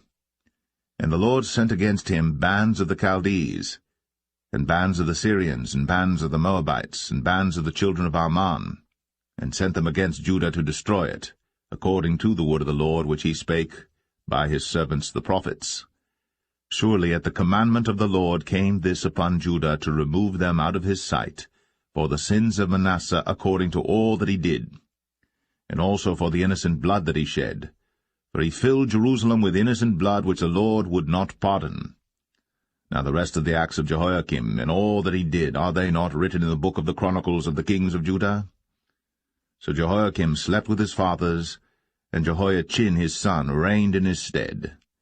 And the king of Egypt came not again any more out of his land, for the king of Babylon had taken from the river of Egypt unto the river Euphrates all that pertained to the king of Egypt. Jehoiachin was 18 years old when he began to reign, and he reigned in Jerusalem 3 months. And his mother's name was Nehushta, the daughter of Elnathan of Jerusalem. And he did that which was evil in the sight of the Lord, according to all that his father had done. At that time the servants of Nebuchadnezzar king of Babylon came up against Jerusalem, and the city was besieged. And Nebuchadnezzar king of Babylon came against the city, and his servants did besiege it. And Jehoiachin the king of Judah went out to the king of Babylon, he and his mother and his servants, and his princes and his officers. And the king of Babylon took him in the 8th year of his reign. And he carried out thence all the treasures of the house of the Lord, and the treasures of the king's house, and cut in pieces all the vessels of gold which Solomon king of Israel had made in the temple of the Lord, as the Lord had said. And he carried away all Jerusalem, and all the princes, and all the mighty men of valor, even 10,000 captives, and all the craftsmen and smiths, none remained, save the poorest sort of the people of the land. And he carried away Jehoiachin to Babylon, and the king's mother, and the king's wives, and his officers, and the mighty of the land. Those carried he into captivity from Jerusalem to Babylon. And all the men of might, even 7,000, and craftsmen and smiths 1,000, all that was strong and apt for war, even them the king of Babylon brought captive to Babylon. And the king of Babylon made Mattaniah his father's brother king in his stead, and changed his name to Zedekiah. Zedekiah was 21 years old when he began to reign, and he reigned 11 years in Jerusalem. And his mother's name was Hamutal, the daughter of Jeremiah of Libnah. And he did that which was evil in the sight of the Lord, according to all that Jehoiakim had done. For through the anger of the Lord it came to pass in Jerusalem and Judah, until he had cast them out from his presence, that Zedekiah rebelled against the king of Babylon.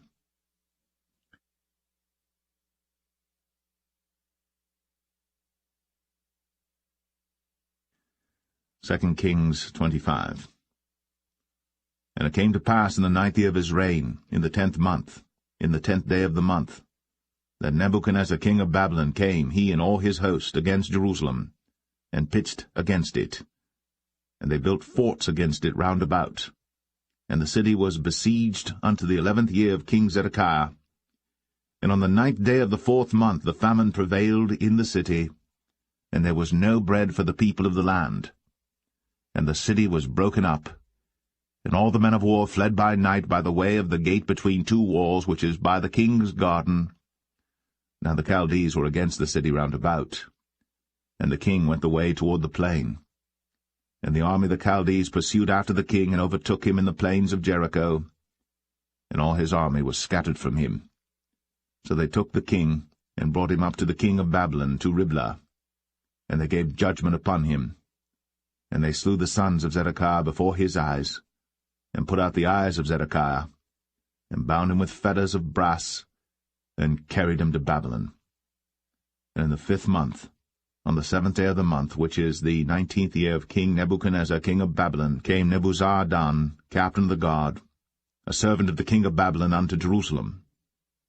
And he burnt the house of the Lord, and the king's house, and all the houses of Jerusalem, and every great man's house burnt he with fire. And all the army of the Chaldees that were with the captain of the guard brake down the walls of Jerusalem round about. Now the rest of the people that were left in the city, and the fugitives that fell away to the king of Babylon, with the remnant of the multitude, did Nebuzaradan, the captain of the guard, carry away. But the captain of the guard left of the poor of the land to be vine-dressers and husbandmen.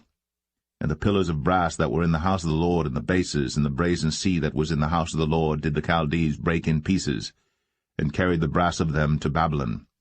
And the pots, and the shovels, and the snuffers, and the spoons, and all the vessels of brass wherewith they ministered, took they away. And the firepans, and the bowls, and such things as were of gold, in gold, and of silver, in silver, the captain of the guard took away. The 2 pillars, 1 sea, and the basis which Solomon had made for the house of the Lord, the brass of all these vessels was without weight.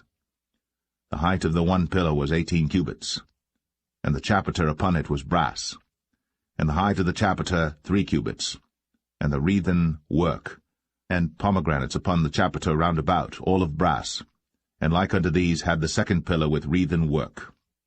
And the captain of the guard took Seraiah the chief priest, and Zephaniah the 2nd priest, and the 3 keepers of the door. And out of the city he took an officer that was set over the men of war, and 5 men of them that were in the king's presence, which were found in the city, and the principal scribe of the host, which mustered the people of the land, and 60 men of the people of the land that were found in the city. And Nebuzaradan, captain of the guard, took these, and brought them to the king of Babylon to Riblah. And the king of Babylon smote them, and slew them at Riblah in the land of Hamath. So Judah was carried away out of their land. And as for the people that remained in the land of Judah, whom Nebuchadnezzar king of Babylon had left, even over them he made Gedaliah the son of Ahikam, the son of Shaphan, ruler. And when all the captains of the armies, they and their men, heard that the king of Babylon had made Gedaliah governor, there came to Gedaliah to Mizpah, even Ishmael the son of Nethaniah, and Johanan the son of Kareah, and Zeraiah the son of Tanhumeth the Netophathite, and Jaazaniah the son of a Maacathite, they and their men. And Gedaliah sware to them, and to their men, and said unto them, Fear not to be the servants of the Chaldees, dwell in the land, and serve the king of Babylon, and it shall be well with you. But it came to pass in the 7th month, that Ishmael the son of Nethaniah, the son of Elishama, of the seed royal, came, and 10 men with him, and smote Gedaliah, that he died, and the Jews and the Chaldees that were with him at Mizpah. And all the people, both small and great, and the captains of the armies, arose and came to Egypt, for they were afraid of the Chaldees. And it came to pass in the 37th year of the captivity of Jehoiachin king of Judah, in the 12th month, on the 27th day of the month, that Evil-Merodach king of Babylon, in the year that he began to reign, did lift up the head of Jehoiachin king of Judah out of prison, and he spake kindly to him, and set his throne above the throne of the kings that were with him in Babylon, and changed his prison garments, and he did eat bread continually before him all the days of his life. And his allowance was a continual allowance given him of the king, a daily rate for every day, all the days of his life.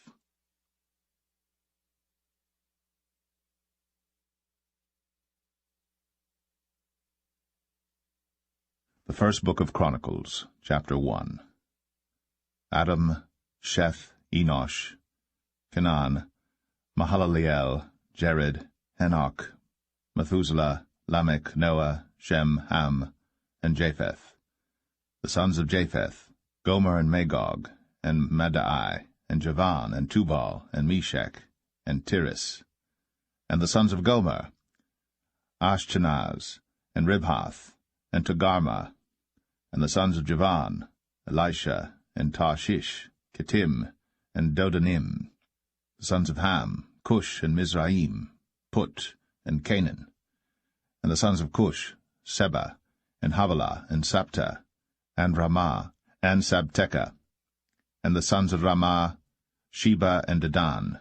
And Cush begat Nimrod. He began to be mighty upon the earth. And Mizraim begat Ludim, and Anamim, and Lehabim, and Naphtuhim, and Pathrusim, and Casluhim, of whom came the Philistines, and Caphtorim. And Canaan begat Zidon, his firstborn, and Heth, the Jebusite also, and the Amorite, and the Girgashite, and the Hivite, and the Archite, and the Sinite, and the Arvadite, and the Zemarite, and the Hamathite. The sons of Shem, Elam, and Ashur, and Arphaxad, and Lud, and Aram, and Uz, and Hul, and Gether, and Meshech. And Arphaxad begat Shelah, and Shelah begat Eber. And unto Eber were born 2 sons. The name of the one was Peleg, because in his days the earth was divided. And his brother's name was Joktan. And Joktan begat Almadad, and Sheleph, and Hazarmaveth, and Jerah. Hadoram also, and Uzal, and Diklah, and Ebal, and Abimael, and Sheba, and Ophir, and Havilah, and Jobab. All these were the sons of Joktan. Shem, Arphaxad, Shelah, Eber, Peleg, Reu, Serug, Nahor, Terah, Abram. The same is Abraham. The sons of Abraham, Isaac and Ishmael. These are their generations. The firstborn of Ishmael, Nebaioth, then Kedar, and Abiel, and Mibsam, Mishma, and Dumah, Massa, Hadad, and Tema, Jetur, Naphish, and Kedemah. These are the sons of Ishmael. Now the sons of Keturah, Abraham's concubine. She bare Zimran, and Jokshan, and Medan, and Midian, and Ishbak, and Shua. And the sons of Jokshan, Sheba and Dedan. And the sons of Midian, Ephah, and Epher, and Henoch, and Abida, and Eldaah. All these are the sons of Keturah. And Abraham begat Isaac. The sons of Isaac, Esau and Israel. The sons of Esau, Eliphaz, Ruel, and Jeush, and Jalam, and Korah. The sons of Eliphaz, Teman, and Omar, Zephi, and Gatam, Kenaz, and Timnah, and Amalek. The sons of Ruel, Nehath, Zerah, Shammah, and Mizah.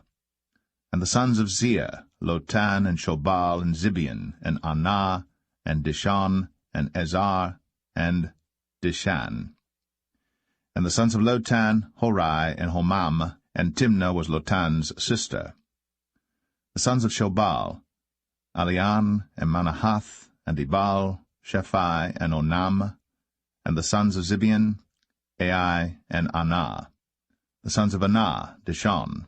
And the sons of Dishon, Amram, and Eshban, and Ithran, and Cheran. The sons of Ezer, Bilhan, and Zavan, and Jachan. The sons of Dishan, Uz, and Aran. Now these are the kings that reigned in the land of Edom, before any king reigned over the children of Israel. Bela the son of Beor, and the name of his city was Dinhabah. And when Bela was dead, Jobab the son of Zerah, of Bozrah, reigned in his stead. And when Jobab was dead, Husham of the land of the Timonites reigned in his stead. And when Husham was dead, Hadad the son of Bedad, which smote Midian in the field of Moab, reigned in his stead. And the name of his city was Avith. And when Hadad was dead, Samlah of Masrekah reigned in his stead. And when Samlah was dead, Shaul of Rehoboth by the river reigned in his stead. And when Shaul was dead, Baal-Hanan the son of Achbor reigned in his stead. And when Baal-Hanan was dead, Hadad reigned in his stead, and the name of his city was Pai. And his wife's name was Mehetabel, the daughter of Matred, the daughter of Mezahab. Hadad died also. And the dukes of Edom were Duke Timnah, Duke Aliah, Duke Jetheth, Duke Oholibamah, Duke Elah, Duke Pinan, Duke Kenaz, Duke Teman, Duke Mibsar, Duke Magdiel, Duke Iram. These are the dukes of Edom.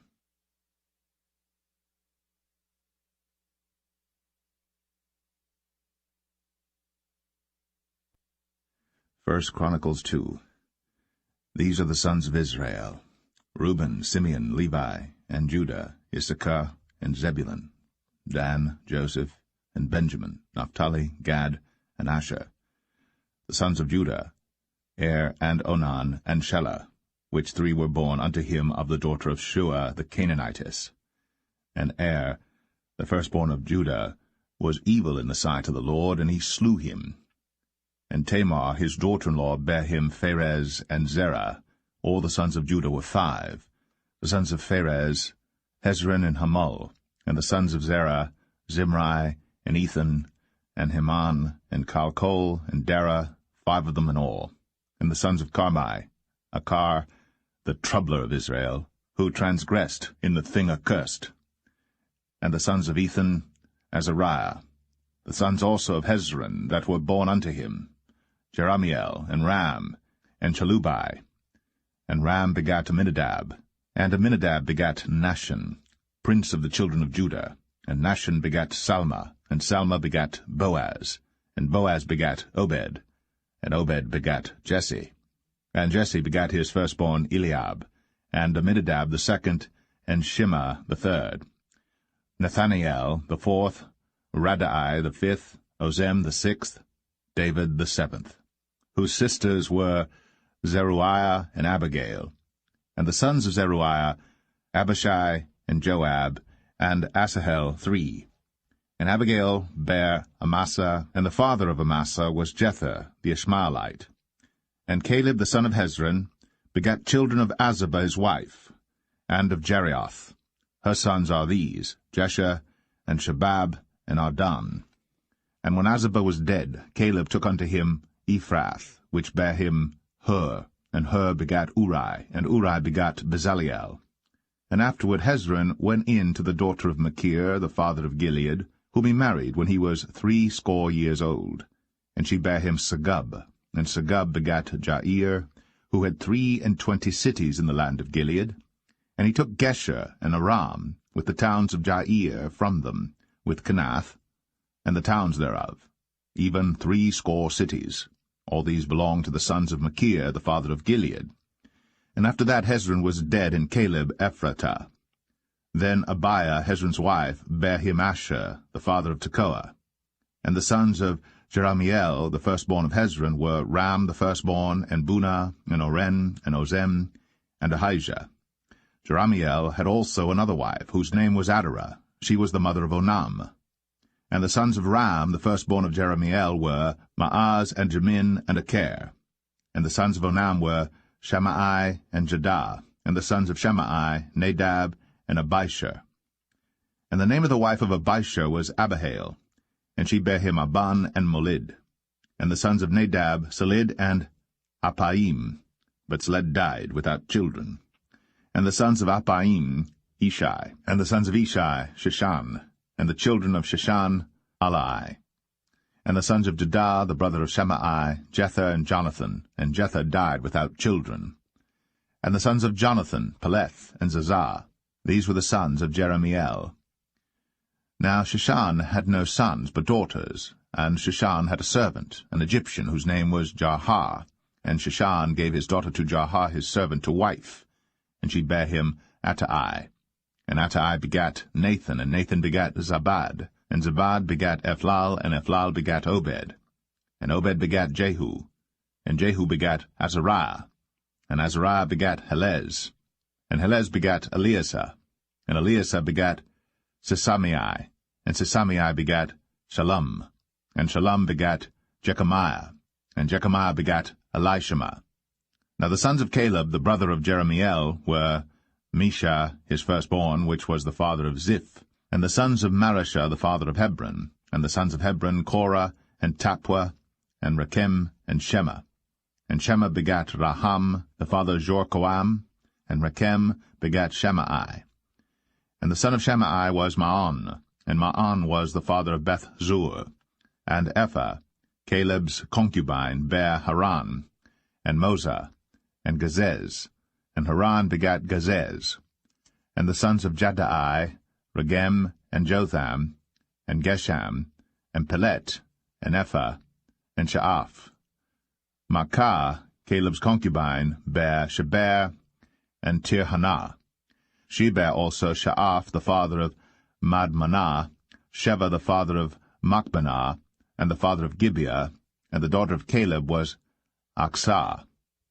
These were the sons of Caleb, the son of Hur, the firstborn of Ephratah, Shobal, the father of Kirjath-Jearim, Salma, the father of Bethlehem, Hareph, the father of Beth-Gader, and Shobal, the father of Kirjath-Jearim, had sons, Haraway, and half of the Manahethites. And the families of Kirjath-Jearim, the Ithrites, and the Puhites, and the Shumathites, and the Mishraites. Of them came the Zerethites, and the Eshtuelites. The sons of Salma, Bethlehem, and the Netophathites, Adaroth, the house of Joab, and half of the Manahethites, the Zorites. And the families of the scribes which dwelt at Jabez, the Terathites, the Shimeathites, and Sukathites. These are the Kenites that came of Hemath, the father of the house of Rechab.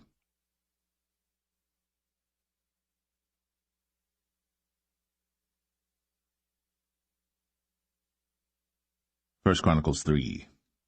Now these were the sons of David, which were born unto him in Hebron. The firstborn, Amnon, of Ahinoam, the Jezreelitess. The second, Daniel, of Abigail, the Carmelitess. The third, Absalom, the son of Maachah, the daughter of Talmai, king of Geshur. The fourth, Adonijah, the son of Haggith. The fifth, Shephatiah of Abital. The sixth, Ithraam, by Eglah his wife. These 6 were born unto him in Hebron, and there he reigned 7 years and 6 months. And in Jerusalem he reigned 33 years. And these were born unto him in Jerusalem, Shimei, and Shabab, and Nathan, and Solomon 4, of Bathshua the daughter of Amiel, Ibhar also, and Elishama, and Eliphalet, and Noga, and Nepheg, and Japhia, and Elishama, and Eliada, and Eliphalet, 9. These were all the sons of David, beside the sons of the concubines and Tamar their sister. And Solomon's son was Rehoboam, Abiah his son, Asa his son, Jehoshaphat his son, Joram his son, Ahaziah his son, Joash his son, Amaziah his son, Azariah his son, Jotham his son, Ahaz his son, Hezekiah his son, Manasseh his son, Amon his son, Josiah his son. And the sons of Josiah were the firstborn Johanan, the second Jehoiakim, the third Zedekiah, the fourth Shallum. And the sons of Jehoiakim, Jeconiah his son, Zedekiah his son. And the sons of Jeconiah, Asir, Salathiel his son, Malchiram also, and Pedaiah, and Shenazar, Jechemiah, Hoshama, and Nedabiah. And the sons of Pedaiah were Zerubbabel, and Shimei, and the sons of Zerubbabel, Meshullam, and Hananiah, and Shelomith their sister, and Hashabah, and Ohel, and Berechiah, and Hesediah, Juseb-Hesed, 5. And the sons of Hananiah, Pelatiah, and Jesaiah, the sons of Rephaiah, the sons of Arnan, the sons of Obadiah, the sons of Shechaniah, and the sons of Shechaniah, Shemaiah, and the sons of Shemaiah, Hattush, and Igial, and Baraiah, and Neraiah, and Shaphat, 6. And the sons of Neraiah, Elionai, and Hezekiah, and Azrikam, 3. And the sons of Elionai were Hodiah, and Eliashib, and Pelaiah, and Akub, and Johanan, and Dalaiah, and Anani, 7.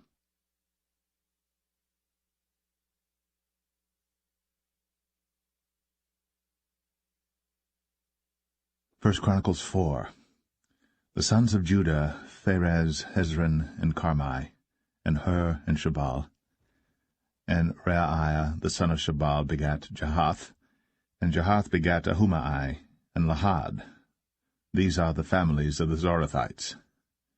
And these were of the father of Etam, Jezreel, and Ishma, and Idbash, and the name of their sister was Hazalel-Ponai. And Penuel the father of Gedor, and Ezer the father of Hushah. These are the sons of Hur, the firstborn of Ephratah, the father of Bethlehem. And Asher the father of Tekoa had 2 wives, Helah and Naarah. And Naarah bare him Ahuzam, and Hepher, and Temeni, and Hahashterai. These were the sons of Naarah. And the sons of Helah were Zereth, and Jezoar, and Ethnan. And Kaz begat Anub, and Zebabah, and the families of Ahahel the son of Haram. And Jabez was more honorable than his brethren. And his mother called his name Jabez, saying, Because I bare him with sorrow.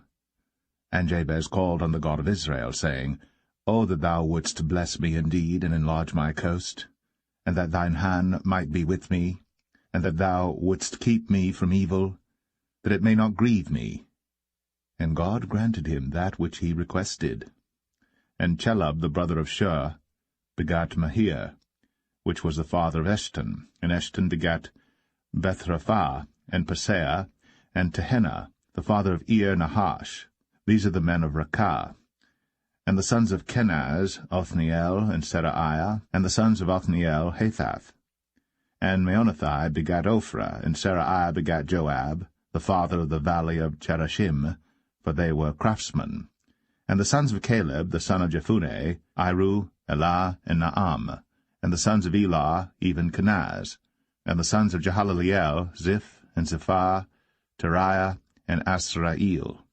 And the sons of Ezra were Jether, and Mered, and Epher, and Jalon.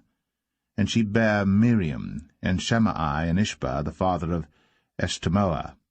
And his wife Jehudijah bare Jared, the father of Gedor, and Heber, the father of Sacho, and Jekuthiel, the father of Zanoah. And these are the sons of Bethiah, the daughter of Pharaoh, which Mered took. And the sons of his wife Hodiah, the sister of Naham, the father of Keli, the Garmite, and Eshtemoa the Maacathite. And the sons of Shimon were Amnon, and Rinnah, Ben-Hanan, and Telon.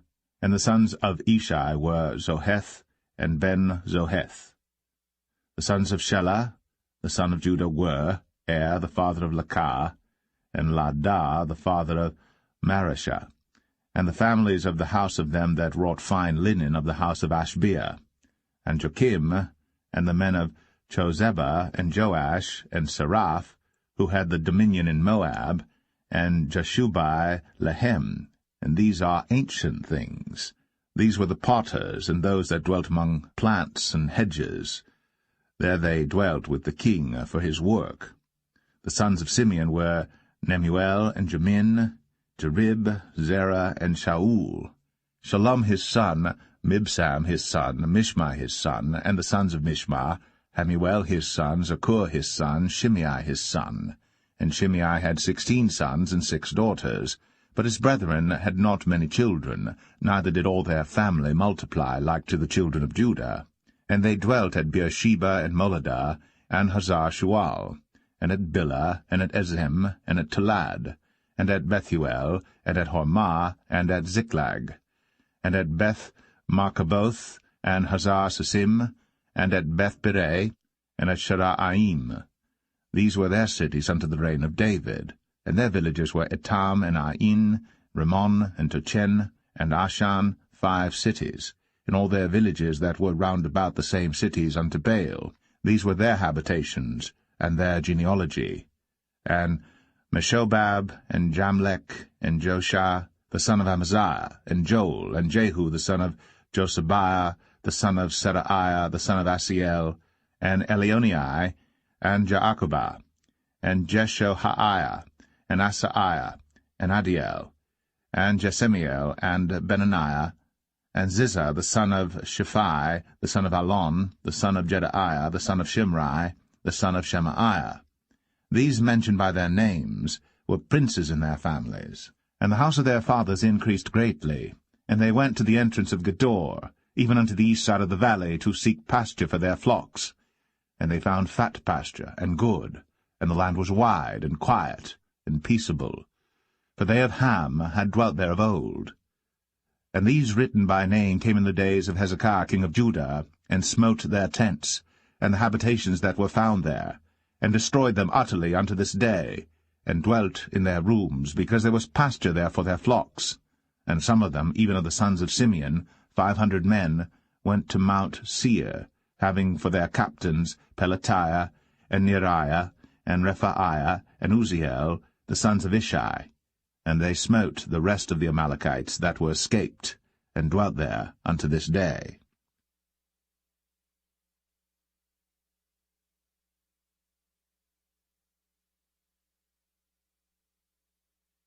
First Chronicles 5. Now the sons of Reuben, the firstborn of Israel, for he was the firstborn, but forasmuch as he defiled his father's bed, his birthright was given unto the sons of Joseph, the son of Israel. And the genealogy is not to be reckoned after the birthright. For Judah prevailed above his brethren, and of him came the chief ruler, but the birthright was Joseph's. The sons, I say, of Reuben, the firstborn of Israel, were Hanok, and Palu, Hezron, and Carmi. The sons of Joel, Shemaiah his son, Gog his son, Shimei his son, Micah his son, Reaiah his son, Baal his son, Beerah his son, whom Tilgath-Pilneser king of Assyria carried away captive. He was prince of the Reubenites. And his brethren by their families, when the genealogy of their generations was reckoned, were the chief, Jeiel and Zechariah. And Bela the son of Azaz, the son of Shema, the son of Joel, who dwelt in Aroer, even unto Nebo, and Baal-meon. And eastward he inhabited unto the entering in of the wilderness from the river Euphrates, because their cattle were multiplied in the land of Gilead. And in the days of Saul they made war with the Hagarites, who fell by their hand, and they dwelt in their tents throughout all the east land of Gilead. And the children of Gad dwelt over against them, and the land of Bashan unto Salcah, Joel the chief, and Shaphan the next, and Jaanai, and Shaphat in Bashan. And their brethren of the house of their fathers were Michael, and Meshullam, and Sheba, and Jorai, and Jachan, and Zia, and Heber, 7. These are the children of Abihail, the son of Huri, the son of Jeroah, the son of Gilead, the son of Michael, the son of Jeshai, the son of Jado, the son of Buz. Ahi, the son of Abdiel, the son of Guni, chief of the house of their fathers. And they dwelt in Gilead and Bashan, and in her towns, and in all the suburbs of Sharon upon their borders. All these were reckoned by genealogies in the days of Jotham king of Judah, and in the days of Jeroboam king of Israel. The sons of Reuben and the Gadites, and half the tribe of Manasseh, of valiant men, men able to bear buckler and sword, and to shoot with bow, and skillful in war, were 44,760 that went out to the war. And they made war with the Hagarites, with Jetur, and Nephish, and Nodab. And they were helped against them, and the Hagarites were delivered into their hand, and all that were with them, for they cried to God in the battle, and he was entreated of them, because they put their trust in him. And they took away their cattle, of their camels 50,000, and of sheep 250,000, and of asses 2,000, and of men 100,000. For there fell down many slain, because the war was of God, and they dwelt in their steads until the captivity. And the children of the half-tribe of Manasseh dwelt in the land. They increased from Bashan unto Baal-Hermon, and Sinir, and unto Mount Hermon. And these were the heads of the house of their fathers, even Ephah, and Ishi, and Eliel, and Azriel, and Jeremiah, and Hodaviah, and Jadiel, mighty men of valor, famous men, and heads of the house of their fathers. And they transgressed against the God of their fathers, and went a-whoring after the gods of the people of the land, whom God destroyed before them. And the God of Israel stirred up the spirit of Pul, king of Assyria, and the spirit of Tilgath-Pilneser, king of Assyria. And he carried them away, even the Reubenites, and the Gadites, and the half-tribe of Manasseh, and brought them unto Halah, and Habor, and Hara, and to the river Gozan, unto this day.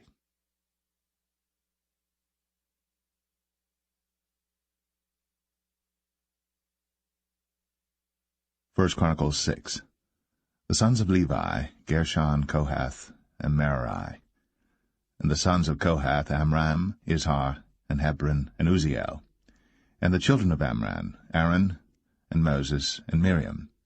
The sons also of Aaron, Nadab and Abihu, Eleazar, and Ithamar. Eleazar begat Phinehas, Phinehas begat Abishua. And Abishua begat Bukai, and Bukai begat Uzai. And Uzai begat Zerahiah, and Zerahiah begat Marioth. Marioth begat Amariah, and Amariah begat Ahitub. And Ahitub begat Zadok, and Zadok begat Ahimaaz. And Ahimaaz begat Azariah, and Azariah begat Johanan, and Johanan begat Azariah. He it is that executed the priest's office in the temple that Solomon built in Jerusalem.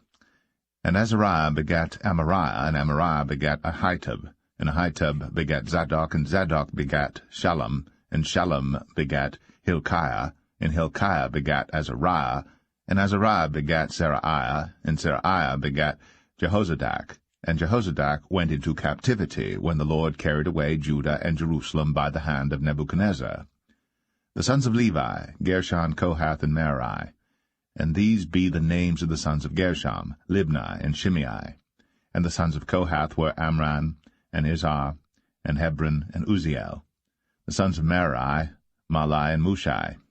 And these are the families of the Levites according to their fathers. Of Gershom, Libni his son, Jahath his son, Zimmah his son, Joah his son, Iddo his son, Zerah his son, Jeterai his son.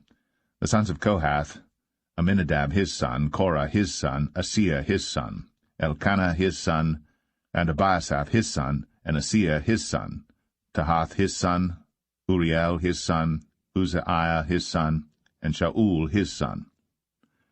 And the sons of Elkanah, Amasai, and Ahimeth. As for Elkanah, the sons of Elkanah, Zophai his son, and Nahath his son, Eliab his son, Jeroham his son, Elkanah his son. And the sons of Samuel, the firstborn, Vashni, and Abiah. The sons of Merari, Mahli, Libni his son, Shimei his son, Uzzah his son, Shemaiah his son, Haggiah his son, Asaiah his son.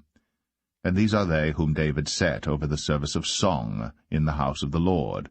After that the ark had rest. And they ministered before the dwelling place of the tabernacle of the congregation with singing, until Solomon had built the house of the Lord in Jerusalem. And then they waited on their office according to their order. And these are they that waited with their children. Of the sons of the Kohathites, Heman a singer, the son of Joel, the son of Shemuel.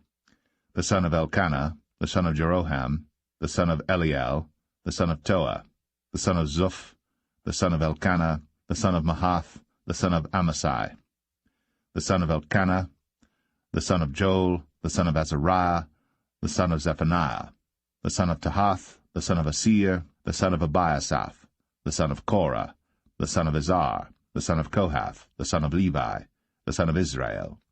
And his brother Asaph, who stood on his right hand, even Asaph, the son of Berechiah, the son of Shemaiah, the son of Michael, the son of Baasiah, the son of Malchiah, the son of Ethni, the son of Zerah, the son of Adai, the son of Ethan, the son of Zimmah, the son of Shimei, the son of Jahath, the son of Gershom, the son of Levi. And their brethren, the sons of Merari, stood on the left hand, Ethan the son of Kishi, the son of Abdi, the son of Malach, the son of Hashabiah, the son of Amaziah, the son of Hilkiah, the son of Amzai, the son of Bani, the son of Shemer, the son of Mahli, the son of Mushai, the son of Merari, the son of Levi. Their brethren also the Levites were appointed unto all manner of service of the tabernacle of the house of God. But Aaron and his sons offered upon the altar of the burnt offering, and on the altar of incense, and were appointed for all the work of the place most holy, and to make an atonement for Israel, according to all that Moses, the servant of God, had commanded. And these are the sons of Aaron, Eleazar his son, Phinehas his son, Abishua his son, Bukai his son, Uzai his son, Zerahiah his son, Marioth his son, Amariah his son, Ahitub his son, Zadok his son, Ahimaaz his son. Now these are their dwelling places throughout their castles in their coasts, of the sons of Aaron, of the families of the Kohathites, for theirs was the lot. And they gave them Hebron in the land of Judah, and the suburbs thereof round about it. But the fields of the city and the villages thereof they gave to Caleb the son of Jephunneh. And to the sons of Aaron they gave the cities of Judah, namely Hebron, the city of refuge, and Libnah with her suburbs, and Jatir, and Eshtemoa with their suburbs, and Hilan with her suburbs, Debir with her suburbs, and Ashan with her suburbs, and Beth-Shemesh with her suburbs. And out of the tribe of Benjamin, Geba with her suburbs, and Alemeth with her suburbs, and Anathoth with her suburbs. All their cities throughout their families were 13 cities. And unto the sons of Kohath, which were left of the family of that tribe, were cities given out of the half-tribe, namely out of the half-tribe of Manasseh, by lot, 10 cities. And to the sons of Gershon throughout their families, out of the tribe of Issachar, and out of the tribe of Asher, and out of the tribe of Naphtali, and out of the tribe of Manasseh in Bashan, 13 cities. Unto the sons of Merari were given by lot throughout their families, out of the tribe of Reuben, and out of the tribe of Gad, and out of the tribe of Zebulun, 12 cities. And the children of Israel gave to the Levites these cities with their suburbs. And they gave by lot, out of the tribe of the children of Judah, and out of the tribe of the children of Simeon, and out of the tribe of the children of Benjamin, these cities which are called by their names. And the residue of the families of the sons of Kohath had cities of their coasts, out of the tribe of Ephraim.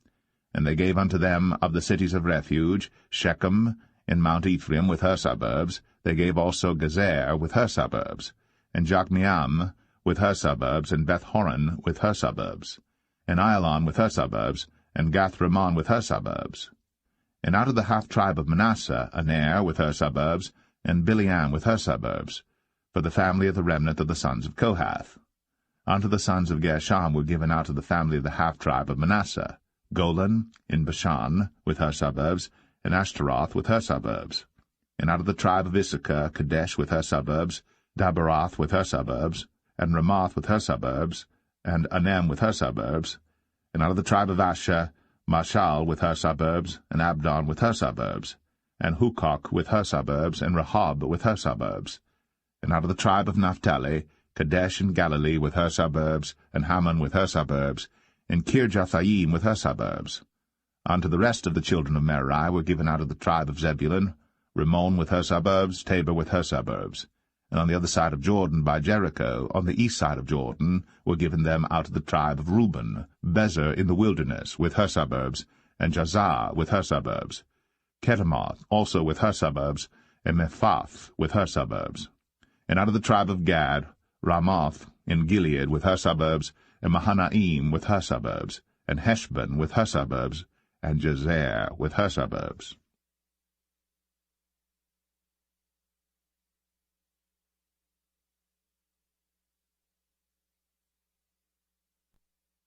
1 Chronicles 7. Now the sons of Issachar were Tola, and Puah, Jashub, and Shimrom, 4. And the sons of Tola, Uzai, and Rephaiah, and Jeriel, and Jamai, and Jibsam, and Shemuel, heads of their father's house, to wit, of Tola. They were valiant men of might in their generations, whose number was, in the days of David, 22,600. And the sons of Uzai, Izraiah, and the sons of Izraiah, Michael and Obadiah, and Joel, Ishiah, 5, all of them chief men. And with them by their generations, after the house of their fathers, were bands of soldiers for war, 36,000 men. For they had many wives and sons, and their brethren among all the families of Issachar were valiant men of might, reckoned in all by their genealogies 7,000. The sons of Benjamin, Bela and Becher, and Jediel, 3. And the sons of Bela, Esban, and Uzai, and Uziel, and Jeremoth, and Eri, 5. Heads of the house of their fathers, mighty men of valor, and were reckoned by their genealogies 22,034. And the sons of Becher, Zemira, and Joash, and Eleazar, and Elionai, and Omri, and Jeremoth, and Abiah, and Anathoth, and Alameth. All these are the sons of Becher. And the number of them, after their genealogy by their generations, heads of the house of their fathers, mighty men of valor, was 20,200. The sons also of Jediael, Bilhan, and the sons of Bilhan, Jeush, and Benjamin, and Ehud, and Chenaanah, and Zethan, and Thashish, and Ahishahar. All these the sons of Jediael, by the heads of their fathers, mighty men of valor, were 17,200 soldiers, fit to go out for war and battle. Shuppim also, and Huppim, the children of Ir, and Hushim, the sons of Aher. The sons of Naphtali, Jaziel, and Gunai, and Jezer, and Shalom, the sons of Bilhah. The sons of Manasseh, Ashriel, whom she bare, but his concubine, the Aramitess, bare Machir, the father of Gilead, and Machir took to wife the sister of Huppim and Shuppim, whose sister's name was Maacah, and the name of the second was Zelophehad. And Zelophehad had daughters. And Maacah, the wife of Machir, bare a son, and she called his name Peresh, and the name of his brother was Sheresh, and his sons were Ulam and Rakem. And the sons of Ulam, Bedan. These were the sons of Gilead, the sons of Machir, the son of Manasseh. And his sister Hameleketh bare Ishad, and Abiezer, and Mahalah.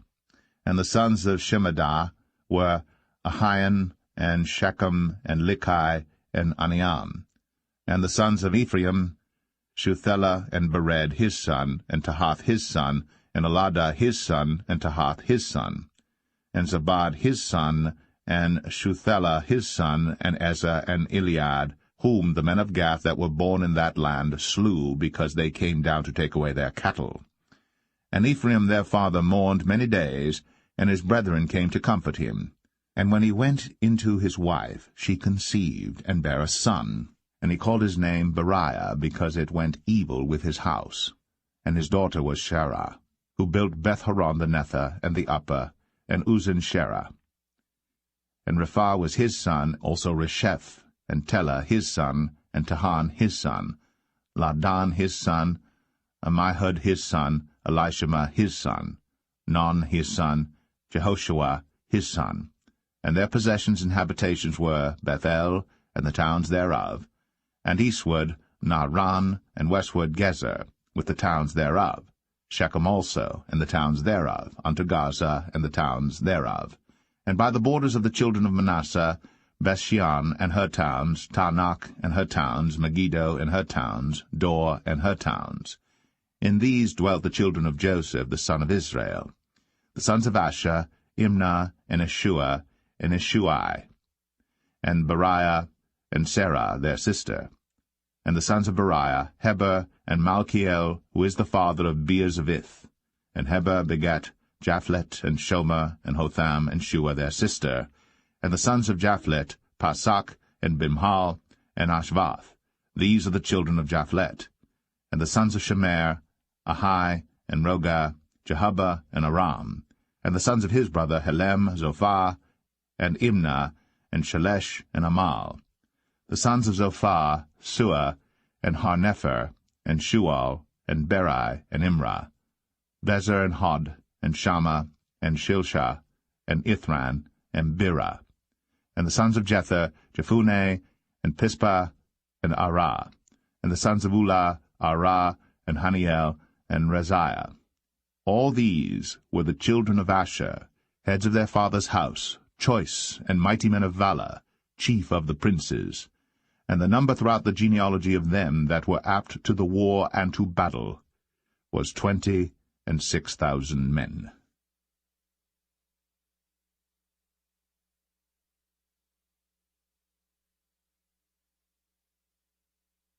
1 Chronicles 8. Now Benjamin begat Bela his firstborn, Ashbel the second, and Naharah the third, Nohah the fourth, and Rapha the fifth. And the sons of Bela were Adar, and Gera, and Abihud, and Abishua, and Naaman, and Ahoah, and Gera, and Shephuphan, and Huram. And these are the sons of Ehud. These are the heads of the fathers of the inhabitants of Geba. And they removed them to Manahath. And Naaman, and Ahiah, and Gera, he removed them, and begat Uzzah, and Ahiad. And Shaharaim begat children in the country of Moab, after he had sent them away. Hushim and Barah were his wives. And he begat of Hodesh his wife Jobab and Zibiah, and Mesha, and Malcham, and Jeuz, and Shekiah, and Mirmah. These were his sons, heads of the fathers. And of Hushim he begat Abitub and Elpaal. The sons of Elpaal, Eber, and Misham, and Shemed, who built Ono and Lod, with the towns thereof. Beriah also, and Shema, who were heads of the fathers of the inhabitants of Aijalon, who drove away the inhabitants of Gath, and Ahio, Shashak, and Jeremoth, and Zebadiah, and Arad, and Adair, and Michael, and Isbah, and Johah, the sons of Beriah, and Zebadiah, and Meshullam, and Hezekiah, and Heber, Ismarai also, and Jezaliah, and Jobab, the sons of Elpaal, and Jakim, and Zichri, and Zabdi, and Elinai, and Zilthai, and Eliel, and Adaiah, and Beraiah, and Shimrath, the sons of Shimhi, and Ishpan, and Heber, and Eliel, and Abdon, and Zichri, and Hanan, and Hananiah, and Elam, and Atathijah, and Ephadiah, and Penuel, the sons of Shashak, and Shamshariah, and Shehariah, and Athaliah, and Jerasiah, and Eliah, and Zichri, the sons of Jeroham. These were the heads of the fathers by their generations, chief men. These dwelt in Jerusalem. And at Gibeon dwelt the father of Gibeon, whose wife's name was Maachah, and his firstborn son Abdon, and Zur, and Kish, and Baal, and Nadab, and Gedor, and Ahio, and Zacher. And Mikloth begat Shemaiah. And these also dwelt with their brethren in Jerusalem over against them. And Ner begat Kish, and Kish begat Saul, and Saul begat Jonathan, and Malchishua, and Abinadab, and Eshbaal. And the son of Jonathan was Meribbaal, and Meribbaal begat Micah, and the sons of Micah were Pithon, and Melech, and Tereah, and Ahaz. And Ahaz begat Jehoiada, and Jehoiada begat Alameth, and Asmaveth, and Zimri. And Zimri begat Moza, and Moza begat Benaiah. Rapha was his son, Eliasa his son, Azel his son. And Azel had 6 sons, whose names are these: Azrikam, Bocheru, and Ishmael, and Sheraiah, and Obadiah, and Hanan. All these were the sons of Azel. And the sons of Ishek his brother were Ulam his firstborn, Jeush the second, and Eliphalet the third. And the sons of Ulam were mighty men of valor, archers, and had many sons, and sons' sons, 150. All these are of the sons of Benjamin.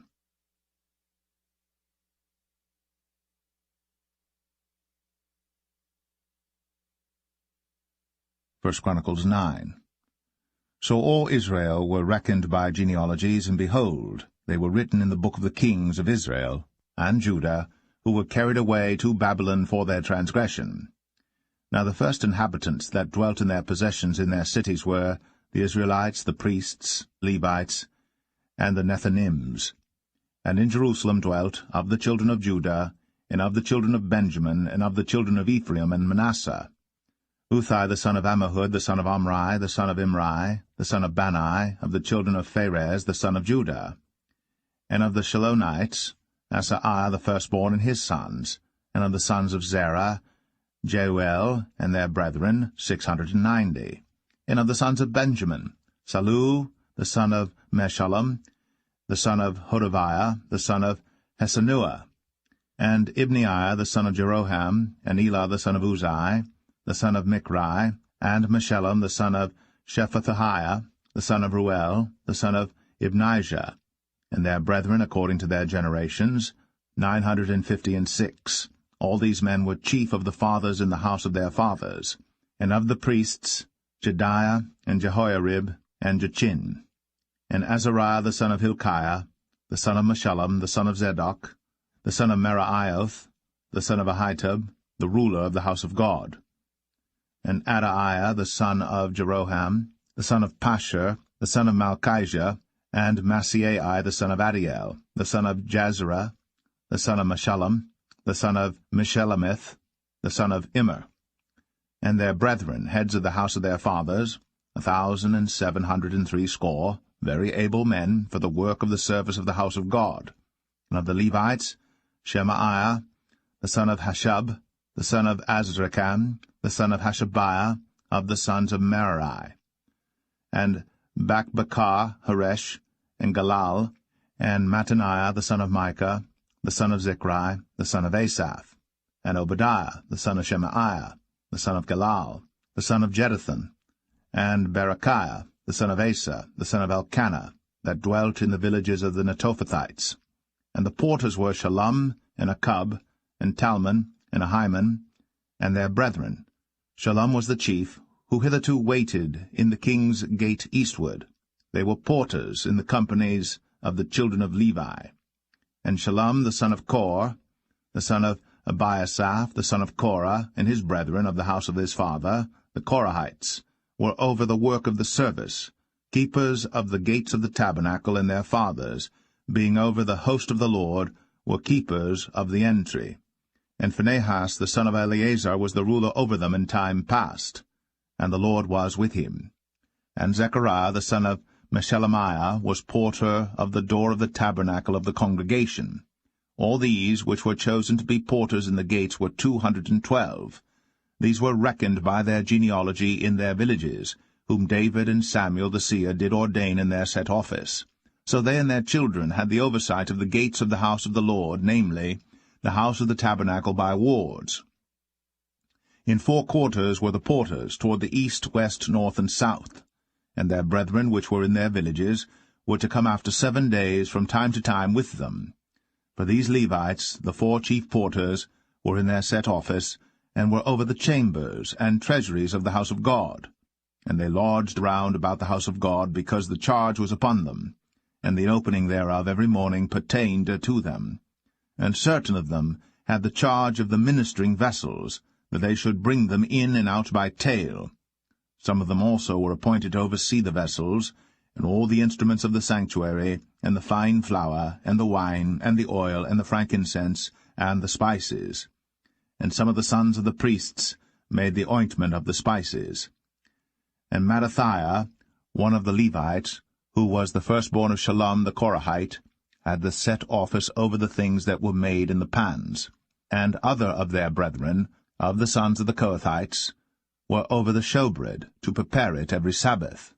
And these are the singers, chief of the fathers of the Levites, who remaining in the chambers were free, for they were employed in that work day and night. These chief fathers of the Levites were chief throughout their generations. These dwelt at Jerusalem. And in Gibeon dwelt the father of Gibeon, Jehiel, whose wife's name was Maacah, and his firstborn son Abdon, then Zur, and Kish, and Baal, and Ner, and Nadab, and Gedor, and Ahio, and Zechariah, and Mikloth. And Mikloth begat Shimeam. And they also dwelt with their brethren at Jerusalem, over against their brethren. And Ner begat Kish, and Kish begat Saul, and Saul begat Jonathan, and Melchishua, and Abinadab, and Eshbaal.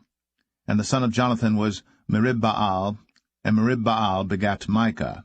And the sons of Micah were Pithon, and Melech, and Tereah, and Ahaz. And Ahaz begat Jarah, and Jarah begat Alemeth, and Asmaveth, and Zimri. And Zimri begat Moza, and Moza begat Benaiah, and Rephaiah his son, Eleazar his son, Azel his son. And Azel had 6 sons, whose names are these: Azrikam, Bucheru, and Ishmael, and Shiraiah, and Obadiah, and Hanan.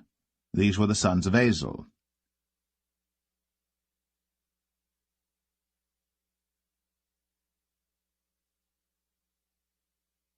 1 Chronicles 10. Now the Philistines fought against Israel, and the men of Israel fled from before the Philistines, and fell down slain in Mount Gilboa. And the Philistines followed hard after Saul, and after his sons. And the Philistines slew Jonathan, and Abinadab, and Malchishua, the sons of Saul. And the battle went sore against Saul, and the archers hit him, and he was wounded of the archers. Then said Saul to his armor-bearer, Draw thy sword, and thrust me through therewith, lest these uncircumcised come and abuse me. But his armor-bearer would not, for he was sore afraid. So Saul took a sword, and fell upon it. And when his armor-bearer saw that Saul was dead, he fell likewise on the sword, and died. So Saul died, and his 3 sons, and all his house died together. And when all the men of Israel that were in the valley saw that they fled, and that Saul and his sons were dead, then they forsook their cities and fled. And the Philistines came, and dwelt in them. And it came to pass on the morrow, when the Philistines came to strip the slain, that they found Saul and his sons fallen in Mount Gilboa. And when they had stripped him, they took his head and his armor, and sent into the land of the Philistines round about, to carry tidings unto their idols and to the people. And they put his armor in the house of their gods, and fastened his head in the temple of Dagon. And when all Jabesh-Gilead heard all that the Philistines had done to Saul, they arose, all the valiant men, and took away the body of Saul, and the bodies of his sons, and brought them to Jabesh, and buried their bones under the oak in Jabesh, and fasted 7 days. So Saul died for his transgression, which he committed against the Lord, even against the word of the Lord, which he kept not, and also for asking counsel of one that had a familiar spirit, to inquire of it, and inquired not of the Lord. Therefore he slew him, and turned the kingdom unto David, the son of Jesse.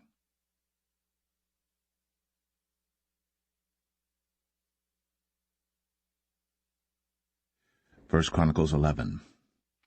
Then all Israel gathered themselves to David unto Hebron, saying, Behold, we are thy bone and thy flesh. And moreover, in time past, even when Saul was king, thou wast he that leddest out, and broughtest in Israel. And the Lord thy God said unto thee, Thou shalt feed my people Israel, and thou shalt be ruler over my people Israel. Therefore came all the elders of Israel to the king to Hebron, and David made a covenant with them in Hebron before the Lord. And they anointed David king over Israel, according to the word of the Lord by Samuel. And David and all Israel went to Jerusalem, which is Jebus, where the Jebusites were, the inhabitants of the land. And the inhabitants of Jebus said to David, Thou shalt not come hither. Nevertheless, David took the castle of Zion, which is the city of David. And David said, Whosoever smiteth the Jebusites first shall be chief and captain. So Joab the son of Zeruiah went first up, and was chief. And David dwelt in the castle, therefore they called it the city of David. And he built the city round about, even from Millo round about. And Joab repaired the rest of the city. So David waxed greater and greater, for the Lord of hosts was with him. These also are the chief of the mighty men whom David had, who strengthened themselves with him in his kingdom, and with all Israel, to make him king according to the word of the Lord concerning Israel. And this is the number of the mighty men whom David had: Jashabim, and Hachmonite, the chief of the captains. He lifted up his spear against 300 slain by him at one time. And after him was Eleazar the son of Dodo, the Auhite, who was one of the 3 mighties. He was with David at Pasdamim, and there the Philistines were gathered together to battle, where was a parcel of ground full of barley, and the people fled from before the Philistines. And they set themselves in the midst of that parcel, and delivered it, and slew the Philistines.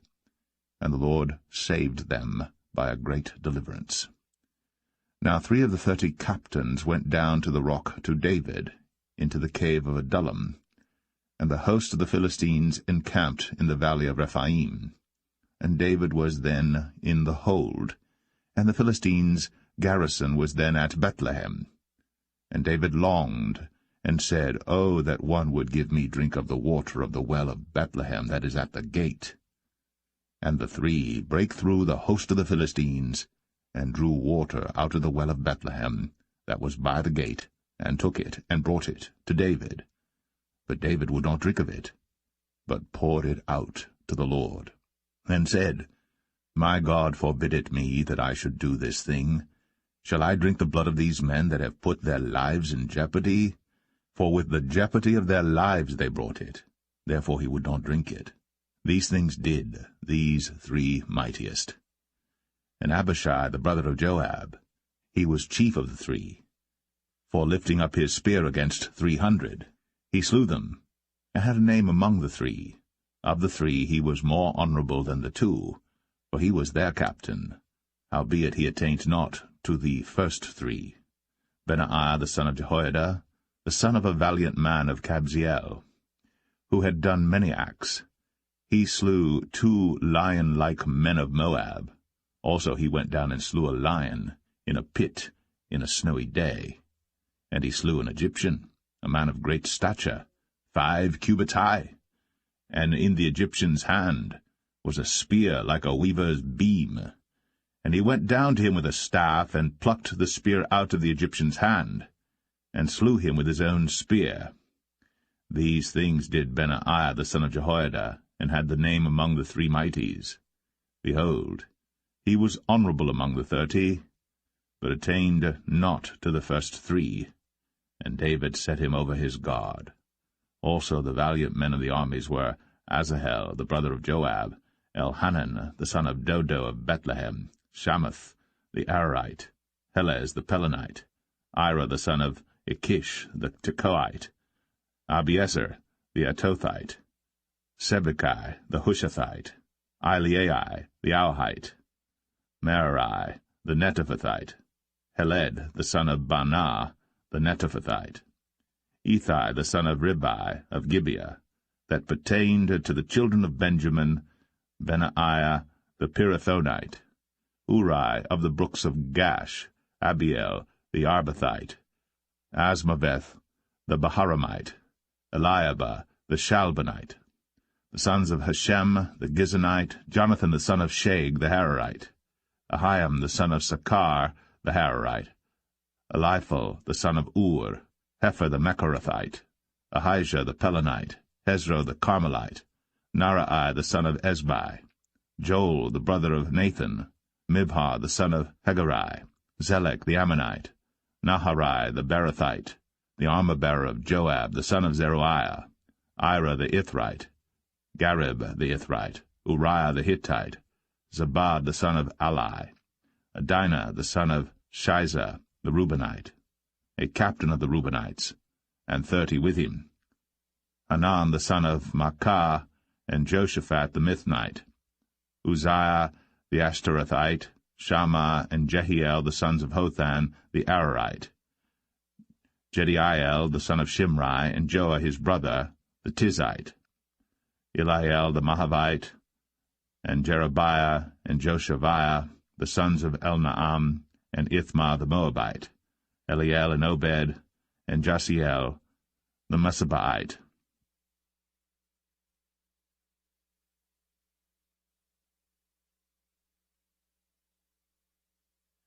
1 Chronicles 12. Now these are they that came to David to Ziklag, while he yet kept himself close because of Saul the son of Kish. And they were among the mighty men, helpers of the war. They were armed with bows, and could use both the right hand and the left in hurling stones and shooting arrows out of a bow, even of Saul's brethren of Benjamin. The chief was Ahiezer, then Joash, the sons of Shema, the Gibeathite, and Jeziel and Paulett, the sons of Asmaveth, and Barakah, and Jehu the Antothite, and Ismaiah the Gibeonite, a mighty man among the 30, and over the 30, and Jeremiah, and Jahaziel, and Johanan, and Jozabad the Gederathite, Eluzai, and Jeremoth, and Beliah, and Shemariah, and Shephatiah the Haruphite, Elkanah, and Josiah, and Azriel, and Joezer, and Jashabim the Korhites, and Jola, and Zebediah the sons of Jeroham of Gedor.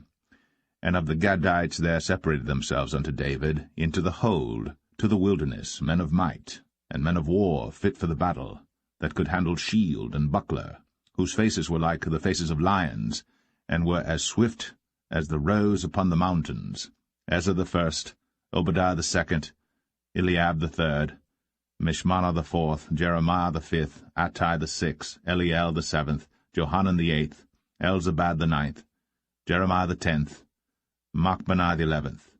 These were of the sons of Gad, captains of the host.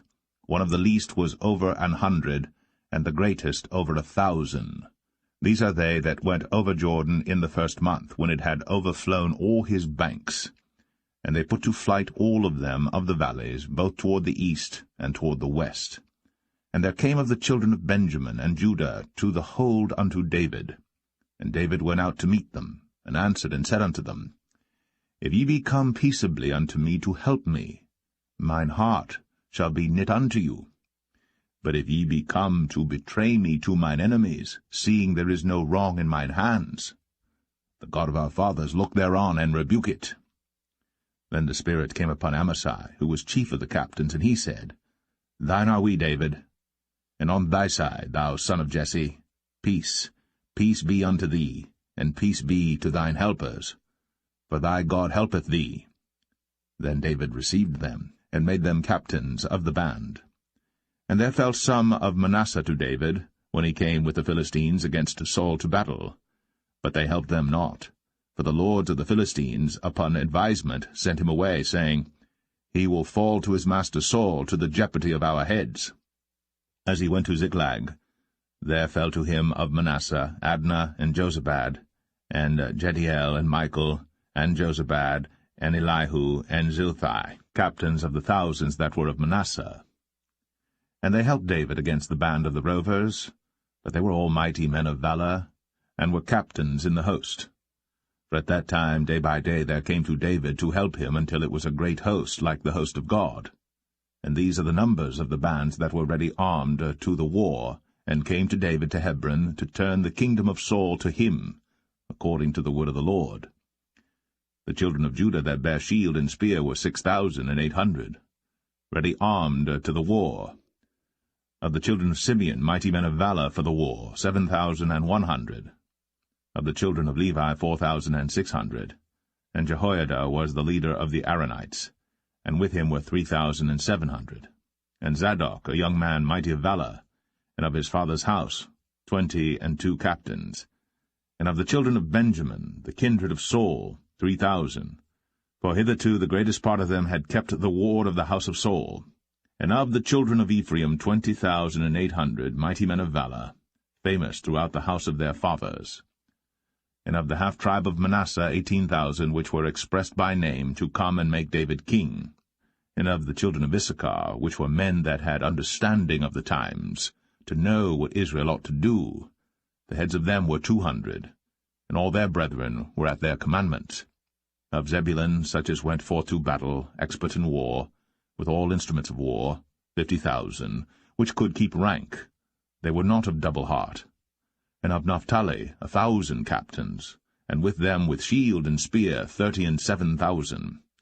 And of the Danites, expert in war, 28,600. And of Asher, such as went forth to battle, expert in war, 40,000. And on the other side of Jordan, of the Reubenites, and the Gadites, and of the half-tribe of Manasseh, with all manner of instruments of war for the battle, 120,000. All these men of war, that could keep rank, came with a perfect heart to Hebron, to make David king over all Israel, and all the rest also of Israel were of one heart to make David king. And there they were with David 3 days, eating and drinking, for their brethren had prepared for them.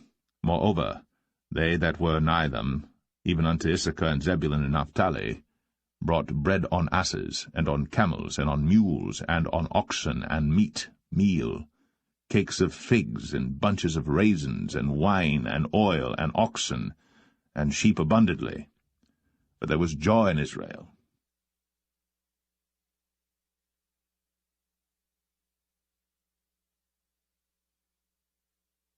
1 Chronicles 13. And David consulted with the captains of thousands and hundreds, and with every leader. And David said unto all the congregation of Israel, If it seem good unto you, and that it be of the Lord our God, let us send abroad unto our brethren everywhere that are left in all the land of Israel, and with them also to the priests and Levites which are in their cities and suburbs, that they may gather themselves unto us. And let us bring again the ark of our God to us. For we inquired not at it in the days of Saul. And all the congregation said that they would do so, for the thing was right in the eyes of all the people. So David gathered all Israel together from Shihor of Egypt even unto the entering of Hamath, to bring the ark of God from Kirjath-jearim. And David went up, and all Israel, to Baalah, that is, to Kirjath-jearim, which belonged to Judah, to bring up thence the ark of God, the Lord, that dwelleth between the cherubims, whose name is called on it. And they carried the ark of God in a new cart out of the house of Abinadab, and Uzzah and Ahio drave the cart. And David and all Israel played before God with all their might, and with singing, and with harps, and with psalteries, and with timbrels, and with cymbals, and with trumpets. And when they came unto the threshing floor of Chidon, Uzzah put forth his hand to hold the ark, for the oxen stumbled. And the anger of the Lord was kindled against Uzzah, and he smote him, because he put his hand to the ark, and there he died before God. And David was displeased, because the Lord had made a breach upon Uzzah. Wherefore that place is called Perez Uzzah to this day. And David was afraid of God that day, saying, How shall I bring the ark of God home to me?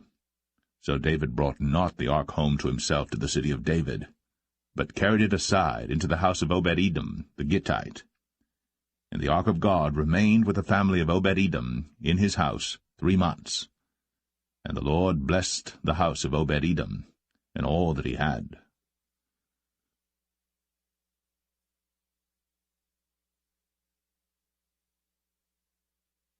First Chronicles 14. Now Hiram king of Tyre sent messengers to David, and timber cedars with masons and carpenters to build him an house. And David perceived that the Lord had confirmed him king over Israel. For his kingdom was lifted up on high because of his people Israel.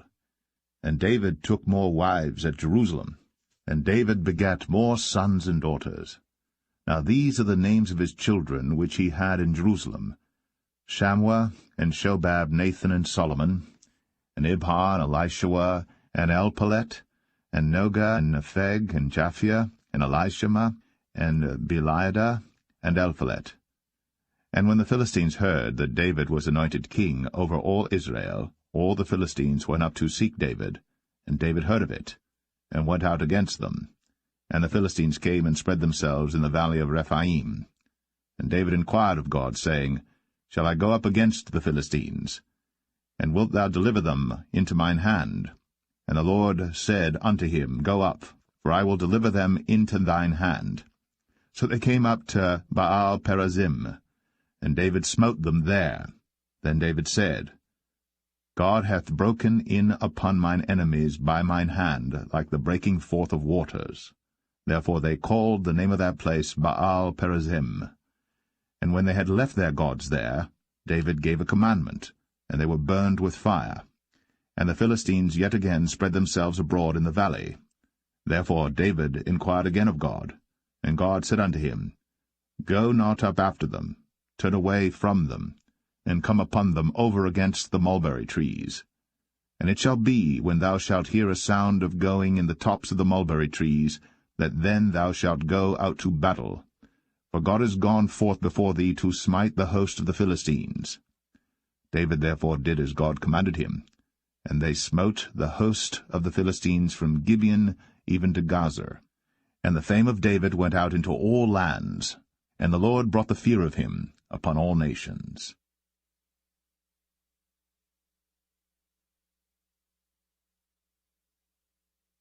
1 Chronicles 15.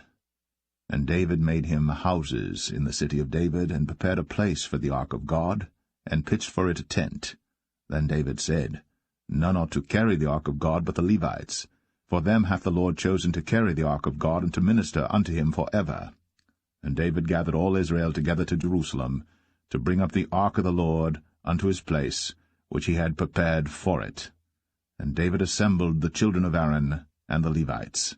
Of the sons of Kohath, Uriel the chief and his brethren 120.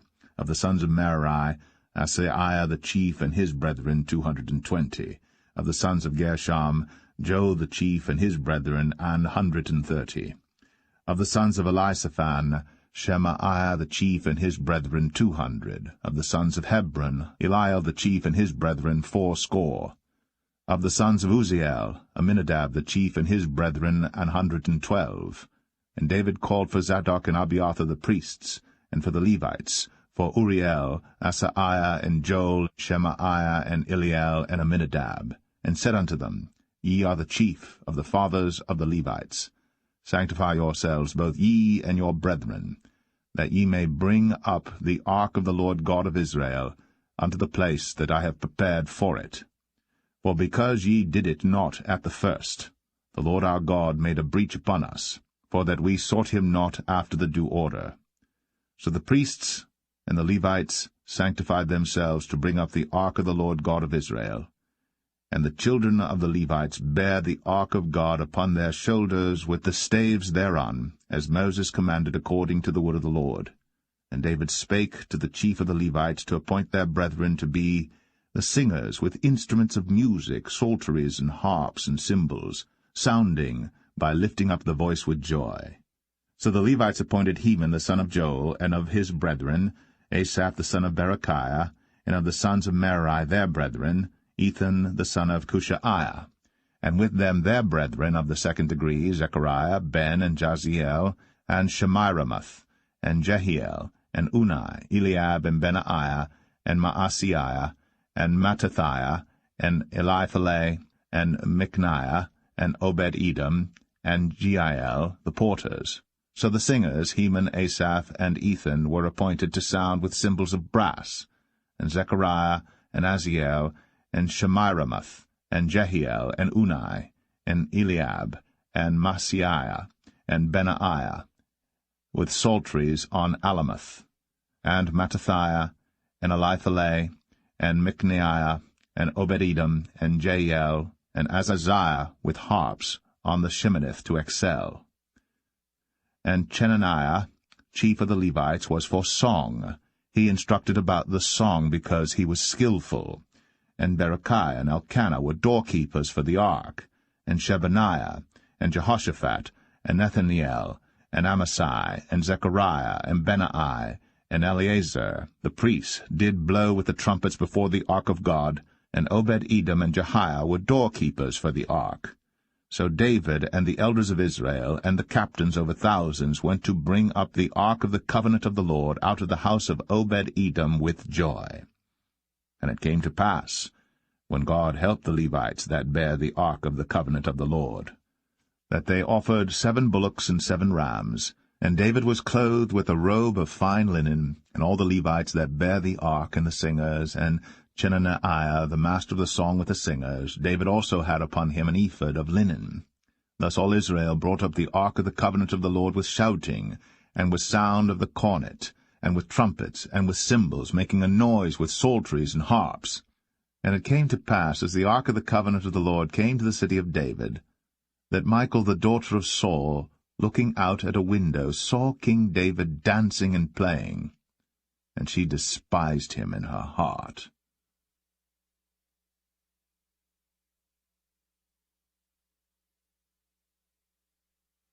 1 Chronicles 16. So they brought the ark of God, and set it in the midst of the tent that David had pitched for it, and they offered burnt sacrifices and peace offerings before God. And when David had made an end of offering the burnt offerings and the peace offerings, he blessed the people in the name of the Lord. And he dealt to every one of Israel, both man and woman, to every one a loaf of bread, and a good piece of flesh, and a flagon of wine. And he appointed certain of the Levites to minister before the ark of the Lord, and to record, and to thank and praise the Lord God of Israel. Asaph the chief, and next to him Zechariah, Jeiel, and Shemiramoth, and Jehiel, and Mattathiah, and Eliab, and Benaiah, and Obed-Edom, and Jael with psalteries and with harps, but Asaph made a sound with cymbals. Benaiah also and Jahaziel the priests with trumpets continually before the ark of the covenant of God. Then on that day David delivered first this psalm to thank the Lord into the hand of Asaph and his brethren. Give thanks unto the Lord, call upon his name, make known his deeds among the people. Sing unto him, sing psalms unto him, talk ye of all his wondrous works. Glory ye in his holy name. Let the heart of them rejoice that seek the Lord. Seek the Lord and his strength, seek his face continually. Remember his marvelous works that he hath done, his wonders, and the judgments of his mouth.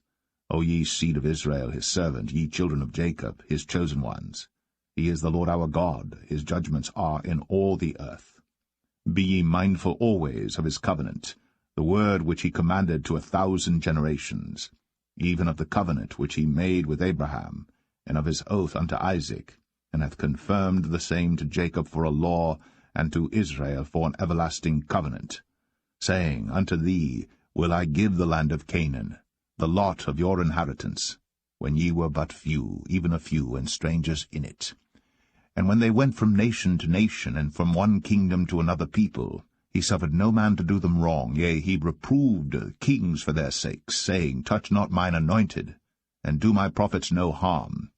Sing unto the Lord, all the earth, show forth from day to day his salvation, declare his glory among the heathen, his marvelous works among all nations. For great is the Lord, and greatly to be praised. He also is to be feared above all gods. For all the gods of the people are idols, but the Lord made the heavens. Glory and honor are in his presence, strength and gladness are in his place. Give unto the Lord, ye kindreds of the people.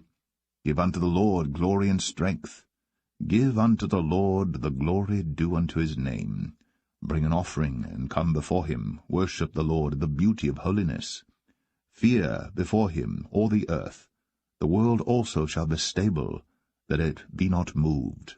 Let the heavens be glad, and let the earth rejoice. And let men say among the nations, The Lord reigneth. Let the sea roar, and the fullness thereof. Let the fields rejoice, and all that is therein. Then shall the trees of the wood sing out at the presence of the Lord, because he cometh to judge the earth. O give thanks unto the Lord, for he is good, for his mercy endureth for ever. And say ye, Save us, O God of our salvation, and gather us together, and deliver us from the heathen, that we may give thanks to thy holy name, and glory in thy praise. Blessed be the Lord God of Israel for ever and ever. And all the people said, Amen, and praised the Lord. So he left there, before the ark of the covenant of the Lord, Asaph and his brethren, to minister before the ark continually, as every day's work required. And Obed-Edom with their brethren, 68. Obed-Edom also the son of Jeduthun, and Hosah to be porters, and Zadok the priest and his brethren the priests, before the tabernacle of the Lord, in the high place that was at Gibeon, to offer burnt offerings unto the Lord upon the altar of the burnt offering continually morning and evening, and to do according to all that is written in the law of the Lord, which he commanded Israel. And with them Heman and Jeduthun and the rest that were chosen, who were expressed by name to give thanks to the Lord, because his mercy endureth for ever. And with them Heman and Jeduthun, with trumpets and cymbals for those that should make a sound, and with musical instruments of God. And the sons of Jeduthun were porters. And all the people departed every man to his house, and David returned to bless his house.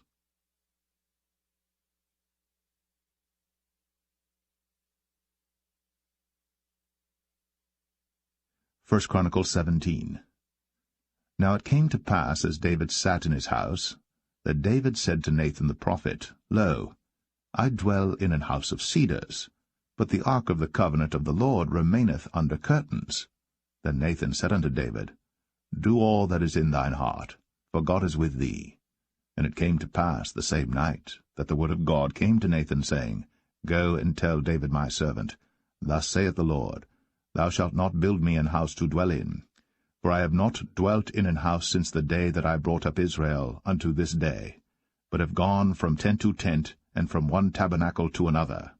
Wheresoever I have walked with all Israel, spake I a word to any of the judges of Israel, whom I commanded to feed my people, saying, Why have ye not built me an house of cedars?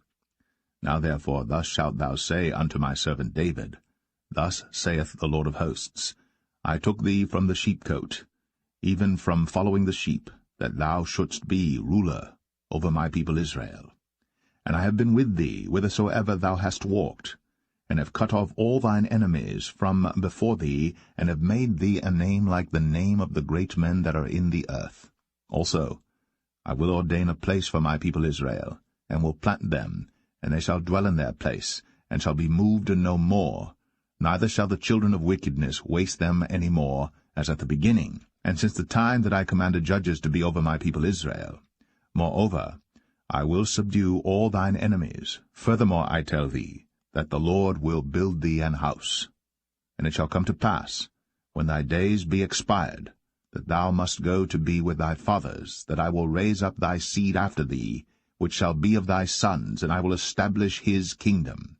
He shall build me an house, and I will establish his throne for ever. I will be his father, and he shall be my son. And I will not take my mercy away from him, as I took it from him that was before thee. But I will settle him in mine house and in my kingdom for ever, and his throne shall be established for evermore. According to all these words, and according to all this vision, so did Nathan speak unto David. And David the king came, and sat before the Lord, and said, Who am I, O Lord God? And what is mine house, that thou hast brought me hitherto? And yet this was a small thing in thine eyes, O God, for thou hast also spoken of thy servant's house for a great while to come, and hast regarded me according to the estate of a man of high degree, O Lord God. What can David speak more to thee for the honor of thy servant? For thou knowest thy servant. O Lord, for thy servant's sake, and according to thine own heart, hast thou done all this greatness, in making known all these great things. O Lord, there is none like thee, neither is there any God beside thee, according to all that we have heard with our ears. And what one nation in the earth is like thy people Israel, whom God went to redeem to be his own people, to make thee a name of greatness and terribleness, by driving out nations from before thy people, whom thou hast redeemed out of Egypt? For thy people Israel didst thou make thine own people for ever, and thou, Lord, becamest their God. Therefore now, Lord, let the thing that thou hast spoken concerning thy servant and concerning his house be established for ever, and do as thou hast said. Let it even be established, that thy name may be magnified for ever, saying, The Lord of hosts is the God of Israel, even a God to Israel. And let the house of David thy servant be established before thee. For thou, O my God, hast told thy servant that thou wilt build him an house. Therefore thy servant hath found in his heart to pray before thee. And now, Lord, thou art God, and hast promised this goodness unto thy servant. Now therefore let it please thee to bless the house of thy servant, that it may be before thee for ever. For thou blessest, O Lord, and it shall be blessed for ever.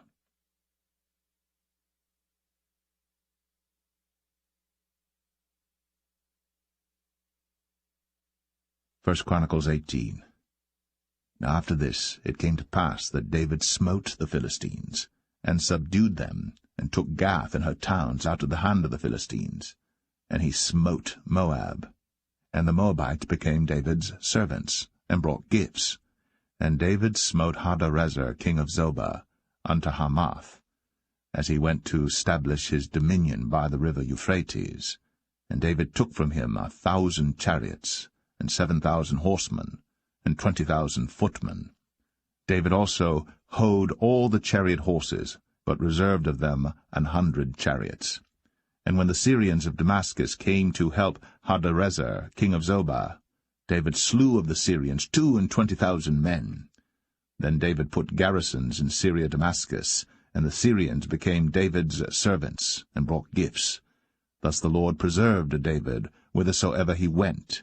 And David took the shields of gold that were on the servants of Hadarezer, and brought them to Jerusalem. Likewise, from Tibhath and from Chun, cities of Hadarezer, brought David very much brass, wherewith Solomon made the brazen sea, and the pillars, and the vessels of brass. Now when Tou, king of Hamath, heard how David had smitten all the host of Hadarezer, king of Zobah, he sent Hadoram his son to King David to inquire of his welfare, and to congratulate him, because he had fought against Hadarezer, and smitten him. For Hadarezer had war with Tou, and with him all manner of vessels of gold and silver and brass. Then also King David dedicated unto the Lord with the silver and the gold that he brought from all these nations, from Edom, and from Moab, and from the children of Ammon, and from the Philistines, and from Amalek. Moreover Abishai, the son of Zeruiah, slew of the Edomites in the valley of Salt 18,000. And he put garrisons in Edom, and all the Edomites became David's servants. Thus the Lord preserved David whithersoever he went. So David reigned over all Israel, and executed judgment and justice among all his people. And Joab the son of Zeruiah was over the host, and Jehoshaphat the son of Ahilud recorder, and Zadok the son of Ahitub, and Abimelech the son of Abiathar were the priests, and Shavsah was scribe, and Benaiah the son of Jehoiada was over the Cherethites and the Pelethites, and the sons of David were chief about the king.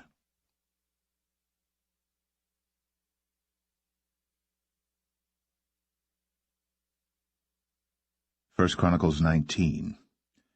Now it came to pass after this that Nahash the king of the children of Ammon died, and his son reigned in his stead.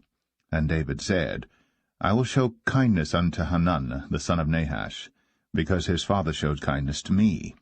And David sent messengers to comfort him concerning his father. So the servants of David came into the land of the children of Ammon to Hanun to comfort him.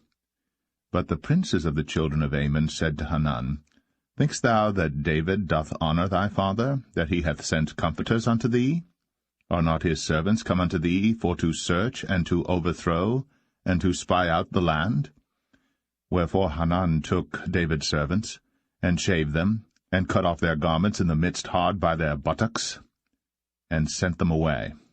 Then there went certain, and told David how the men were served. And he sent to meet them, but the men were greatly ashamed. And the king said, Tarry at Jericho until your beards be grown, and then return. And when the children of Ammon saw that they had made themselves odious to David, Hanun and the children of Ammon sent 1,000 talents of silver to hire them chariots and horsemen out of Mesopotamia, and out of Syria-Makkah, and out of Zobah. So they hired 32,000 chariots, and the king of Makkah and his people, who came and pitched before Meribah. And the children of Ammon gathered themselves together from their cities, and came to battle. And when David heard of it, he sent Joab, and all the host of the mighty men. And the children of Ammon came out, and put the battle in array before the gate of the city, and the kings that were come were by themselves in the field. Now when Joab saw that the battle was set against him before and behind, he chose out of all the choice of Israel, and put them in array against the Syrians. And the rest of the people he delivered into the hand of Abishai his brother, and they set themselves in array against the children of Ammon. And he said, If the Syrians be too strong for me, then thou shalt help me. But if the children of Ammon be too strong for thee, then I will help thee. Be of good courage, and let us behave ourselves valiantly for our people, and for the cities of our God, and let the Lord do that which is good in his sight. So Joab and the people that were with him drew nigh before the Syrians unto the battle, and they fled before him. And when the children of Ammon saw that the Syrians were fled, they likewise fled before Abishai his brother, and entered into the city. Then Joab came to Jerusalem, and when the Syrians saw that they were put to the worse before Israel, they sent messengers, and drew forth the Syrians that were beyond the river, and Shophach the captain of the host of Hadarezer went before them. And it was told David, and he gathered all Israel, and passed over Jordan, and came upon them, and set the battle in array against them. So when David had put the battle in array against the Syrians, they fought with him. But the Syrians fled before Israel. And David slew of the Syrians 7,000 men which fought in chariots, and 40,000 footmen, and killed Shophach, the captain of the host. And when the servants of Hadarezer saw that they were put to the worse before Israel, they made peace with David, and became his servants, neither would the Syrians help the children of Ammon any more.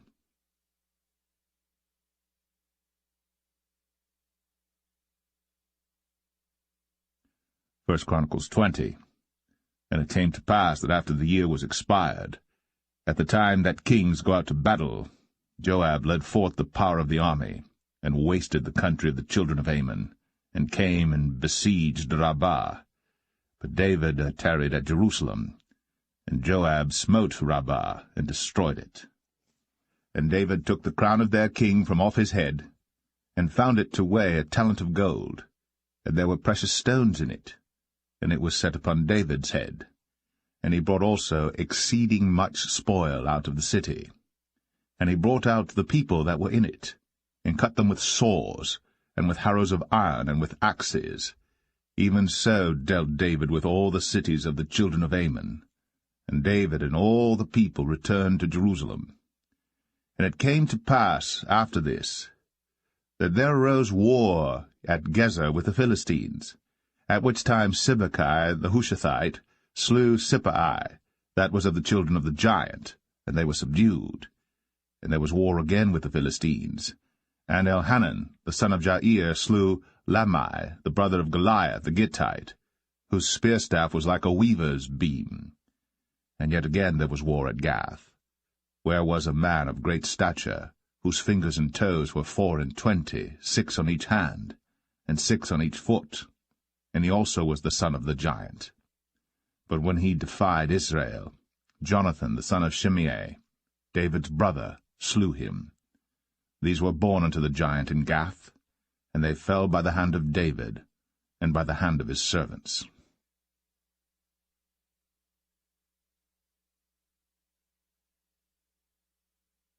First Chronicles 21. And Satan stood up against Israel, and provoked David to number Israel. And David said to Joab and to the rulers of the people, Go, number Israel from Beersheba even to Dan, and bring the number of them to me, that I may know it. And Joab answered, The Lord make his people 100 times so many more as they be. But, my lord the king, are they not all my lord's servants? Why then doth my lord require this thing? Why will he be a cause of trespass to Israel? Nevertheless the king's word prevailed against Joab. Wherefore Joab departed and went throughout all Israel, and came to Jerusalem. And Joab gave the sum of the number of the people unto David.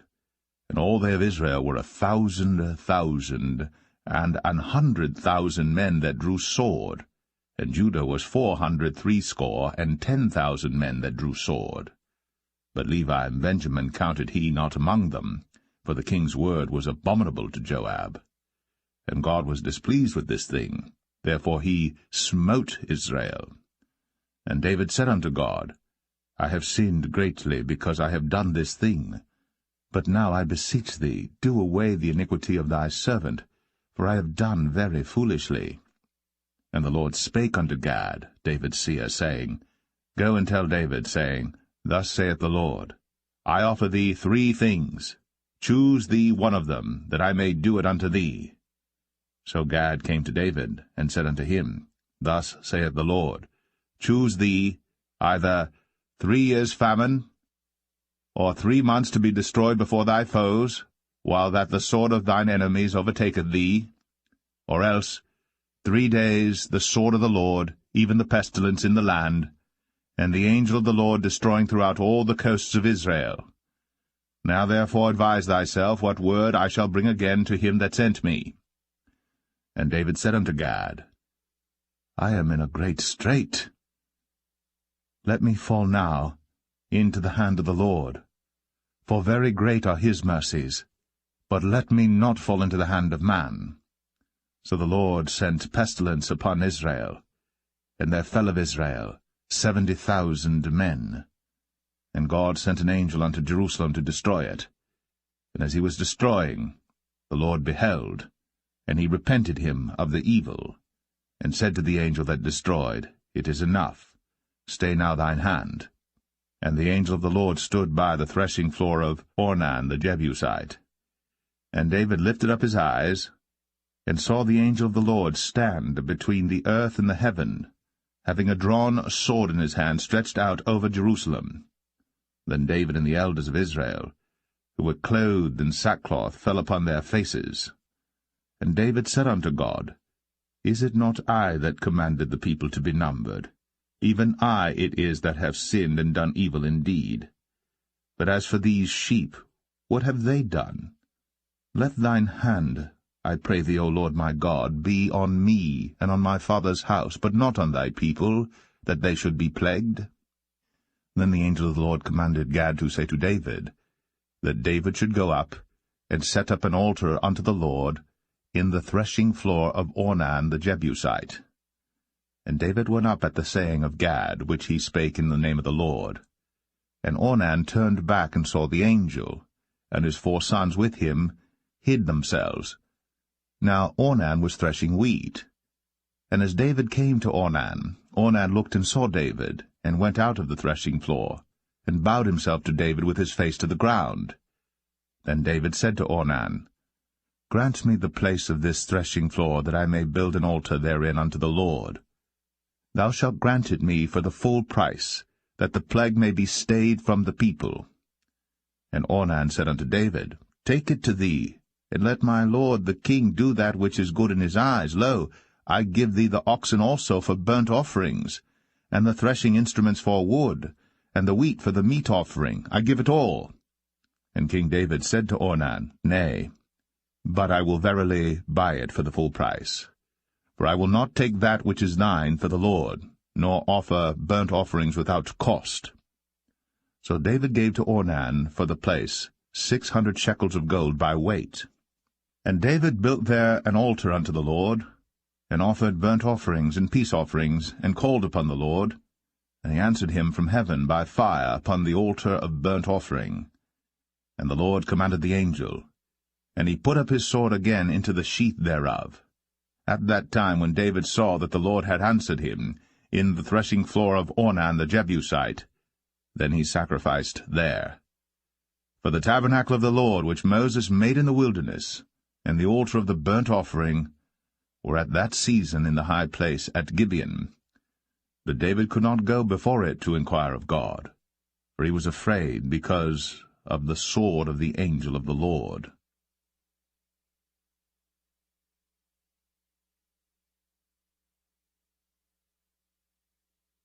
1 Chronicles 22. Then David said, This is the house of the Lord God, and this is the altar of the burnt offering for Israel. And David commanded to gather together the strangers that were in the land of Israel. And he set masons to hew wrought stones to build the house of God. And David prepared iron in abundance for the nails for the doors of the gates, and for the joinings, and brass in abundance without weight, also cedar trees in abundance. For the Zidonians and they of Tyre brought much cedar wood to David. And David said, Solomon my son is young and tender, and the house that is to be builded for the Lord must be exceeding magnifical, of fame and of glory throughout all countries. I will therefore now make preparation for it. So David prepared abundantly before his death. Then he called for Solomon his son, and charged him to build an house for the Lord God of Israel. And David said to Solomon, My son, as for me, it was in my mind to build an house unto the name of the Lord my God. But the word of the Lord came to me, saying, Thou hast shed blood abundantly, and hast made great wars. Thou shalt not build an house unto my name, because thou hast shed much blood upon the earth in my sight. Behold, a son shall be born to thee, who shall be a man of rest, and I will give him rest from all his enemies round about. For his name shall be Solomon, and I will give peace and quietness unto Israel in his days. He shall build an house for my name, and he shall be my son, and I will be his father, and I will establish the throne of his kingdom over Israel forever. Now, my son, the Lord be with thee, and prosper thou, and build the house of the Lord thy God, as he hath said of thee. Only the Lord give thee wisdom and understanding, and give thee charge concerning Israel, that thou mayest keep the law of the Lord thy God. Then shalt thou prosper, if thou takest heed to fulfill the statutes and judgments which the Lord charged Moses with concerning Israel. Be strong, and of good courage, dread not, nor be dismayed. Now behold, in my trouble, I have prepared for the house of the Lord 100,000 talents of gold, and 1,000 talents of silver, and of brass and iron without weight. For it is in abundance. Timber also, and stone have I prepared, and thou mayest add thereto. Moreover, there are workmen with thee in abundance, hewers, and workers of stone and timber, and all manner of cunning men for every manner of work. Of the gold, the silver, and the brass, and the iron, there is no number. Arise, therefore, and be doing, and the Lord be with thee. David also commanded all the princes of Israel to help Solomon his son, saying, Is not the Lord your God with you? And hath he not given you rest on every side? For he hath given the inhabitants of the land into mine hand, and the land is subdued before the Lord, and before his people. Now set your heart and your soul to seek the Lord your God. Arise, therefore, and build ye the sanctuary of the Lord God, to bring the ark of the covenant of the Lord and the holy vessels of God into the house that is to be built to the name of the Lord.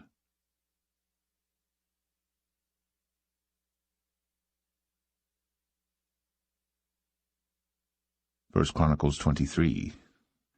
So when David was old and full of days, he made Solomon his son king over Israel.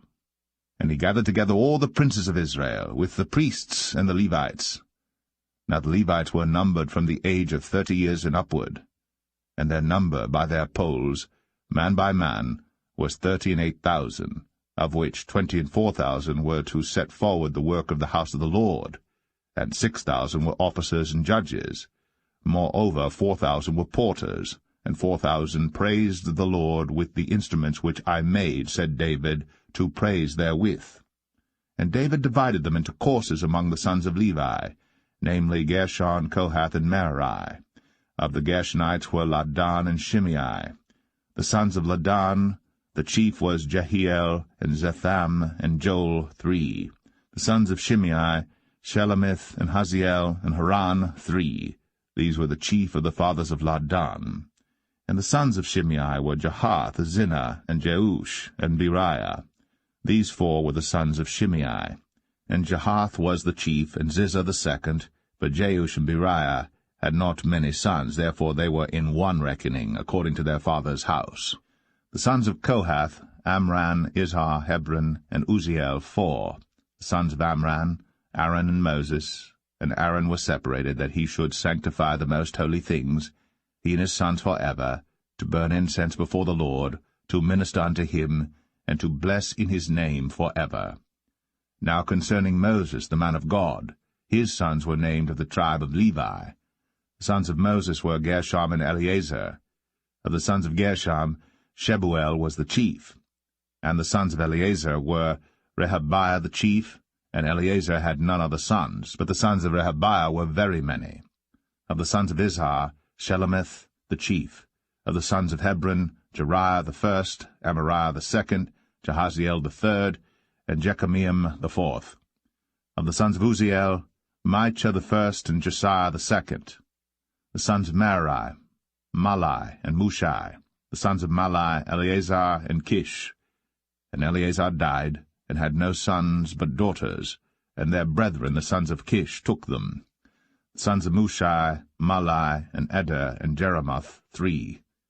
These were the sons of Levi after the house of their fathers, even the chief of the fathers, as they were counted by number of names, by their polls, that did the work for the service of the house of the Lord, from the age of 20 years and upward. For David said, The Lord God of Israel hath given rest unto his people, that they may dwell in Jerusalem for ever. And also unto the Levites, they shall no more carry the tabernacle, nor any vessels of it for the service thereof. For by the last words of David the Levites were numbered from 20 years old and above, because their office was to wait on the sons of Aaron for the service of the house of the Lord, in the courts, and in the chambers, and in the purifying of all holy things, and the work of the service of the house of God, both for the showbread, and for the fine flour for meat offering, and for the unleavened cakes, and for that which is baked in the pan, and for that which is fried, and for all manner of measure and size, and to stand every morning to thank and praise the Lord, and likewise at even, and to offer all burnt sacrifices unto the Lord in the Sabbaths, in the new moons, and on the set feasts, by number, according to the order commanded unto them, continually before the Lord, and that they should keep the charge of the tabernacle of the congregation, and the charge of the holy place, and the charge of the sons of Aaron their brethren, in the service of the house of the Lord.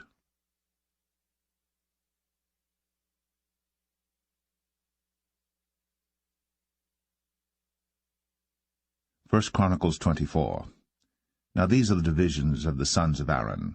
The sons of Aaron, Nadab and Abihu, Eleazar and Ithamar. But Nadab and Abihu died before their father, and had no children. Therefore Eleazar and Ithamar executed the priest's office. And David distributed them, both Zadok of the sons of Eleazar, and Ahimelech of the sons of Ithamar, according to their offices in their service. And there were more chief men found of the sons of Eleazar than of the sons of Ithamar, and thus were they divided. Among the sons of Eleazar there were 16 chief men of the house of their fathers, and 8 among the sons of Ithamar according to the house of their fathers. Thus were they divided by lot, one sort with another.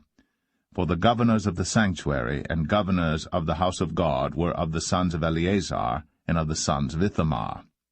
And Shemaiah, the son of Nathaniel the scribe, one of the Levites, wrote them before the king and the princes, and Zadok the priest, and Ahimelech the son of Abiathar, and before the chief of the fathers of the priests and Levites, one principal household being taken for Eleazar, and one taken for Ithamar. Now the first lot came forth to Jehoiarib, the second to Jedaiah, the third to Harim, the fourth to Seorim, the fifth to Malchijah, the sixth to Mijamin, the seventh to Hakoz, the eighth to Abijah, the ninth to Jeshua, the 10th to Shechaniah, the 11th to Eliashib, the 12th to Joachim, the 13th to Huppah, the 14th to Jeshebeab, the 15th to Bilgah, the 16th to Immer, the 17th to Hazir, the 18th to Avses, the 19th to Pethahiah, the 20th to Jehezekel, the 21st to Jachin, the 22nd to Gamul, the 23rd to Delaiah, the 24th to Maaziah. These were the orderings of them in their service to come into the house of the Lord, according to their manner, under Aaron their father, as the Lord God of Israel had commanded him. And the rest of the sons of Levi were these: of the sons of Amram, Shubael; of the sons of Shubael, Jedaiah.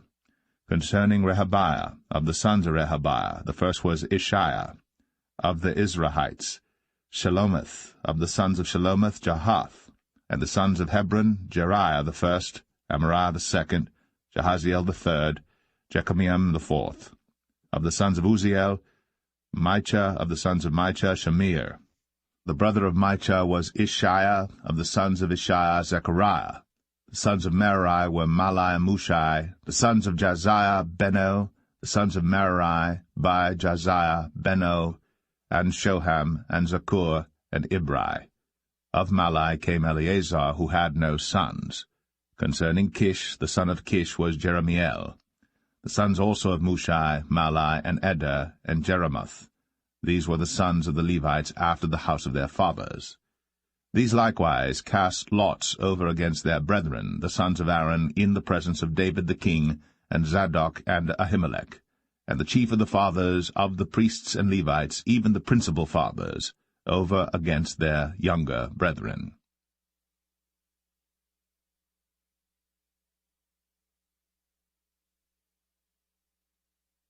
1 Chronicles 25. Moreover, David and the captains of the host separated to the service of the sons of Asaph, and of Heman, and of Jeduthun, who should prophesy with harps, with psalteries, and with cymbals, and the number of the workmen according to their service was, of the sons of Asaph, Zaccur, and Joseph, and Nethaniah, and Asarela. The sons of Asaph under the hands of Asaph, which prophesied according to the order of the king. Of Jeduthun, the sons of Jeduthun, Gedaliah, and Zerai, and Jeshaiah, Hashabiah, and Mattithiah, 6, under the hands of their father Jeduthun, who prophesied with a harp, to give thanks, and to praise the Lord. Of Heman, the sons of Heman, Bukiah, Mattaniah, Uzziel, Shebuel, and Jeremoth, Hananiah, Eliathah, Gidaltai, and Romamti-Ezer, Joshbekashah, Malathi, Hothir, and Mahazioth. All these were the sons of Heman, the king's seer, in the words of God, to lift up the horn. And God gave to Heman 14 sons and 3 daughters. All these were under the hands of their father for song in the house of the Lord, with cymbals, psalteries, and harps for the service of the house of God, according to the king's order to Asaph, Jeduthun, and Heman. So the number of them with their brethren that were instructed in the songs of the Lord, even all that were cunning, was 268. And they cast lots, ward against ward, as well the small as the great, the teacher as the scholar.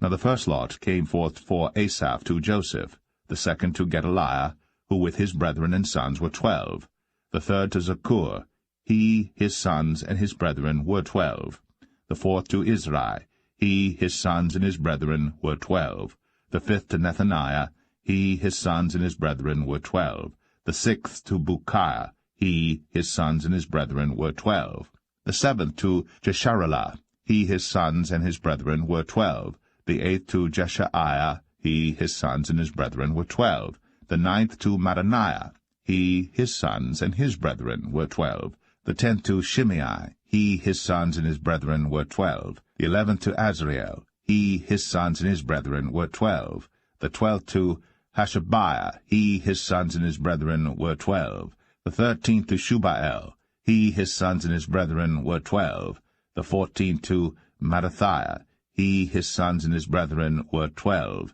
the 15th to Jeremoth, he, his sons, and his brethren were 12, the 16th to Hananiah, he, his sons, and his brethren were 12, the 17th to Joshbekashah, he, his sons, and his brethren were 12, the 18th to Hanani, he, his sons, and his brethren were 12, the 19th to Malathi, he, his sons, and his brethren were 12, the 20th to Eliathah, he, his sons, and his brethren were 12, the 21st to Hothir, he, his sons, and his brethren were 12, the 22nd to Gidaltai, he, his sons, and his brethren were 12, the 23rd to Mahazioth, he, his sons, and his brethren were 12, the 24th to Romamti-Ezer, he, his sons, and his brethren were 12.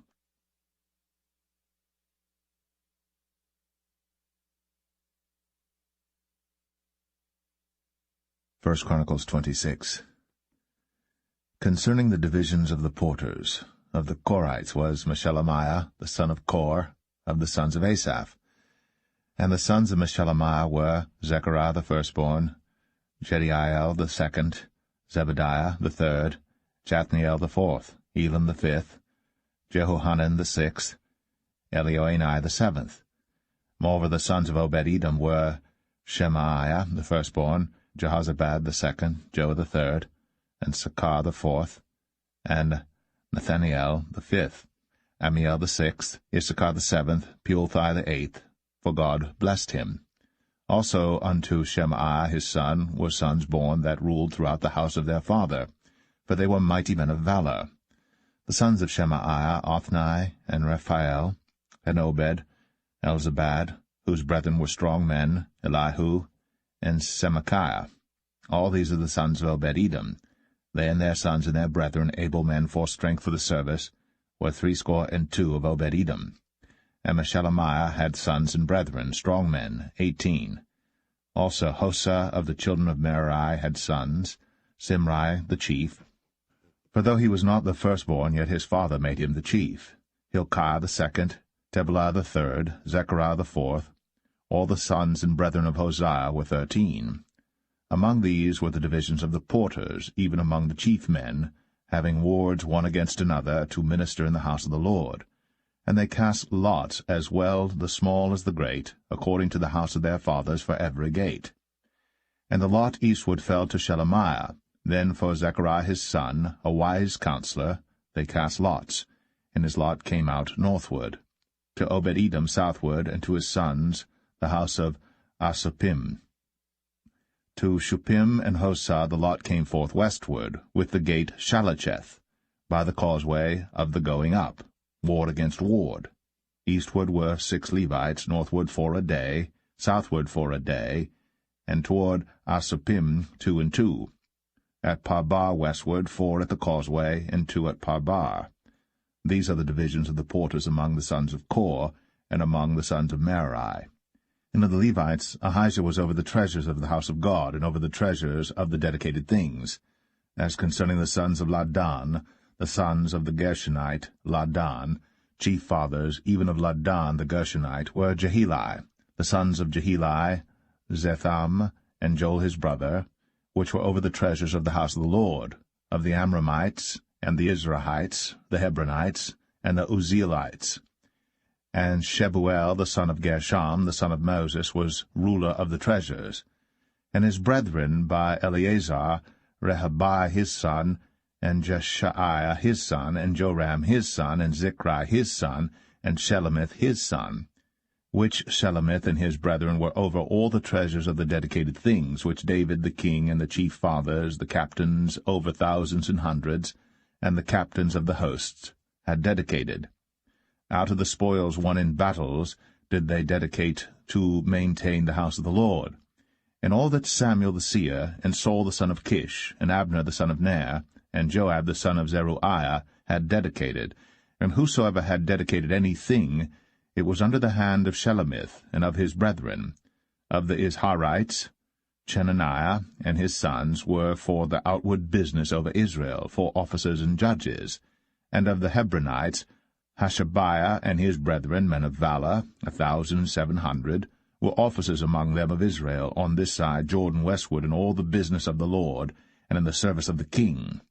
Among the Hebronites was Jerijah the chief, even among the Hebronites, according to the generations of his fathers. In the 40th year of the reign of David they were sought for, and there were found among them mighty men of valor at Jazer of Gilead. And his brethren, men of valor, were 2,700 chief fathers, whom King David made rulers over the Reubenites, the Gadites, and the half-tribe of Manasseh, for every matter pertaining to God and affairs of the king.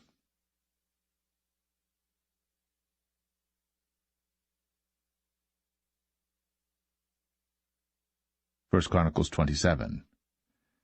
Now the children of Israel, after their number, to wit, the chief fathers and captains of thousands and hundreds, and their officers that served the king in any matter of the courses, which came in and went out month by month throughout all the months of the year, of every course were 24,000. Over the first course, for the first month, was Jashobeam the son of Zabdiel, and in his course were 24,000. Of the children of Perez was the chief of all the captains of the host for the first month. And over the course of the second month was Dodai an Auhite, and of his course was Mikloth, also the ruler. In his course likewise were 24,000. The third captain of the host for the third month was Benaiah the son of Jehoiada, a chief priest, and in his course were 24,000. This is that Benaiah who was mighty among the 30, and above the 30, and in his course was Amizabad, his son. The fourth captain for the fourth month was Asahel, the brother of Joab, and Zebadiah his son after him, and in his course were 24,000.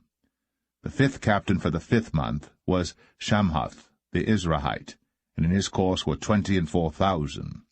The sixth captain for the sixth month was Ira the son of Ikesh, the Tekoite, and in his course were 24,000. The 7th captain for the 7th month was Helez the Pelonite of the children of Ephraim, and in his course were 24,000. The 8th captain for the 8th month was Sibbecai the Hushathite of the Zarhites, and in his course were 24,000. The 9th captain for the 9th month was Abiezer the Anatothite of the Benjamites, and in his course were 24,000.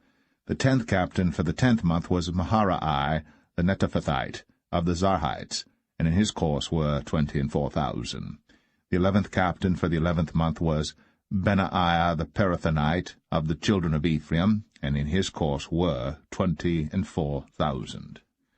The 12th captain for the 12th month was Heldai the Netophathite of Othniel, and in his course were 24,000. Furthermore, over the tribes of Israel, the ruler of the Reubenites was Eleazar the son of Zichri of the Simeonites, Shephatiah the son of Makkah of the Levites, Hashabiah the son of Kemuel of the Aaronites, Zadok. Of Judah, Elihu, one of the brethren of David. Of Issachar, Omri the son of Michael. Of Zebulun, Ishmaiah the son of Obadiah. Of Naphtali, Jeremoth the son of Azriel. Of the children of Ephraim, Hoshea the son of Azaziah, of the half-tribe of Manasseh. Joel the son of Pedaiah, of the half-tribe of Manasseh in Gilead. Edo the son of Zechariah of Benjamin. Jasiel the son of Abner. Of Dan, Azariel the son of Jeroham. These were the princes of the tribes of Israel. But David took not the number of them from 20 years old and under, because the Lord had said he would increase Israel like to the stars of the heavens. Joab the son of Zeruiah began to number, but he finished not, because there fell wrath for it against Israel. Neither was the number put in the account of the chronicles of King David. And over the king's treasures was Asmaveth the son of Adiel. And over the storehouses in the fields, in the cities, and in the villages, and in the castles, was Jehonathan the son of Uzziah. And over them that did the work of the field for tillage of the ground was Ezrai the son of Chelub. And over the vineyards was Shimei the Ramathite. Over the increase of the vineyards for the winecellars was Zabdi the Shifmite. And over the olive trees and the sycamore trees that were in the low plains was Baal-Hanan the Gederite. And over the cellars of oil was Joash. And over the herds that fed in Sharon was Shetrai the Sharonite. And over the herds that were in the valleys was Shaphat the son of Adlai. Over the camels also was Obil the Ishmaelite. And over the asses was Jediaiah the Maranathite. And over the flocks was Jaziz the Hagarite. All these were the rulers of the substance which was King David's. Also Jonathan, David's uncle, was a counselor, a wise man, and a scribe. And Jehiel the son of Hachmoni was with the king's sons. And Ahithophel was the king's counselor, and Hushai the Archite was the king's companion. And after Ahithophel was Jehoiada the son of Benaiah, and Abiathar, and the general of the king's army was Joab.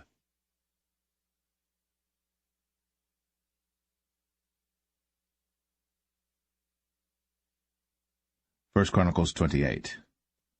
And David assembled all the princes of Israel, the princes of the tribes, and the captains of the companies that ministered to the king by course, and the captains over the thousands, and captains over the hundreds, and the stewards over all the substance and possession of the king and of his sons, with the officers, and with the mighty men, and with all the valiant men unto Jerusalem.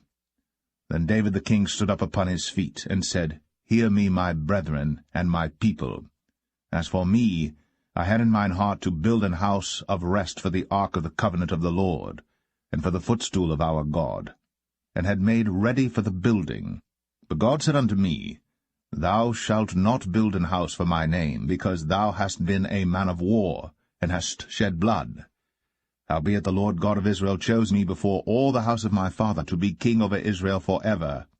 For he hath chosen Judah to be the ruler, and of the house of Judah, the house of my father, and among the sons of my father, he liked me to make me king over all Israel.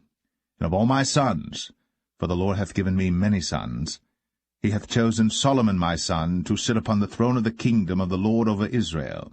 And he said unto me, Solomon thy son, he shall build my house and my courts, for I have chosen him to be my son, and I will be his father. Moreover, I will establish his kingdom forever, if he be constant to do my commandments and my judgments, as at this day. Now therefore in the sight of all Israel, the congregation of the Lord, and in the audience of our God, keep and seek for all the commandments of the Lord your God, that ye may possess this good land, and leave it for an inheritance for your children after you forever. And thou, Solomon my son, know thou the God of thy father, and serve him with a perfect heart, and with a willing mind. For the Lord searcheth all hearts, and understandeth all the imaginations of the thoughts. If thou seek him, he will be found of thee. But if thou forsake him, he will cast thee off forever. Take heed now, for the Lord hath chosen thee to build an house for the sanctuary. Be strong, and do it. Then David gave to Solomon his son the pattern of the porch, and of the houses thereof, and of the treasuries thereof, and of the upper chambers thereof, and of the inner parlours thereof, and of the place of the mercy seat, and the pattern of all that he had by the spirit of the courts of the house of the Lord, and of all the chambers round about, of the treasuries of the house of God, and of the treasuries of the dedicated things. Also for the courses of the priests and the Levites, and for all the work of the service of the house of the Lord, and for all the vessels of service in the house of the Lord, he gave of gold by weight for things of gold, for all instruments, of all manner of service, silver also for all instruments of silver by weight, for all instruments of every kind of service, even the weight for the candlesticks of gold, and for their lamps of gold, by weight for every candlestick, and for the lamps thereof, and for the candlesticks of silver by weight, both for the candlestick, and also for the lamps thereof, according to the use of every candlestick. And by weight he gave gold for the tables of showbread, for every table, and likewise silver for the tables of silver, also pure gold for the fleshhooks, and the bowls, and the cups. And for the golden basins he gave gold by weight for every basin, and likewise silver by weight for every basin of silver. And for the altar of incense, refined gold by weight, and gold for the pattern of the chariot of the cherubims, that spread out their wings, and covered the ark of the covenant of the Lord. All this, said David, the Lord made me understand in writing by his hand upon me, even all the works of this pattern. And David said to Solomon his son, Be strong, and of good courage, and do it. Fear not, nor be dismayed. For the Lord God, even my God, will be with thee. He will not fail thee, nor forsake thee, until thou hast finished all the work for the service of the house of the Lord. And behold, the courses of the priests and the Levites, even they, shall be with thee for all the service of the house of God. And there shall be with thee for all manner of workmanship every willing, skillful man, for any manner of service. Also the princes, and all the people will be holy at thy commandment.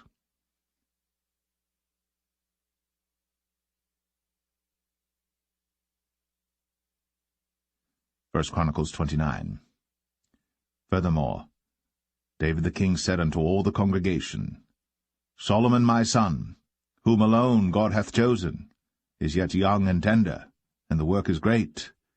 For the palace is not for man, but for the Lord God.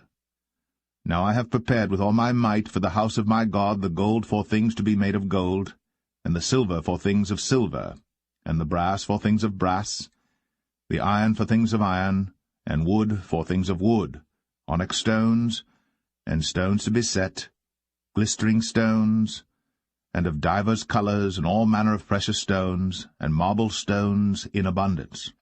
Moreover, because I have set my affection to the house of my God, I have of mine own proper good of gold and silver, which I have given to the house of my God, over and above all that I have prepared for the holy house, even 3,000 talents of gold, of the gold of Ophir, and 7,000 talents of refined silver, to overlay the walls of the houses withal, the gold for things of gold, and the silver for things of silver, and for all manner of work to be made by the hands of artificers. And who then is willing to consecrate his service this day unto the Lord?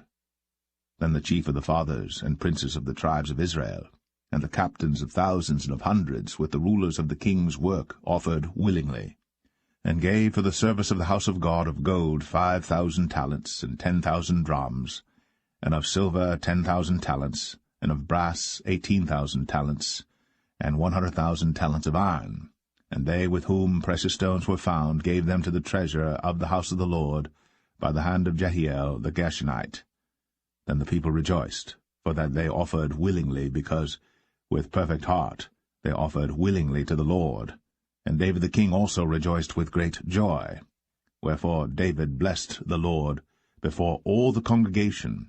And David said, Blessed be thou, Lord God of Israel, our Father, for ever and ever.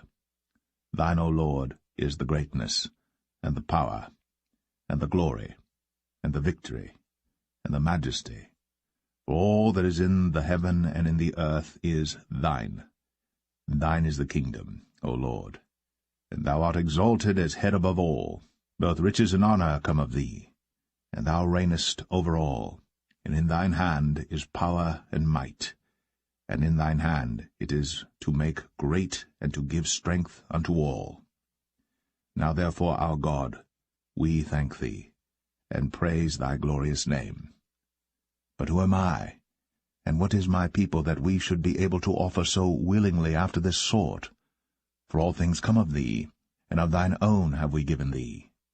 For we are strangers before thee, and sojourners, as were all our fathers. Our days on the earth are as a shadow, and there is none abiding. O Lord our God, all this store that we have prepared to build thee an house for thine holy name cometh of thine hand, and is all thine own. I know also, my God, that thou triest the heart, and hast pleasure in uprightness. As for me, in the uprightness of mine heart, I have willingly offered all these things. And now have I seen with joy thy people, which are present here, to offer willingly unto thee. O Lord God of Abraham, Isaac, and of Israel, our fathers, keep this for ever in the imagination of the thoughts of the heart of thy people, and prepare their heart unto thee. And give unto Solomon my son a perfect heart, to keep thy commandments, thy testimonies, and thy statutes, and to do all these things, and to build the palace for the which I have made provision. And David said to all the congregation, Now bless the Lord your God. And all the congregation blessed the Lord God of their fathers, and bowed down their heads, and worshipped the Lord and the king.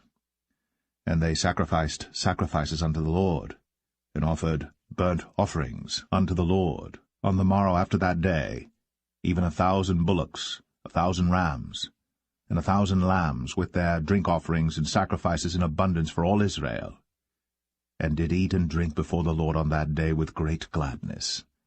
And they made Solomon the son of David king the second time, and anointed him unto the Lord to be the chief governor, and Zadok to be priest.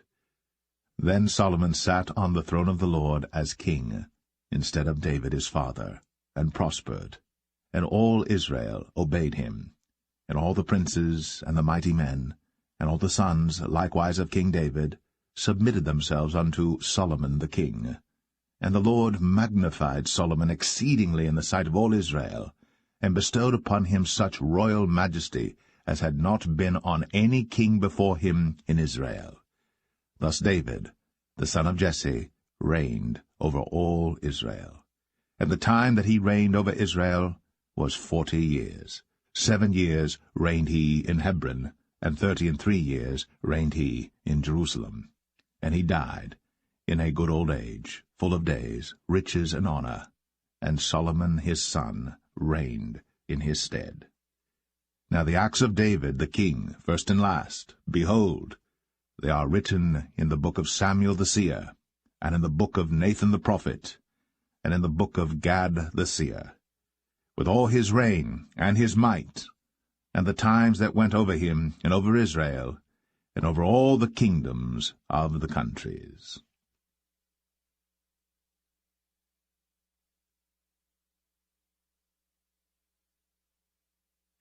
The second book of Chronicles, chapter 1. And Solomon the son of David was strengthened in his kingdom, and the Lord his God was with him, and magnified him exceedingly. Then Solomon spake unto all Israel, to the captains of thousands and of hundreds, and to the judges, and to every governor in all Israel, the chief of the fathers. So Solomon, and all the congregation with him, went to the high place that was at Gibeon. For there was the tabernacle of the congregation of God, which Moses the servant of the Lord had made in the wilderness.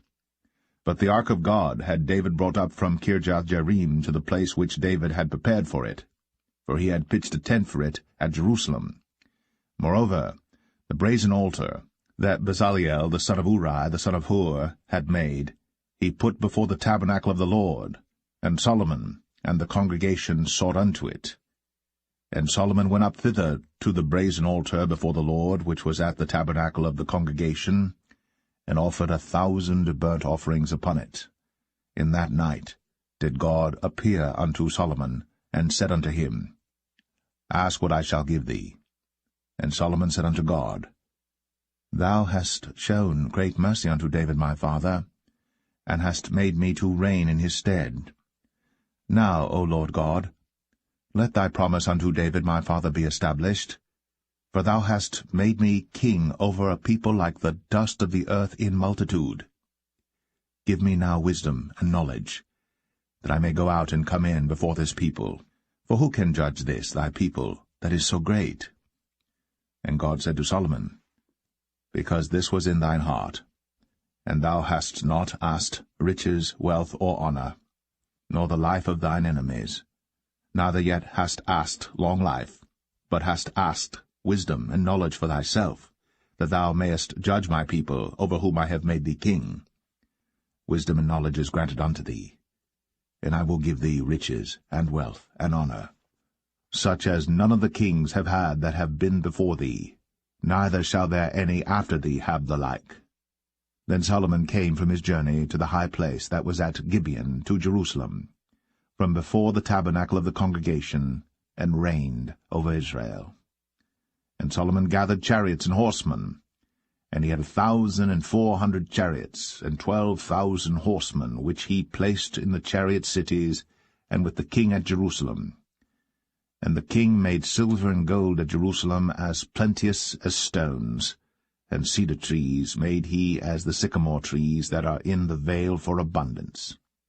And Solomon had horses brought out of Egypt, and linen yarn. The king's merchants received the linen yarn at a price. And they fetched up and brought forth out of Egypt a chariot for 600 shekels of silver, and an horse for 150. And so brought they out horses for all the kings of the Hittites, and for the kings of Syria, by their means.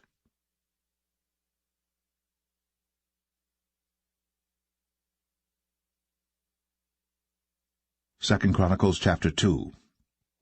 And Solomon determined to build an house for the name of the Lord, and an house for his kingdom. And Solomon told out 70,000 men to bear burdens, and 80,000 to hew in the mountain, and 3,600 to oversee them.